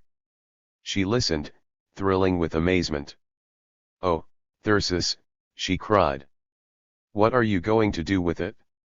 I'm going to have it printed, he said, and send it to all the publishers, and also to literary men and to magazines. And are you going to sign your name to it? She cried. I've already signed my name to it, he answered. And when are you going to do it? As soon as the book comes back from the next publisher. Then he sat down to breakfast, and afterwards, without resting, he finished the pot boiler, and took it to the editor. After a due interval he went again, trembling and faint with anxiety. He had sold only one book review, and he was using Corydon's money again. People who hated him had predicted that he would do just that, and he had answered that he would die first. He came home, radiant with delight. He says he'll take it, he proclaimed. Only I've got to do a new ending for the 4th installment. He wants something more exciting. So I'm going to have the Countess caught in a burning tower. And he wrote that, and went yet again, and came home with $100 buttoned tightly in his inside vest pocket. He was like a man who has escaped from a dungeon. The field was clear before him at last. His manifesto was going out to the world. Book V. The bait is seized. They sat, gazing down the slope of the little vale. She was turning idly the pages of the book, and she read to him. Lovely all times she lies, lovely tonight. Only, methinks, some loss of habit's power befalls me wandering through this upland dim. Once passed I blindfold here, at any hour. Now seldom come I, since I came with him. It was here we first read the poem, he said. Every spot brings back some line of it. Even the old oak tree where we used to sit, she smiled. Hear it, O Thyrsis, still our tree is there. Section 1. Thyrsis was half hoping that the next publisher would decline the manuscript, and he was only mildly stirred when he got a letter saying that although the publisher could not make an offer for the book, one of his readers was so much interested in it that he would like to have a talk with the author. Thyrsis replied that he was willing, and to his surprise he learned that the reader was none other than that Professor Osborne, who in the university had impressed upon him his ignorance of the art of writing. He paid a call at the professor's home, and they had a long talk. There was nothing said about their former interview. Evidently the other recognized that Thyrsis had succeeded in making good his claim to be allowed to hew his own way, and Thyrsis was content with that tacit surrender. They talked about the book. The professor first assured him that it would not sell, and then went on to explain to him why, and so they came to a grapple. The thing is sincere, perhaps even exalted, said Professor Osborne, but it's overstrained and exaggerated. But isn't it alive? Asked Thyrsis. The other pondered. He always spoke deliberately, choosing his words with precision. Some people might think so, he said. For myself, I have never known any such life. But what's that got to do with it? Cried Thyrsis. It has much to do with it for me. One has to judge by what one knows. But can't one be taught? The professor meditated again. I have lived 45 years, he said, and you have lived less than half that. I imagine that I have read more, studied more, thought more than you. Yet you ask me to submit myself to your teaching. No, no, cried Thyrsis, eagerly. It is not as if it were a matter of learning, of scholarship, of knowledge of the world.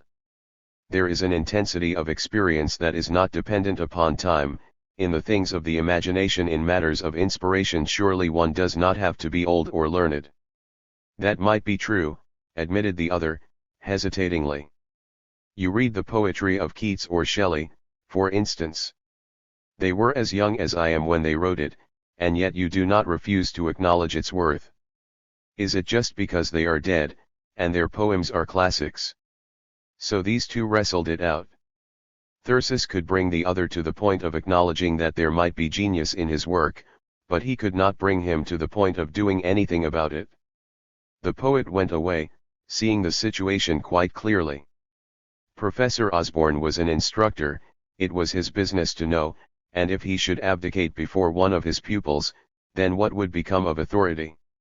He had certain models, which he set before his class. These models constituted literature. If anyone might disregard them and proceed to create new models according to his own lawless impulse, then what anarchy would reign in a classroom? Under such circumstances, it was remarkable that the professor had even been willing to admit of doubts. As Thyrsis walked home he clenched his hands and whispered to himself, I'll get that man some day. Section 2. The road now lay clear before Thyrsis, and accordingly he set grimly to work. He had his document printed upon a long slip of paper, and got several packages for Corydon to address. And one evening they took them out and dropped them into the mailbox. And now we'll see, he said. They soon saw. When he came in for lunch the next day, Corydon came to the door, in great excitement. SSH, she whispered. There's a reporter here. A reporter, he echoed. Yes, a woman. What does she want? She wants an interview about the book. Where is she from? She's from the Morning Howl. She's read the circular. But I never sent it there. I know, but she says a friend gave it to her. She knows all about it. So Thyrsis went in, like a lamb to the slaughter. He was new to interviews, and he yielded to the graces of the friendly and sympathetic lady. Yes, he would be glad to tell about his book, and about where and how he had written it, and all the hopes he had based upon it. "And your wife tells me you've just been married," said the lady, with a winning smile, and she proceeded to question him about this. They had become good friends by that time, and Thyrsis told her many things that he would not have told save to a charming lady. And then she asked for his picture, explaining that she could give so much more space to the story if she had one. And then she begged for a picture of Corydon, and was deeply hurt that she could not have it. She prolonged the interview for an hour or so, and came back again and again in the effort to get this picture of Corydon. Finally she rose to go, but out in the hall, as she was bidding them goodbye, she suddenly exclaimed that she had left her gloves, and went back and got them, and then hurried away. And it was not until an hour or two later that Thyrsis made the horrible discovery that the photograph of Corydon which had stood upon his bureau was standing upon his bureau no longer. So next morning, there were two photographs upon the second page of the Morning Howl, and a 2-column headline. "Youthful Genius Offers Himself for Sale." Thyrsis rushed through this article, writhing with horror and dismay. The woman had made him into what they called a human interest feature. There was very little about his book, but there was much about the picturesque circumstances under which he had written it. There was a description of their personal appearance, of Corydon's sweet face and soulful black eyes, and of his broad forehead and sensitive lips. There was also a complete description of their domestic menage, including the chafing dish and the odor of lamb chops. There was a highly diverting account of how they had eloped with only $8 in the world, together with all the agonies of their parents, as imagined by the sympathetic lady. They had been butchered to make a holiday for the readers of a yellow journal. "This is a wonderfully interesting world," the paper seemed to say, "well worth the penny it costs to read about it. Here on the first page is Antonio Petronelli, who cut up his sweetheart with a butcher knife, and packed her in a trunk. And here are 7 people burned in a tenement house, and an interview with Shrike, the plunger, who made 3 millions out of the wheat corner. But most diverting of all are these 2 little cherubs who ran away and got married, and now want the world to support them while they write masterpieces of literature. And could not one see the great public devouring the tale, the Wall Street clerks in the cars, and the shop girls over their sandwiches and coffee, and the loungers in the cafes of the Tenderloin? Could not one picture their smiles, not contemptuous, but genial, as of people who have learned that it is indeed an interesting world, and well worth the penny it costs to read about it? Section 3. Corydon shed tears of rage over this humiliation, and she wrote a letter full of bitter scorn to the newspaper woman. In reply to it came a friendly note to the effect that she had done the best thing in the world for them, that when they knew more about life and the literary game, they would recognize this. The tangible results of the adventure were 3. First, there came a letter, written on scented notepaper, from a lady who commended their noble ideals and wished them success, but who did not sign her name. Second, there came a visit from a brother poet, a man about 40 years of age, shabby and pitiful, with watery, light blue eyes and a feeble straggly mustache, and a manner of agonized diffidence. He stood in the doorway and shifted from one foot to the other, and explained that he had read the article, and had come because he, too, was an unrecognized genius. He had written 2 volumes of poetry, which were the greatest poetry ever produced in English. Milton and Shakespeare would be forgotten when the world had read these volumes. For 10 years he had been trying to find some publisher or literary man to recognize him, and perhaps Thyrsis would be the man. He came in and sat on the bed and unwrapped his 2 volumes, several hundred typewritten pages, elaborately bound up in covers of faded pink silk. And Thyrsis read one and Corydon the other, while the poet sat by and watched them and twisted his hands nervously. His poetry was all about stars and bluebells and moonlight, about springtime and sighing lovers, about cold, rain-beaten graves and faded leaves of autumn, the subjects and the images which have been the stock in trade of minor poets for 2,000 years and more. Thyrsis, as he read, could have marked 50 phrases which were feeble imitations of things in Tennyson and Longfellow and Keats, and he read for half an hour, in the vain hope of finding a single vigorous line. This interview was a very painful one. He could not bear to hurt the poor creature's feelings, and he did not know how to get rid of him. The matter was made still more difficult by the presence of Corydon, who did not know the models, and therefore thought the poetry was good. She let the visitor go on to pour out his heart, until at last came a climax that Thyrsis had been expecting all along.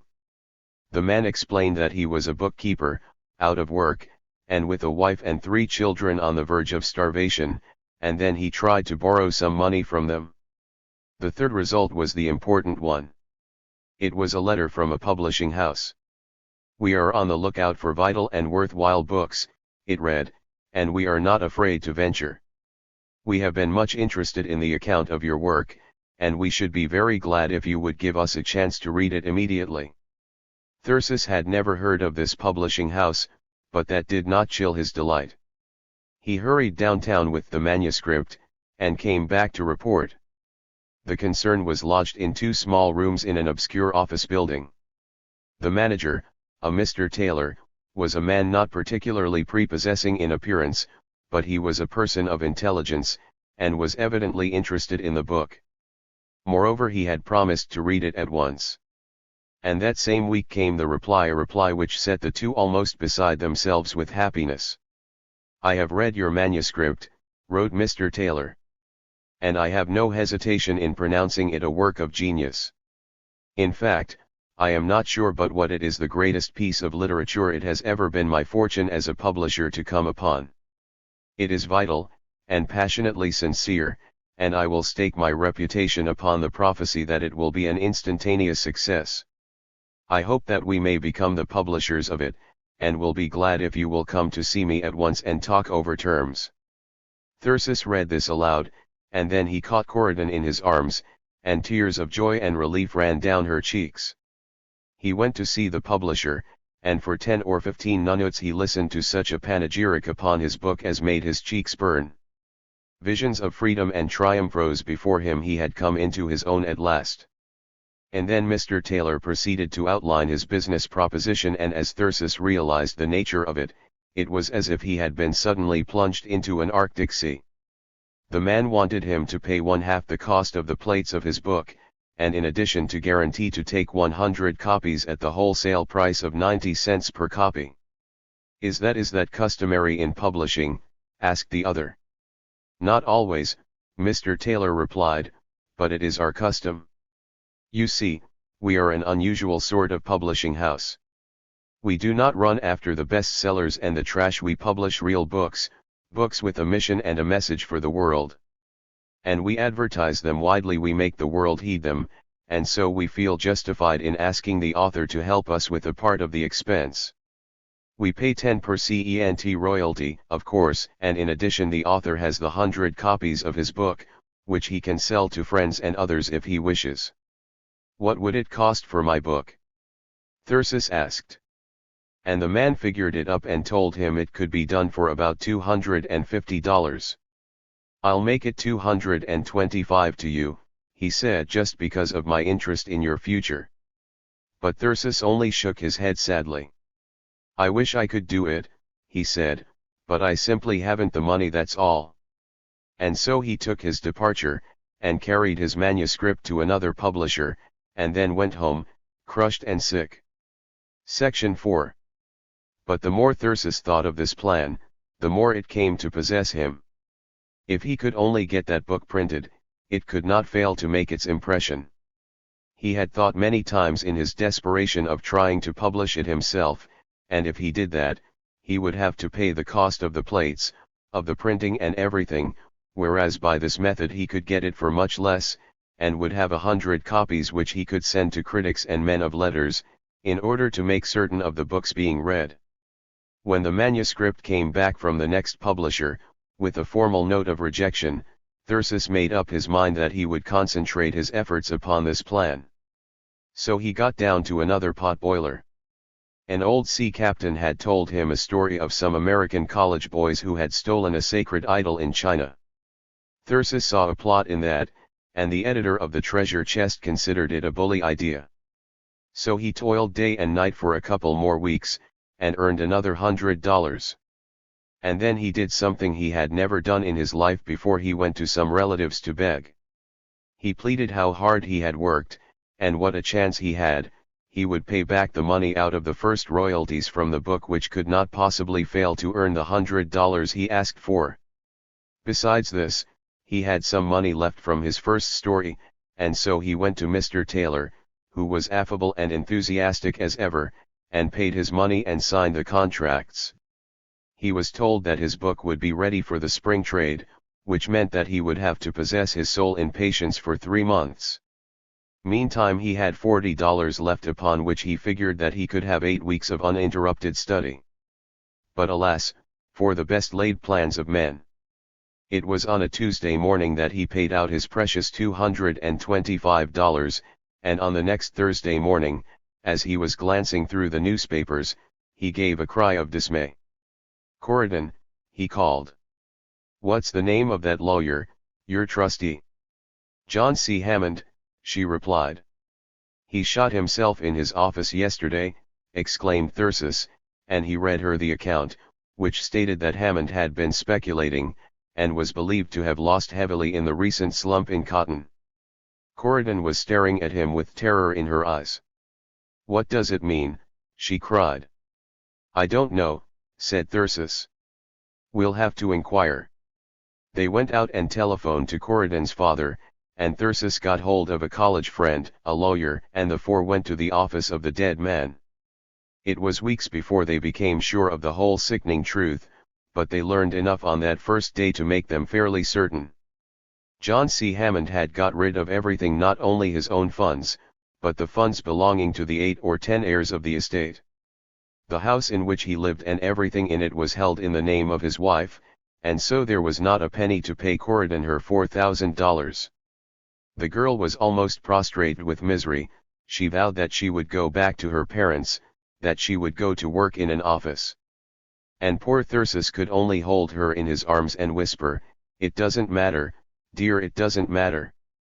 The book will be out in the spring, and I can do potboilers for 2. Section 5.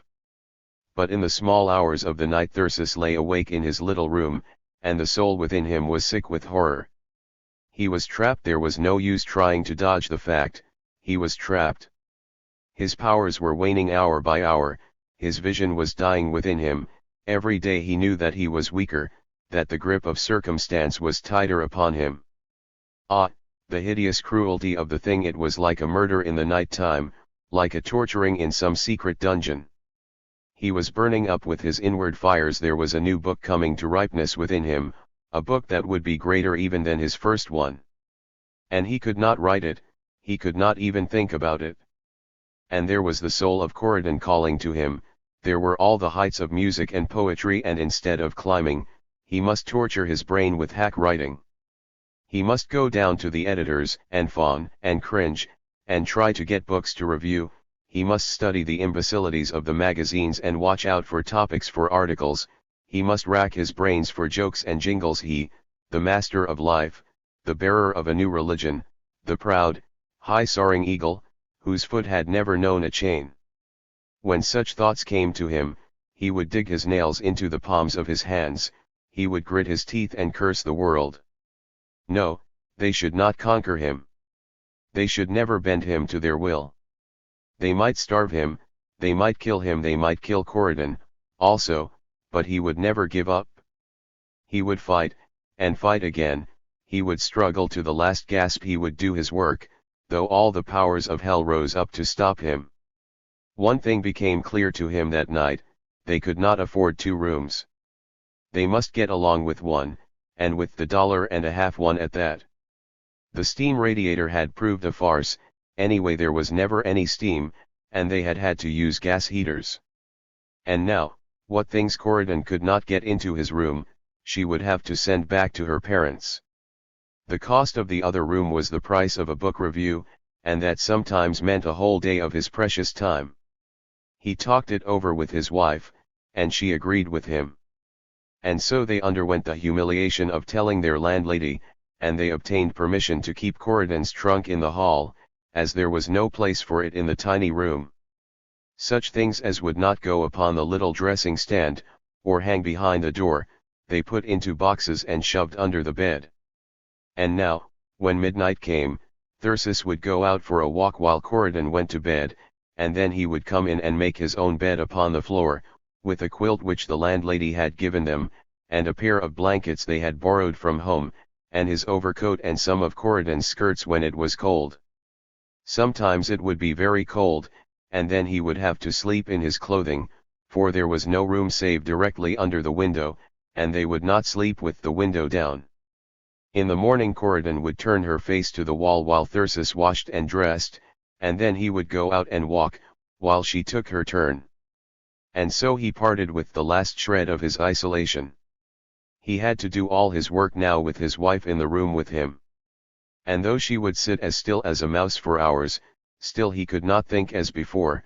Also, when she was worn out at night, he had to stop work and let her sleep.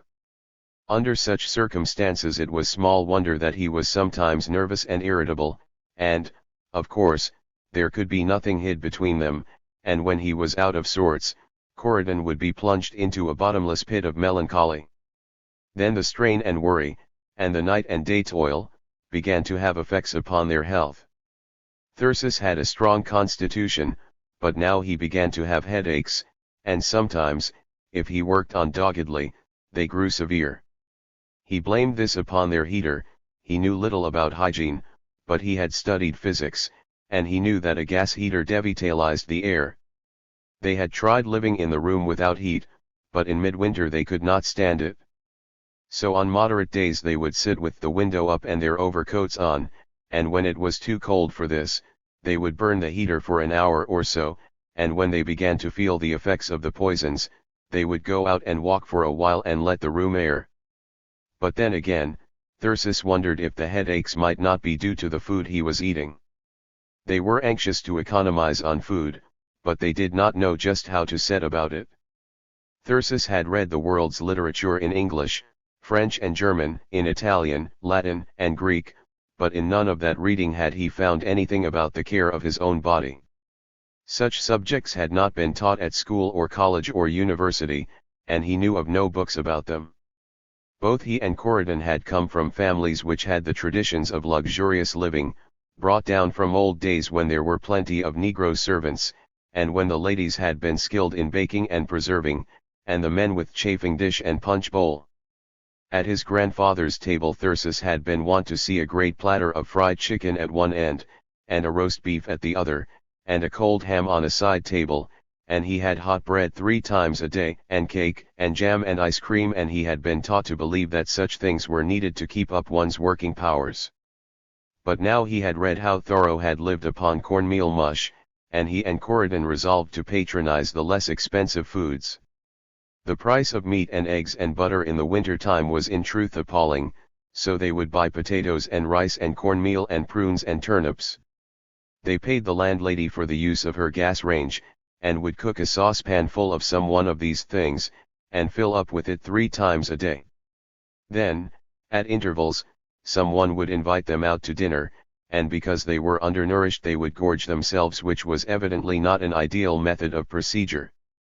So in the end Thyrsis made up his mind to consult a physician about it, and this was a visit he never forgot, for it led directly to the most momentous events of his whole lifetime.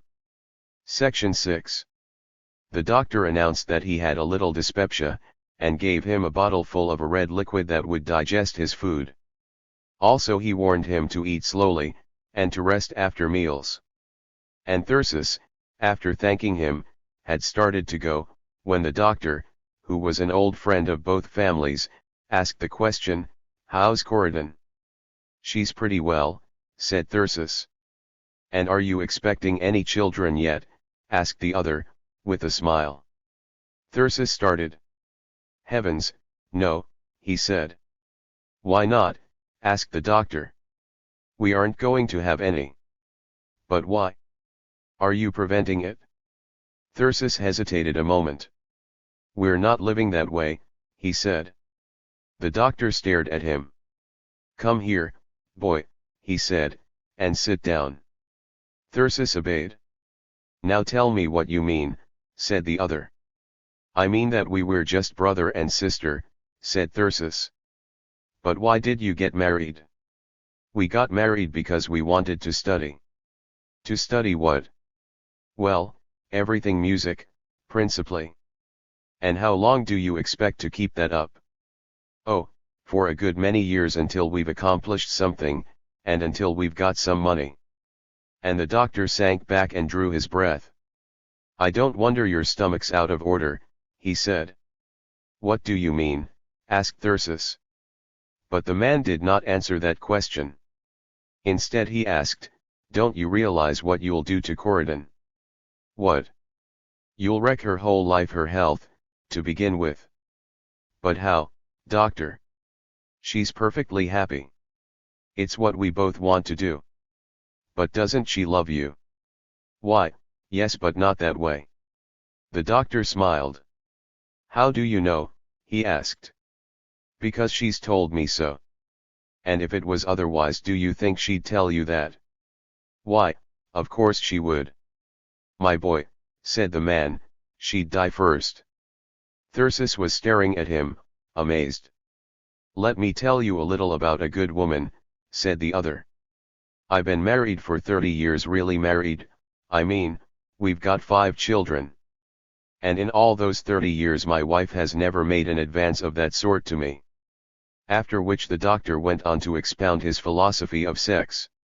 Love is just a little thing to you, he said, you've got your books and your career. And you want it to be the same with Corydon. You've succeeded in persuading her that that's what she wants also. You're going to make her a copy of yourself. But you simply can't do it, boy, she's a woman. And a woman's one interest in the world is love. It's everything in life to her, the thing she's made for. And if you deprive her of love, whole love, I mean, you wreck her entirely. Just now is the time when she ought to be having her children, if she's ever to have any, and you're trying to satisfy her with music and philosophy. But, cried Thyrsis, horrified, I know she doesn't feel that way at all. Maybe not, said the other. Her eyes are not opened. It's your business to open them. What are you a man for? But she's all right as she is. Isn't she nervous? Why, yes, perhaps. Isn't she sometimes melancholy? And doesn't she like you to kiss her? Doesn't she show she's happy when you hold her in your arms? Thyrsis sat mute. You see, said the other, laughing. The girl is in love with you, and you haven't sense enough to know it. Again Thyrsis could find no words. But if we had a child it would ruin us, he cried, wildly. I've not a cent, and my whole career's at stake. Well, said the other, if it's as bad as that, don't have any children yet. But how can we? Don't you know how to control it? Thyrsis was staring at him, open-eyed. Why, no, he said. Good Lord, laughed the other. Where have you been keeping yourself? And then the doctor proceeded to explain to him the artificial sterilization of marriage. No whisper of such a thing had ever come to the boy before, and he could hardly credit his ears. But the doctor spoke of it as a man of the world, to whom it was a matter of course. He went into detail as to the various methods that people used. And when finally Thyrsis rose to leave, he patted him indulgently on the shoulder, and laughed, Go home to your wife, my boy. Section 7. The effect of this conversation upon Thyrsis was alarming to him. At first he tried to put the thing aside, as being something utterly inconceivable between him and Corydon.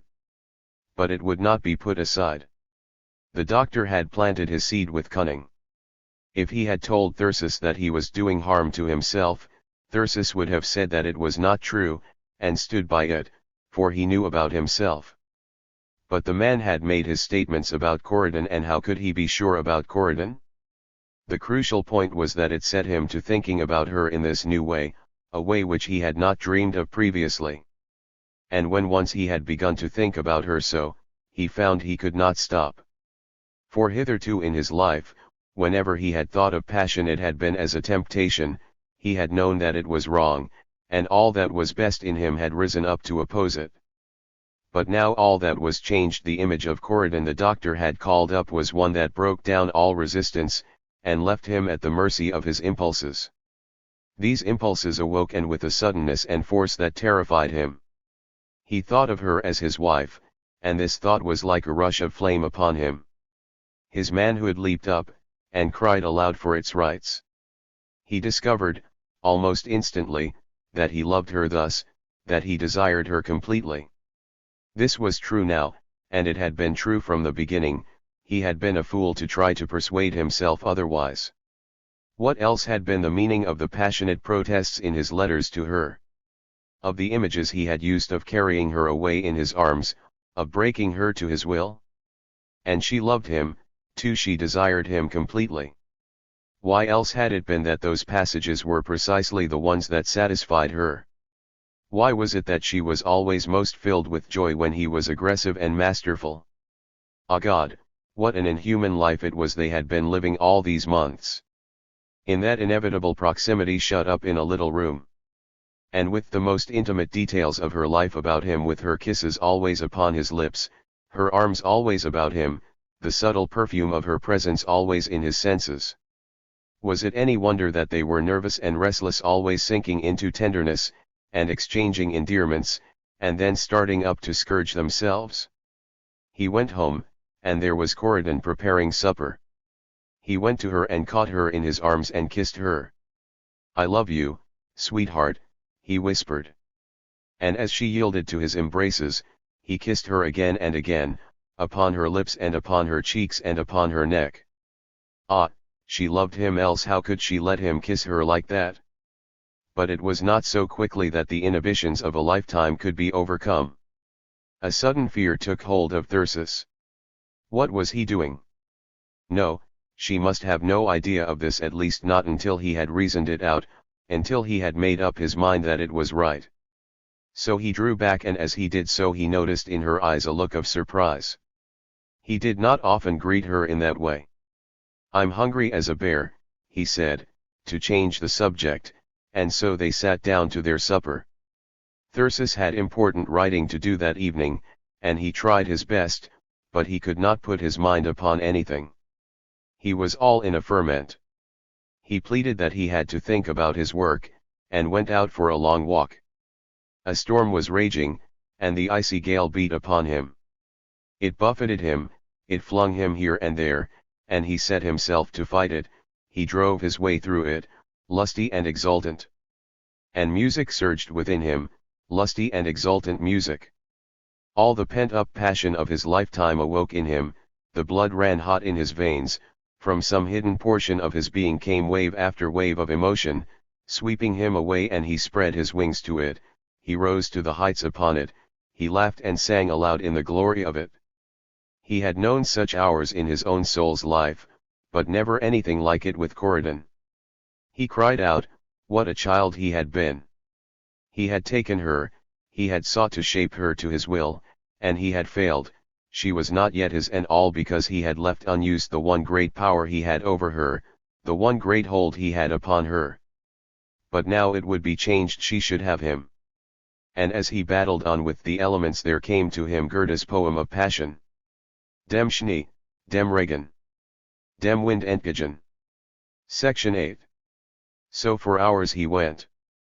But when he had come home, and stood in the vestibule, stamping the snow from him, there came a reaction. It was Corydon. He had been thinking of Corydon, the gentle and innocent. How could he say such things to her? How could he hint of them? Why, he would fill her with terror. It was not to be thought of. He went upstairs, and found that she was asleep.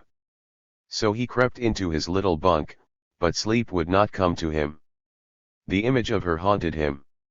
He listened to her breathing. He was as close to her as that, and still she was not his. It was nearly day before he slept, and so he awoke tired and restless.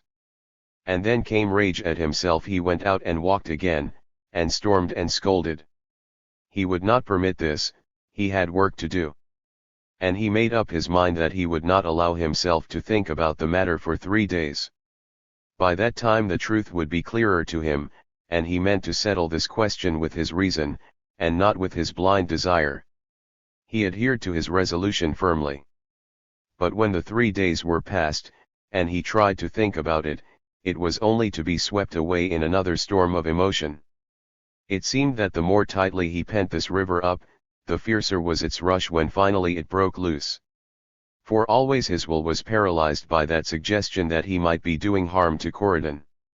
At last he made up his mind that he must speak to her, and one afternoon he came and knelt beside her and put his arms about her.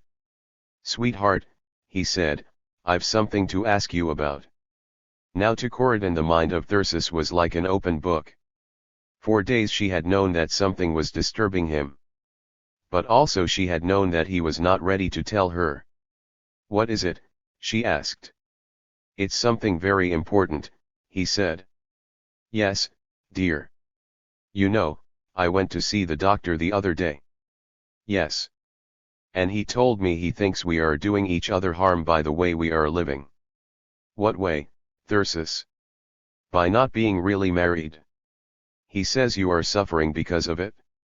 "But Thyrsis," she cried, in astonishment. "I'm not. He says you wouldn't know it, Corydon. It would keep you nervous and upset." "But dear," she said, "I'm perfectly happy." "Are you sure of it?" "Perfectly sure. And if it was ever otherwise you would tell me." "Why, yes." "And are you sure of that?" She hesitated, and when she tried to answer, her voice was a whisper. "I think so, dear." There was a pause. "Thyrsis," she exclaimed, suddenly, "I would have a child." "No, you needn't," he said, and he told her what the doctor had said. It was quite as new to her as it had been to him, and even more startling. "I see," she said, in a low voice. "Listen, Corydon," he whispered, "do you think you love me at all that way?" "I don't know," she answered. "I never thought of such a thing. Do you think you could learn to love me so?" "How can I tell, Thyrsis? It's so strange to me. It frightens me." He looked up at her, and he saw that a flush was mottling her throat, and spreading over her cheeks. He saw the wild look in her eyes also, and he turned away. "Very well, dearest," he said. "I don't want to disturb you." So he tried to go back to his work. But he could not do his real work at all.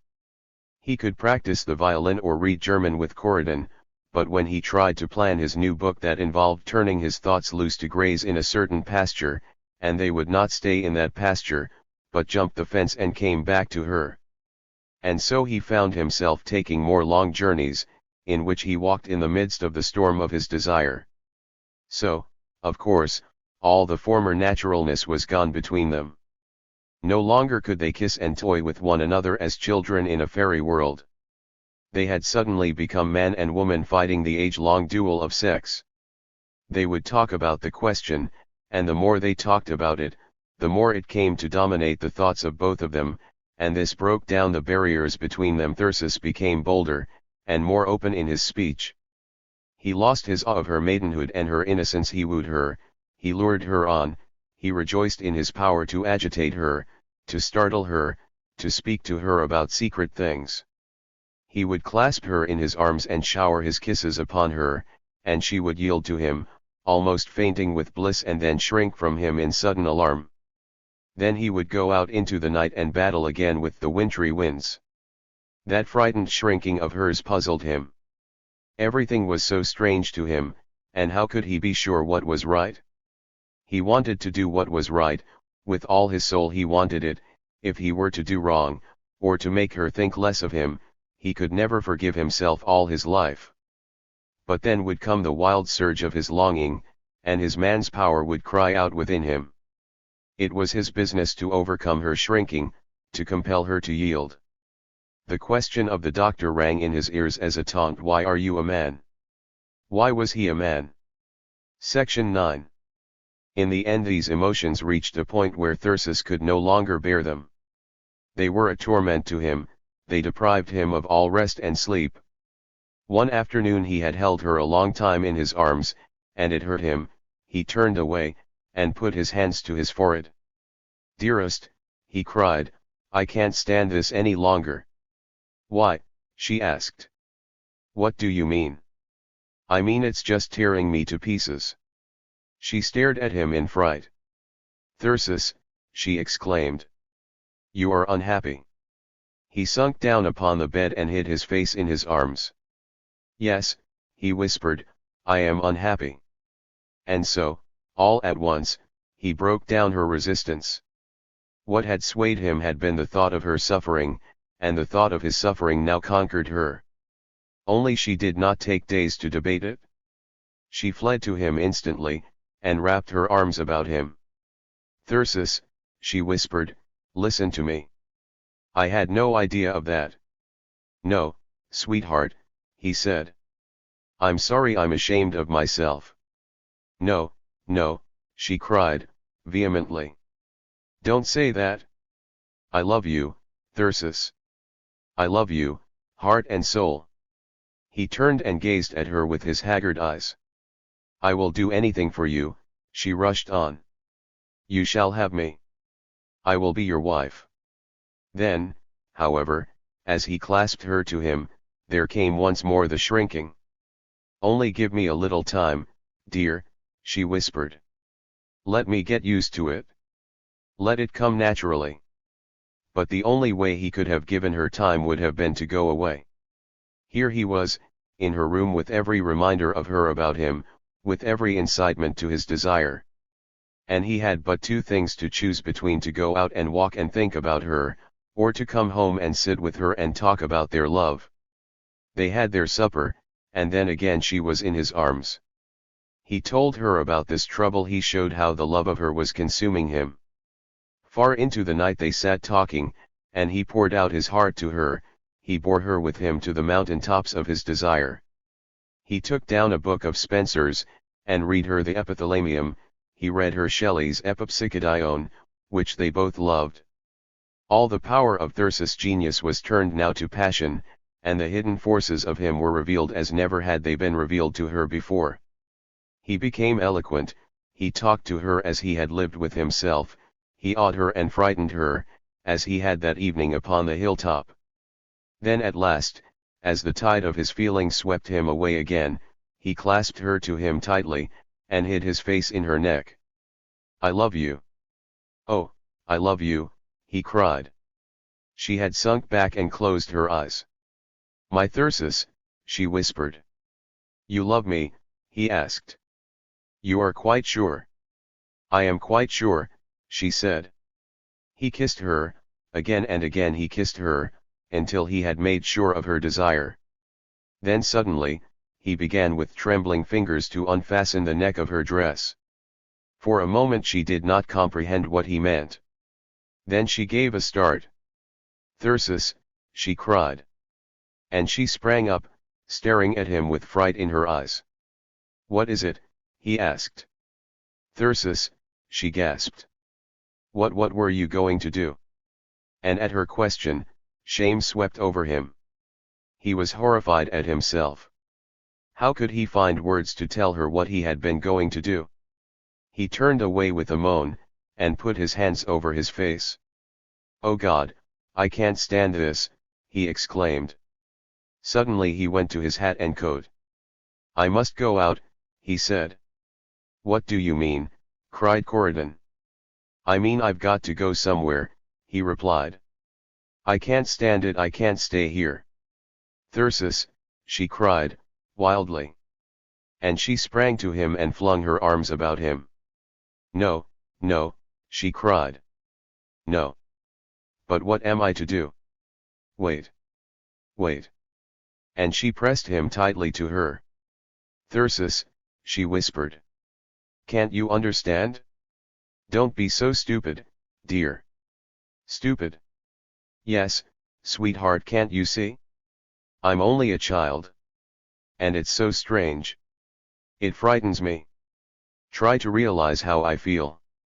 But what am I to do? Do? Why, you must make me, Thyrsis. And as she said this, she hid her face upon his shoulder and sobbed. You are a man, Thyrsis, you are a man, and I am only a girl. Do what you want to. Don't pay any attention to me. And those words to Thyrsis were like the crashing of a peal of thunder.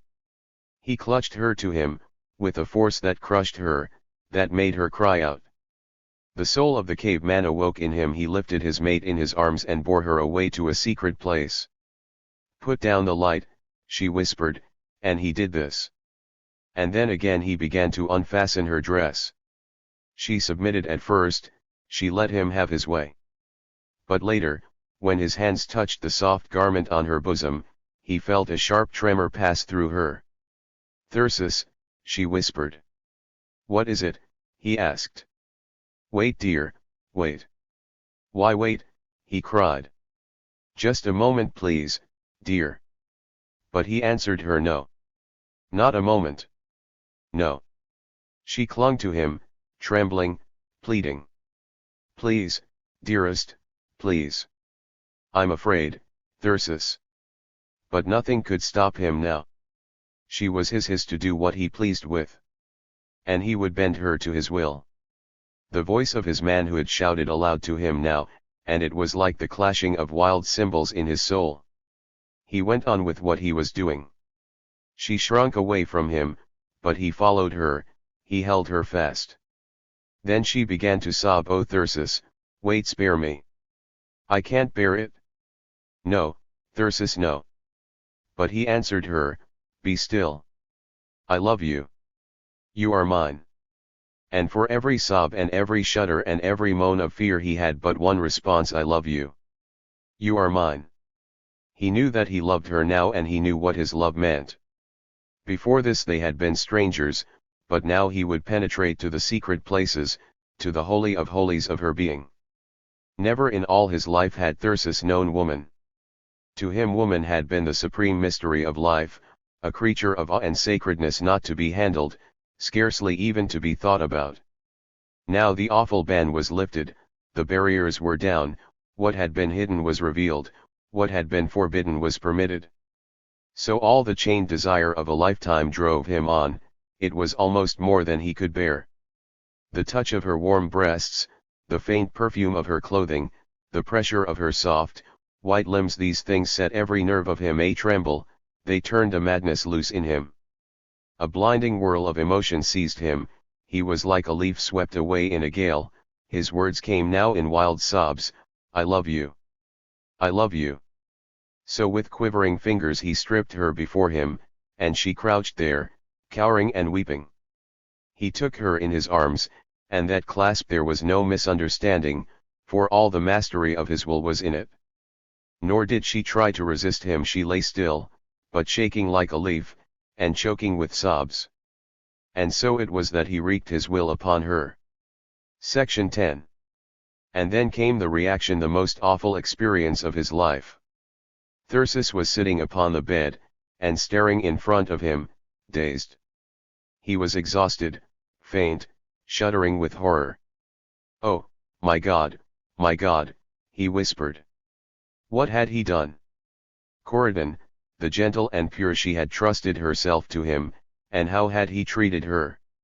He had tortured her, he had defiled her.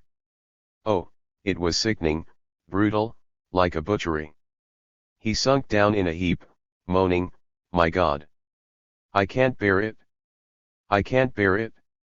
And then a strange thing happened, the strangest of all strange things. An unforeseeable, an unimaginable thing. Corydon had started up, and was listening, and now suddenly he felt her arms stealing about him. Thyrsis, she whispered. Thyrsis. Oh, what shall I do? He sobbed. What's the matter? Oh, it was so horrible, horrible. Thyrsis, she panted, swiftly. Don't say that. How could I have done it? He rushed on. What a monster I am. No, no, she cried. You don't understand, I love you. Don't you know that I love you? And she tightened her clasp about him, she stole into his arms again. "Forgive me," she whispered. "Please, please forgive me, Thyrsis." He stared at her, dazed. "Forgive you? I had no right to behave like that," she cried. "I was afraid I couldn't control myself. But oh, Thyrsis, I love you." And she pressed herself upon him convulsively, she was troubled no longer. "Yes," she panted. "Yes. I don't mind it any more. I am yours. I am yours. You may do whatever you please to me, Thyrsis, I love you." She covered him with kisses, his face, his neck, his body. She drew him down to her again, whispering in ecstasy, "My husband." He was lost in amazement. Could this be Corydon, the gentle and shrinking? No, she was gone, and in her stead this creature of desire, tumultuous and abandoned. She was like some passion goddess out of the east, shameless and terrible and destroying. She was like a tigress of the jungle, calling in the night for its mate. She locked him fast in her arms. She was swept away in a whirlwind of emotion, as he had been swept before. And all her being rose up in one song of exultation. "Mine! Mine! Mine! Mine! Ah, Thyrsis," she cried. "My Thyrsis! I belong to you now. You can never escape me now. You can never leave me, my love, my love." And as Thyrsis listened to this song, his passion died. Reason awoke again, and a cold fear struck into his heart. What was the meaning of this? Long hours afterward, as she lay, half asleep, in his arms, she felt him give a sudden start and shudder. "What is it?" she asked. "Nothing," he said. "I just happened to think of something. Something that frightened me." "What was it?" "I was thinking, dear, suppose I should become domestic?" Book 6. The cords are tightened. She had been reading in the little cabin, and a hush had fallen upon them. "Yes, thou art gone. And round me too the night in ever-nearing circle weaves her shade."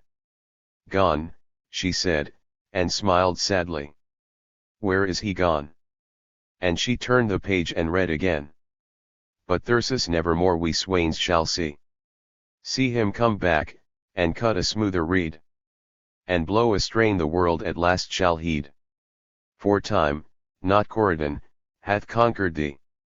Then, after a pause, she added, "How often I have remembered those words! And how pitiful they are, when I remember them." Section 1. It was a tiny cupboard of a room in a tenement. They sat upon their bed to eat, and they hid their soiled dishes beneath it. Dirty children screamed upon the avenue in front, and frowsy-headed women and wolfish men caroused in the saloon below. Yet here there came to them the angel with the flame-tipped wings, and here they dreamed their dream of wonder. In the glory of their newfound passion all life became transfigured to them, they discovered new meaning in the most trivial actions. There was no corner so obscure that they might not come upon the young god hidden, they might touch his warm, tender flesh, and hear his silvery laughter, and thrill with the wonder of his presence. They spoke a new language, full of fire and color, they read new meanings in each other's eyes. The slightest touch of hand upon hand, or of lips to lips, was enough to dissolve them in tenderness and delight. They rejoiced in the marvel of each other's being, in the glory of their bodies, newly revealed. To Thyrsis especially this was life's last miracle, a discovery so fraught with bliss as to be a continual torment. The incitements that were hidden in the softness and the odor of unbound and tumbled hair, the exquisiteness of maiden breasts, molded of marble, rosy-tipped, the soft contour of snowy limbs, the rhythmic play of moving muscles, to dwell amid these things, to possess them, was suddenly to discover in reality what before had only existed in the realm of painting and sculpture.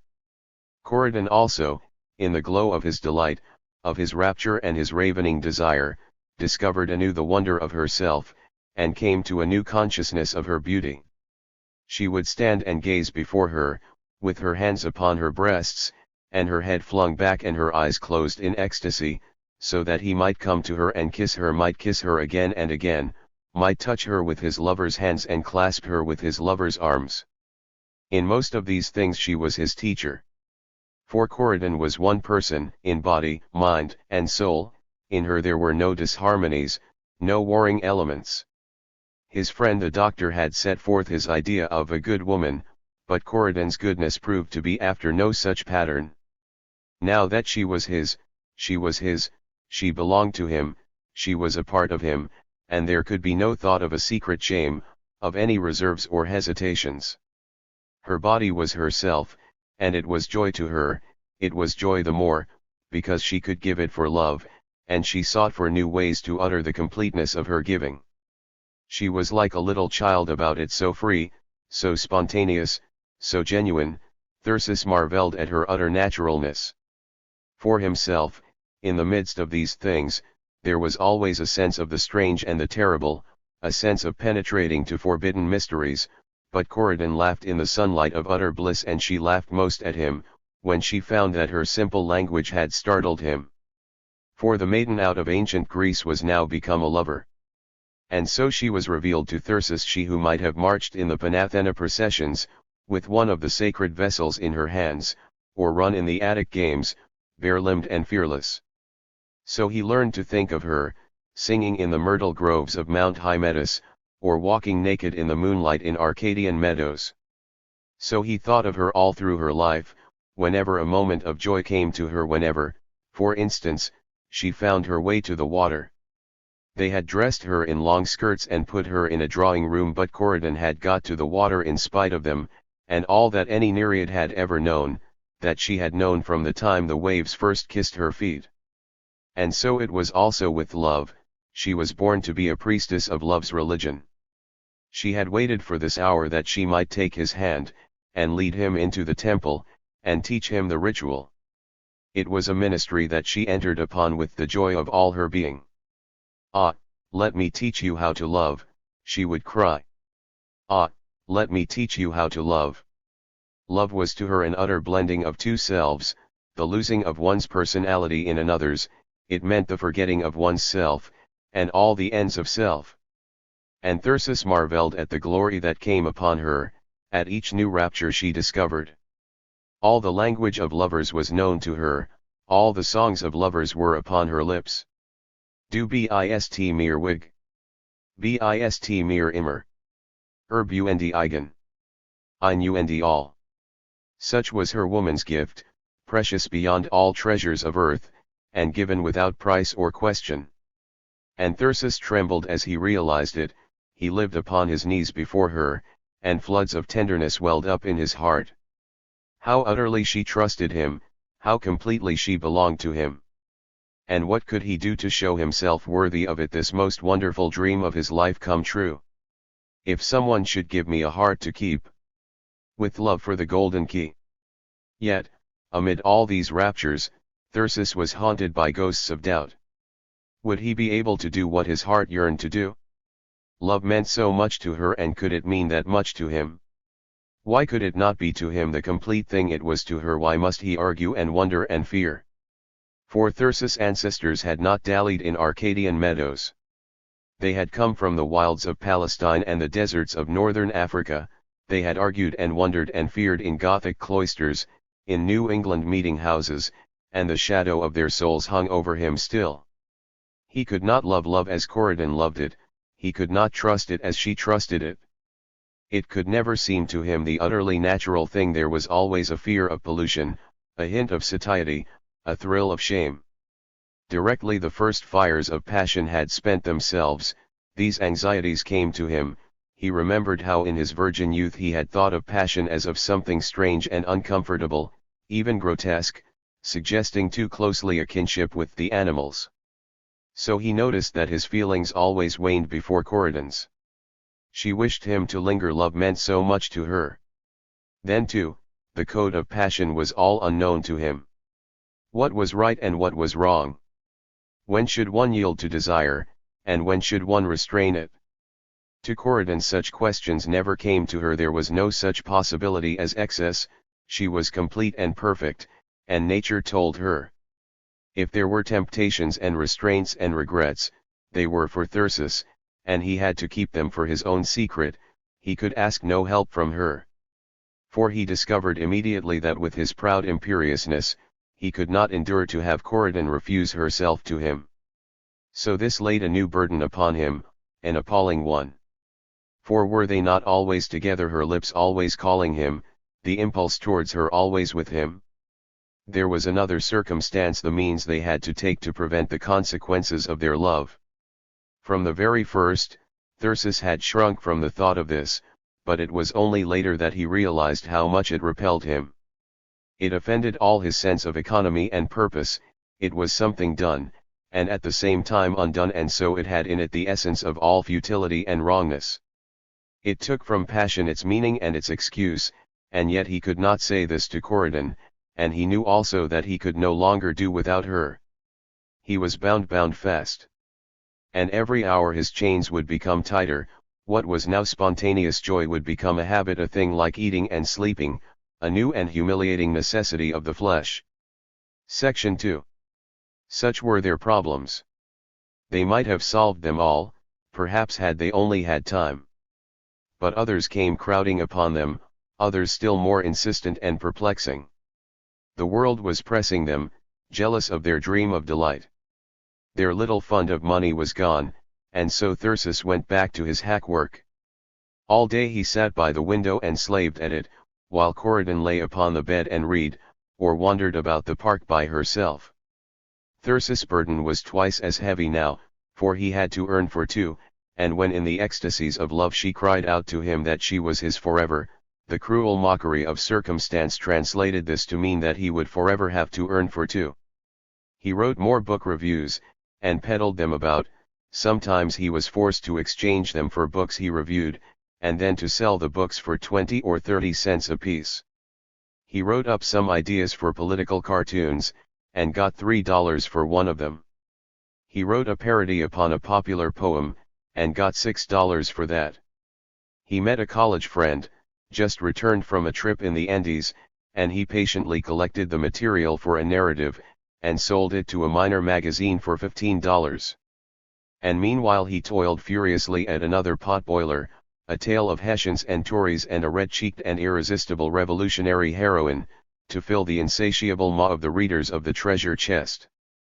On one occasion, when everything went wrong, Corydon took the half-dozen solid silver coffee spoons and the heavy gold-plated berry spoon which had constituted her outfit of wedding presents, and sold them to a nearby jeweler for $2.25. But through all this bitter struggle they looked forward to a glorious ending. In April the book would be out, and then they would be free. They would go away to the country, perhaps to the little cabin of last summer. Ah, how they dreamed of that cabin, how they hungered for it! They pictured it, covered in snow, with the icebound brook in front of it, both the cabin and the brook asleep, and dreaming of the springtime. Thyrsis was dreaming of it also, with tears in his eyes and a mighty passion in his heart, for his new book was calling to him. He had to fight hard to keep it from taking possession of his thoughts and driving the potboilers out of the temple. There came the joyful excitement of reading the proofs of his book, also of inspecting the cover design, and the sample of the paper, and the dummy.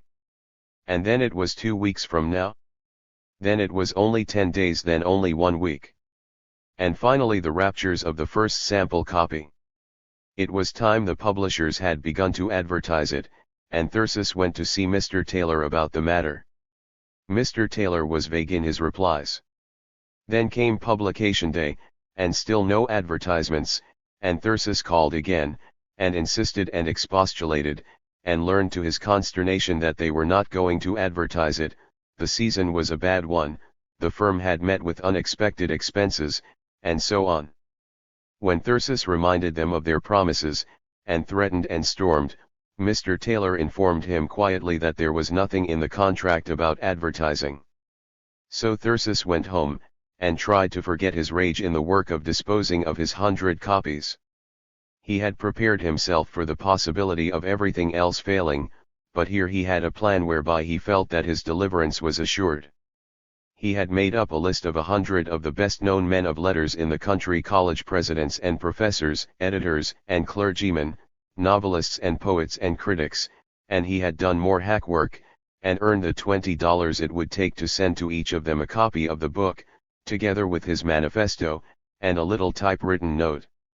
This, he felt, would make certain of the book's being read, and once let the book be read by the real leaders of the country's thought, and his siege would be at an end. So the packages went to the post office, freighted with the burden of his hopes and longings. And 2 or 3 times a week Thyrsis went to see his publishers, and find out how the book was going. He was never able to ascertain just what they were doing with it, or how they expected to sell it. Mr. Taylor would tell him vaguely that it was doing fairly well, the season was slow, and he must give the book time to catch on. And then came the reviews. A clipping bureau had written, offering to furnish them at 5 cents apiece, and this was moderate, considering that there were only a dozen altogether. Most of these were from unimportant out-of-town papers, whose book reviews are written by the high school nieces and the elderly maiden aunts of the publishers. Of the metropolitan newspapers and literary organs, only 3 noticed the book at all, and 2 of these gave perfunctory mention, evidently made up from the publisher's statement on the cover.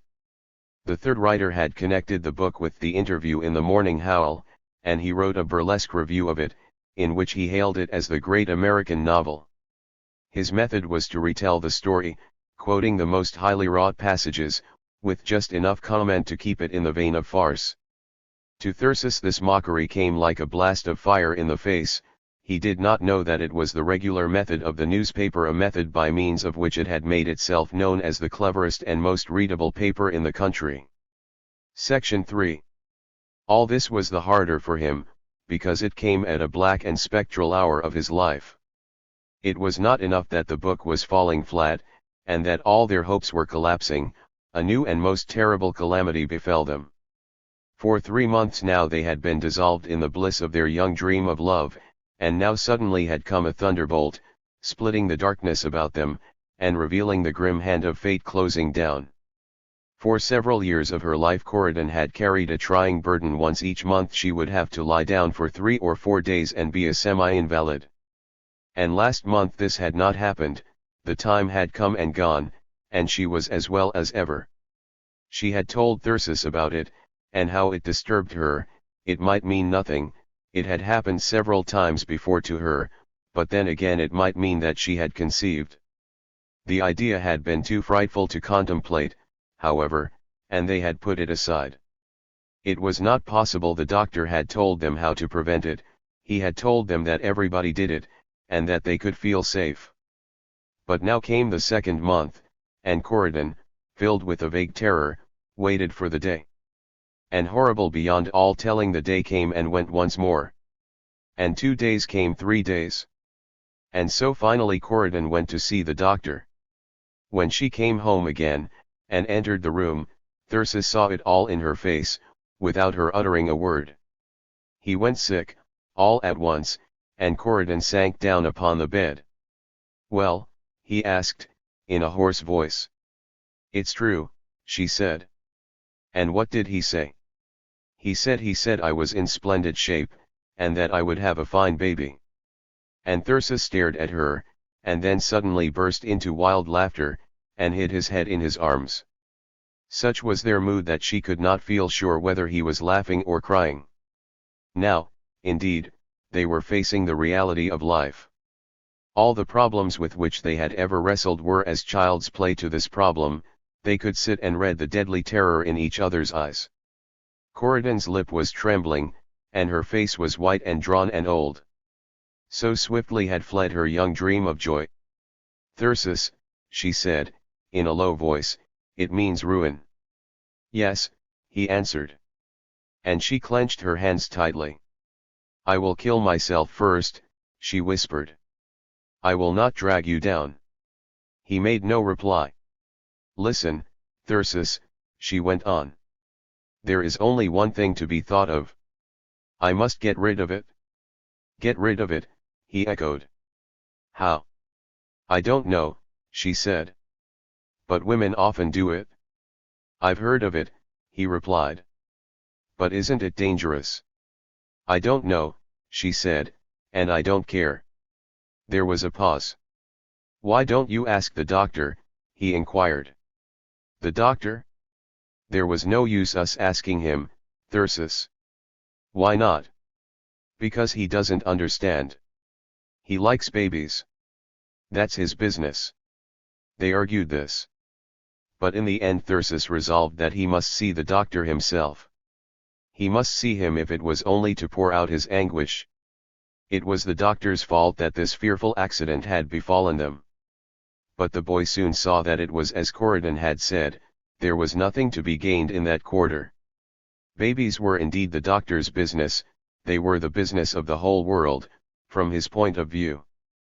People got married to have babies, they were in the world to have babies, and anything else was just nonsense. Nowadays babies were the only excuse that people had for living. Their morality began and ended with them. Moreover, babies were fine in themselves, they were beautiful and fat and jolly. The pagan old gentleman sang a very paean in praise of babies. The more of them there were, the more laughter upon earth. Also, having them was the business of women that, and not reading German poetry and playing the piano. They all made a little fuss at the outset, but then they submitted, and they soon found that nature knew more than they. Babies completed women's lives, they settled their nerves, they gave them something to think about, and saved them from hysteria and extravagance and sentimentalism, and all the rest of the ills of the hour. Then the doctor fixed his keen eyes upon him. Are you and Corydon thinking about an abortion? He demanded. I don't know, stammered Thyrsis. The word sounded ugly. I got that impression from her, said the other. And now let me tell you, if you do that, it'll be something you'll never forgive yourself for as long as you live. In the first place, you may lose your wife. It's a very dangerous thing, and a woman is seldom the same after it. You might make it impossible for her ever to have a child again, and so blast her whole life. You'll have to trust her in the hands of some vile scoundrel. You understand, of course, that it's a crime. I suppose so, said Thyrsis. It's a crime not only against the law, it's a crime against God. And it's the curse of our age. There was a pause. What's the matter with Corydon, anyway? Demanded the doctor. She's so young, cried Thyrsis. Nonsense. She's 19 now, isn't she? And she couldn't be in better condition. But she's so undeveloped mentally, I mean. There's nothing in the world will develop her like maternity. And can't you see that she wants the baby? Wants it? Shouted Thyrsis. Why, of course. She's dead in love with you, boy. And she wants the baby. Why shouldn't she have it? If I could only make you understand, protested Thyrsis, feebly. Yes, exclaimed the doctor. That's what they all say. Not a day passes that some woman doesn't sit in this office and say it. Each case is different from any other case that ever was or could be. They tell me how much they suffer, and what a state their nerves are in, and how busy they are, and how poor they are. Their social duties, and their artistic duties, and their religious duties, and their philanthropic duties. And they weep and wring their hands, and tell me agonizing stories, and they offer me any sum I could ask. Many a time I might earn $1,000 by something that wouldn't take me 10 minutes, if only I didn't have a conscience. Go away, boy, and get those ideas out of your head. Section 4. So Thyrsis went away, with a new realization of the seriousness of his position, with a new sense of the grip in which he was fast. It was a conspiracy of nature, a conspiracy of all the world. It was a snare. All through this love adventure, even when most under the sway of his emotions, Thyrsis' busy mind had been groping and reaching for an understanding of it. Little by little this had come to him, and now the picture was complete. He had beheld the last scene of the panorama, he had got to the moral of the tale. He had been the sport of cosmic forces, of the blind and irresistible reproductive impulse of nature. Step by step he had been driven, he had played his part according to the plan. He had hesitated and debated and resolved and decided, thinking that he had something to do with it all. But now he looked back, and saw himself as a leaf swept along by a torrent. And all the while the torrent had known its destination. He had had many plans and many purposes, but always nature had had but one plan and one purpose, which was the child. 12 months ago Thyrsis had been a boy, carefree and happy, wrapped in his dream of art, and now here he was, a married man, with the cares of parenthood on his shoulders. If anyone had told him that a trick could be played upon him, he would have laughed at them. How confident he had been, how certain of his mastery of life. And now he was in the snare. Dismayed as he was, Thyrsis could not but smile as he realized it. The artist in him appreciated the technique of the performance. How cunningly it had all been managed, how cleverly the device had been hidden, how shrewdly the bait had been selected. He went back over the adventure. What a fuss he and Corydon had made about it! What a vast amount of posturing and preluding, of backing and filling! And how solemnly they had taken it, how earnestly they had believed in the game! What convictions had weighed upon them, what exaltations had thrilled them, two pitiful little puppets, set here and there by unseen hands. Rehearsing from prologue to curtain the age-long drama, the drama of sex that had been played from the beginning of the world. He marveled at the prodigality that nature had displayed, at the treasures she had squandered to accomplish her purpose. She would create 1,000,000 eggs to make one salmon, and she had created 1,000,000 emotions to make one baby. What poems she had written for them, what songs she had composed for them. She had emptied the cornucopia of her gifts into their lap.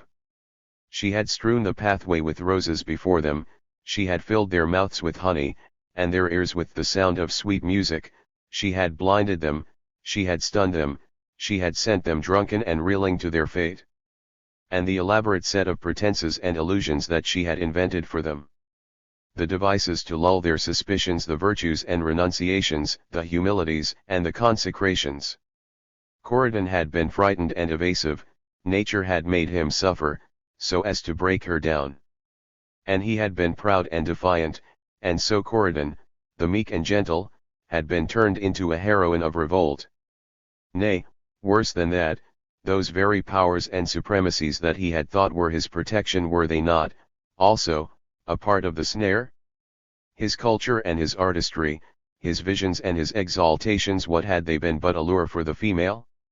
The iris of the burnished dove, the ruff about the grouse's neck, the gold and purple of the butterfly's wing. Even his genius, his miraculous, ineffable genius that had been the plume of the partridge, the crowning glory before which his mate had capitulated. These images came to Thyrsis, until he burst into wild, sardonic laughter. He saw himself in new and grotesque lights. He was the peacock, spreading his gorgeousness before a dazzled and wondering world. He was the young rooster, strutting before his mate, and thrilling with the knowledge of his own importance. He was each of the barnyard creatures by turn, and Corydon was each of the fascinated females. And somewhere, perhaps, stood the farmer, smiling complacently, for should there not be somewhere a farmer in this universal barnyard? But then, the laughter died, for he thought of Maeterlinck's Life of the Bee, and shuddered at the fate of the male creature. He was a mere accident in the scheme of nature. She wasted all his splendors to accomplish the purpose of an hour. And now it had been accomplished.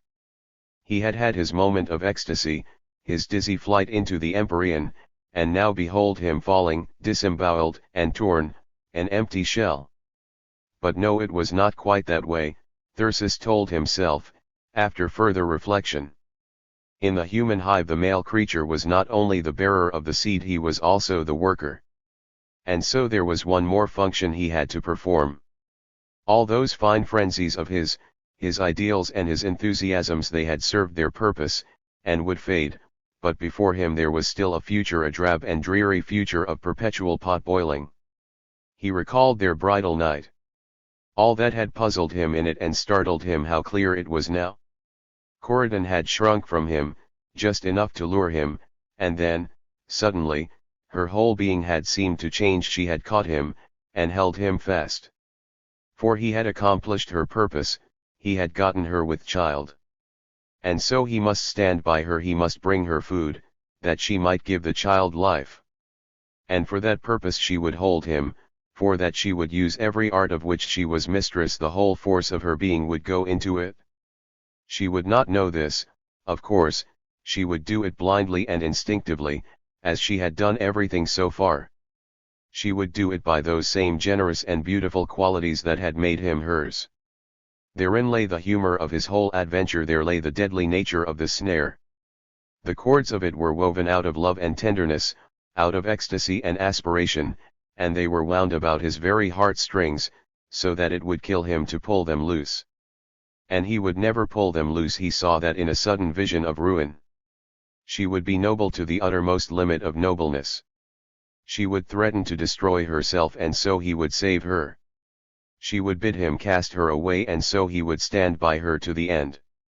And the end would be simply the withering and shriveling of those radiant qualities which he called his genius, qualities which were so precious to him, but about which nature knew nothing. So grim an aspect had life come to wear to this boy of 21.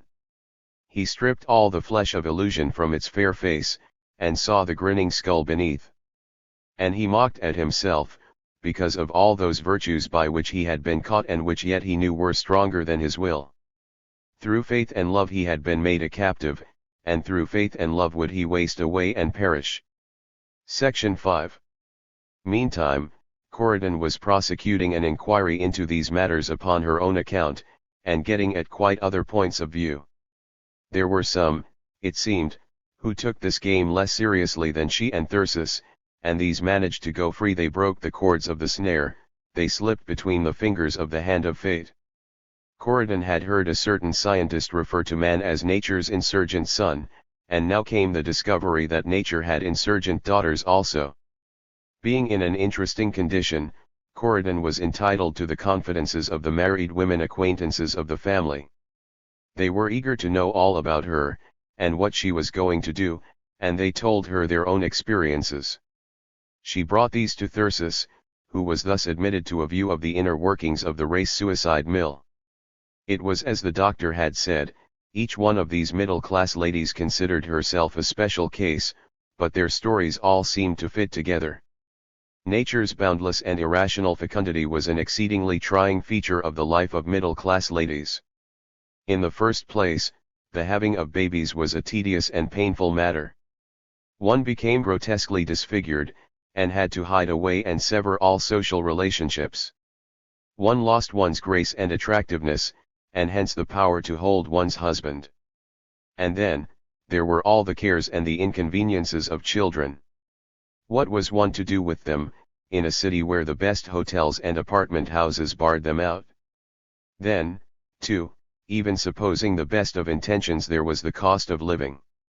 At present prices it was impossible for a man who had only a salary to support more than 1 or 2 children, and with prices increasing as they were, one could not be sure of educating even these. And meanwhile, the nature of things had apparently planned it that a woman should bear a child once a year for half her lifetime. So all these middle-class ladies used devices to prevent conception.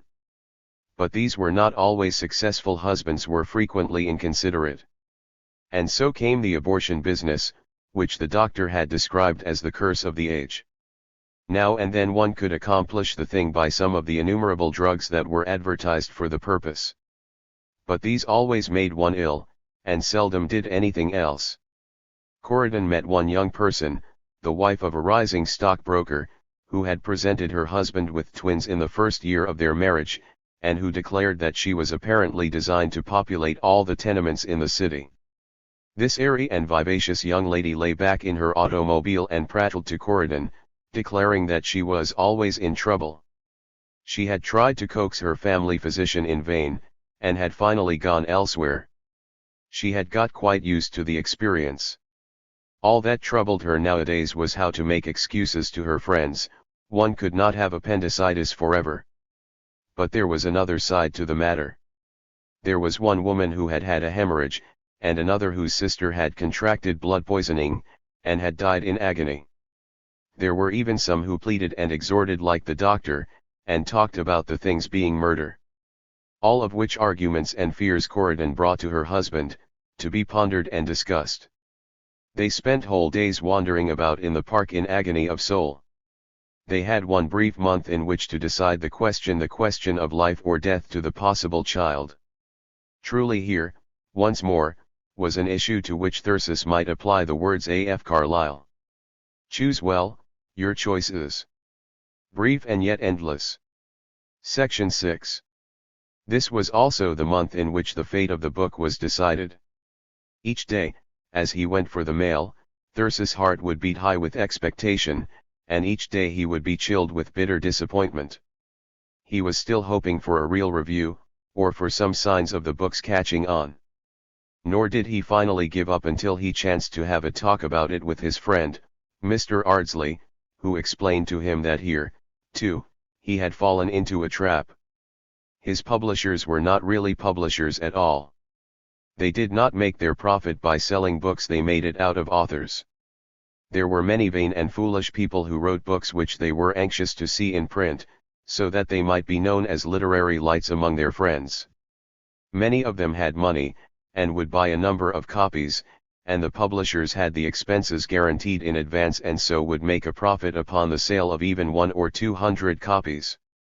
All this being well known, the reviews never paid any attention to the announcements of this concern, nor did the trade handle their books. As for Thyrsis' volume, they had printed it very cheaply. It was to be doubted if it had cost them what he had paid them. And they had even published it as a net price book, thereby taking 3 cents more off the royalty to which he was entitled. Mr. Ardsley had declared that he would be lucky if his book sold 300 copies, and so he felt that it was quite a tribute to the merits of his work when, after 6 months more of waiting, he received a royalty statement from the concern showing a sale of 743 copies, and enclosing a check for $89.16.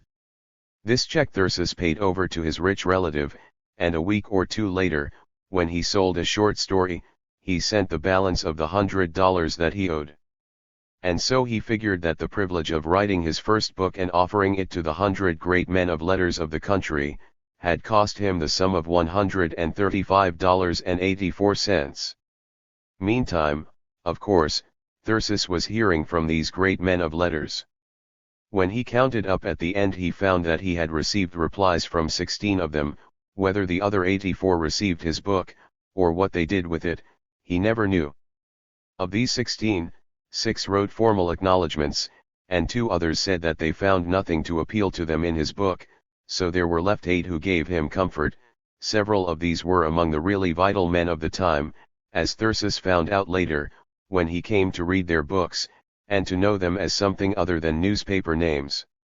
Several of them wrote him long and really helpful criticisms of his work, recognizing the merits he knew it had, and pointing out defects which he was quick to acknowledge.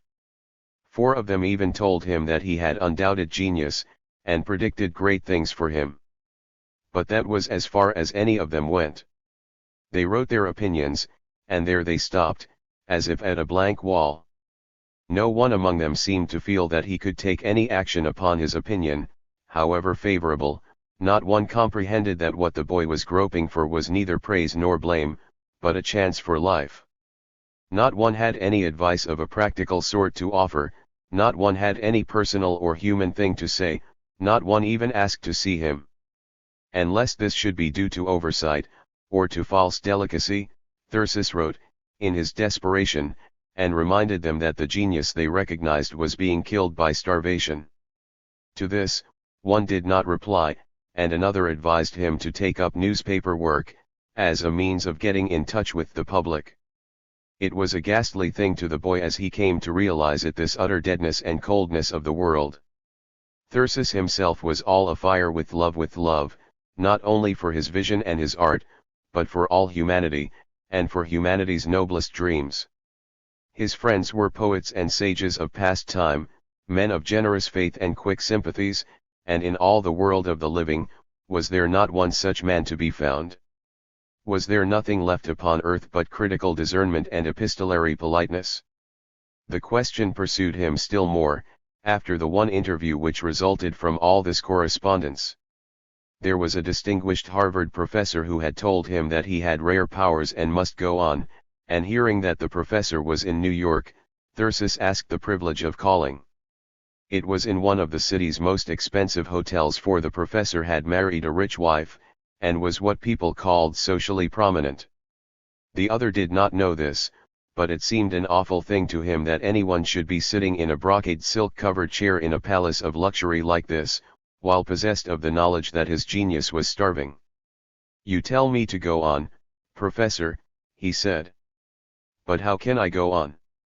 The professor was fingering his gold eyeglasses and studying his visitor. "You must get some kind of routine work," he declared, "enough to support you. You can't expect to live by your writing." "But if I do that, I can't write," cried Thyrsis. "You'll have to do the best you can," said the other. "But I can't do anything. The emotions of it eat me all up.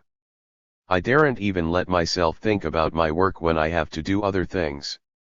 "I should think," commented the professor, "that you would find you are still more hindered by the uncertainties of hack work." "I do find that," the boy replied. "That is just what is the matter with me. I'm afraid you'll be forced to a compromise in the end." "But I won't. I won't," cried Thyrsis, wildly. "I will starve first." The other said nothing. "Or I will beg," added Thyrsis. The others looked clouded slightly as the boy, with his quick sensitiveness, noted instantly.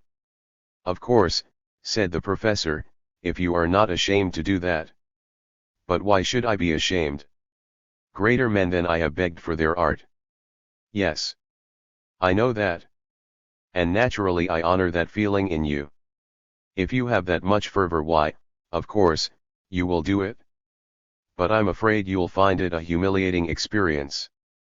"I wouldn't expect to find it a picnic," answered Thyrsis, and took his departure, having perceived that the professor's leading thought was a fear lest he should begin his begging that day. So there it was. There was the eminent critic, the writer of exquisite appreciations of literature. The darling of the salons of Boston, which called itself the Athens of America and the hub of the universe. A man with a brain full of all the culture of the ages and with the heart of a mummy and the soul of a snob. He had approved of Thyrsis' consecration with his lips because he did not dare to disapprove it, because the ghosts of 1,000 paupers of genius had stood over him and awed him into silence. But in his secret heart he had despised this wan and haggard boy who threatened to beg, and the boy went out of the palace of luxury, feeling like an outcast rat. Section 7. From this interview Thyrsis went to meet Corydon in the park, and after he had told her what had happened, they began one more discussion of their great problem. This had to be the final one, for the month of respite had passed, and the time for action was come. Through their long arguments, Thyrsis had gradually come to realize that the decision rested with him. Corydon was in his hands, she had become a burden upon him, and she would rather she were dead, and so he had to take the responsibility and issue the command.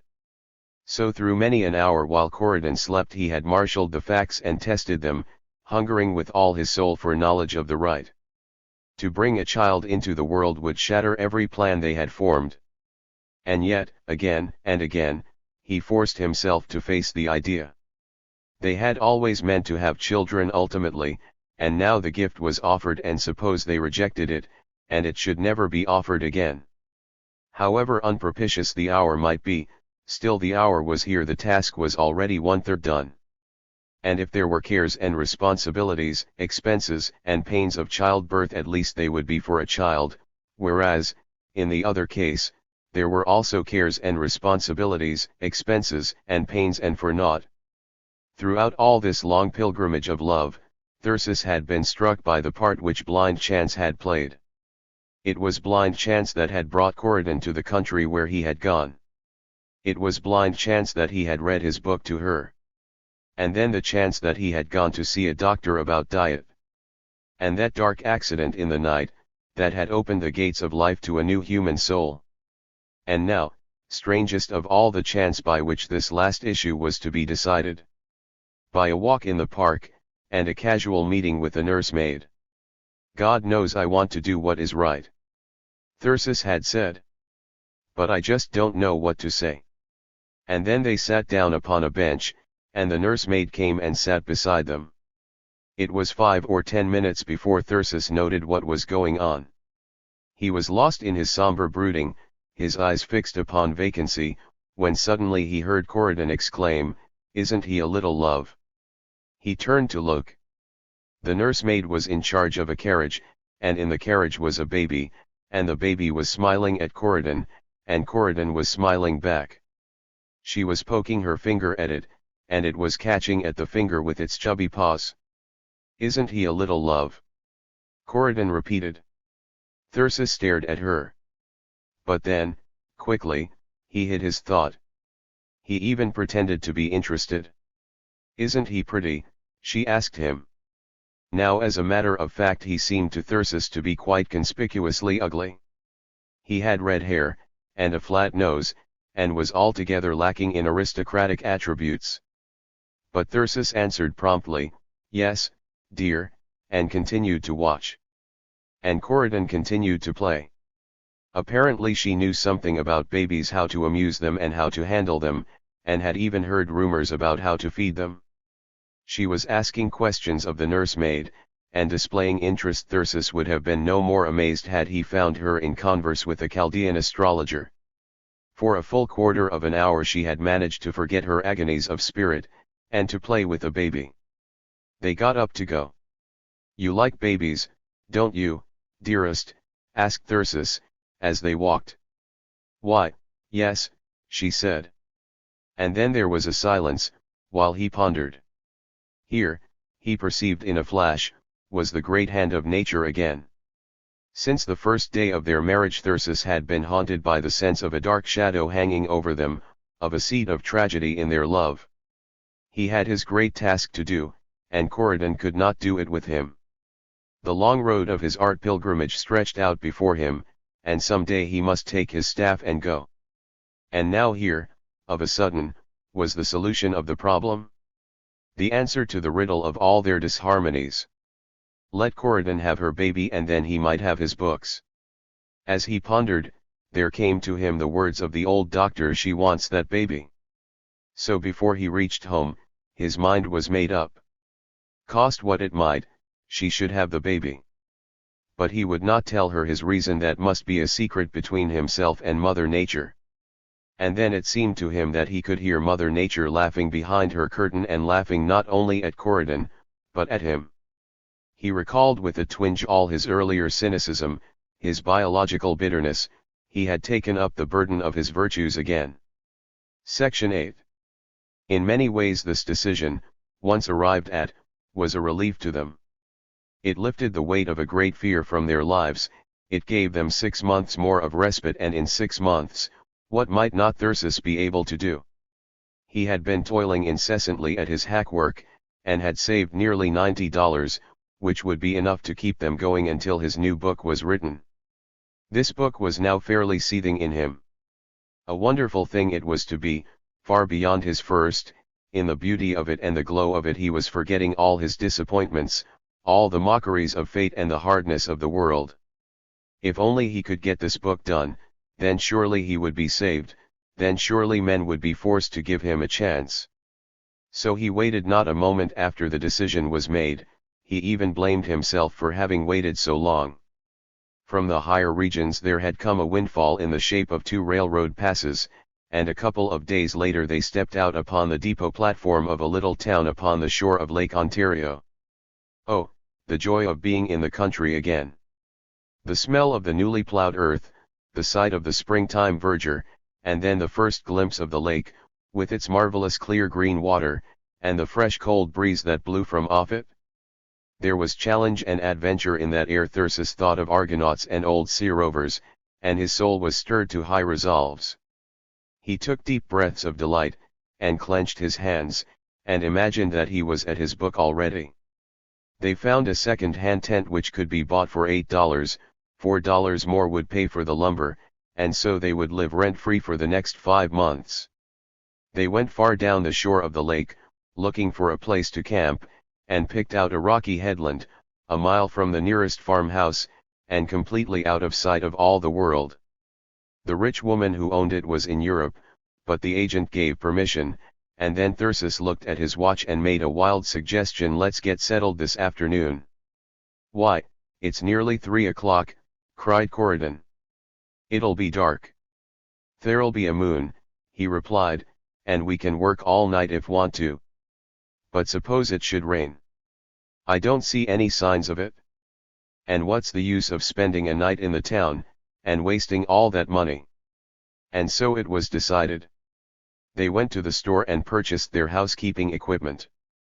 What a sense of power and prosperity it gave them as they made their selection: 2 canvas cots and 2 pairs of blankets, a lamp and an oil can and a tiny oil stove, 2 water buckets and an axe and a wash basin, a camp stool and a hammock and a box full of groceries. They got a team to carry all this, in addition to their lumber and their trunks. They stopped at a farmhouse, and arranged to get their milk and eggs and bread and vegetables, and also to borrow a hammer and saw, and then till after sundown Thyrsis toiled at the building of the platform and the cutting of stakes and poles for the tent. Corydon fried some bacon and heated a can of corn, and they had a marvelous and incredible supper. Afterwards they raised the tent, and she held the poles erect while Thyrsis tied the guy ropes. They had been advised to choose a sheltered place, back in the woods, but they were all for adventure and a view of the water, and so they were out on the open point. There were pine trees, however, and Thyrsis had strong ropes with which to anchor the tent fast. When he finished, about 10 o'clock at night, he stood off and admired the job by the light of the moon, and declared that a storm might tear the tent to pieces, but could never blow it over. They hauled in their trunks and the rest of their belongings, and set up the cots and spread the blankets. Then by the light of the oil lamp they gazed about. "Oh, Thyrsis," she cried, "isn't it glorious?" "It's our home," he said. "A home we made all for ourselves." "And a home without a landlady," she added. "And with no saloon underneath," said he. "And no street cars and no screaming children in front of it. Instead there was the night with its 1,000 eyes, and the lake, with the moon fire flung wide across it, and the pine trees singing in the wind." "Brr, it's cold," exclaimed Corydon. "We'll have to sleep with our clothes on for a while," said he. And yet they laughed aloud in glee. "It's all we want." "It's all we ever could want," declared Corydon. "Oh, let's work hard and earn money enough, so that we can stay here beneath the open sky, and not have to go back into slavery. Then, in the morning, the joy of a plunge in the icy lake, and of a run in the woods, and of breakfast eaten in the warm sunlight." There was much work still to be done. Thyrsis had to build a stand of shelves and a table for the tent, and a table and a bench outside, and then all their belongings had to be unpacked and set in order. Such fun as they had laying out the imaginary partitions in their house: 2 bedrooms and a library, a kitchen and a pantry, and all outdoors for a living room. They would count this the beginning of their love. At last they were free to love, and to be happy as they chose. There was no longer anyone to criticize them, scarcely anyone to know about them. Their only contact with the world was when they went for the mail and for provisions. They learned that the washerwoman who came for their clothes was ashamed for the poverty in which they lived, and that some of the neighbors suspected them of being oil smugglers.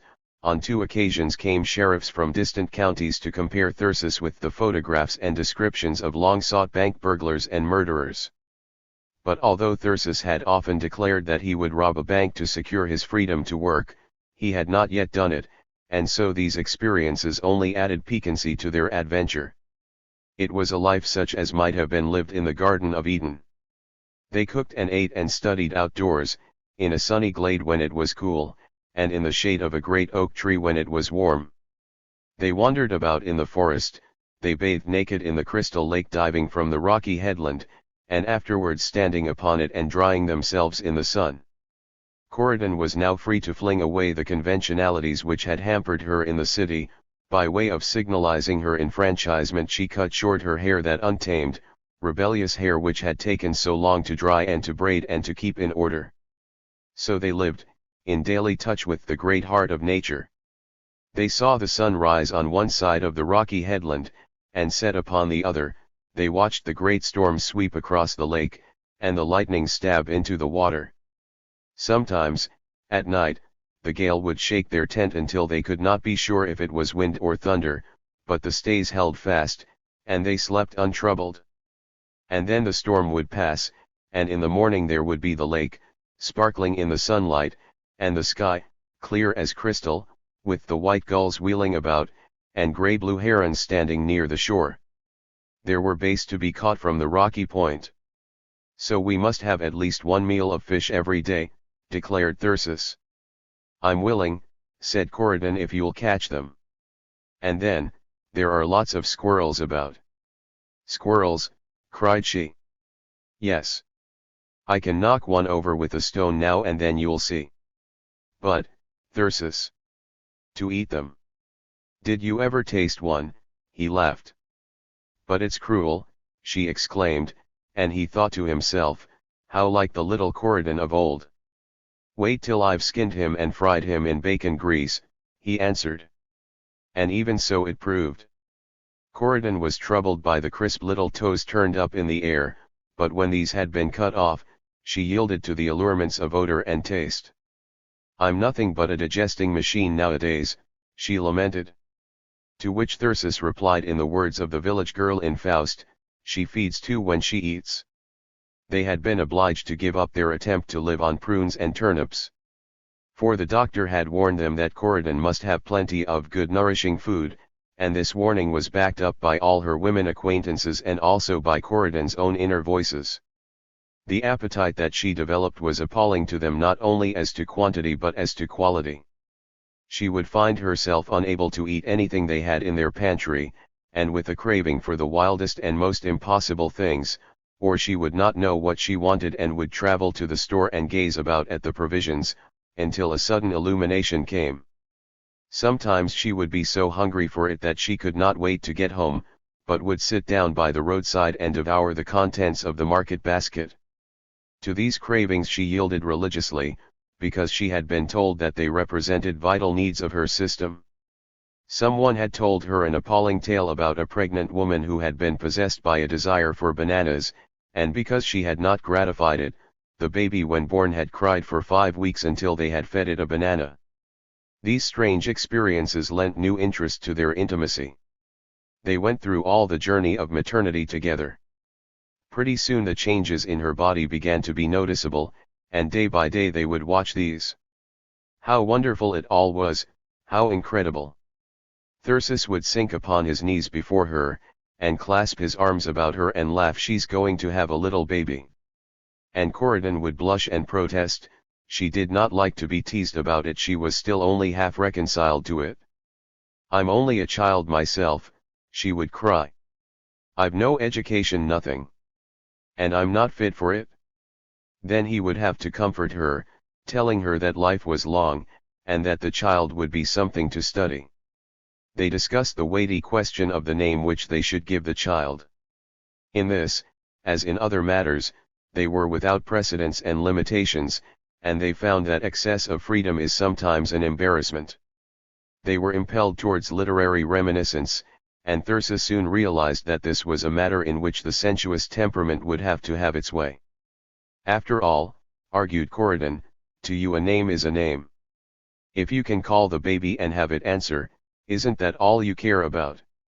"Yes," he assented, "I suppose so. If the name's too unhandy for calling, I can have a nickname." To Corydon, on the other hand, a name was a vital thing. A child that was lovely under one name might be unendurable under another. She had been reading Ossian, and the poems of the Neo-Celtic enthusiasts, so after much pondering and consultation she announced that Cedric and Eileen were the 2 names from which they would choose. Section 9. Many moods of tenderness came to them. He loved to fondle her, to exchange endearments with her. They gave each other foolish names, after the fashion of lovers the world over, and they would go on to modify these names, and add prefixes and suffixes, until the most ingenious philologist could not have figured out where the names had started. They made new words, also. They invented a whole language for use in these times of illumination, and which Thyrsis denoted by the name of damn fool talk. One was always discovering new qualities in Corydon. She had as many moods as the lake by which they lived, and it seemed to him that with each mood her whole personality changed. She would even look like another being.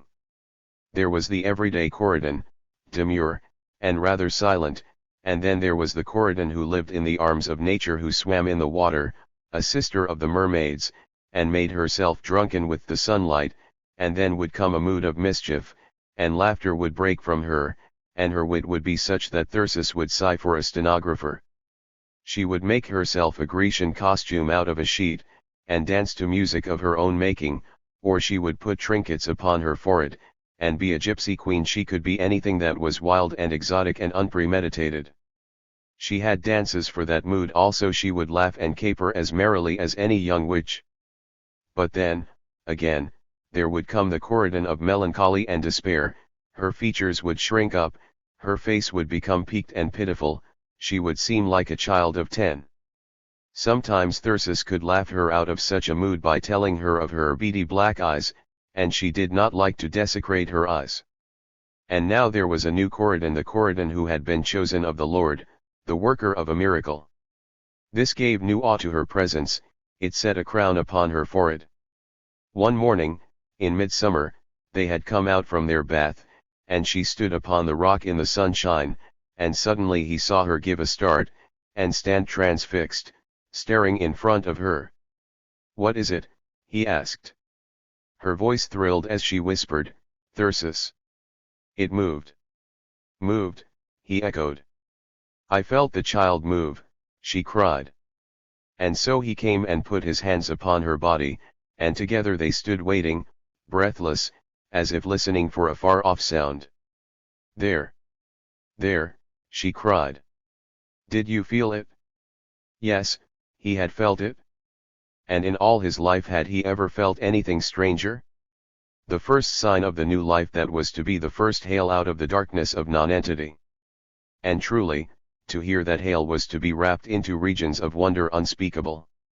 It was to be a new human soul, a creature like themselves, with a mind of its own, and a sense of responsibility. It would be a man or a woman, independent, self-creating, and knowing naught about this strange inception. And yet, it would be their life also, they had caused it, but for them it would never have been. Blindly, unwittingly, following the guidance of some power greater than themselves, they had called it into being.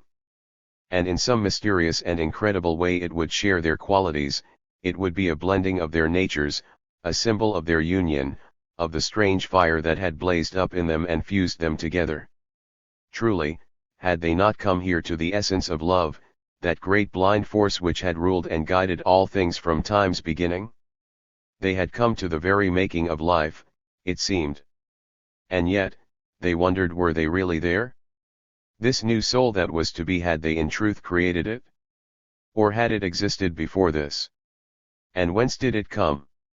If it was really the dignified and divine thing that it would someday imagine itself to be, was it not uncanny that it should have come thus, a nameless, half-human, half-animal thing, kicking inside the body of a woman? It was being, in all its ineffable mystery, its monstrous and unendurable strangeness. They lived face to face with it, they saw 1,000 aspects of it. Sometimes Corydon would be obsessed with the sense of the sheer weight she carried, a burden fastened upon her and not to be got rid of, an imposition and torment to her. Then again, she would see herself in grotesque and even comical lights as akin to all the animals, a cousin of the patient cow.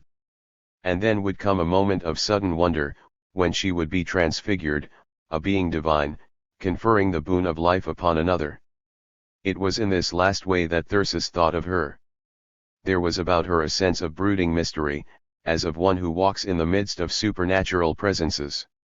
She would sit for hours gazing before her, like Joan of Arc listening to her voices, and he would be touched with awe, and would kiss her tenderly and with reverence. This brought new meanings into their love, new meanings into his life. He would clench his hands and vow afresh his battle with the world. How hideous a thing it was that at this time she should be tormented by fears of want and failure. That she should have to go without comforts, that she should even fear to ask for necessities because she knew how fast his little store of money was going.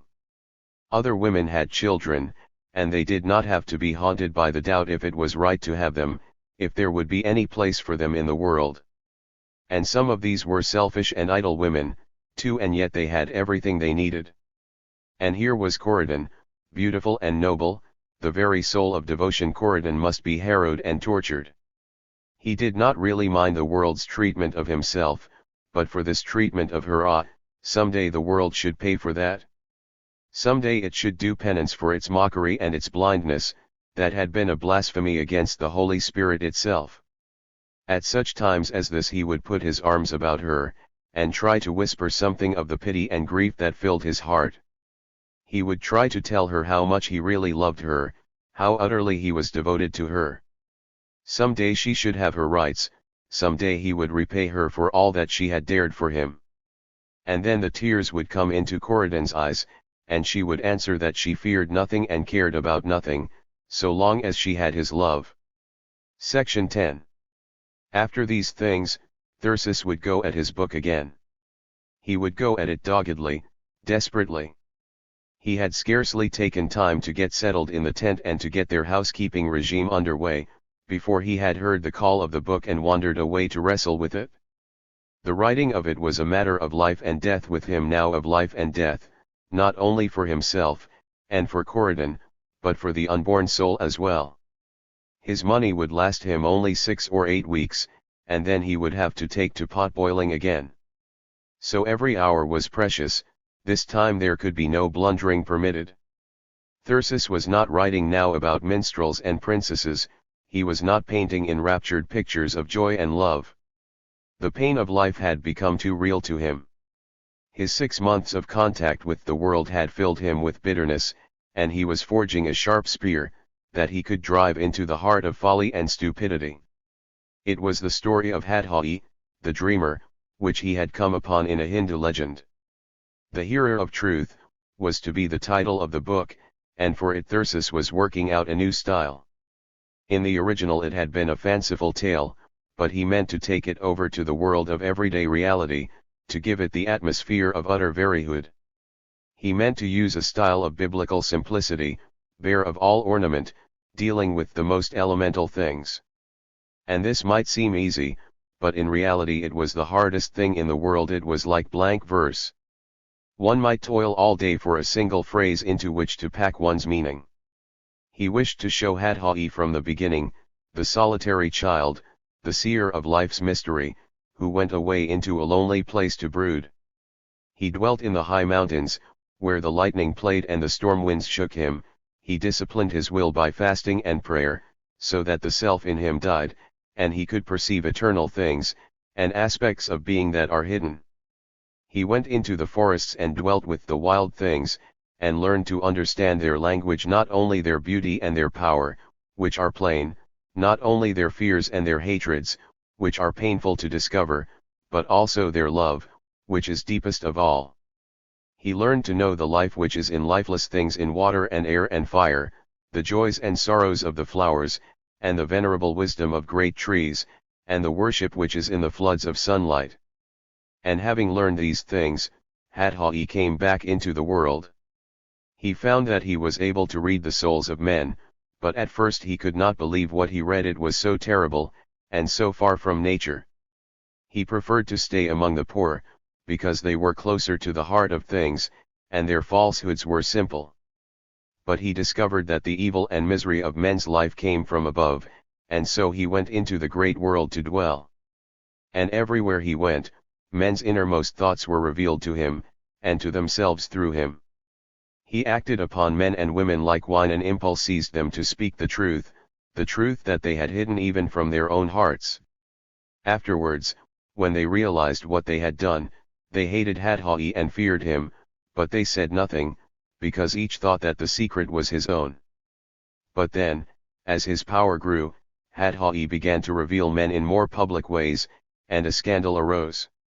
There was whispered a story of a great statesman who had declared at a banquet what was his real work in the world, and one day a bishop arose in his cathedral and said that he taught the dogmas of his church, because they were necessary to keep the people in subjection.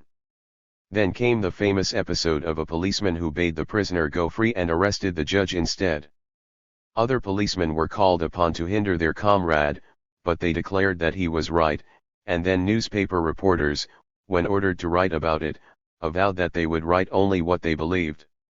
After which came a convention of one of the great political parties, and the presidential candidate made a speech, outlining his actual beliefs, and so destroyed his party. This, of course, was a national calamity, for all statesmen declared that the people could not be deceived by one party, and then, too, it was reported that Hadha'i meant to attend the convention of the other party. Because of this they shut him up in jail, charging him with being a vagrant, which he undoubtedly was. But he won over all the jailers and the prisoners to his doctrine, and so the jail was emptied. Moreover, it was found that some of those who loved him most truly had come to share his power of hearing truth. The madness was spreading everywhere, agitators were busy among the people, and public safety was threatened. So a certain very rich man, who in Hadha'i's presence had vowed himself a wolf, engaged an assassin to strike him down in broad daylight upon the street. Then in order to suppress the disturbance, they spirited the body away and burned it, and scattered the ashes. But this was a bad thing for them to do, for the ashes became seeds of the new contagion, and all through the great city, in the strangest and most unaccountable way, men would suddenly begin to speak the truth. And, of course, this made business impossible. The merchants and traders had to move away, and how was it possible to preserve authority, when sooner or later all the lawyers and the judges and the politicians would speak truth? So the people arose and declared that they were weary of lies, and they erected a statue of Hadha'i at one of the places where his ashes had fallen, and declared that every candidate for office must make his speeches there. After that it was a long time before there were any officials elected, because no man could be found to whom prominence and power were not more precious than public welfare. But meanwhile the people thrived exceedingly. Finally, however, the climax of the story, the news of all this had spread to other nations, and the rulers of these nations perceived that it was anarchy, and could by no means be permitted. Their own people were threatening to rise. It must be clearly shown that a state without a government would be plundered by enemies, and so they prepared to plunder it. And so arose a great agitation in Hadha'i's home state, and men called for a dictator, and for preparations of defense. But the followers of Hadha'i cried out, saying, "Let us submit. Let us open our city to these men, and let them do their will, for the power of the truth is greater than even they." And so it was decided. When the hostile rulers heard of this, a great fear took possession of them. They remembered the fate of certain famous diplomatists they had already sent over, and they dared not trust themselves near the statue of the hearer of truth. So their plans of invasion came to naught, and among their own people there was laughter and bitter mockery, and behold, one morning, a statue of Hadha'i which someone had set up in a public square. Here the lovers of truth gathered by thousands, and the soldiers who were sent to shoot them laid down their arms and joined them, and so, all over the world, was the end of the dominion of the lie. Section 11. Such was the outline of Thyrsis' story. He judged that it might be a very great story, or a comparatively commonplace one. It all depended upon the power with which it was visioned. He must get into himself and wrestle the thing out. This was to be his act of creation, his baby. It was the first time since his marriage that Thyrsis had tried really to do what he called work. All things else had been mere echoes of the work he had done the previous summer, but now he had to do something new, something that was an echo of nothing else. Every day that he faced the task, his agony and despair of soul grew greater, for he found that he could not do the work. He could not even begin to do it, he could not even try to do it. He was helpless, bound hand and foot. It was not his fault, it was not Corydon's fault, it was a tragedy inherent in the very nature of things, in the two natures that were in himself. There was the man, who loved a woman, and hungered to see her happy, and there was the artist, to whom solitude was the very breath of life. To write this book, to write it really, he would have to spend weeks of brooding over it, thinking about nothing else day and night. he would have to shape his whole existence to that end, to be free from every distracting circumstance, from everything that called him out of himself. And how could he hope for such a thing, while he was living in a tent with another person? Thyrsis had his artist's standard of perfection. Of course, he could never actually be satisfied with what he did, but at least he could feel that it was the best he was equal to. He could get a real and honest sense of exhaustion for himself. But now, the moment that he faced the problem fairly, he saw he could never get that real and honest sense of exhaustion again. He was dragged up to the issue and forced to face it instantly. The pressure of circumstances upon him was overwhelming, and he had to make up his mind to do something he had never done before. Instead of really writing his books, to do the best he could with them. Yet, inevitable as this was, and clearly as he saw it, he could not make up his mind to it. In reality, he never did make up his mind to it.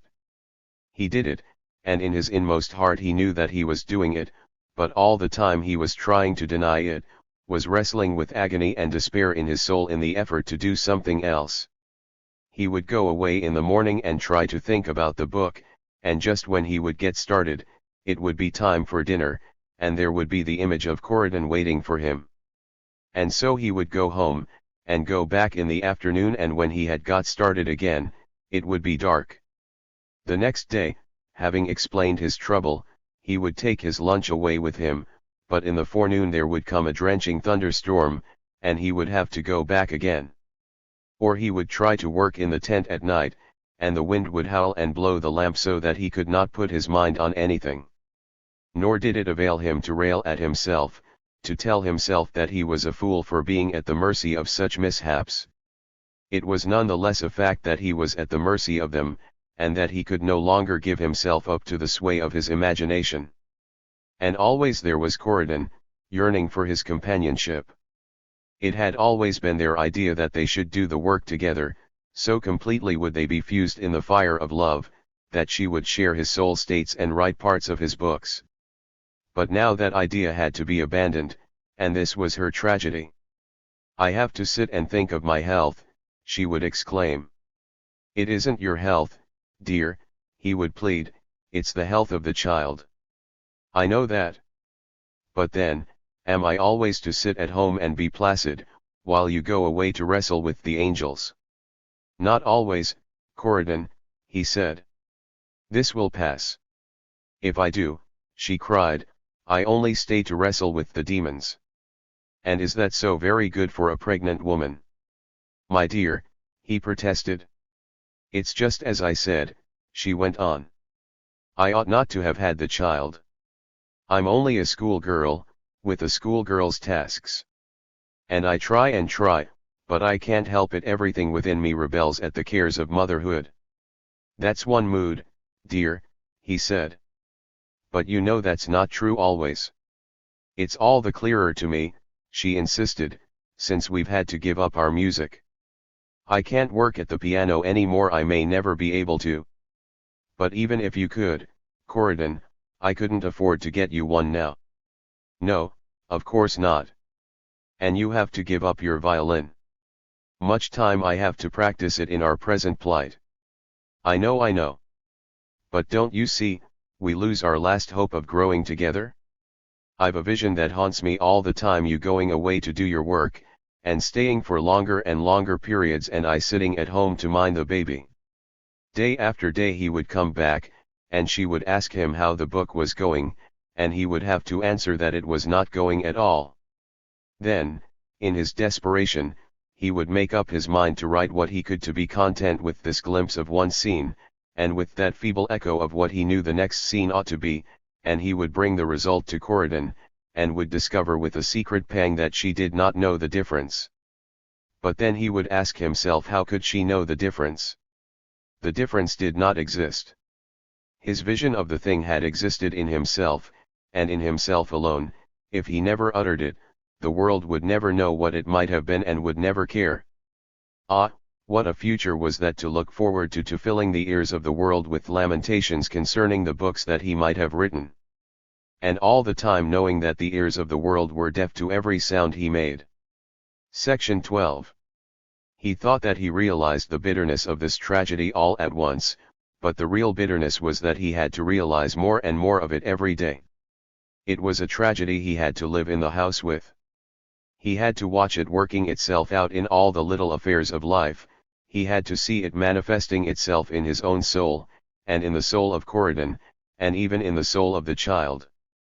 Worst of all to him, the artist, he had to see it working itself out in what he wrote in book after book that went out to represent him to the world, and that did not represent him at all, but only represented the snare in which he had been caught.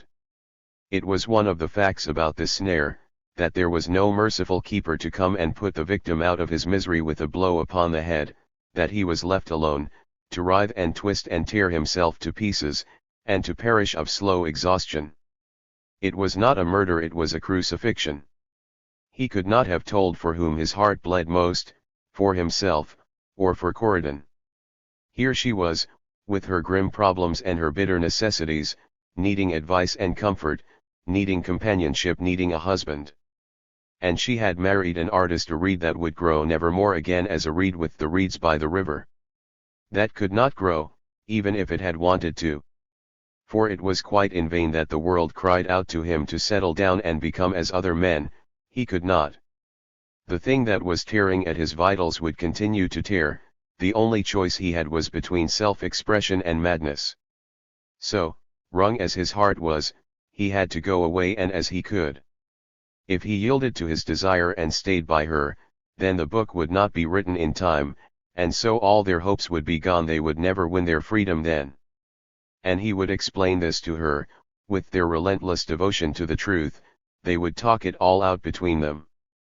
They would trace every cord and knot of the snare. And Corydon would grant that he was right, and that she must submit. He must stay away all day and all night, if need be, till the book was done. Not that they were always able to settle their problems in the cold light of reason. Sometimes Thyrsis, with his artist's ups and downs, would be nervous and irritable, he would manifest impatience over trifles, and this would give rise to tragedies. There was a vast amount of fetching and emptying of water to be done for their little establishment, and sometimes a man who was carrying the destinies of the human race in his consciousness was not as prompt as he might have been in attending to these humble tasks. And moreover, the water all had to be dipped up from the lake, and sometimes, when it was stormy, it was a difficult matter to get it as free from specks as was needed for the ablutions of a fastidious young lady like Corydon. "If you'd only take a little trouble," she would say. "Trouble," he would exclaim. "Do you think I enjoy hearing you complain about it? But Thyrsis, this is dirtier than ever. I know it. The wind is blowing harder. But if you'd only reach out a little ways." I reached out till I nearly fell into the water. "But Thyrsis, how can I ever wash my face?" And so it would go. Thyrsis would be absorbed in some especially important mental operation, and it would be a torment to him to have such things forced upon his attention.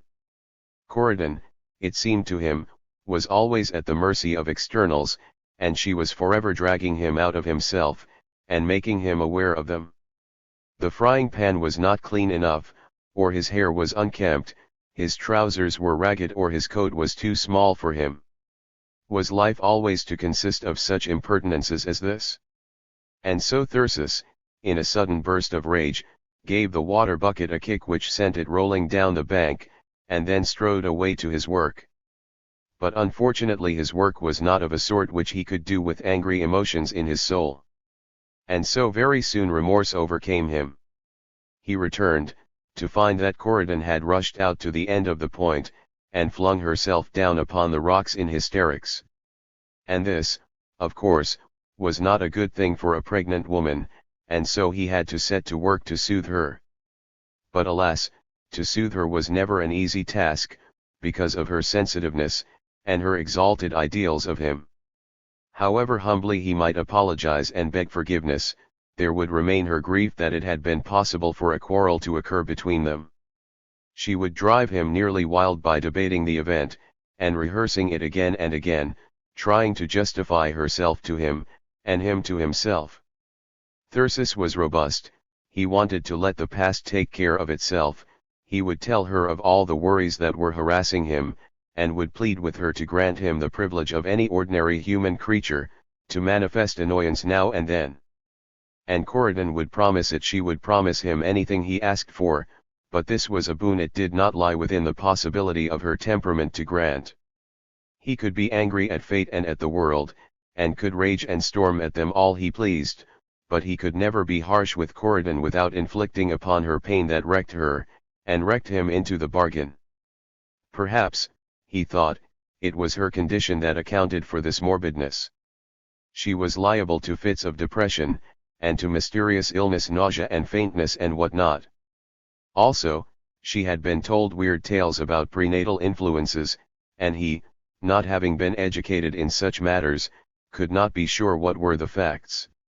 So, whenever she had been unhappy, there was the possibility that she had done some irreparable harm to the child. And that made more problems for an overworked and sensitive artist. He soon saw that he had to suppress forever the side of him that was stern and exacting. Such things had a place in his own life, but no longer in Corydon's. Instead, he would see how she suffered, and his heart would be wrung, and he would come back again and again to comfort her, and to tell her how he loved her, how he longed to do what was right. He would set before her the logic of the situation, so that if things went wrong she might realize that it was neither his fault nor hers, that it was the world, which kept them in this misery, and shut them up to suffer together. So it was, all through their lives, that their remorseless reason saved them. They would find in the analysis and exposition of the causes of their own unhappiness the one common satisfaction they had in life. Section 13. These were the circumstances of the writing of the Hearer of Truth. It was completed in 6 weeks, and it did not satisfy its author. The finishing of it brought him no joy. But that, though he did not realize it, was the one circumstance in its favor the less it satisfied him, the more chance there was that the world would know what it was about. He had the manuscript copied, and then he sent it off to a magazine in Boston, whose editor had been one of his 100 great men, and had promised to read the new manuscript at once. Meantime Thyrsis sent for some books to review, and got to work at another plot to be submitted to the editor of the treasure chest. For their own treasure chest was now all but empty, and one could not live forever upon blueberries and fish. Day by day they waited, and at last, one fateful afternoon, the farmer came with some provisions and their mail. There was a letter from Boston, and Thyrsis opened it and read as follows. I have read your manuscript, The Hearer of Truth, and I wish to tell you of the very great pleasure it has given me. It is noble and fine, and amazingly clever as well. I must say frankly that I was astonished at the qualities of maturity and restraint it shows. I think it quite certain that we shall wish to use it as a serial, but before I can say anything definite, the manuscript will have to be read by my associates. In the meantime I wish to tell you personally how highly I think of your work. Thyrsis read this, and then, without a word, he passed it on to Corydon. As soon as the farmer's back was turned, the two fell into each other's arms, and all but wept. It was victory, beyond all question. The magazine might pay as much as $500 for the serial rights, and with that start, they would surely be safe. Besides that, it would mean recognition for Thyrsis. The world would have to discuss his work. Doing potboilers was easy after such a triumph as that. They even treated themselves to holidays. They purchased a quart of ice cream on one day, and hired a boat and went picnicking on another. Thyrsis got out his fiddle once again, and even became so reckless as to inquire about the price of a practice clavier for Corydon. Also he began inquiring as to the cost of houses. When they got the money they would build themselves a little cabin here, a cabin just the size of the tent, but with a room upstairs where Thyrsis could do his work. After that they would be free from all the world. They would never go back to be haunted by the sight of sorrow barricadoed evermore within the walls of cities. Section 14. So a month passed by, and Thyrsis wrote again to the editor, and was told that they were still discussing the story. And then, after 2 more weeks, there came another letter, and this was the way it read. I am sorry to have to tell you that the decision has been adverse to using your story. My own opinion of it has not changed in the least, but I have been unable to induce my associates to view it in the same light. They seem to be unanimous in the opinion that your work is too radical for us to put to the front. We have a very conservative, fastidious, and sophisticated constituency, and this is one of the limitations by which we are bound. I am more than sorry that things have turned out so, and I trust one need hardly say that I shall be glad to read anything else that you may have to submit to us. And there it was. A conservative, fastidious, and sophisticated constituency. Thyrsis believed that he would never forget that phrase while he lived. Could one get up a thing like that anywhere in the world save in Boston? It was a bitter and cruel disappointment, the more so because it had taken 6 weeks of his precious time. But there was nothing to be done about it save to send off the manuscript to another magazine. And when it had come back from there he sent it to another, and to yet another, paying each time a total of 80 cents to the express company, a sum which was very hard for him to spare. To make an ending at once to the painful episode, he continued to send it from one place to another, until the Hearer of Truth had had the honor of being declined by a total of 15 magazines and 22 publishing houses. The pilgrimage occupied a period of 19 months, after which, to Thyrsis' great surprise, the 38th concern offered to publish it. And so the book was brought out, with something of a flourish, and met with its 38th rejection at the hands of the public. Book 7.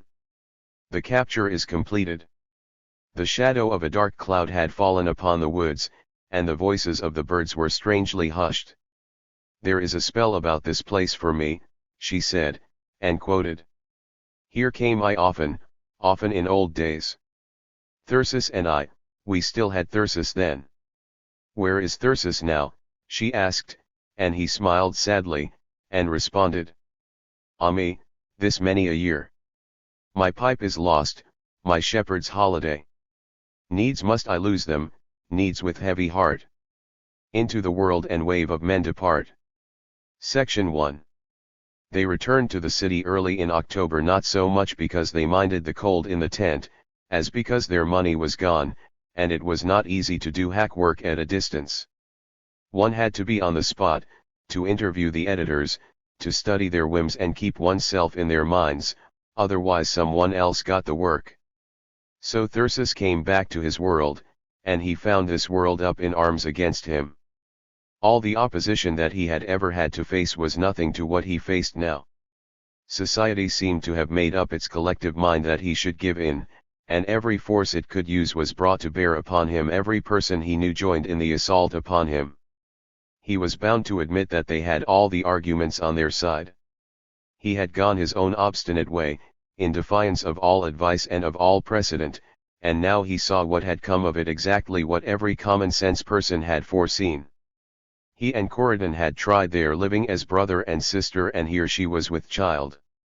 And that was all right, no one proposed to blame him for it, it was what people had predicted, and they were rather pleased to have their predictions come true, to see the bubble of his pretenses burst, and to be able to point out to him that he was like all other men.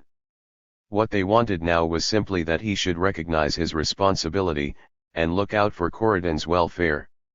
Living in tenement rooms and in tents, like gypsies and savages, was all right by way of a lark. It was all very picturesque and romantic in a novel, but it would not do for a woman who was about to become a mother. Corydon had been delicately reared.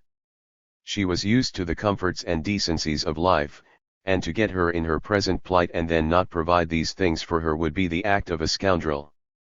All through his life the world had had but one message for Thyrsis: go to work. From the world's point of view, his languages and literatures, his music and writing were all play. To work was to get a position. And now this word was dinned into his ears day and night. The very stones in the street seemed to cry it at him: get a position. Get a position. As chance would have it, the position was already. In the higher regions they were preparing to open a branch of a great family establishment abroad, and Thyrsis was invited to take charge of it. He would be paid $3,000 a year at the start, and 2 or 3 times as much ultimately, and what more could he want? He knew nothing about the work, but they knew his abilities, that if he would undertake it, and give his attention to it, he would succeed. He would meet people of culture, they argued, and be broadened by contact with men. As for Corydon, it would make her whole life over. Surely, for her sake, he could not refuse. Thyrsis had foreseen just such things. He had braced himself to meet the shock, and the world found him with his hands clenched and his jaws set. There was no use in arguing with him, he had but one answer: no. No. No. He would not take that position, and he would not take any other position, neither now, nor at any future time. He was not a businessman, he was an artist, and an artist he would remain to the end. It might as well be understood at the outset, there was nothing that the world could do or say to him that would move him 1 inch. They might starve him, they might kill him, they might do what they could or would, but never would he give in. "But what are you going to do?" they cried. He answered, "I am going to write my books." "But you have already written 2 books, and nothing has come of them." "Something may come of them yet," he said. "And if it doesn't, I shall simply go on and write another, and another, and another. I shall continue to write so long as I have the strength left in me. I shall be trying to write when I die." And so, while they argued and pleaded and scolded and wept, he stood in silence. They could not understand him. He smiled bitterly as he realized how impossible it was for them to understand even the simplest thing about him. There was the dapper corporation lawyer and his exquisite young wife, who came to argue about it, and Thyrsis asked them not to tell Corydon why they had come. He saw them look at each other significantly, and he could read their thought that he was afraid of his wife's importunities. And how could he explain to them what he had really meant, that if they had told Corydon they had come to persuade him to give up his art, Corydon would probably have found it impossible to be even decently polite to them? Section 2. So Thyrsis went away, carrying the burden of the scorn and contempt of every human soul he knew. It was in truth a dark hour in his life. He was at his wits' end for the bare necessities. He had reached the city with less money in his pocket than he had had the year before, and all the ways by which he had got money seemed to have failed him at once. All the editors who published book reviews seemed to have a stock on hand, or else to know of people whose style of writing pleased their readers better.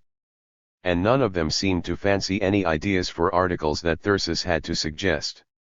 Worst of all, the editor of the treasure chest turned down the potboiler which he had been writing up in the country.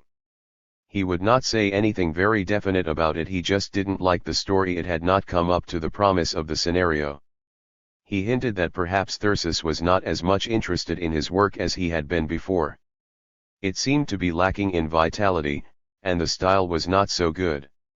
Thyrsis offered to rewrite parts of the story, but no, said the editor, he did not care for the story at all. He would be willing to have Thyrsis try another, but he was pretty well supplied with serials just then, and could not give much encouragement. Corydon had yielded to her parents and gone to stay with them for a while, and Thyrsis had got his own expenses down to less than $5 a week, including such items as stationery and postage on his manuscripts. And still, he could not get this $5.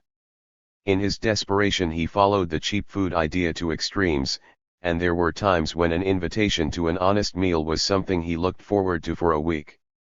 And day after day he wandered about the streets, racking his brains for new ideas, for new plans to try, for new hopes of deliverance.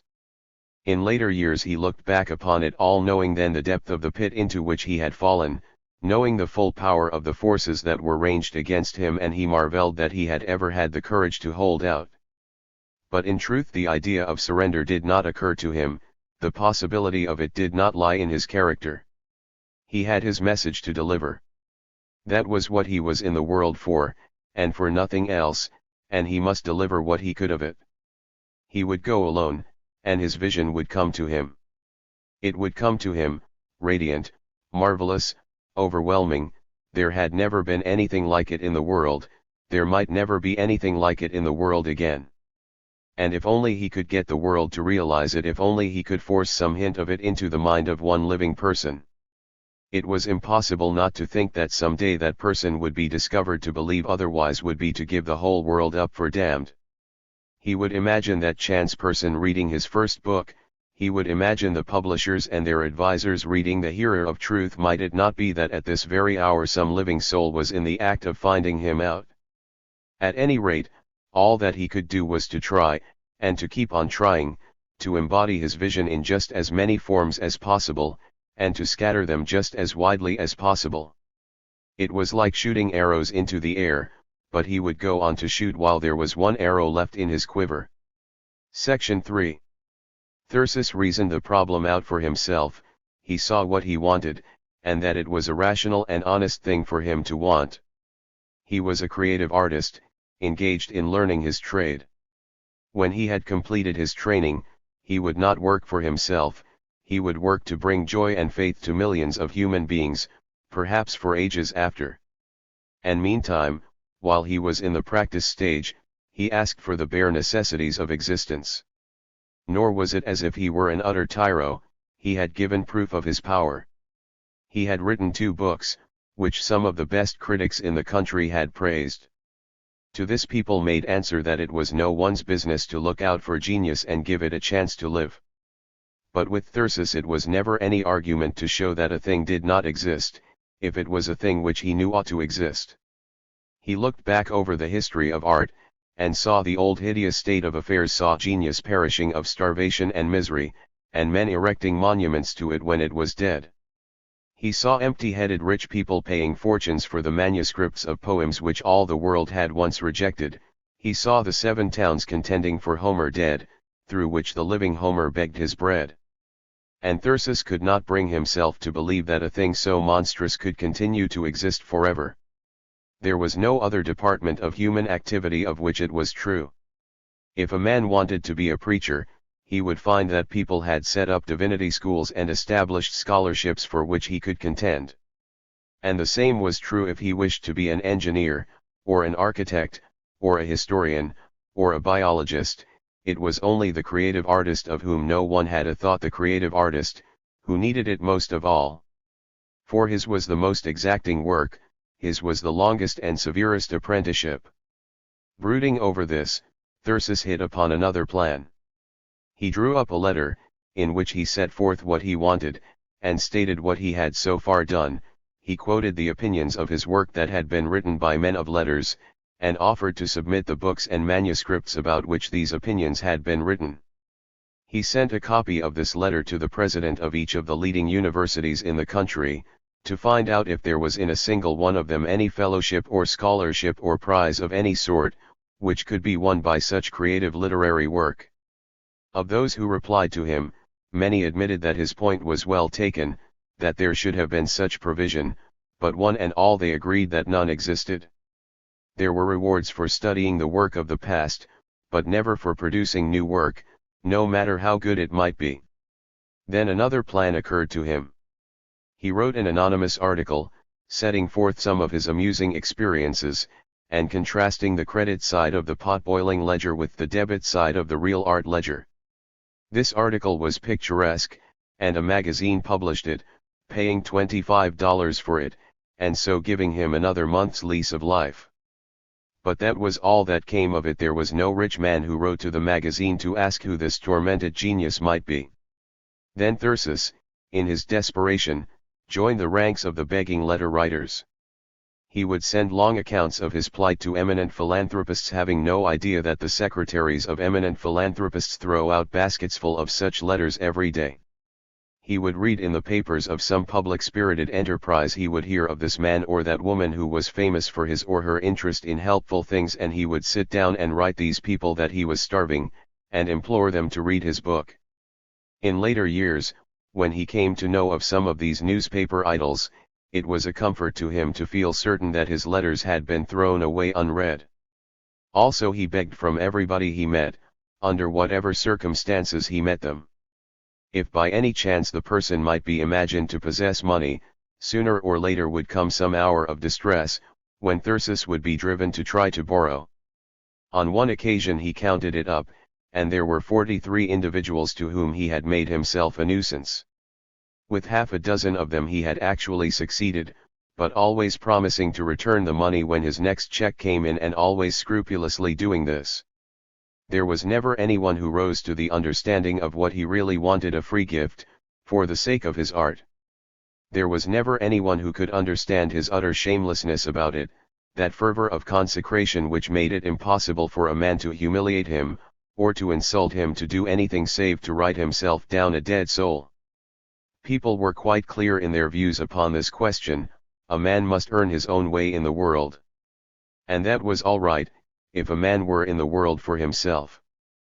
But what if he were working for humanity, and had no time to think about himself? Was that truly a disgraceful thing? Take Jesus, for instance. Ought he to have kept at his carpenter's trade, instead of preaching the Sermon on the Mount? Or was it that his right to preach the sermon was determined by the size of the collection he could take among the audience? And then, while he pondered this problem of earning one's own way, Thyrsis was noting the lives of the people who were preaching it. What were they doing to earn the luxuries they enjoyed?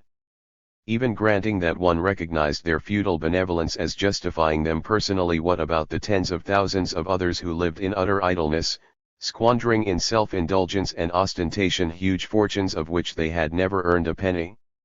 The boy could not go upon the streets of the city without having this monstrous fact flaunted in his face in 1,000 forms. So many millions for folly and vice, and not 1 cent for his art. This was the thing upon which he was brooding day and night, and filling his soul with an awful bitterness which was to horrify the world in later years. Section 4. He might not come to see Corydon in her home, but she would meet him in the street, and they would walk in the park, a pitiful and mournful pair. They had to walk slowly, and often he would have to help her, for her burden had now become great. She had altered all her dresses, and she wore a long cape, and even then was not able to hide the disfigurement of her person. They would sit upon a bench in the cold, and talk about the latest aspects of his struggle, what he was doing and what he hoped to do.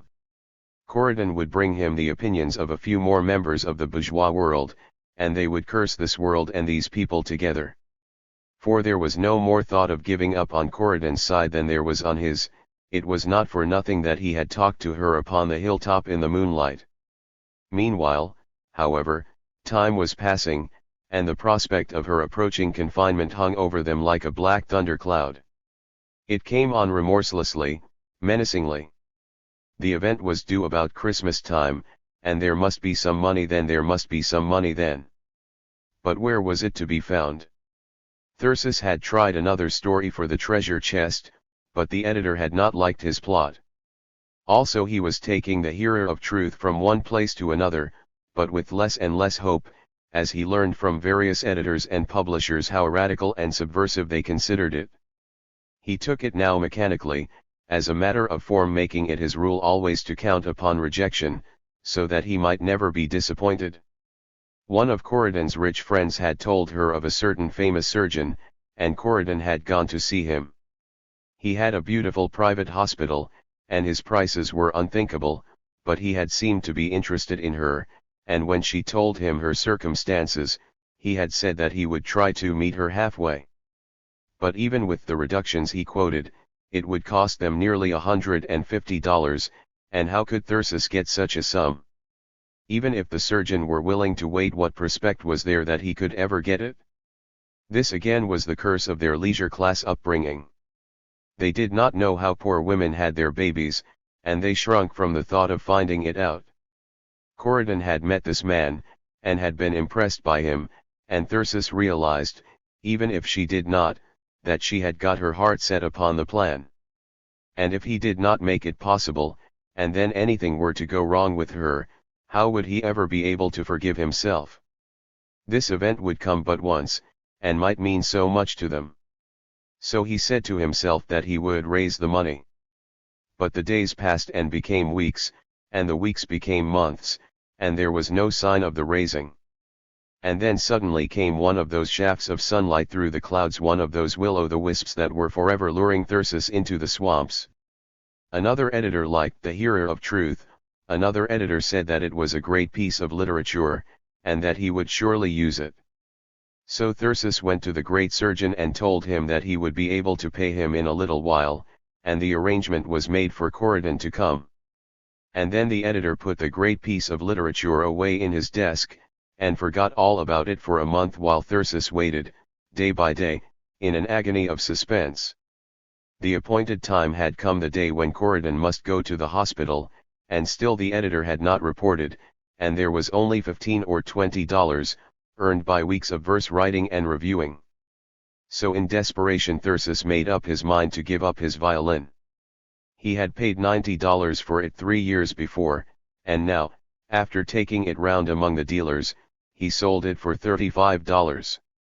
So, to the very gateway of life itself, Thyrsis was hounded by these spectres of want. Even to the hospital they came, and followed him inside. Here was a beautiful place, a revelation to him of the possibilities of civilization and science. But it was all for the rich and prosperous, it was not for him. He felt that he had no business to be there.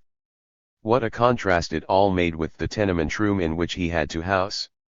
Here were glimpses to be had of rich women, soft-skinned and fair, clad in morning gowns of gorgeous hue. Here were baskets of expensive fruits and armfuls of sweet-scented flowers, and here was he with his worn clothing and his haggard face, his hungry stomach and still hungrier heart. Must not all these people know that he had had to ask for special rates, and then for credit on top of that? Must they not all know that he was a failure, that most worthless of all worthless creatures, the man who cannot support his family? What did it mean to them if he had written masterpieces of literature? What would it avail with them that he was the bearer of a new religion? Thyrsis had heard too much of the world's opinion of him. He shrunk from contact with his fellow creatures, reading an insult into every glance. He was like a dog that has been too much beaten, and cringes even before it is struck. Section 5. But these thoughts were for himself, he did not whisper them to Corydon. However people might despise him, they did not blame her, and there was no need of this bitterness in her cup. Corydon was beautiful. Ah God, how beautiful she looked, lying there in the snowy bed, with the snowy lace about her neck and arms. How like the very goddess of motherhood she looked, a halo of light about her forehead. She, too, must have flowers, to whisper to her of hope and joy, and so he had brought her 3 pitiful little pinks, which he had purchased from a lame girl upon the corner. The tears started into Corydon's eyes as she saw these, for she knew that he had gone without a part of his dinner in order to bring them to her. Everybody had come to love her already, he could see. How gentle and kind they were to her, and how skillfully they did everything for her. His heart was full of thankfulness that he had been able to bring her to this haven of refuge. And resolutely he put aside all thoughts of his own humiliation. He swept his mind clear of everything else, and went with her to face this new and supreme experience of her life. "You will stay with me," she had pleaded, and he had promised that he would stay. She could not bear to have him out of her sight at all, and so they made him a bed upon the couch, and he spent the night there, and through the next day he sat with her and read to her. But now and then he would know that her thoughts had wandered, and he would look at her and see her eyes wide with fear. "Oh, Thyrsis," she would whisper, "I'm only a child, and I'm not fit to be a mother." He would try to comfort her and soothe her. But in truth, he too was full of fears and anxieties. He had felt the dome-like shape within her abdomen, which they said was the head of the child, and he could not conceive how it was ever to be got out. But they told him that the thing had happened before. There was nothing for either of them to do but to wait. They were in the hands of nature, who had brought them thus far, who had had her will with them so utterly. And now her purpose was to be revealed to them. Now they were to know the wherefore of all that they had done. They were like 2 children, traveling through a dark valley. They walked hand in hand, lifting their eyes to the mountain tops, and seeking the first signs of the coming light. Section 6. Outside, whenever they opened the window, they could hear the noise of the busy city, and it seemed so strange that streetcars should jangle on, and newsboys shout, and tired men hurry home to their dinners while such a thing as this was preparing. Thyrsis gave utterance to the thought, and the doctor, who was in the room, smiled and responded, "It happens twice every second in the world." This was the house physician, who was to take charge of the case, a young man, handsome and rather dapper. He went about his work with an air of its being an old story to him, an air which was at once reassuring and disturbing.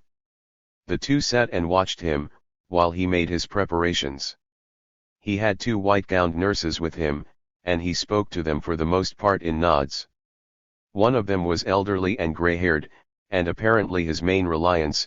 The other was young and pretty, and her heart went out to Corydon. She sat by the bedside and confided to her that she was a pupil, and that this was only her third case. "Will it hurt me much?" the girl asked, weakly. And then suddenly, before there was time for an answer, she turned white, and clutched Thyrsis' hand with a low cry. "What's the matter?" he whispered. Her fingers closed upon his convulsively, and she started up, crying aloud. The doctor was standing by the window, opening a case of instruments. He did not even turn. "Doctor!" Thyrsis cried, in alarm. He put the case down and came toward the bed. "I guess there is nothing wrong," he said, with a slight smile. He laid his hand upon the shuddering girl. "It is all right," he said, "I shall examine her in a few moments." He turned away, while Thyrsis and the young nurse held Corydon's hand and whispered to her soothingly.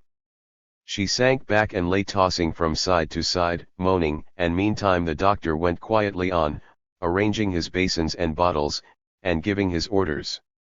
Then finally he came and made his examination.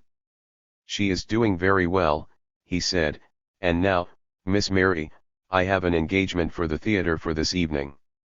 I think there will be no need of me for some hours." Thyrsis started, aghast. "Doctor," he cried. "What is it?" asked the other. "Something might happen," he exclaimed. "I shall be only 2 or 3 blocks away," was the reply. "They will send for me if there is need." "But this pain," cried Thyrsis, excitedly. "What is she to do?" The man stood by the bedside, washing his hands. "You cannot have a childbirth without pain," he said. "These are merely false pains, as we call them. The real birth pains may not come for hours, perhaps not until morning. There are membranes which have to be broken, and muscles which have to be stretched, and there is no way of doing it but this way." He stood with his hand on the doorknob. "Do not be worried," he said. "Whatever happens, the attendant will know what to do." The theatre. It seemed so strange. To be sure, it was unreasonable if a man had several cases each week to attend to. He could not be expected to suffer with each one. But at least he need not have mentioned the theatre. It gave one such a strange feeling of isolation. Section 7. However, he was gone, and Thyrsis turned to Corydon, who lay moaning feebly. It was like a knife cutting her, she said. She could not bear to lie down, and when she tried to sit up she could not endure the weight of her own body. She found it helped her for Thyrsis to support her, and so he sat beside her, holding her tightly, while she wrestled with her task. The nurse fanned her brow, on which the sweat stood in drops. Thyrsis' position strained every muscle in his body. It made each minute seem an hour. But he clung there, till his head reeled. Anything to help her, anything, if only he could have helped her. But there was no help. She was gone alone into the silent chamber of pain, where there comes no company, no friend, no love. His spirit cried out to her, but she heard him not. She was alone, alone. Is there any solitude that the desert or the ocean knows, that is like the solitude of suffering? It would come over her in spasms, and Thyrsis could feel her body quiver. It would be all he could do to hold her. And minute after minute, hour after hour, it was the same, without a moment's respite, until she broke into sobbing, crying that she could not bear it, that she could not bear it. She clutched wildly at Thyrsis' hand, and her arms shook like a leaf. He ran in fright for the elder nurse, who had left the room. She came and questioned Corydon, and shook her head. "There is nothing to be done," she said. "But something is wrong." Thyrsis cried.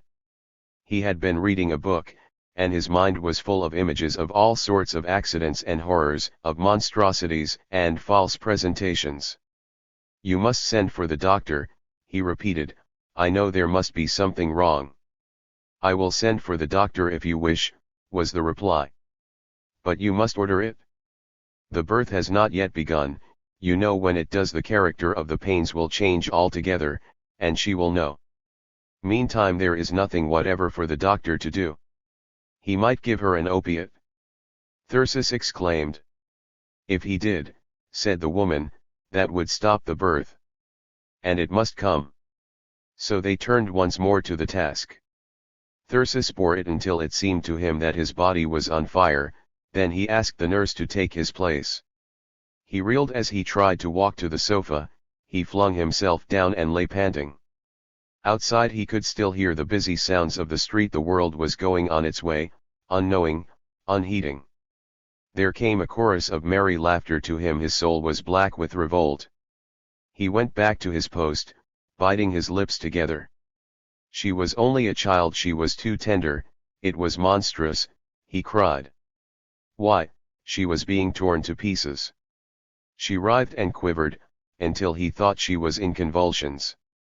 And then, little by little, all this faded from his thoughts. He had his own pain to bear. He must hold her just so, with the grip of a wrestler. His arms ached, and his temples throbbed, and he fought with himself and whispered to himself he would stay there until he dropped. Would the doctor never come? It was preposterous for him to leave her like this. The time passed on, he was wild with impatience, and suddenly Corydon sank back and burst into tears. He could stand it no more, and sent for the nurse again. "You must send for the doctor," he cried. "He has just come in," the woman answered. "I heard him close the door." The doctor entered the room, softly. He was perfectly groomed, clad in evening dress, and with his gloves and his silk hat in his hand. Thyrsis hated him at that moment, hated him with the fury of some tortured beast. He was only an assistant, and were not assistants notoriously careless? Why had the great surgeon himself not come to see to it? "How does she bear it?" he said, to the nurse, and he took off his overcoat and coat, and rolled up his sleeves, while she reported progress. Then he felt Corydon's pulse, and after washing his hands, made another examination. Thyrsis watched him with his heart in his mouth. He rose without saying anything. "Has it presented?" the nurse asked. "Not yet," he said, and turned to look at the temperature of the room. It was so, then there was nothing to be done. Thyrsis was dazed, he could hardly believe it. He had never dreamed it could be anything like this. "How long is this to last, doctor?" he cried. "She is suffering so horribly." "I fear it will be until morning," he said. "It is a question of the rigidity of certain muscles. But you need not be alarmed, she is doing very well." He spoke a few words to the patient, and then turned towards the door. "I shall sleep in the next room," he said to his assistant. "You may call me at any time." Section 8. So the two went apart again, and the leaden-footed hours crept by, and the girl still wrestled with the fiend. The young nurse was asleep on the couch, and the elder sat dozing in her chair. The two were alone, all alone. One of the window shades was raised, and Thyrsis could see far over the tops of the buildings. Somewhere out there was another single light, where perhaps some other soul counted the fiery pulses of torture. A death or another birth, perhaps. The doctor had said it happened twice every second.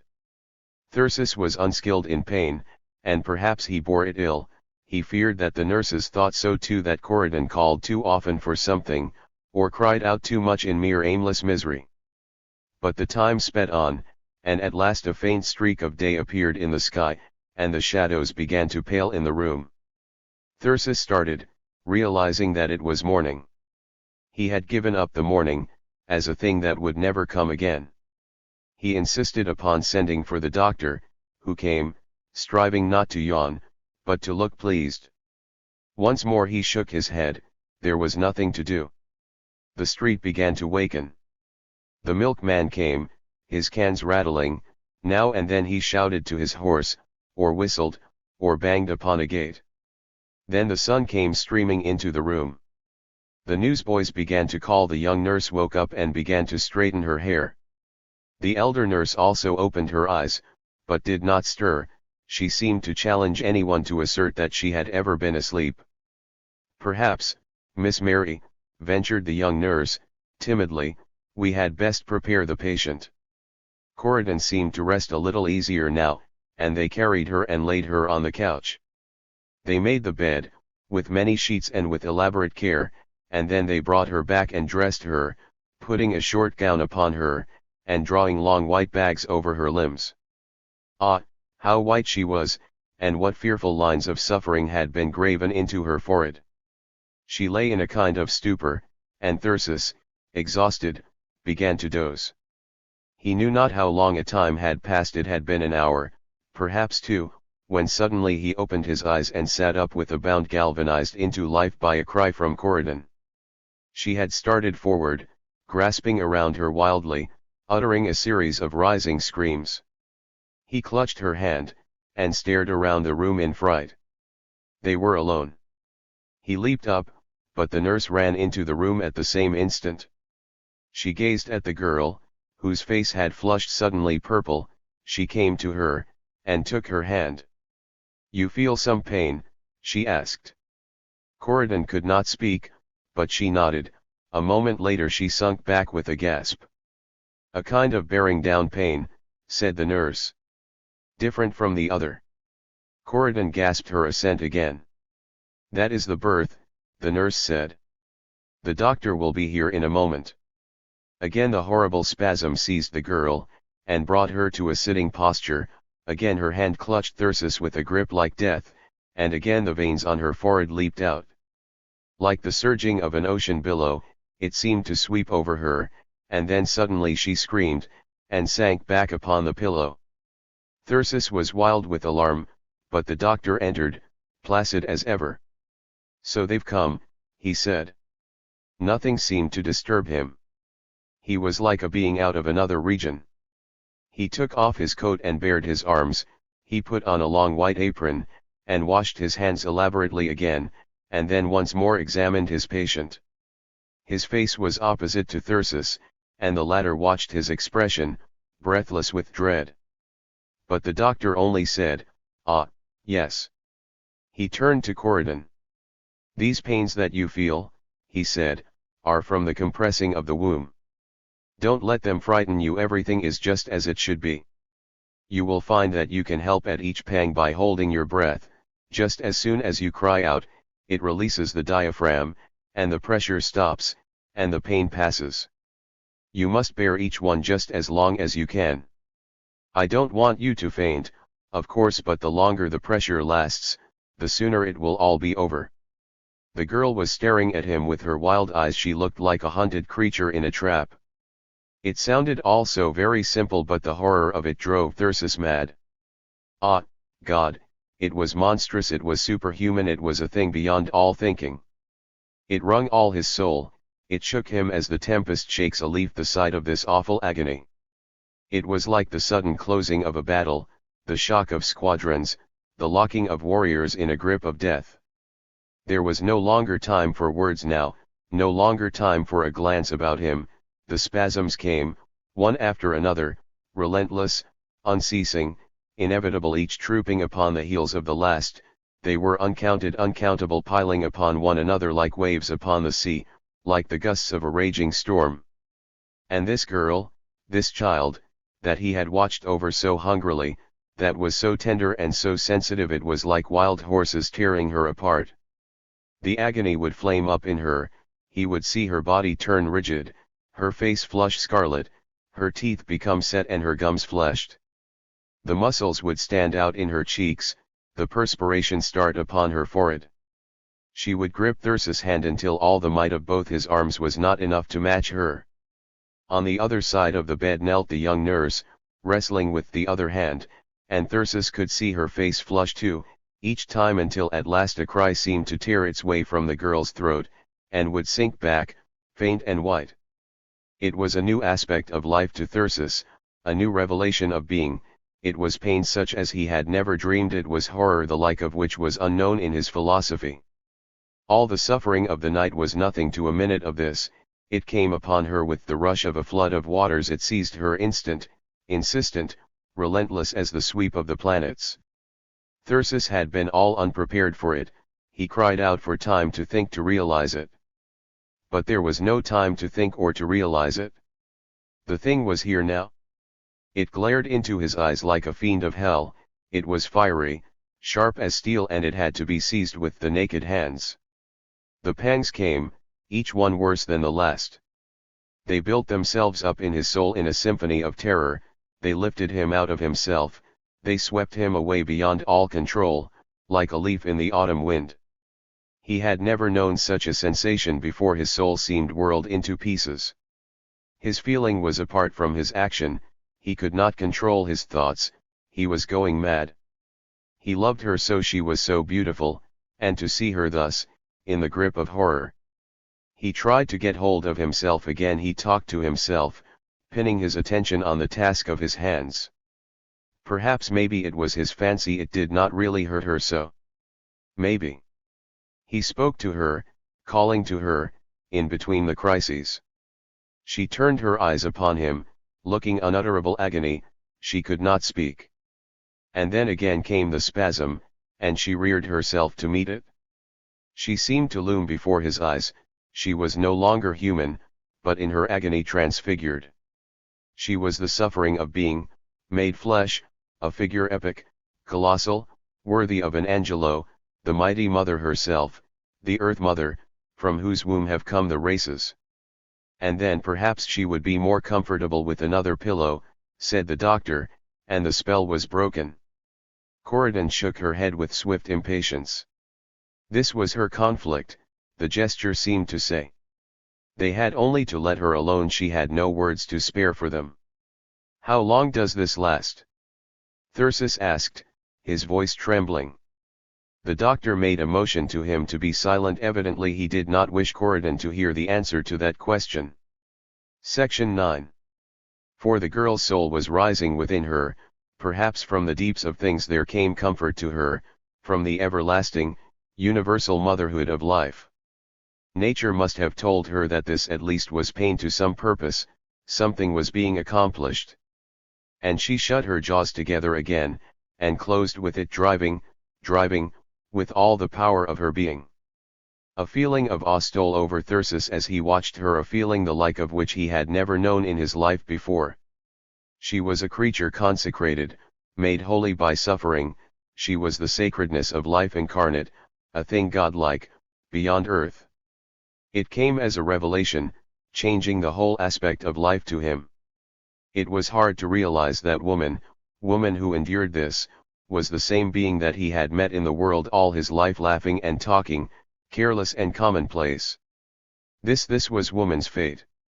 It was the thing for which woman was made, and the lowest, meanest of them might have to bear it. He swore vows of reverence and knighthood. He fell upon his knees before her, weeping, his soul white-hot with awe. What should he do that he might be worthy to live upon the earth with a woman? And this was no mere fine emotion, there was no room for imagination in it. The reality exceeded all imagination. Overwhelming it was, furious, relentless. His thoughts strove to roam, but it seized him by the hair and dragged him back. Here. She was wrung and shaken with her agony, her eyes shut, her face uplifted, her muscles turned to stone. And the minutes dragged out into hours. There was no end to it. There was no end to it. There was no meaning. It was only naked, staring terror. It beat him up again and again.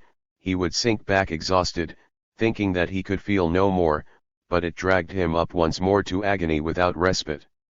The caverns of horror were rent open, they split before his eyes, deeper in vistas and abysses from which he shrunk appalled. Here dwelt the furies, despair, and madness. Here dwelt the demon forces of being, grisly phantoms which come not into the light of day. Their hands were upon him, their claws were in his flesh, and over their chasms he shuddered. He scented the smoke of that seething pit of life, whose top the centuries have sealed, and into which no mortal thing may gaze and live. Life here was life, he felt. What had he known of it before this? The rest was pageantry and sham. Beauty, pleasure, love, here they were in the making of them, here they were in the real truth of them. Raw, naked, hideous it was, and it was the source of all things else. His being rose in one titan throb of rebellion. It was monstrous, it was unthinkable. He wanted no such life, he had no right to it. Let there be an end of it. No life that ever was could be worth such a price as this. It was a cheat, a horror, there could be no justice in such a thing. There could be no God in it, it was oppression, it was wrong. He thought of the millions that swarmed on the earth, they had all come from this. And it was happening every hour, every second. He saw it, the whole of it, the age-long agony, the universal birth pang of being. And he hated it with a wild, raging hatred. He would have annihilated it with one sweep of his arm. And yet there was no way to annihilate it. It was here, it was inevitable. And it was everlasting, it was an everlasting delusion, an everlasting madness. It was a snare.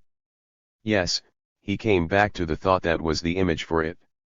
It mattered not how much you might cry out, you were in it, and it held you. It held you as it held Corydon, in throb after throb of torment. She moaned, she choked, she tossed from side to side, but it held her. It seemed to him that the storm of her agony beat upon her like the tempest upon a mountain pine tree. Section 10. The doctor's hands were red with blood now, like a butcher's. He bent over his work, his lips set. Now and then he would speak to the young nurse, whom he was teaching, and his words would break the spell of Thyrsis' nightmare. "You can see the head now," he said once, turning to the boy. And Thyrsis looked, through the horrible gaping showed a little patch, the size of a dollar, purplish black, palpitating, starting forward when the crises shook the mother. "And that is a head," he whispered, half aloud. "But how can it ever get out?" he cried suddenly with wildness. "It will get out," the doctor answered, smiling. "Wait, you will see." "But the baby will be dead," he panted. "It is very much alive," replied the other. "I can hear its heart beating plainly." All the while Thyrsis had never really believed in the child, it was too strange an idea. He could think only of the woman, and of her endless agony. Every minute seemed a lifetime to him. The long morning had come and gone, and still she lay in her torment. He was sick in body, and sick in soul. She had exerted the strength of a dozen men, it seemed to him. But now her strength was failing her, he was certain. Her moans were becoming more frequent, her protests more vehement. The veins stood out on the doctor's forehead as he worked with her, muscular, like a pugilist. Gigantic, he seemed to Thyrsis, terrible as fate. Time and again the girl screamed, in sudden agony. He would toil on, his lips set. Once it was too much even for him, her cries had become incessant, and he nodded to the nurse, who took a bottle from the table, and wetting a cloth with it, held it to Corydon's face. Then she shouted aloud, again and again, wildly, and more wildly, laughing hysterically. She began flinging her arms about and then calling to Thyrsis, as her eyes closed, murmuring broken sentences of love, babbling o' green fields. It was too much for the boy. There was a choking in his throat, and he rushed from the room and sank down upon a chair in the hall, crying like a child. After a while he rose up. He paced the hall, talking to himself. He could not go on acting in this way. He must be a man. Others had borne this, he would bear it too. He would get himself together. It would all be over before long, and then how he would be ashamed of himself. He went back. "It is the chloroform that makes her do that," said the young nurse, soothingly. "She is out of pain when she cries out so." Corydon was coming back from her stupor. The strife began again. She cried out for its end. She could bear no more. "Help me! Help me!" she moaned. The head was the size of a saucer now, but each time that she screamed it would go back. Thyrsis stood up to get the strength to grip her hand, her face stared up into the air, looking like the face of a wolf. And still there was no end, no end. There was an hour more of that. The room seemed to Thyrsis to reel. Corydon was crying, moaning that she wished to die. There was now inside a huge, bulging object, black, monstrous, rimmed with a band of bleeding, straining flesh, tight like the top of a drum. The doctor was bent over, toiling, breathless. "No more! No more!" screamed the girl. "Oh, my God, my God!" And the doctor answered her, panting, "Once more, once more! Now! Now!" And so on, for minute after minute, luring her on, pleading with her, promising her, lying to her once more. Once more! This will be the last. He called to her, he rallied her, he signaled to Thyrsis to help him, to inspire her, to goad her to new endurance.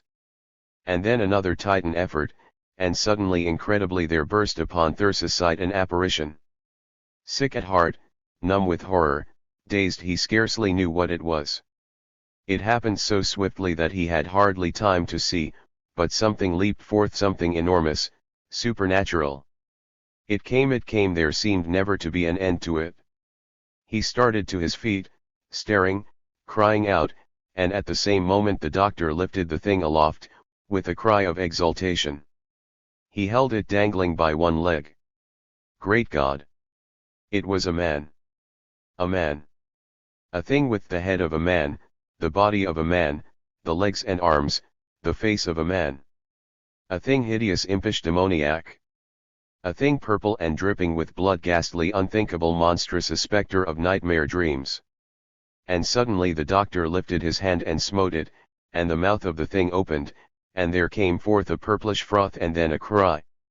It was a sound like a tin pan beaten, a sound that was itself a living presence, an apparition, a thing superhuman, out of another world, like the wailing of a lost spirit, terrifying to every sense. With Thyrsis it was like the falling down of towers within him. His whole being collapsed, and he sunk down upon the bed, sobbing, choking, convulsed. Section 11. When he looked up again, the elder nurse had the baby in her arms, and there was a wan smile on Corydon's face. The doctor's hand was in the ghastly wound, and he was talking to the young nurse, giving her instruction, in a strange, monotonous tone. "The placenta," he was saying, "often has to be removed.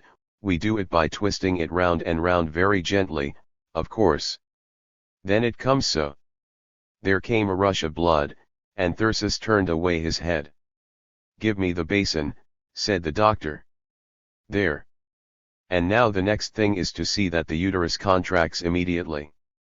We assist it by compressing the walls, thus. It must be tightly bandaged." Thyrsis had turned to see the child. He looked at it, and clenched his hands to control his emotions. Yes, it was a man.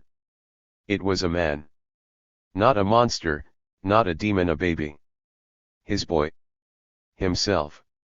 God, what a ghastly thing to realize. It had his forehead, it had his nose.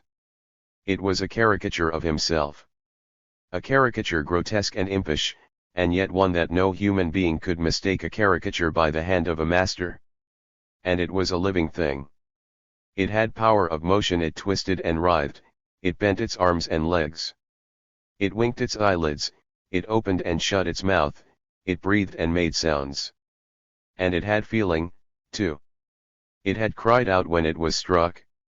Gently, with one finger, he touched it, and the contact with its flesh sent a shudder through every nerve of him. His child. His child. And a living child. A creature that would go on, that would eat and sleep and grow, that would learn to make sounds, and to understand things. That would come to think and to will. That would be a man. Is it all right?" he asked the nurse, in a trembling whisper. "It's a magnificent boy," she said.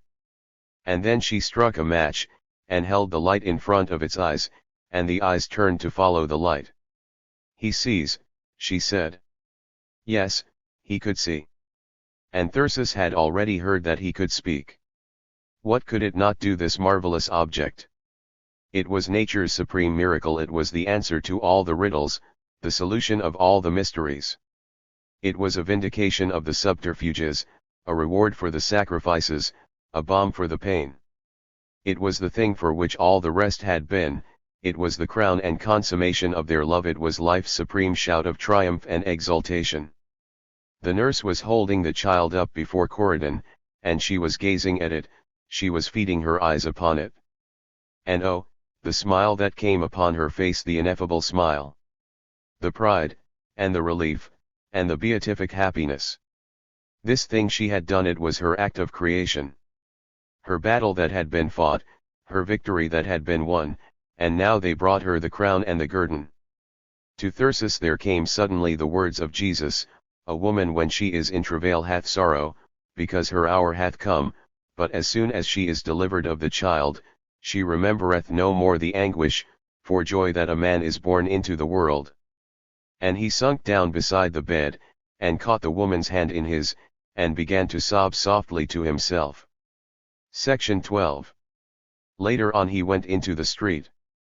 Evening was come again, for 22 hours that siege had lasted. And the boy had eaten nothing since noon of the day before, and he was weak and dizzy. But how strange the world seemed to him all at once. Peopled with phantom creatures, that came he knew not whence, and went he knew not whither. Creatures of awe and horror, who came out of chaos, and went back into annihilation. Who were flung here and there by cosmic forces, played with by tragic destinies. And all of them without any sense of the perpetual marvel of their own being. They ate and dressed and slept, they laughed and played and worked, they hated and loved and got and spent, with no thought of the wonder of their lightest breath, with no sense of the terrors that ringed them about, the storms that swept them hither and thither, the million miracles that were wrought for them every instant of their lives. He went into a restaurant, and sat down, and in the seat beside him, close at his elbow, was a man. He was a fat man eating roast pork, and apple sauce, and mashed potatoes, and bread. And Thyrsis looked at him with wondering eyes. "Man," he imagined himself saying, "do you know how you came into this world? A thing impish, demoniac, purple and dripping with blood, a spectre of nightmare dreams." "What?" the man gasped. "And you know nothing of the pain that it cost. You have no sense of the strangeness of it. You never think what your coming meant to some woman." And then in the seat opposite was a woman, and Thyrsis watched her. "You," he thought, "a woman. Can it be that you know what you are? The fate that you play with, the power that dwells in you. To create new life, that may be handed down through endless ages." Thyrsis did not say these things, they were what he wanted to say, what he thought that he ought to say. But then he reminded himself that these things were forbidden, these mighty facts of childbirth, of life creation, they might not be spoken about. They must be kept hidden, veiled with mystery. If one wished to refer to them, he must employ metaphors and polite evasions. And as Thyrsis sat and thought about this, he clenched his hands. Some day the world would hear about it, some day the world would think about it. Some day people would behold life, would realize what it was and what it meant. They did not realize it now, else how could it be that women, who bore the race with so much pain and sorrow, should be drudges and slaves, or the ornaments and playthings of men? Else how could it be that life, which costs such a fearful price, should be so cheap upon the earth? For every man that lived and walked alive, some woman had had to bear this agony, and yet men were pent up in mines and sweatshops, they were ground up in accidents in factories and mills, nay, worse than that, were dressed up in gaudy uniforms, and armed with rifles and machine guns, and marched out to slaughter each other by tens and hundreds of thousands. So, as he walked the streets that night, Thyrsis made a vow. Some day he would put before the world this vision that had come to him, some day he would blast men's souls with it. He would shake them with this horror, he would thrill them with this sense of the infinite preciousness and holiness of life. He would drive it into them like a barbed arrow that never afterwards in all their lives would they be rid of. Never afterwards would they dare to mock, Never afterwards would they be able to rest until these things had been done away with, until these horrors had been driven from the earth. Part 2. Love's Captivity. Book 8. The Captive Bound. They sat with the twilight shadows about them. Memories too poignant assailed them, and her hand trembled as it lay upon his arm. How strange it was, she whispered. Have we kept the faith? Who knows, he answered, and in a low voice he read. And long the way appears, which seemed so short to the less practiced eye of sanguine youth. And high the mountain tops, in cloudy air. The mountain tops where is the throne of truth. Tops in life's morning sun so bright and bare. Section 1. This was a golden hour in Thyrsis' life. The gates of wonder were flung open, and all things were touched with a new and mystic glow. He scarcely realized it at the time, for once he was too much moved to think about his own emotions. The artist was altogether lost in the man. Even the room in which he lodged was relieved of its sordidness. It was a thing that men had made, and so a part of the mystery of becoming. He yearned for someone to whom he could impart his great emotion, but because of the loneliness of his life he could find no one but the keeper of his lodging house. Even she became a human thing to him, because of her interest in the great tidings. If all the world loved a lover, it loved yet more one through whom the supreme purpose of love had been accomplished. Thyrsis went each day to the hospital, to watch the new miracle unfolding itself, to see the child asserting its existence as a being with a life of its own. He could never tire of watching it. He watched it asleep, with the faint heaving of its body, and the soft, warm odor that clung to it. He watched its awakenings, the opening of its eyes, and the sucking movements that it made perpetually with its lips. They had dressed it up now, and hid some of its strangeness, but each morning the nurse would undress it, and give it a bath, and then he marveled at the short crooked legs, and the tiny red hands that clutched incessantly at the air, and the strange prehensile feet, that carried one back to distant ages, hinting at the secrets of nature's workshop.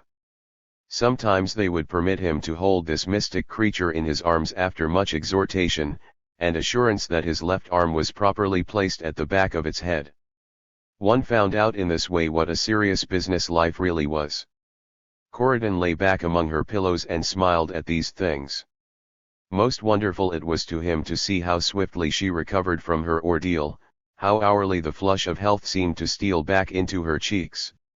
He became ashamed of the memory of his convulsive anguish and his blind rebellions. He saw now that her pain had not been as other pain, it was a constructive pain, a part of the task of her life. It was a battle in which she had fought and conquered, and now she sat, throned in her triumphal chariot, acclaimed by the plaudits of a multitude of hopes and joys unseen. There came the miracle of the milk. Incessantly the child's lips moved, and its hands groped out. It was an embodied demand for new experience, for life, it knew not what. But nature knew, and had timed the event to this hour. And Thyrsis watched the phenomenon, marveling as one marvels at the feat of engineers, who tunnel from opposite sides of a mountain, and meet in the center without the error of an inch.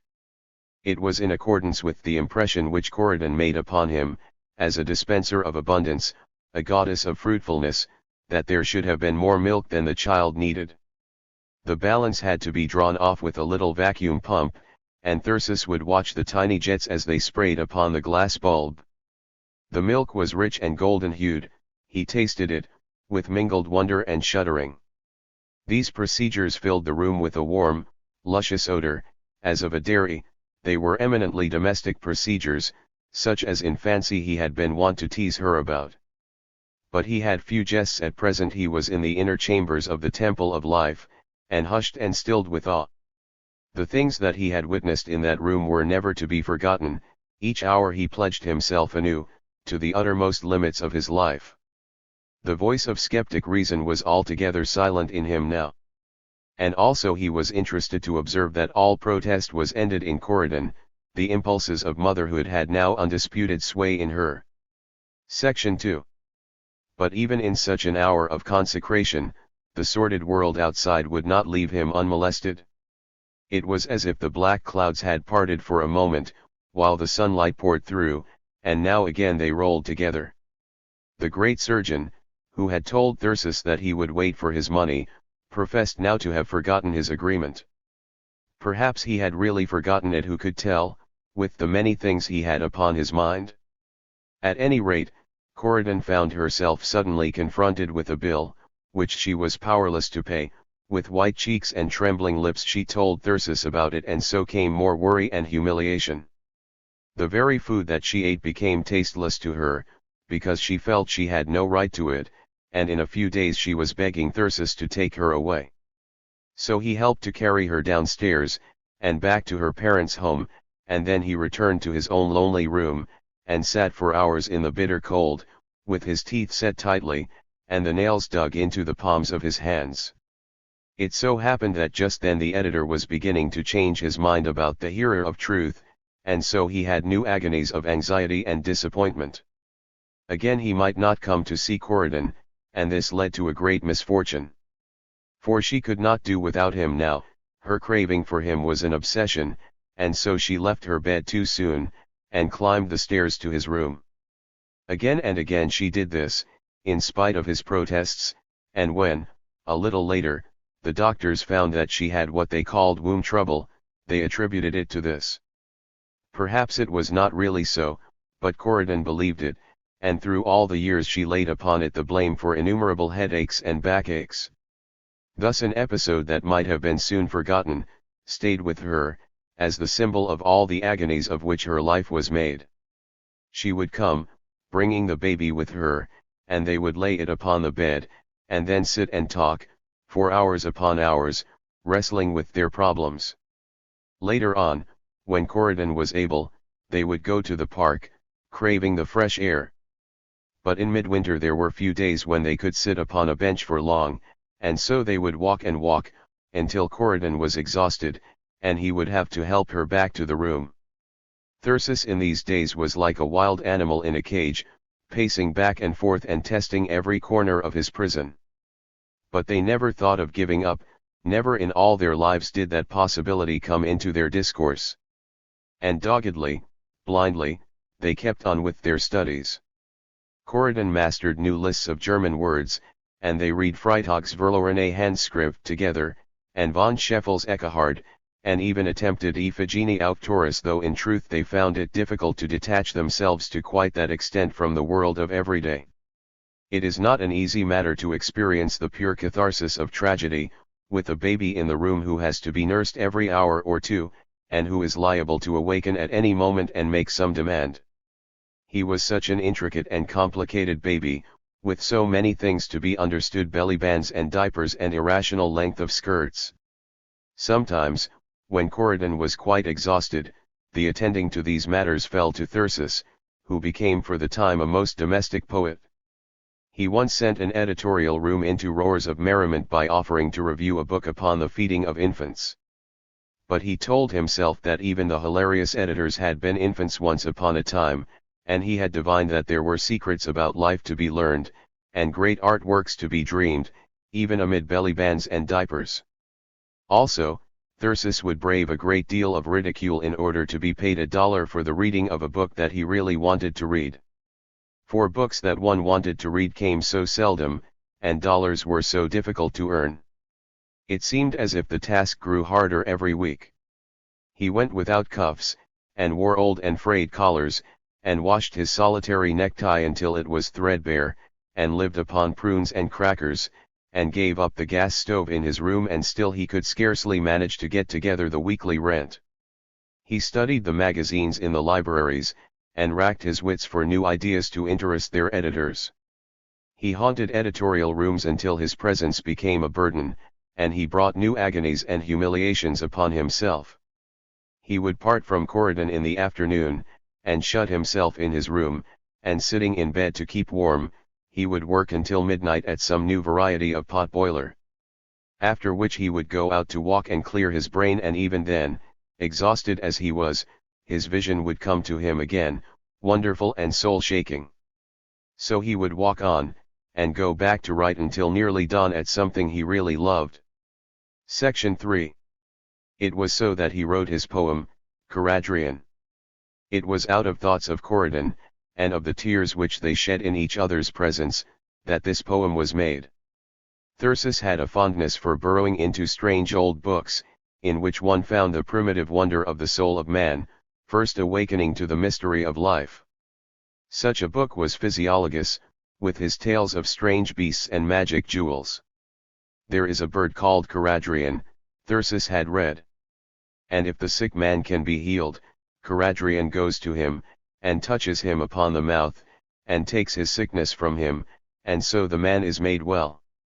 And out of this hint he had fashioned the legend of the two children who had grown up together in the little cot, fringed round with tender green, one of them Cedric, and one Eileen, for he had given the names that Corydon preferred.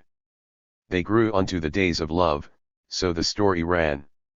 And Cedric bent above her, stooping light, to press a kiss upon her tender cheek, and said, Eileen, I love thee, yet I love, and loved thee ever, thou my soul's delight.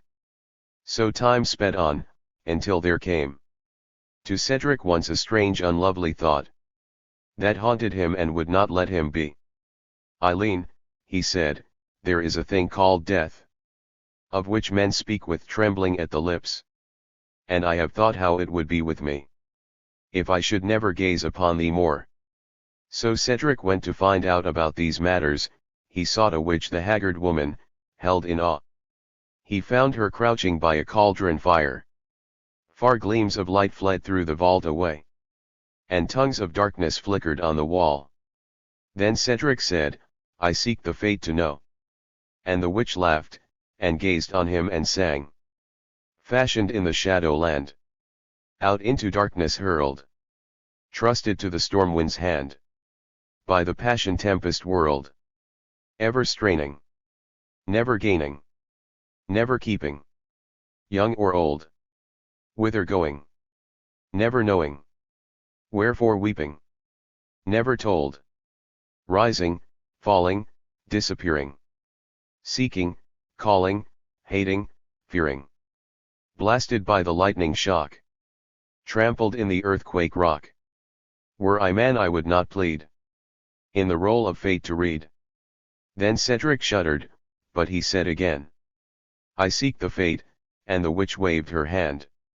And straight a peal of thunder shook the ground, and clanged and battered on the cavern walls, like some huge boulder leaping down the cliff. And blinding light flashed out, and seething fire shattered the seamy crags and heaving floor. And so in a vision of terror Cedric saw the little vale, and the cot fringed round with tender green, and upon the lawn he saw Eileen, lying as one dead. And Cedric sprang, and cried, My love, Eileen. And on the instant came a thunder crash, like to the sound of old primeval days, of mountain heaving shock and earthquake roar, of whirling planets shattered in the dark. And so, half wild with grief and despair, Cedric wandered forth into the world, and after great suffering, the birds took pity upon him, and gave him advice that he should seek Caradrian. Caradrian, cried Cedric, starting up. Speak swiftly, ere too late, where dwelleth he? Ah, that I know not, spake the little voice. Yet keep thy courage, seek thou out the stork. The ancient stork that saw from earliest days, sitting in primal contemplation lost, sphinx-like, seraphic, and oracular, watching the strange procession of men's dreams.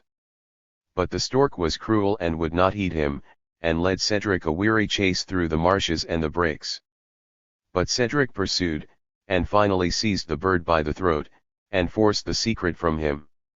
Fair southward still, fronting the sun's mid-noon, all-piercing shaft, unto the land where daylight burns as fire, where the rank earth in choking vapor steams, and fierce luxurious vegetation reeks. So shalt thou come upon a seamed rock, towering to meet the sun's fierce flashing might, bearing its granite forehead to the sky. There on its summit, in a cavern deep, dwells what thou seekest, half a bird, half man. Caradrian, the consecrate to pain. Then came the long journey and the search for the seamed rock. 'Twas night, and vapors, curling, choked the ground. And the rock writhed like flesh of one in pain. But Cedric mounted up to find the cave, crying aloud, I seek Caradrian. And so, till from the cavern depth a voice, come not, except to sorrow thou be born. And Cedric, panting, stretched his shrunken arms. Another's sorrow would I change to joy, and mine own joy to sorrow, help thou me. To which the voice, sunk low, replied, come thou. And Cedric came, unfearing, in the dark, and saw in gloomy night a form in pain, with wings stretched wide, and beating faint and fast. Art thou Caradrian? He murmured swift. An echo gave reply, Caradrian. So Cedric told of his errand, and pleaded for help. He heard the answer of the voice. Yeah, I can save her, if thou be a soul that can dare pain and face the rage of fate. A soul that feareth not to look on death.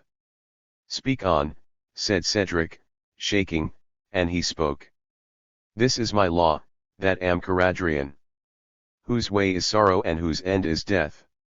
That by my pain some fleeting grace I win, some joy unto another I can give. Far through this world of woe I seek, and find some soul crushed utterly, and steeped in pain. And when it sleeps, I stoop on silent wing, and with a kiss take all its woe away. Take it for mine, and then into this cave return alone, the blessing's price to pay. Then up sprang Cedric. Nay, he cried, then swift, ere life be gone. But once more spake the voice. Nay, boy, my race is run, my power is spent. This hope alone I give thee, as thou wilt. Whoso stands by and sees my heart throb cease, who tastes its blood, my power and form are his. And forth he fares in solitary flight. Caradrian, the consecrate to pain. And so my word is said, now hide thee far in the cave's night, and wrestle there in prayer. But Cedric said, my prayer is done, I wait. So in the cave the hours of night sped by, and sounds came forth as when a woman fights in savage pain a life from hers to free. Then in the dawn a dark shadow flew from the cave, and sped across the blue, and came to the little vale, where Eileen lay dying, as he had seen her in the vision in the haggard woman's cavern. Then Cedric sprang, and cried, my love, Eileen. And Eileen heard him not, nor knew he wept. For mighty sorrow burst from out his heart, and flooded all his being, and he sunk, and moaned, Eileen, I love thee. Yeah, I love, and loved thee ever, and I can not think that I shall never gaze upon thee more. My life for thine that were not to give, meant not the gift to see thee nevermore, never to hear thy voice. Nay, nay, Eileen. Gaze on me, speak to me, give me but one word, and I will go and never more return. But Eileen answered not. He touched her hand, and she felt nothing. Then he whispered, lo! Oh, may God keep thee, for it must be done. Guard thee, and bless thee, thou my soul's delight. And when thou wakenest, wilt thou think of me, of Cedric, him that loved thee, oh so true? Nay, for they said thou shouldst no sorrow know. And that would be a sorrow, yeah, it would. And must thou then forget me, thou my love? And canst not give me but one single word, to tell me that I do not die in vain? Gaze at me, Eileen, see, thy love is here. Here as of old, above thee stooping light, to press a kiss upon thy tender lips. Ah, I can kiss thee, my Eileen. Kiss as of yore, with all my passion's woe. And as he spoke he pressed her to his heart. Long, long, with yearning, and he felt the leap of molten metal through his throbbing veins. His eyes shot fire, and anguish racked his limbs. And he fell back, and reeled, and clutched his brow. An instant only gazed he on her face. and saw new life within her grey cheek leap, and her dark eyelids tremble. Then with moan and fearful struggle, swift he fled away, that she might nothing of his strife perceive. And then, reminded of his gift of flight, he started from the earth, and beat aloft, each sweep of his great wings a torture stroke, upon his fainting heart. And thus away, with languid flight he moved, and Eileen, raised in newborn joy from off her couch of pain, saw a strange bird into the distance fade. And so Cedric went back to the seamed rock, and there he heard a voice calling, "I seek Caradrian." And as before he answered, "Come not, except to sorrow thou be born."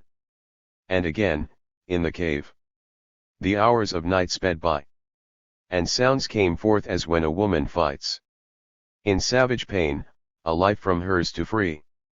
But Eileen dwelt within the happy vale, thinking no thought of him that went away.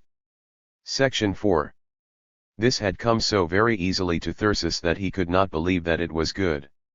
"Just a little story," he said to Corydon, when he read it to her, and he was surprised to see how it affected her, how the tears welled into her eyes, and she clung to him sobbing. It meant more to her than any other thing that he had written, it was the very voice of their tenderness and their grief. Then Thyrsis took it to the one editor he knew who was a lover of poetry, and was surprised again, at this man's delight. But he smiled sadly as he realized that the editor did not use poetry they did not praise so recklessly when it was a question of something to be purchased. "The poem is too long for any magazine," was the verdict, "and it's not long enough for a book. And besides, poetry doesn't sell." But none the less Thyrsis, who would never take a defeat, began to offer it about, and so Caradrian was added to the list of stamp-consuming manuscripts, and set out to see the world at the expense of its creator's stomach. So there was one more wasted vision, one more futile effort, and one more grapple with despair, in the hours when he and his wife sat wrapped in a blanket in the tenement room. Corydon was growing more nervous and unhappy every day, it seemed to him. There were, apparently, endless humiliations to be experienced by a woman whose husband did not support her. Some zealous relative had suggested to her the idea that the hall boys might think she was not really married, and so now she was impelled to speculate upon the psychology of these Ethiopian functionaries, and look for slights and disapproval from them. Thyrsis, from much work and little sleep, was haggard and wild of aspect. The cry of the world, "Take a position," rang in his ears day and night. The springs of book reviews had dried up entirely, and by sheer starvation he was forced to a stage lower yet. A former college friend was editing a work of contemporary biography, and offered Thyrsis some hack writing. It meant the carrying home of huge bundles of correspondence from the world's most brightly shining lights, and the making up of biographical sketches from their eulogies of themselves. With every light there came a portrait, showing what manner of light it was. As for Thyrsis, he did his writing with the feeling that he would like to explore with a poniard the interiors of each one of these people. For nearly 3 months now an eminent editor had been trying to summon up the courage to accept the hearer of truth. He had written several letters to tell the author how good a work it was, and now that it was to be definitely rejected, he soothed his conscience by inviting the author to lunch. The function came off at one of the most august and stately of the city's clubs, a marble building near Fifth Avenue, where Thyrsis, with a new clean collar, and his worn shoes newly shined, passed under the suspicious eyes of the liveried menials, and was ushered before the eminent editor. About the vast room were portraits of bygone dignitaries, and there were great leather-upholstered armchairs in which one might see the dignitaries of the present, some of them with little tables at their sides, and decanters, and soda and cracked ice. They went into the dining room, where everyone spoke and ate in whispers, and the waiters flitted about like black and white ghosts, and while Thyrsis consumed a cupful of cold bouillon, and a squab en casserole, and a plate of what might be described as an honorific salad, he listened to the soft-voiced editor discussing the problem of his future career. The editor's theme was what the public wanted. The world had existed for a long time, it seemed, and was not easily to be changed, it was necessary for an author to take its prejudices into consideration, especially if he was young and unknown and dependent upon his own resources. It seemed to Thyrsis, as he listened, that the great man must have arranged this luncheon as a stage setting for his remarks, planning it on purpose to light a blaze of bitterness in the soul of the hungry poet. "Look at me," he seemed to say, "this is the way the job is done. Once I was poor and unknown like you, actually, though you might not credit it, a raw boy from the country. But I had taste and talent, and I was judicious, and so now for 30 years I have been at the head of one of the country's leading magazines. And see, by my mere word I am able to bring you here into the very citadel of power. For these men about you are the masters of the metropolis. There is a rich publisher, his name is a household word, and you saw how he touched me on the shoulder. There is an ex-mayor of the city, you saw how he nodded to me. Yonder is the head of one of the oldest and most exclusive of the city's landed families, even with him I am acquainted. And this is power. You may know it by all these signs of mahogany furniture, and leather upholstery, and waiters of reverential deportment. You may know it by the signs of respectability and awesomeness and chaste abundance. Make haste to pay homage to it, and enroll yourself in its service." Thyrsis held himself in, and parted from the editor with all courtesy, but then, as he walked down Fifth Avenue, his fury burst into flame. Here, too, was power, here, too, the signs of it. Palaces of granite and marble, arid towering apartment hotels, an endless vista of carriages and automobiles, with rich women lolling in them, or descending into shops whose windows blazed with jewels and silver and gold. Here were the masters of the metropolis, the masters of life, the dispensers of patronage, that public which he had to please. He would bring his vision and lay it at their feet, and they would give him or deny him opportunity. And what was it that they wanted? Was it worship and consecration and love? One could read the answer in their purse-proud glances, in the barriers of steel and bronze with which they protected the gates of their palaces, in the aspects of their flunkies, whose casual glances were like blows in the face. One could read the answer in the pitiful features of the little errand girl who went past, carrying some bit of their splendor to them, or of the ragged beggar, who hovered in the shelter of a side street, fearing their displeasure. No, they were not lovers of life, and protectors, they were parasites and destroyers, devourers of the hopes of humanity. Their splendors were the distilled essence of the tears and agonies of millions of defeated people. Their jewels were drops of blood from the heart of the human race. Section 5. So, with rage and bitterness, Thyrsis was gnawing out his soul in the night time, distilling those fierce poisons which he was to pour into the next of his works, the most terrible of them all, and the one which the world would never forgive him.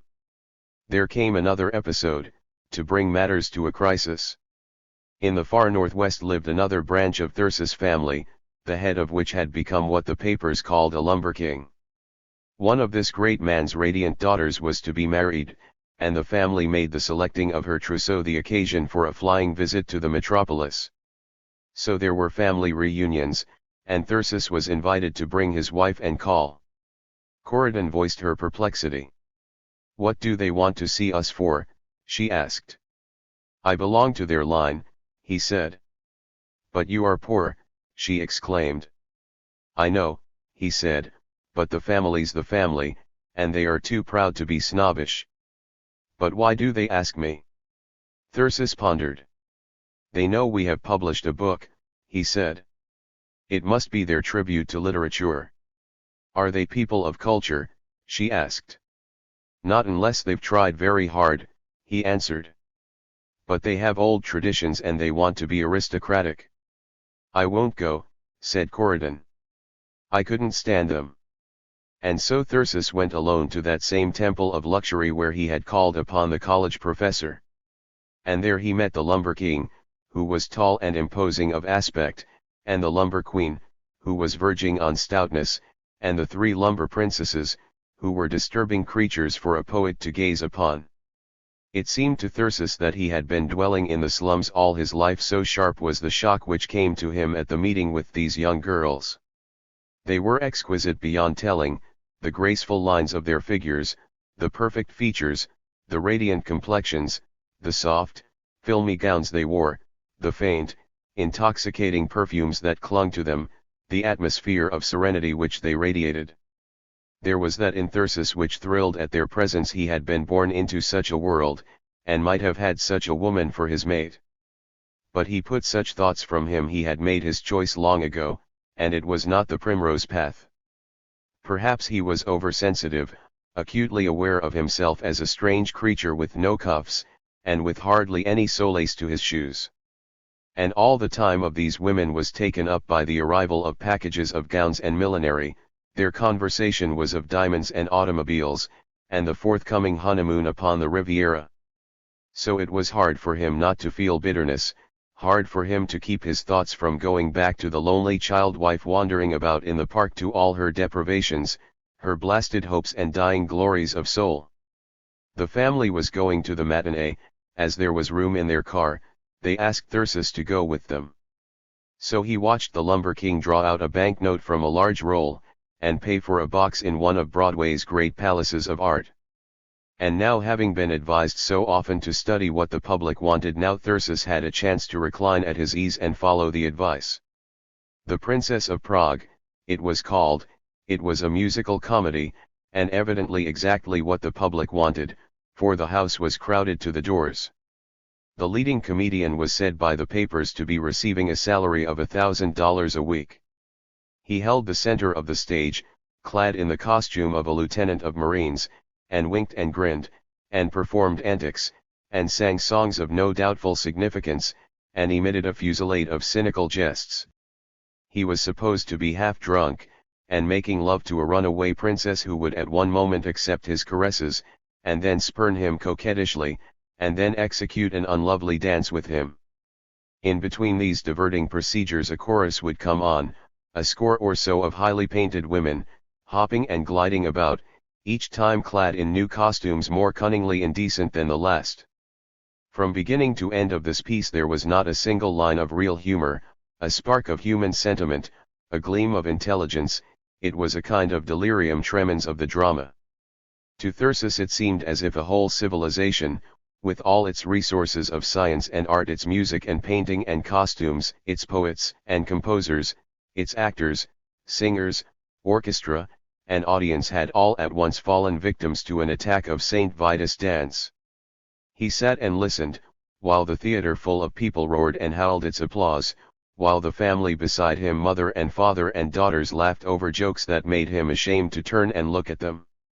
In the end the realization of what the scene meant, not only the breakdown of a civilization, but the trap in which his own spirit was caught, made him sick and faint all over. He had to ask to be excused, and went out and sat in the lobby until the show was done. The family found him there, and the bride-to-be inquired if he felt better. Then, looking at his pale face, an idea occurred to her, and after a bit of hesitation, she asked him if he would not stay to dinner. In her mind was the conflict between pity for this poor boy, and doubt as to the fitness of his costume, and Thyrsis, having read her mind in a flash, was divided between his humiliation, and his desire for some food. In the end the baser motive won. He buried his pride, and went to dinner. And so, as the fates had planned it, the impulse to his next book was born. Section 6. There came another guest to the meal, the rector of the fashionable church which the family attended at home. He was a young man, renowned for the charm of his oratory, smooth-shaven, pink and white-cheeked, exquisite in his manners, gracious and insinuating. His ideas and his language and his morals were all as perfectly polished as his fingernails, and never before in his life had Thyrsis had such a red rag waved in his face. But he had come there for the dinner, and he attended to that, and let Dr. Holland provide the flow of soul, until at the very end, when the doctor was sipping his demi-tasse. The conversation had come, by some devious route, to vegetarianism, and the clergyman was disapproving of it. That made no difference to Thyrsis, who was not a vegetarian, and knew nothing about it, but how he hated the arguments the man advanced. For that which made the doctor an anti-vegetarian was an attitude to life, which had also made him a Republican and an imperialist, a graduate of Harvard and a beneficiary of the apostolic succession. Because life was a survival of the fittest, and because God had intended the less fit to take the doctor's word as their sentence of extermination. The duty of animals, as the clergyman set it forth to them, was to convert plant tissue into a more concentrated and perfect form of nutriment. The protein of animal flesh, he was saying, is more nearly allied to human tissue, and so it is clearly more fitted for our food. Here Thyrsis entered the conversation. "Dr. Holland," he said, mildly, "I should think it would occur to you to follow your argument to its conclusion." The other turned to look at him. "What conclusion?" he asked. "I should think you would become a cannibal," Thyrsis replied. And then there was silence at the table. When Dr. Holland spoke again it was to hurry the conversation elsewhere, and from time to time thereafter he would steal a puzzled glance at Thyrsis. But this the boy did not see. His thoughts had gone whirling on. Here, in this elegant dining room, the throes of creation seized hold of him. For this was the image he had been seeking, the phrase that would embrace it all and express it all, the concentrated bitterness of his poisoned life. Yes, he had them. He had them, with all their glory and their power. They were cannibals. Cannibals. So, when he set out from the hotel, he did not go home, but walked instead for uncounted hours in the park. And in those hours he lived through the whole of his new book, the unspeakable book, The Higher Cannibalism. In the morning he told Corydon about it. She cried in terror, "But, Thyrsis, nobody would publish it." "Of course not," said he. "But then," she asked, "how can you write it?" "I shall write it," he said, "if I have to die when I get through." So he shut himself up in his room once more. Section 7. A famous scientist began the story reasoning along the lines of Dr. Holland's argument. The grass took the inorganic matter, and made it into food, the steer ate the grass, and carried it to the next stage, and beyond that was one stage more. So the scientist began making experiments in a quiet way, of course. He reported the results before a learned scientific body, but his colleagues were so scandalized that the matter was hushed up. The seed had been sown, however. A younger man took up the idea, and made researches in the South Seas substantiating the claim that those races which took to anthropophagy had invariably supplanted the others. The new investigator printed his findings in a book which was circulated privately, and pretty soon he was called into consultation by the mastermind of the country's finance, the richest man in the world. This man was old and bald and feeble, and now suddenly there came to him a new lease of life, new health and new enthusiasm. It was given out that he had got it by wandering about barefooted in the grass, and playing golf all day, an explanation which the public accepted without question. No one remarked the fact that the old man began devoting his wealth to the establishing of foundling asylums, nor did anyone think it suspicious that the younger generation of this multimillionaire should rise so suddenly to power and fame. But there began to be strange rumors and suspicions. There were young writers, who had developed a new technique, and had carried poetic utterance to undreamed of heights, and in this poetry were cryptic allusions, hints of diabolic things. A socialist paper printed the menu of a banquet given by these neo-Nietzscheans, and demanded to know what one was to understand by filet de mouton blanc, and wherein lay the subtle humor of pate de petit bête. And at last the storm broke. A youth scarcely in his teens published a book of poems in which the dread secret was blazed one forth to the world with mocking defiance. There were frantic attempts to suppress this book, but they failed, and then a prosecuting officer, eager for notoriety, placed the youth upon trial for his life. And so the issue was drawn. The public at large awakened to a dazed realization of the headway which the new idea had made. It had become a cult of the ruling class, the esoteric religion of the state. Everywhere its defenders sprang up. It seemed as if all the intellectual as well as the material power of the community was under its spell. To oppose it was not merely bad form, it was to incur a stigma of moral inferiority, to be the victim of a slave ethic. With the scientific world, of course, its victory was speedy. The new doctrine was in line with recognized evolutionary teaching. The great names of Darwin and Spencer were invoked in its support, and, of course, when it came to economic science, there could be no two opinions. Had laissez-faire ever meant anything, if laissez-faire did not mean this? At the very outset, the country was startled by the publication of a book by a college professor, famed as a leading sociologist, in which the case was presented without any attempt at sophistication. It was a fact, needing no attestation, that the mass of mankind had always lived in a state of slavery.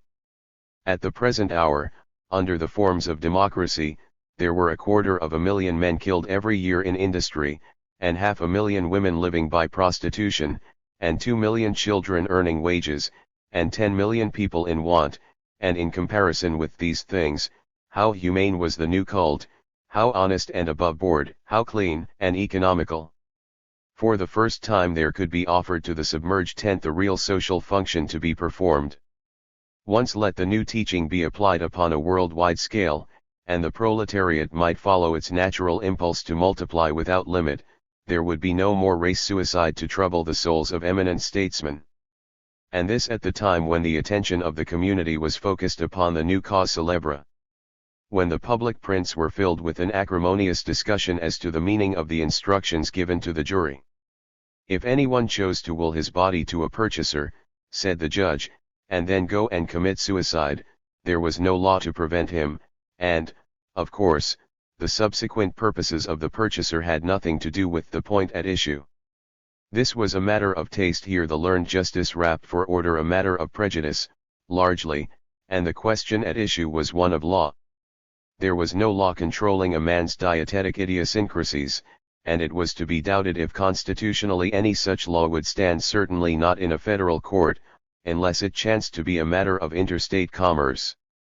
In their bewilderment and dismay, the people turned to the church. Surely the doctrines of Christianity would stand like a barricade against this monstrous cult. But already within the church there had been rumors and disturbances, and now suddenly a bishop arose and voiced his protest against this attempt to drag the church into the mire of political controversy. It must be made perfectly clear, said the bishop, that Christianity was a religion, and not a dietetic dogma. Its purpose was to save the souls of men, and not to concern itself with their bodies. It had been stated that we should have the poor always with us, which made clear the futility of attempting to change the facts of nature. Also it was certain that the founder of Christianity had been a meat-eater, and though there might be more than one interpretation placed upon his command concerning little children, there we might leave Thyrsis with the established church. He had it just where he wanted it, and he shook it until its smoothly shaven pink and white cheeks turned purple, and the demi-tasse went flying out of its beautifully manicured fingers. And while he did it he laughed aloud in hideous glee, and in his soul was a cry like the hunting call of the lone grey wolf, that he had heard at midnight in his wilderness camp. So far a journey had come the little boy who had been dressed up in scarlet and purple robes, and had carried the bishop's train at the confirmation service. And so heavy a penalty did the church pay for its alliance with good society. Section 8. Thyrsis paid a week's living expenses to have this manuscript copied, and then he took it about to the publishers. First came his friend Mr. Ardsley, who had become his chief adviser. When Thyrsis went to see him, Mr. Ardsley drew out an envelope from his desk, and took from it the opinion of his reader. "What in the world is the matter with this boy?" he read. "That's the opening sentence." And then he fixed his eyes upon the boy. "What in the world is the matter?" he asked. Thyrsis sat silent. There was no reply he could make. He was strongly tempted to say to the man, "The matter is that I am not getting enough to eat." But already Thyrsis himself had judged the higher cannibalism and repudiated it. It was born of his pain and weakness, and it was not the work he had come into the world to do. So at the end he had placed a poem, which told of a visit from his muse. After the fashion of Musset's nudes, the muse had been sad and silent, and in the end the poet had torn up the product of his hours of despair, and had renewed his faith with the gracious one. Meantime the long winter months dragged by, and still there was no gleam of hope. For Corydon it was even harder than for her husband. He at least was expressing his feelings, while she could only pine and chafe, without any sort of vent. Her life was a matter of colorless routine, in which each day was like the last, except in increased monotony. She tried hard not to let him see how she suffered, but sometimes the tears would come. And her unhappiness was bad for the child, which in the beginning had been robust and magnificent, but now was not growing properly.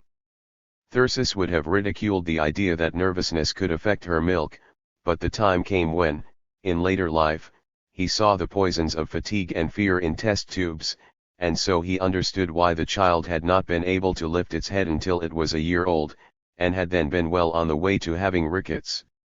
All their life was so different from the way they had dreamed it. The dream still lured them, but its voice grew fainter and more remote. How were they to keep it real to themselves? How were they to hold it? Their existence was made up of endless sordidness, of dreary commonplace, that opposed them with its passive inertia where it did not actively attack them. Ah, Thyrsis! Corydon would cry to him, this will kill us if it lasts too long. For one thing, they no longer heard any music at all. She was not strong enough to practice the piano, and his violin was gone. Here in the great city an endless stream of concerts and operas and recitals flowed past, and here were they, like starving children who press their faces against a pastry cook's window and devour the sweets with their eyes. Thyrsis kept up with musical and dramatic progress by reading the accounts in the papers and magazines, but this was a good deal like slaking one's thirst with a mirage. He used to wonder sometimes if he were to write to these great artists, would they invite him to hear them, or would they too despise him? He never had the courage to try.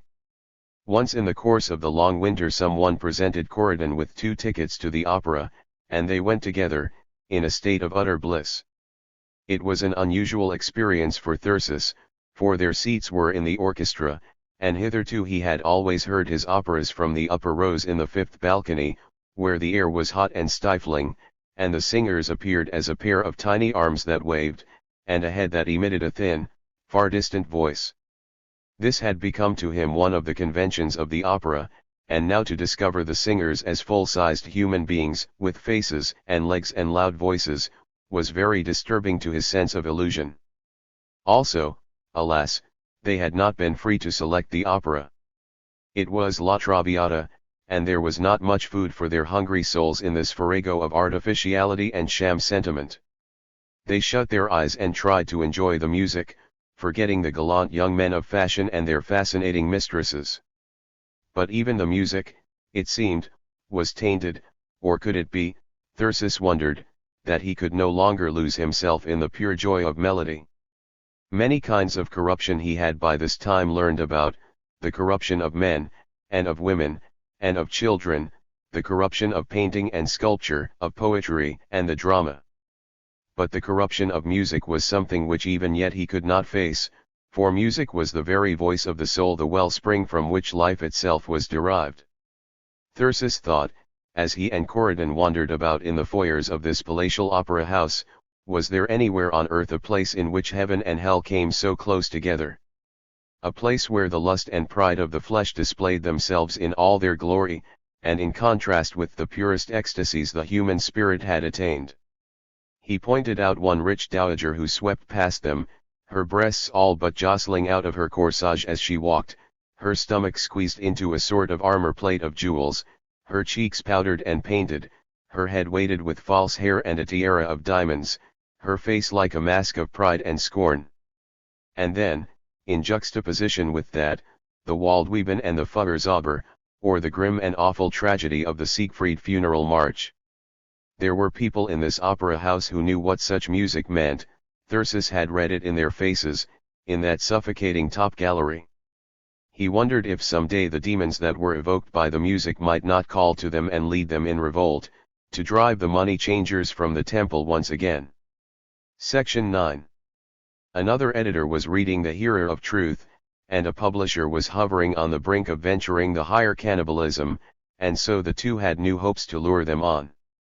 When the springtime had come, they would once more escape from the city, and would put up their tent on the lake shore.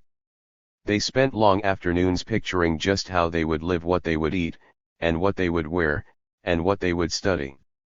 As for Cedric, so they had called the baby, they saw him playing beneath the big tree in front of the tent. And what fun they would have giving him his bath on the little beach inside the point. "I'll fix up a clothes basket for him to sleep in," declared Thyrsis. "Nonsense, dear," said Corydon. "I've told you many times before we'll have to have a crib for him." "But why?" cried he, and there would follow an argument which gave pain to his economical soul. Corydon declared herself willing to do her share in the matter of saving money, but it seemed to him that whenever he suggested a concrete idea, there would be objections. "We can get up at dawn," he would say, "and save the cost of oil." "Yes," she would answer. "And we can do our own laundry," he would continue. But immediately another argument would begin. It was impossible to persuade Corydon that diapers could be washed in cold water, even when one had the whole of the Great Lakes for a washtub. They would go on to contemplate the glorious time when they would have money enough to build a home of their own, that could be inhabited in winter as well as in summer. Corydon always referred to it with the line from Caradrian, the little cot, fringed round with tender green. It would be fine for the baby. They agreed he should never have to go back to the city again. Thyrsis had a vision of him as he would be in that home, a brown and freckled country boy, with what were known, in the dialect of damfool talk, as yagged panties and bare feets. But Corydon would protest at that picture. "It's all right," she said, "to put up with ugliness if you have to. But what's the use of making a fetish of it?" "It wouldn't be ugliness," replied he. "It would be nature. Blessings on thee, little man. That's all very well. But I want Cedric to have curls." "Curls," he cried. "And then a Fauntleroy suit, I suppose." "No, at least not while we're poor. But I want him to look decent. If you have curls, then you'll want a nursemaid to brush them." "Nonsense, Thyrsis. Can't a mother take care of her child's own hair? Some mothers can, they have nothing better to do. But if you were going in for the hairdresser's art, why did you cut off your own?" And so would come yet new discussions. "You'll be wanting me to maintain an establishment," Thyrsis would cry, whenever these aesthetic impulses manifested themselves.